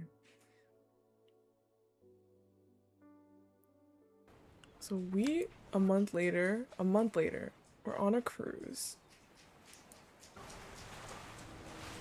The cruise ship slowly departs from the port, and Lincoln City's silhouette gradually disappears on the horizon. The sky is clear and the entire deck is being baked under the blazing sun. I dip my calves into the swimming pool and savor this rare coolness. A figure glides toward me from the depths and Raphael's fingers curl around my ankle. He'll grab my ankle. Sorry. It's so hot. Why aren't you diving in? Yeah, they're just on vacay, it seems. A month later, they went on vacation. He glides up effortlessly and leans against the edge of the pool. Water streams down his skin. Oh, I get it. Someone got spooked by a movie and is now afraid of the water. As if, do you really think I'd let a movie get to me? Then stop baking yourself like a sun-dried snack and get in. Water's waiting. Like, I don't know, though. Okay, the way this was worded just still made me think, like, it came from her saying what happened, because I feel like all the other ones addressed like, why did you do this then? Or like Xavier speaking in the tongue, like as if he was like it showed more that they legit remember or were a part of it. That's all. But he loosens his grip on my ankle, reaches up and grabs my shoulder. I'm being dragged in before I realize it. I throw my arms out. Raphael and I fall into the water. Raphael laughs, droplets tickles from my forehead, and trace a path down his cheeks before landing onto his chest. In Lincoln City, you're a talented hunter blessed with evil. And me, a Lemurian, could never drown even if this ship split in half as we speak. See, it still seems like either he watched the movie or like MC just told him what happened. That movie theater owner recommended the Schooldra to mess with me.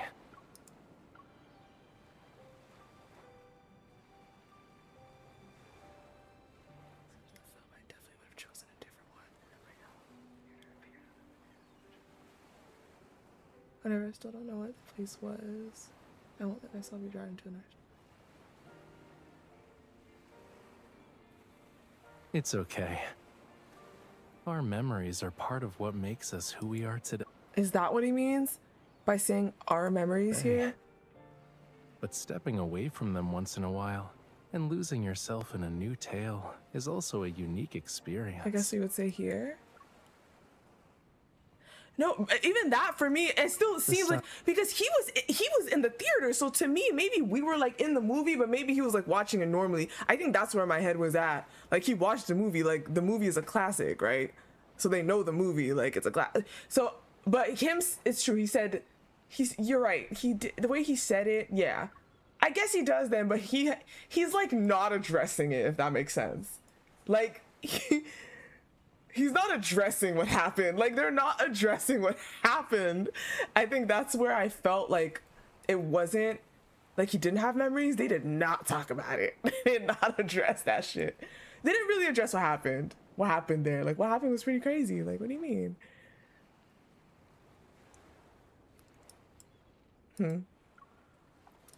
Besides, I believe that in every story, no matter how it begins or ends, yeah, they're not talking about it because of bad fucking I'll ending. always choose you. Again. I guess and this again. line too. He's saying, yeah, I understand what I understand. My issue is that I thought it was him saying these things based on MC's recounting of what she experienced to him. And then that he would respond that way. But listening to it now again, the words seem to genuinely be coming from him. Like No matter what happened at the end, I would like choose you again and again. Like, so yeah, I mean, okay. But it was definitely more vague, I feel. But yeah. All right, well, fuck us. Anyways. All right, let's rewatch Sylus's. But these were very cinematic. They were lovely. Goodness gracious, this banner was quite something. Quite something.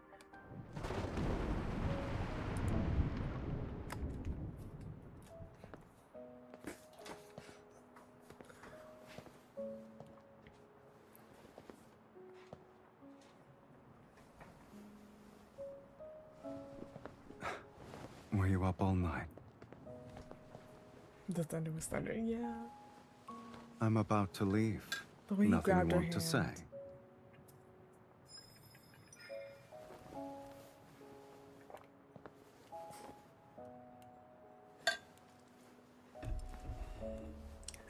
Xavier's did feel long.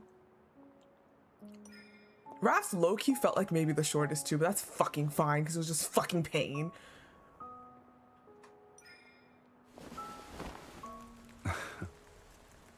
You're making me miss my only train, kitten. I'm doing this so we can have something more lasting.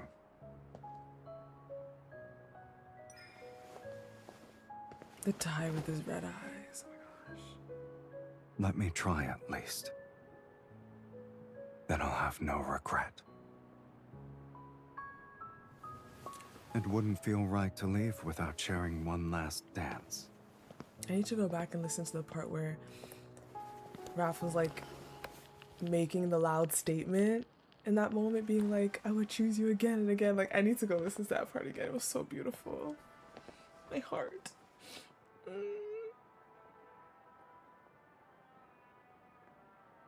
Some people, the moment they appear in your life, you know you'll remember them and miss them.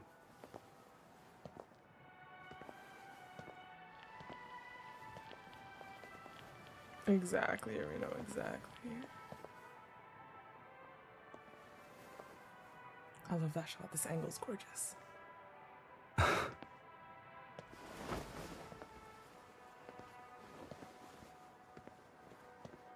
You once said you wished I were immortal. Now, I believe I am. I'll take a rain check on that kiss. For when we meet again. I'm sorry, the way I'd be like, yeah, fuck no. I'm so sorry. If you're leaving like that and you might be gone, he'd say, I'll take a rain check. I'm like, yeah, no. Like, what do you mean? Are you kidding me? Bye, Emma. Bye-bye. Safe travels. Thank you for being here. Mwah. But yeah, are you joking? Trying to like, oh, let me not kiss you for I don't know how long. No, I'm sorry. I don't give a fuck. Kidding me? This ain't a movie. I'm not with the dramatics.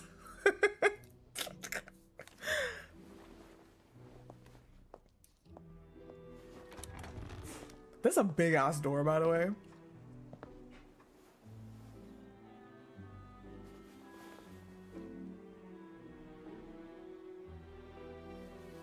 Miss, surprised to see me?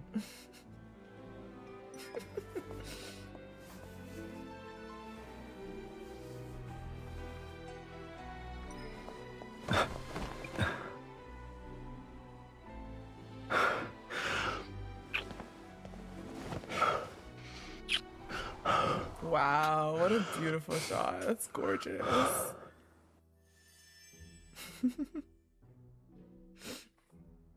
Yeah, stunning. Gorgeous Kindleds. Holy moly. Goodness.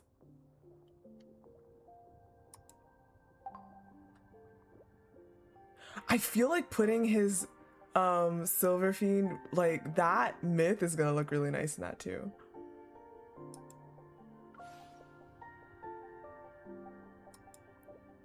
I feel like that's just gonna suit it for some reason.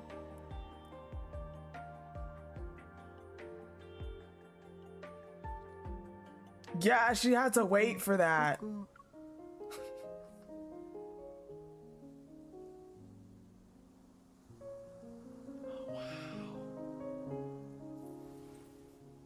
A lovely night.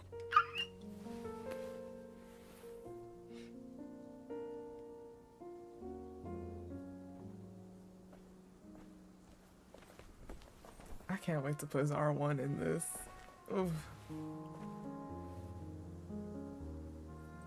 I shall do what I will regardless.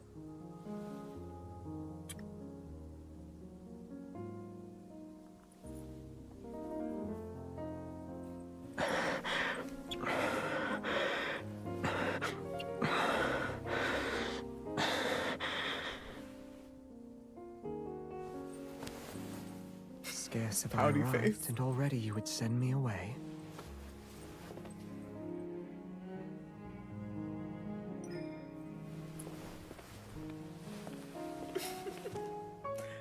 This part. Why does hand glide out like this? Stop! Indeed, 'tis most difficult to escape your embrace. Oh, goodness gracious. Oh, I would shudder. Bad. Dude, oh, he was being so I stirred a mysterious. little trouble in coming here. This might not be the best moment for us to leave.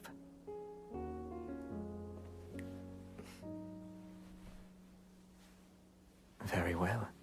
You may see for yourself. Oh my god, I stand like that. Get me out! How dare you? Oh! Oh!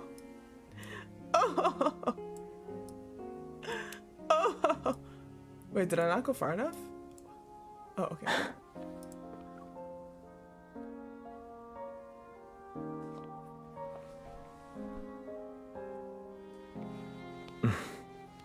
That look over. Help me. This fair flower in bloom caught my eye. I wish to bring What's it the to you. rich auntie laugh? I don't know, Rachel. You saw the Before look its too? petals Yeah. fade, I shall resolve all obstacles in our way. Grant me but a few more days, wilt thou?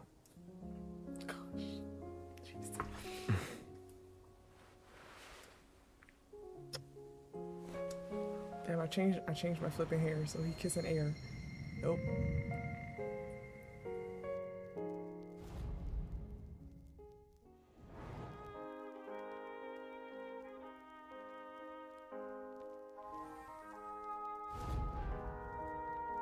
I loved this, by the way. You know how I literally said that. I was like, remember when I mentioned that, you guys? I was like, Kindles can give more than one scene, you know? And they did give us that in this. It was like just more than one moment. That alone made them feel longer, if that makes sense. I love this. This was lovely.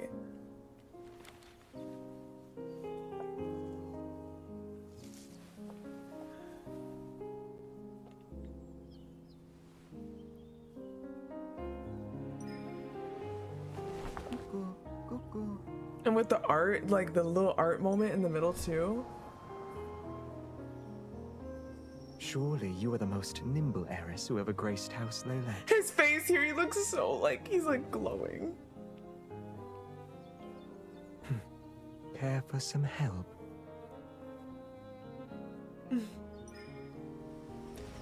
They definitely do, they do change up their style for their Kindles, so maybe we won't get exactly this again soon, but I'm sure it'll come back, like, you know?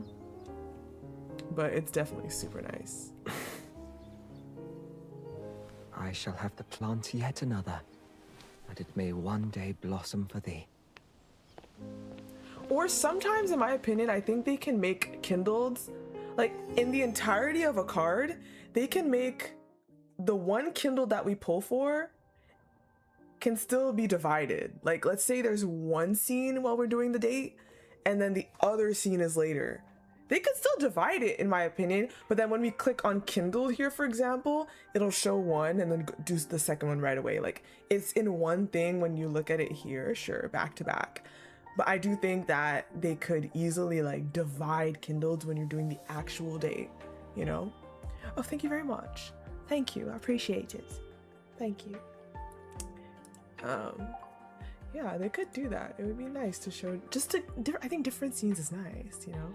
Give us some visual, because there's some things we've seen where we're like, oh, that's so deserved a visual, you know?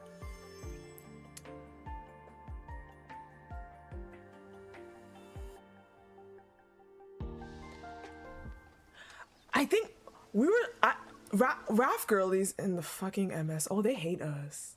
Oh, they fucking hate us. Goddamn. But we did get the that one shot of the art, I think, for Raf in his MS. That one shot of his form. There was that one part, but yeah, that's fucked up, bro. They give us main story, they give us this, and then we're gonna get the freaking myth, and we know that's gonna be some bullshit. They're putting it's our turn. We're getting put through the fucking ringer right now. That's what's happening. Oh, we're so getting GG'd, bro. We're so, oh my god. Wow, pain. Just pain. Pain. Stop. Fantastic. I gotta start that back. I gotta start that. Also, why don't they give us their flipping checkpoints yet that we can just click through the Kindles? Why I gotta click out to start it all over? Like, where's my little... If you can't make it a scrolly thing, at least make it like a marker that I can click on and it'll bring me there. Like a flipping save point thingy. Like, what are we doing? I'm sorry, I was kind of like not focusing. I was talking about my husband.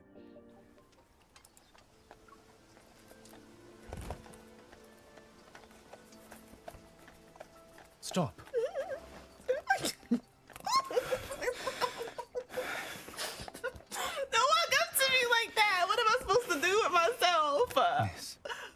I believe we must clear up some matters between us. Pray allow me a moment.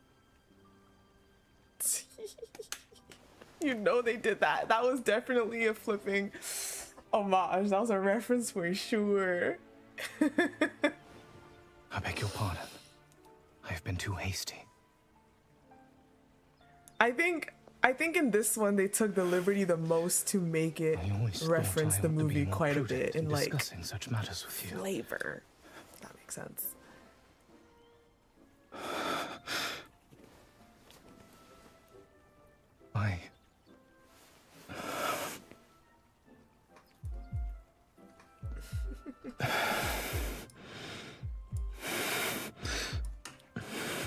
Oh, let me do it. Zoom out a little bit. Zoom out a tiny bit. Oh, sir. Oh, no. Oh.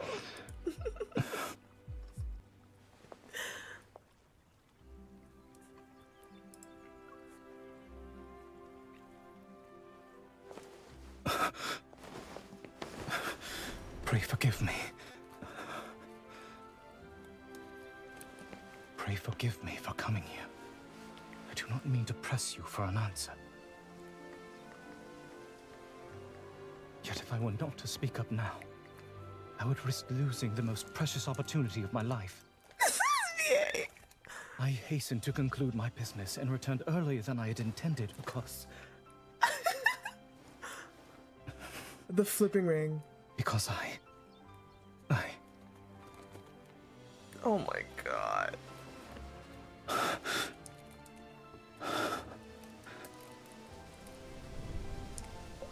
Wow. I wish to renew our engagement. So cute! We really sat there waiting for a fucking myth, and then instead they dropped this shit on our ass, bro. What? Oh my goodness. Like... Wow. See, like, they really, yeah. They even took the time to write in the summary thing. They're like, Pride and Prejudice. Like, this one, they were really more, like, saucing it up from the movie for sure. The weather has been very favorable on our first outing.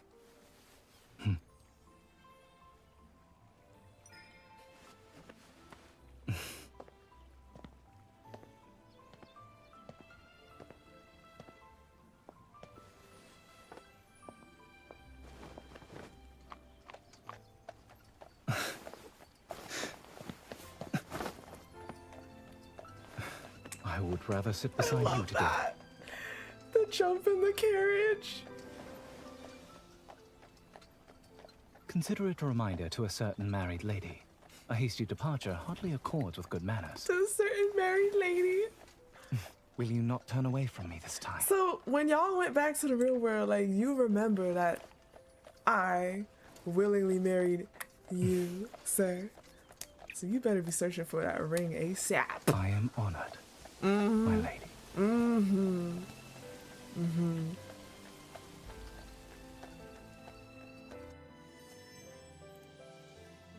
Like, I didn't forget shit. I was very much myself when I married you in that film, sir. So you better.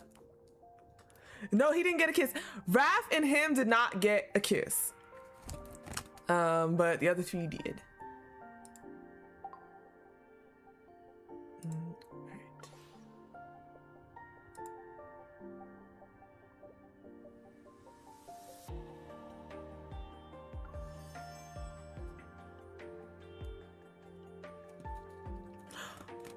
Oh, yeah.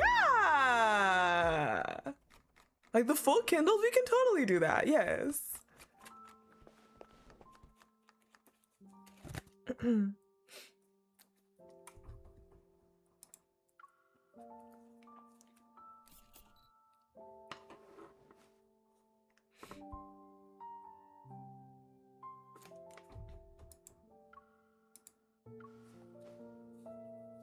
Yeah?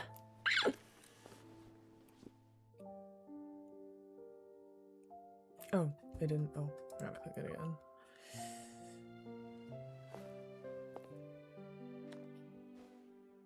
So that's what you were hiding from me.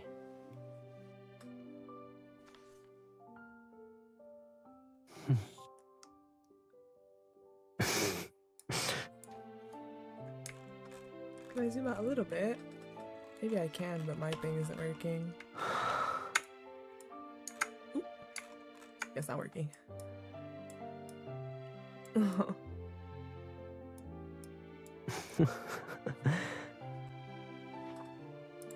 Zero tears. Do I get a prize for that?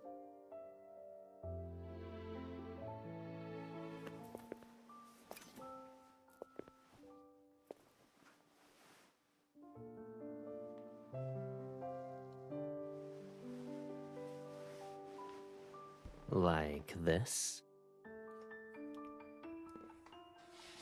Then, this one's yours.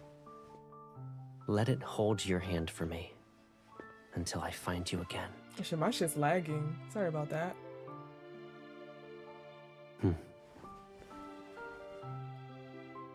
I'll fly to you.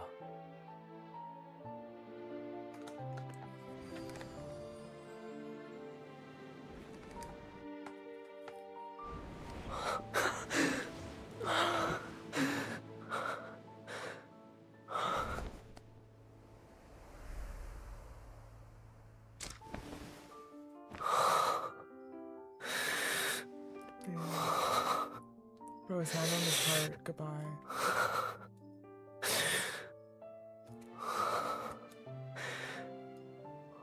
Oh, the hug.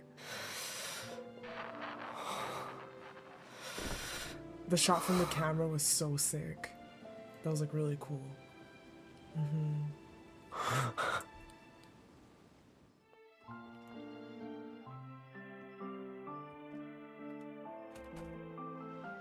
I went everywhere. I had to find the boundary that leads me to her. But I never succeeded.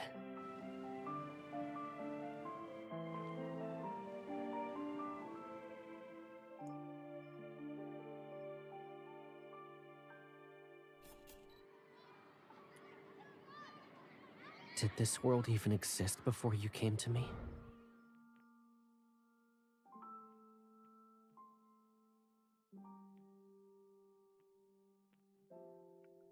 A whole year. They just said, you know what? Let's plop a year. A whole year later. Let it hold your hand for me until I find you again. Bro, this. Oh my god.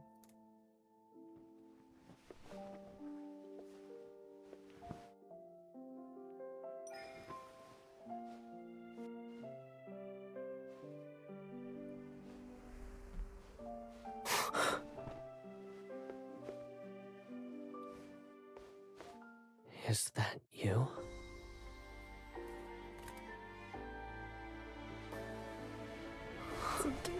You've been here with me all along.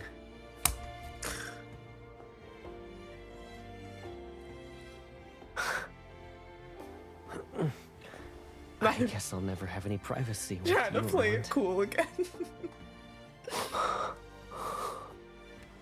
Do you mind coming a little closer?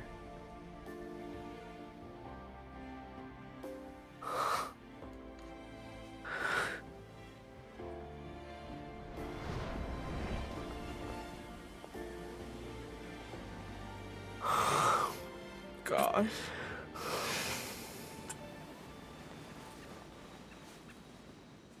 How cute. The Lego. It's perfect. What a perfect shot.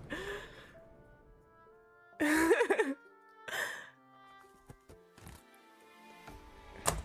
let me see. I have to find it. Because I don't want to download the assets on my phone, so.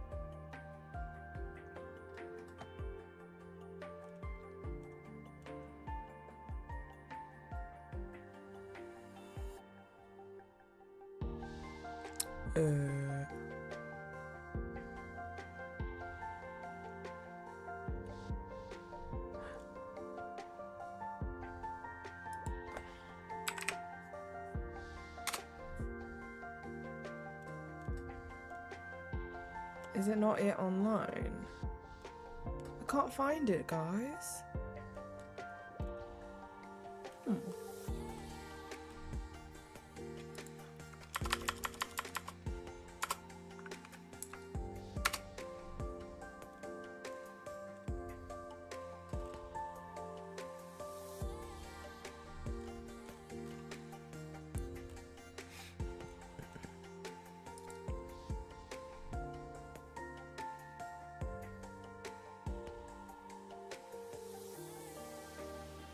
Just didn't witness the Caleb show, huh?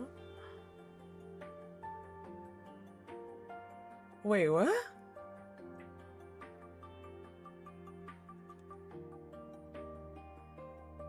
What? Wait, were you not here the whole time, Ajax?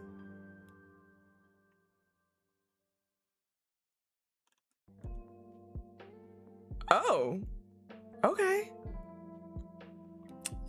But yeah, I'm not finding the Japanese yet. Right? The grudge being part of that list is hilarious to me. I don't think anyone has uploaded it in Japanese yet. I can't find it. I don't want to download the assets. We're gonna have a big update soon. Like, I do not want to do that. I mean, I guess I can always undownload it, to be honest, actually. I can always delete it. So let's see, actually.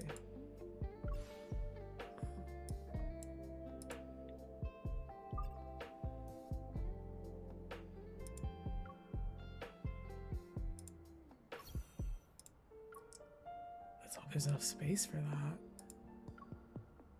We'll see. But I can always delete it.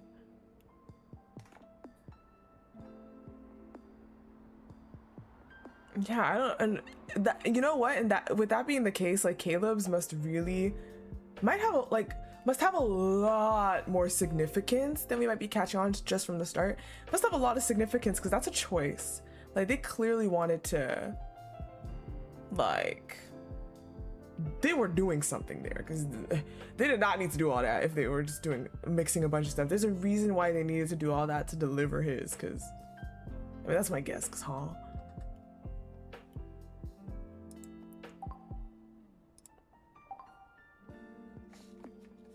Yeah, the angst, the way Rafts went, already like the Titanic in so many ways just fits him so well, but just also the way it went, it's like,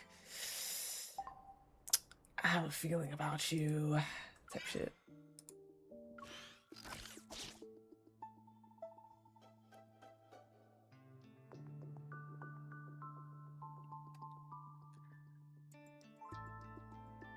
Why don't you touch the cat?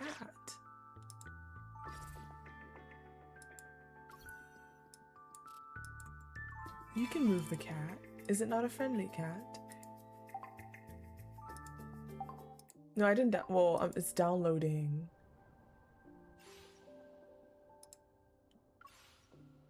Let's see if it has enough space. It's downloading. Hopefully it doesn't take too long and there's enough space.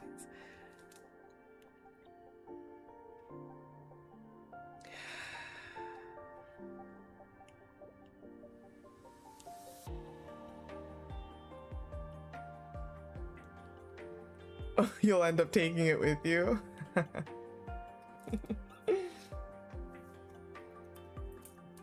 Or it's gonna end up attached.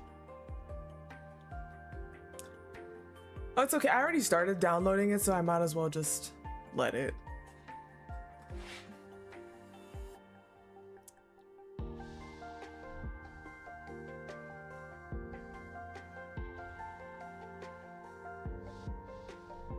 When the ghost of the au pair offers to possess the young girl, so she could die.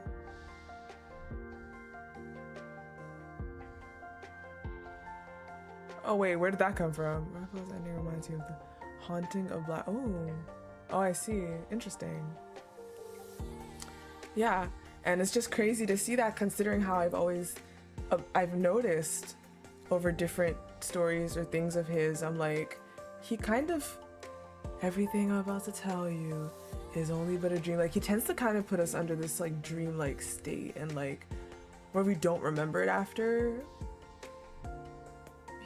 He does this thing, and we saw in his memory that he was like able to, it seems like he was still possessing sea god like things, but not really understanding it or where it's coming from. So I think that's also a skill that he had. He doesn't understand where it comes from, but he had it instinctually, and that's when he decided to use it. I just hope that it put both of them in the same dream. Like, I hope it wasn't just us that was in that dream. I hope he was in it too.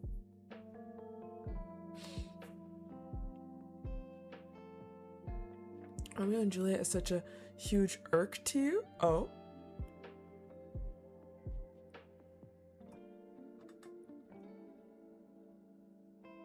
I'm really glad he was actually nothing. Oh, the only similarity is a few between families. Yeah, I mean, yeah. It wasn't to a T, that's for sure.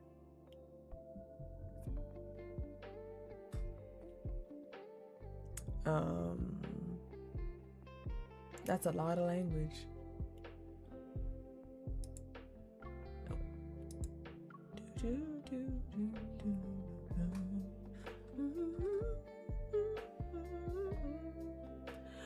Okay, I see what you mean. I noticed that as well. I was like, oh, that's interesting that I didn't expect them to give Xavier Romeo and Juliet, because I did think that that was kind of what was going on with Raph's Throne of Eros. But if you think about it, Throne of Eros is also not really the same. Both of them have both of these stories ended up having a similar Romeo and Juliet aspect to them. But even Raph's Throne of Eros wasn't like Romeo and Juliet to a T, but it definitely was influenced by it, especially the ending with the like little theater part. So both of them had it, essentially.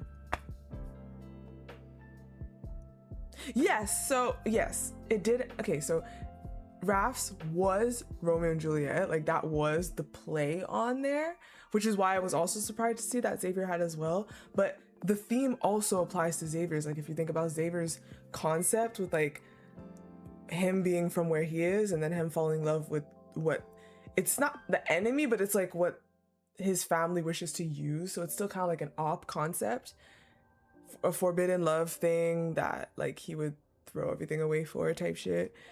So yeah, but yeah, Raph's Throne of Edos card was definitely also Romeo and Juliet vibes inspired. Why is this unzipping taking so long?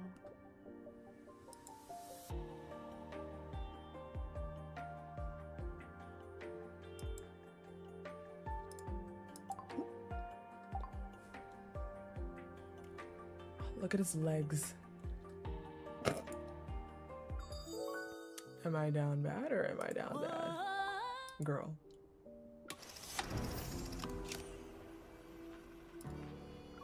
Yeah, give me that money.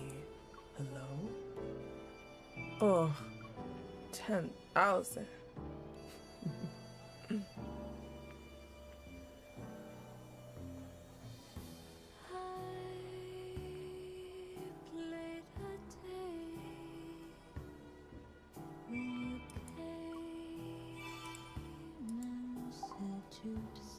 Yeah.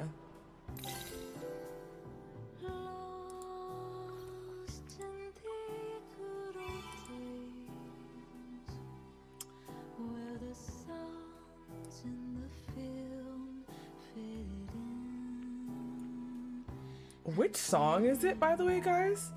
The song that's playing right now, which one is it?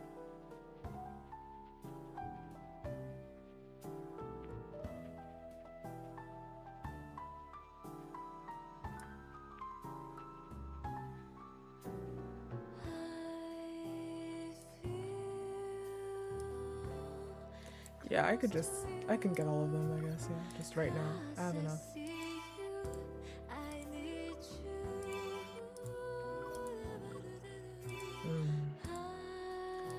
Now the outfit is fucked, but I'll get it. It's, you know. What else do I want for now? Oh, pose, give me that.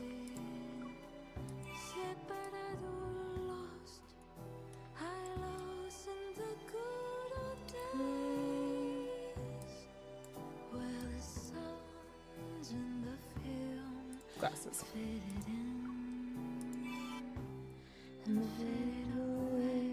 Okay, I'm gonna stop there for now. Ooh, let me do my little lemonade pull. Am I gonna get to my yellow dress?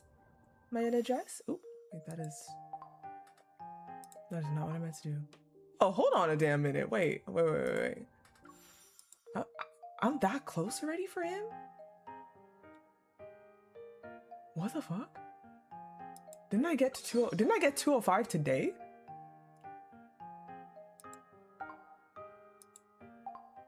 Oh, okay, we got some phone calls and shit too. Got you. I don't know what 06 gives me, but hold on. Qu'est-ce que je voulais faire? Event stories. Oui. Yes. I wanted lemonette. Can I get my yellow dress?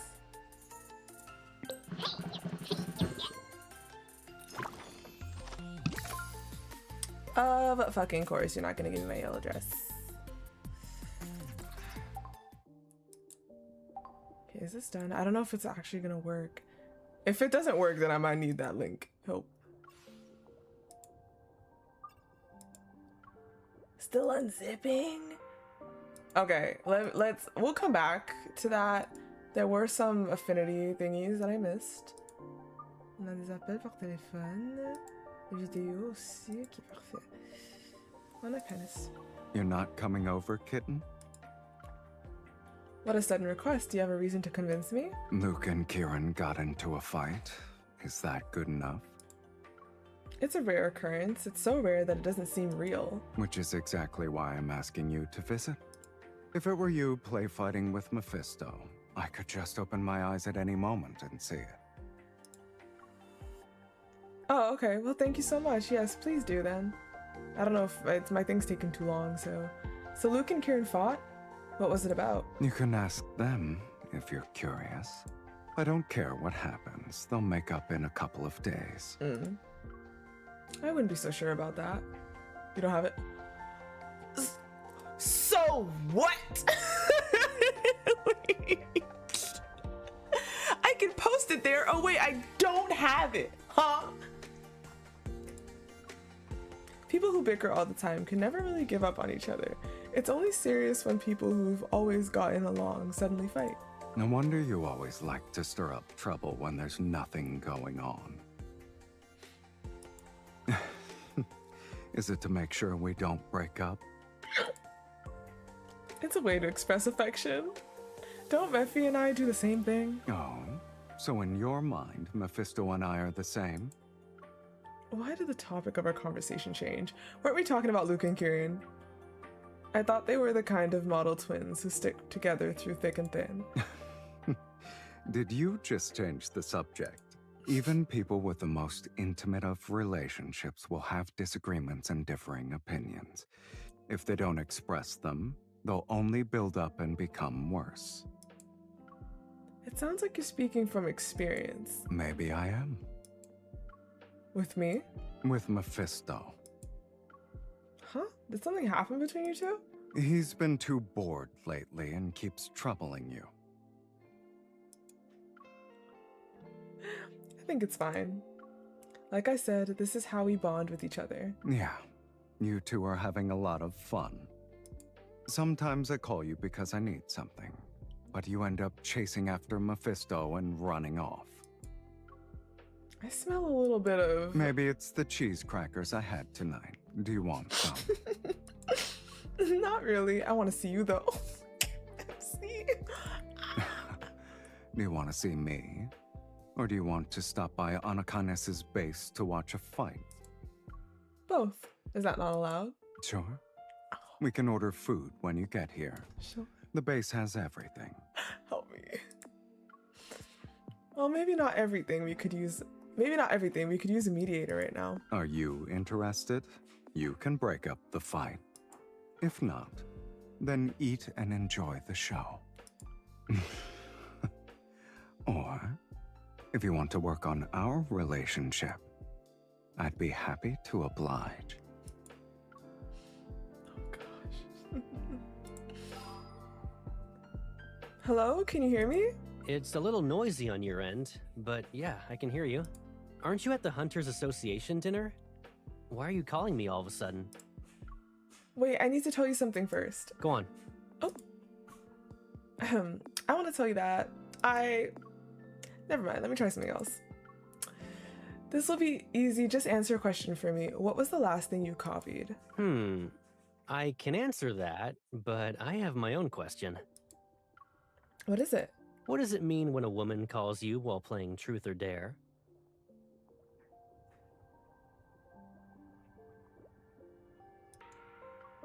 How did you figure that out so quickly? Does this affect whether you win or lose? Not really.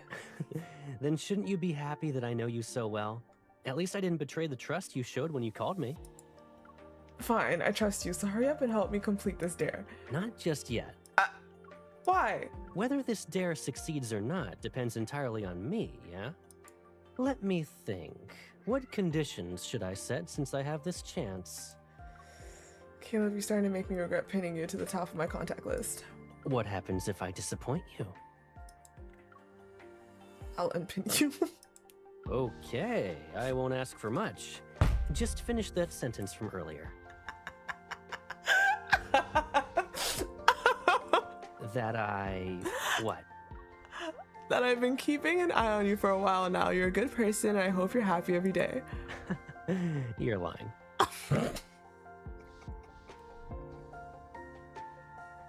This call feels so natural. But the well wishes at the end were nice. I'll accept them. As a token of gratitude, I'd like to say something to you. Yes? I've also been keeping an eye on you for a while now. You're a good person. So, you deserve the best things in the world. Your affection is precious. Whoever receives it must be very fortunate. God damn! You and Caleb, where did you find that line for the dare? I can't one-up it. It's not a dare. It's the truth. Oh, fuck off. It's my truth. As for the dare, I can pick you up after dinner. Your colleagues were teasing you a lot. They probably want to meet the mysterious person you have pinned to the top of your contact list. Oh my god.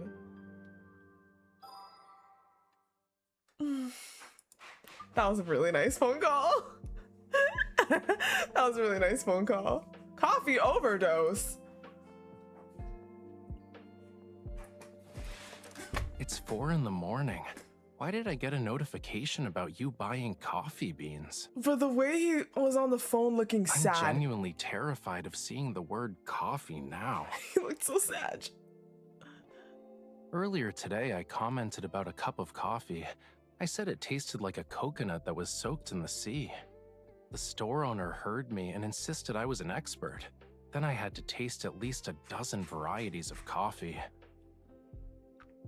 The same thing happened to you? The coffee beans you ordered were the ones you picked after trying all those different kinds? That explains why we're both awake at this hour. Your drooping eyelids remind me of a sea otter who's unsure if it wants to eat or sleep first. It's weird. My eyes are tired, but my brain is very active. Even if I close my eyes and tell my brain that I'm sleeping, it keeps talking to you. It's almost like my consciousness turned into seawater. It drifts away aimlessly. Do you hear the sound of water? That's me floating to your side. You didn't hear it? You only hear your own heartbeat? I hear my own heartbeat too. Today's coffee consumption was beyond what my heart can handle. But since it made this secret pre-dawn meeting happen, I'd say this was an equivalent exchange. Don't you think the symptoms of drinking too much coffee are similar to when you drink too much alcohol? Maybe we'll forget things when we wake up tomorrow after passing out. Wouldn't this be the perfect time to pour out your heart and soul then? Oh, you trying to bait me. Oh, you trying to bait me, really? I have a lot of things to say. A C's worth, you know. God. But I never had the chance to express them. Until now. Yeah, you have. Shut the fuck up. That's a lie. Homie waiting for a coffee overdose. Okay. Alright, let me get the linky link from someone. They shared it. Hold on. Wait, wait, hold on, is it this? Oh, wait, no, hold on. I did see that then. Wait a second. I saw this account anyways. Did they not post it? Wait a second. Oh, it's so weird. The link you sent me, I'm literally looking at this account right now. Why couldn't I? If he had made a different there it is. choice. Wait, no, that's would this Kayla. Okay, story okay. have ended differently? Ah, there it is. Okay, okay. I got it, got it. Salut.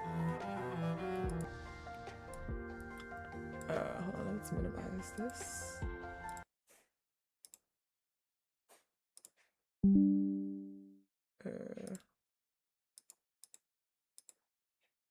Wait, right, hold on. This is in Japanese English sub. Okay, perfect. Okay. Alright, so this is Zayne's Kindled in Japanese.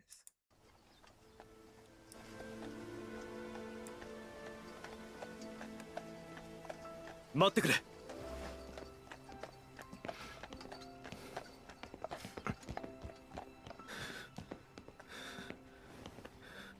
お嬢さん、私にはまだ言うべきことがある。少し時間をくれないか。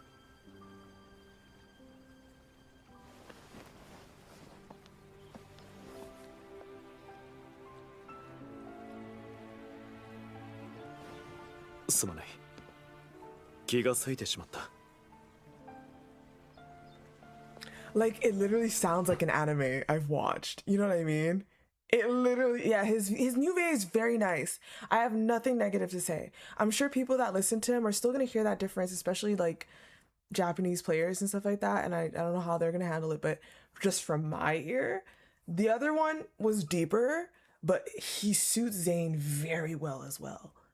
Both of them suit Zayne super well, in my opinion. このような話をするならより慎重になるべきだと。 Yes, exactly. It sounds like that kind of anime. 私は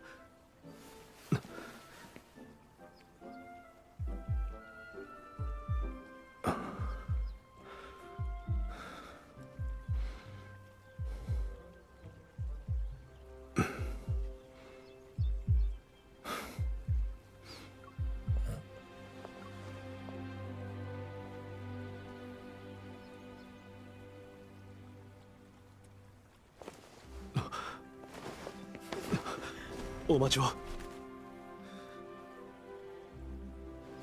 私が来たのは決して今すぐ選択を迫るためではない。だが今伝えねば人生で最も大切な機会を永遠に失ってしまう。私が全てを終わらせ予定より早く戻ったのは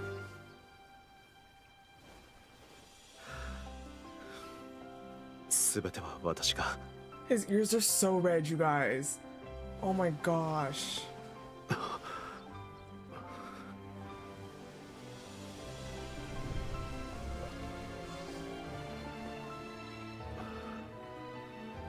再度婚約を結びたいからだ。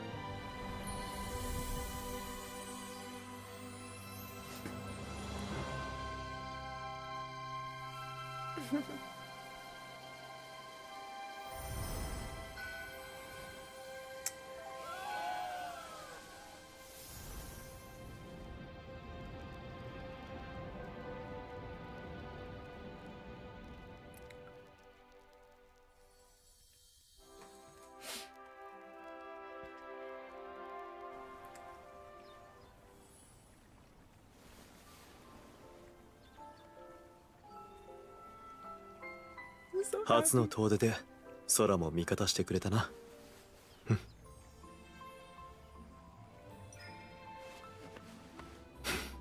Well, welcome to Love and Deepspace, sir.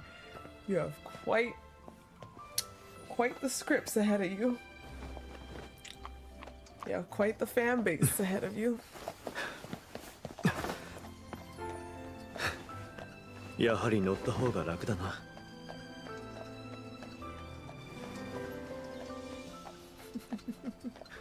ある奥様にそっぽを向いて去るという振る舞いを思い出してもらうためだ。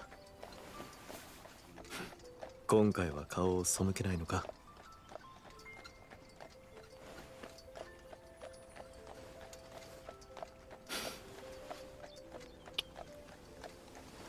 光栄だ、マイレディ。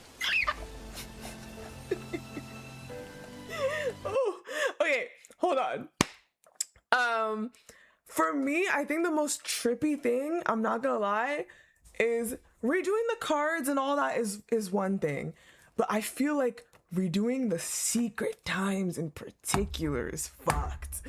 I feel like there's something about the secret times changing that is the most messed up in my opinion. Everything else, I think you could swallow that pill. For some reason, I feel like the secret times is a hard pill to swallow. Cause you listen to that over and over again, and there's probably some things that the VA maybe did just so perfectly, and now you're gonna put that same just audio to sleep, or just that same audio, and it's just like imagine like we lost Raph and his fucking, what is it? The way he says, you know, okay, sorry. I can't imagine them changing the different sounds that a Raph we know makes and then they're gone, for example. You feel me? It's that kind of thing, like, oh no, that's dreadful to me. I think the saddest thing is the secret times, for real. And that's not to say that he'll do bad. It's just to say there were some things that you listen to over and over again that you're used to and that maybe you enjoyed from the secret times, and then they change and they're gone. It's not the same voice, and it's not the same where you remembered it being. Like, oh no. It's a whole new relationship, exactly. It's a whole new relationship. Oh, that's harsh. That's quite something. So I can just hope that we don't have to face that, you know? I forgot to bring the novel you lent me last time. All right, well, you guys, honestly, I am gonna call that. I think that was a nice long stream. We got through everything. I'm so happy. We got through everything, and I hope y'all enjoyed it. Thank you so much for everyone that donated and stuff to make it possible for me to get literally everything I wanted. Like, I'm satisfied. I am satisfied. Plus, we got extra RAF, which, I mean, but also, like, I'm happy. Like, extra RAF, sure. But yeah, it was quite something, this banner. Very interesting, very fresh, very new. I appreciate it. Fuck RAF girlies. And good shit, especially seeing the cinematography and always seeing the variety of all that. Eva, you're back. Seeing the way they're growing in that aspect is very exciting. Now I think the next time we'll see each other,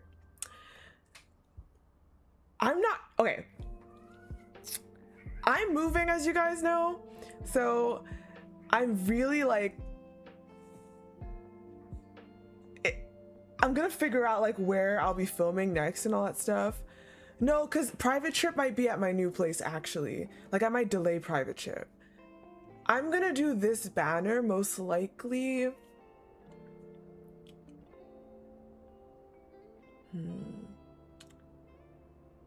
See, the thing is that the next time we see each other necessarily would be, oh, Lori, happy birthday, my dear. Happy birthday. Typically I like to do the last stream on the night where I think there's gonna be a trailer, but happy birthday to you. If the next trailer is going to be during a live stream, that's in the morning, so I can technically do these event stories whenever. Happy birthday. Whenever I want. So I'll figure that out. Yeah, I'm not too sure. I forgot to bring the novel. I think private trip is going to be the new place, and I think I'm going to combine the event story with the 2 promises. Yeah. I'm not sure when yet though. All right. So yeah, we're going to be waiting for some updates eventually for live stream. All right, guys. So take care. Happy birthday, Lori. Enjoy your day. And it's quite cozy here. Why do I hear Nyla? You're literally in the cage. What are you doing? Oh, the box, I put it on top. Okay, anyways, okay. Sorry. Have a lovely night, guys. Thank you so much for watching this stream, this long ass stream with me. I hope you guys enjoyed it. I hope you guys enjoyed the cards and everything. And good shit. I'll see you guys next time. Bye.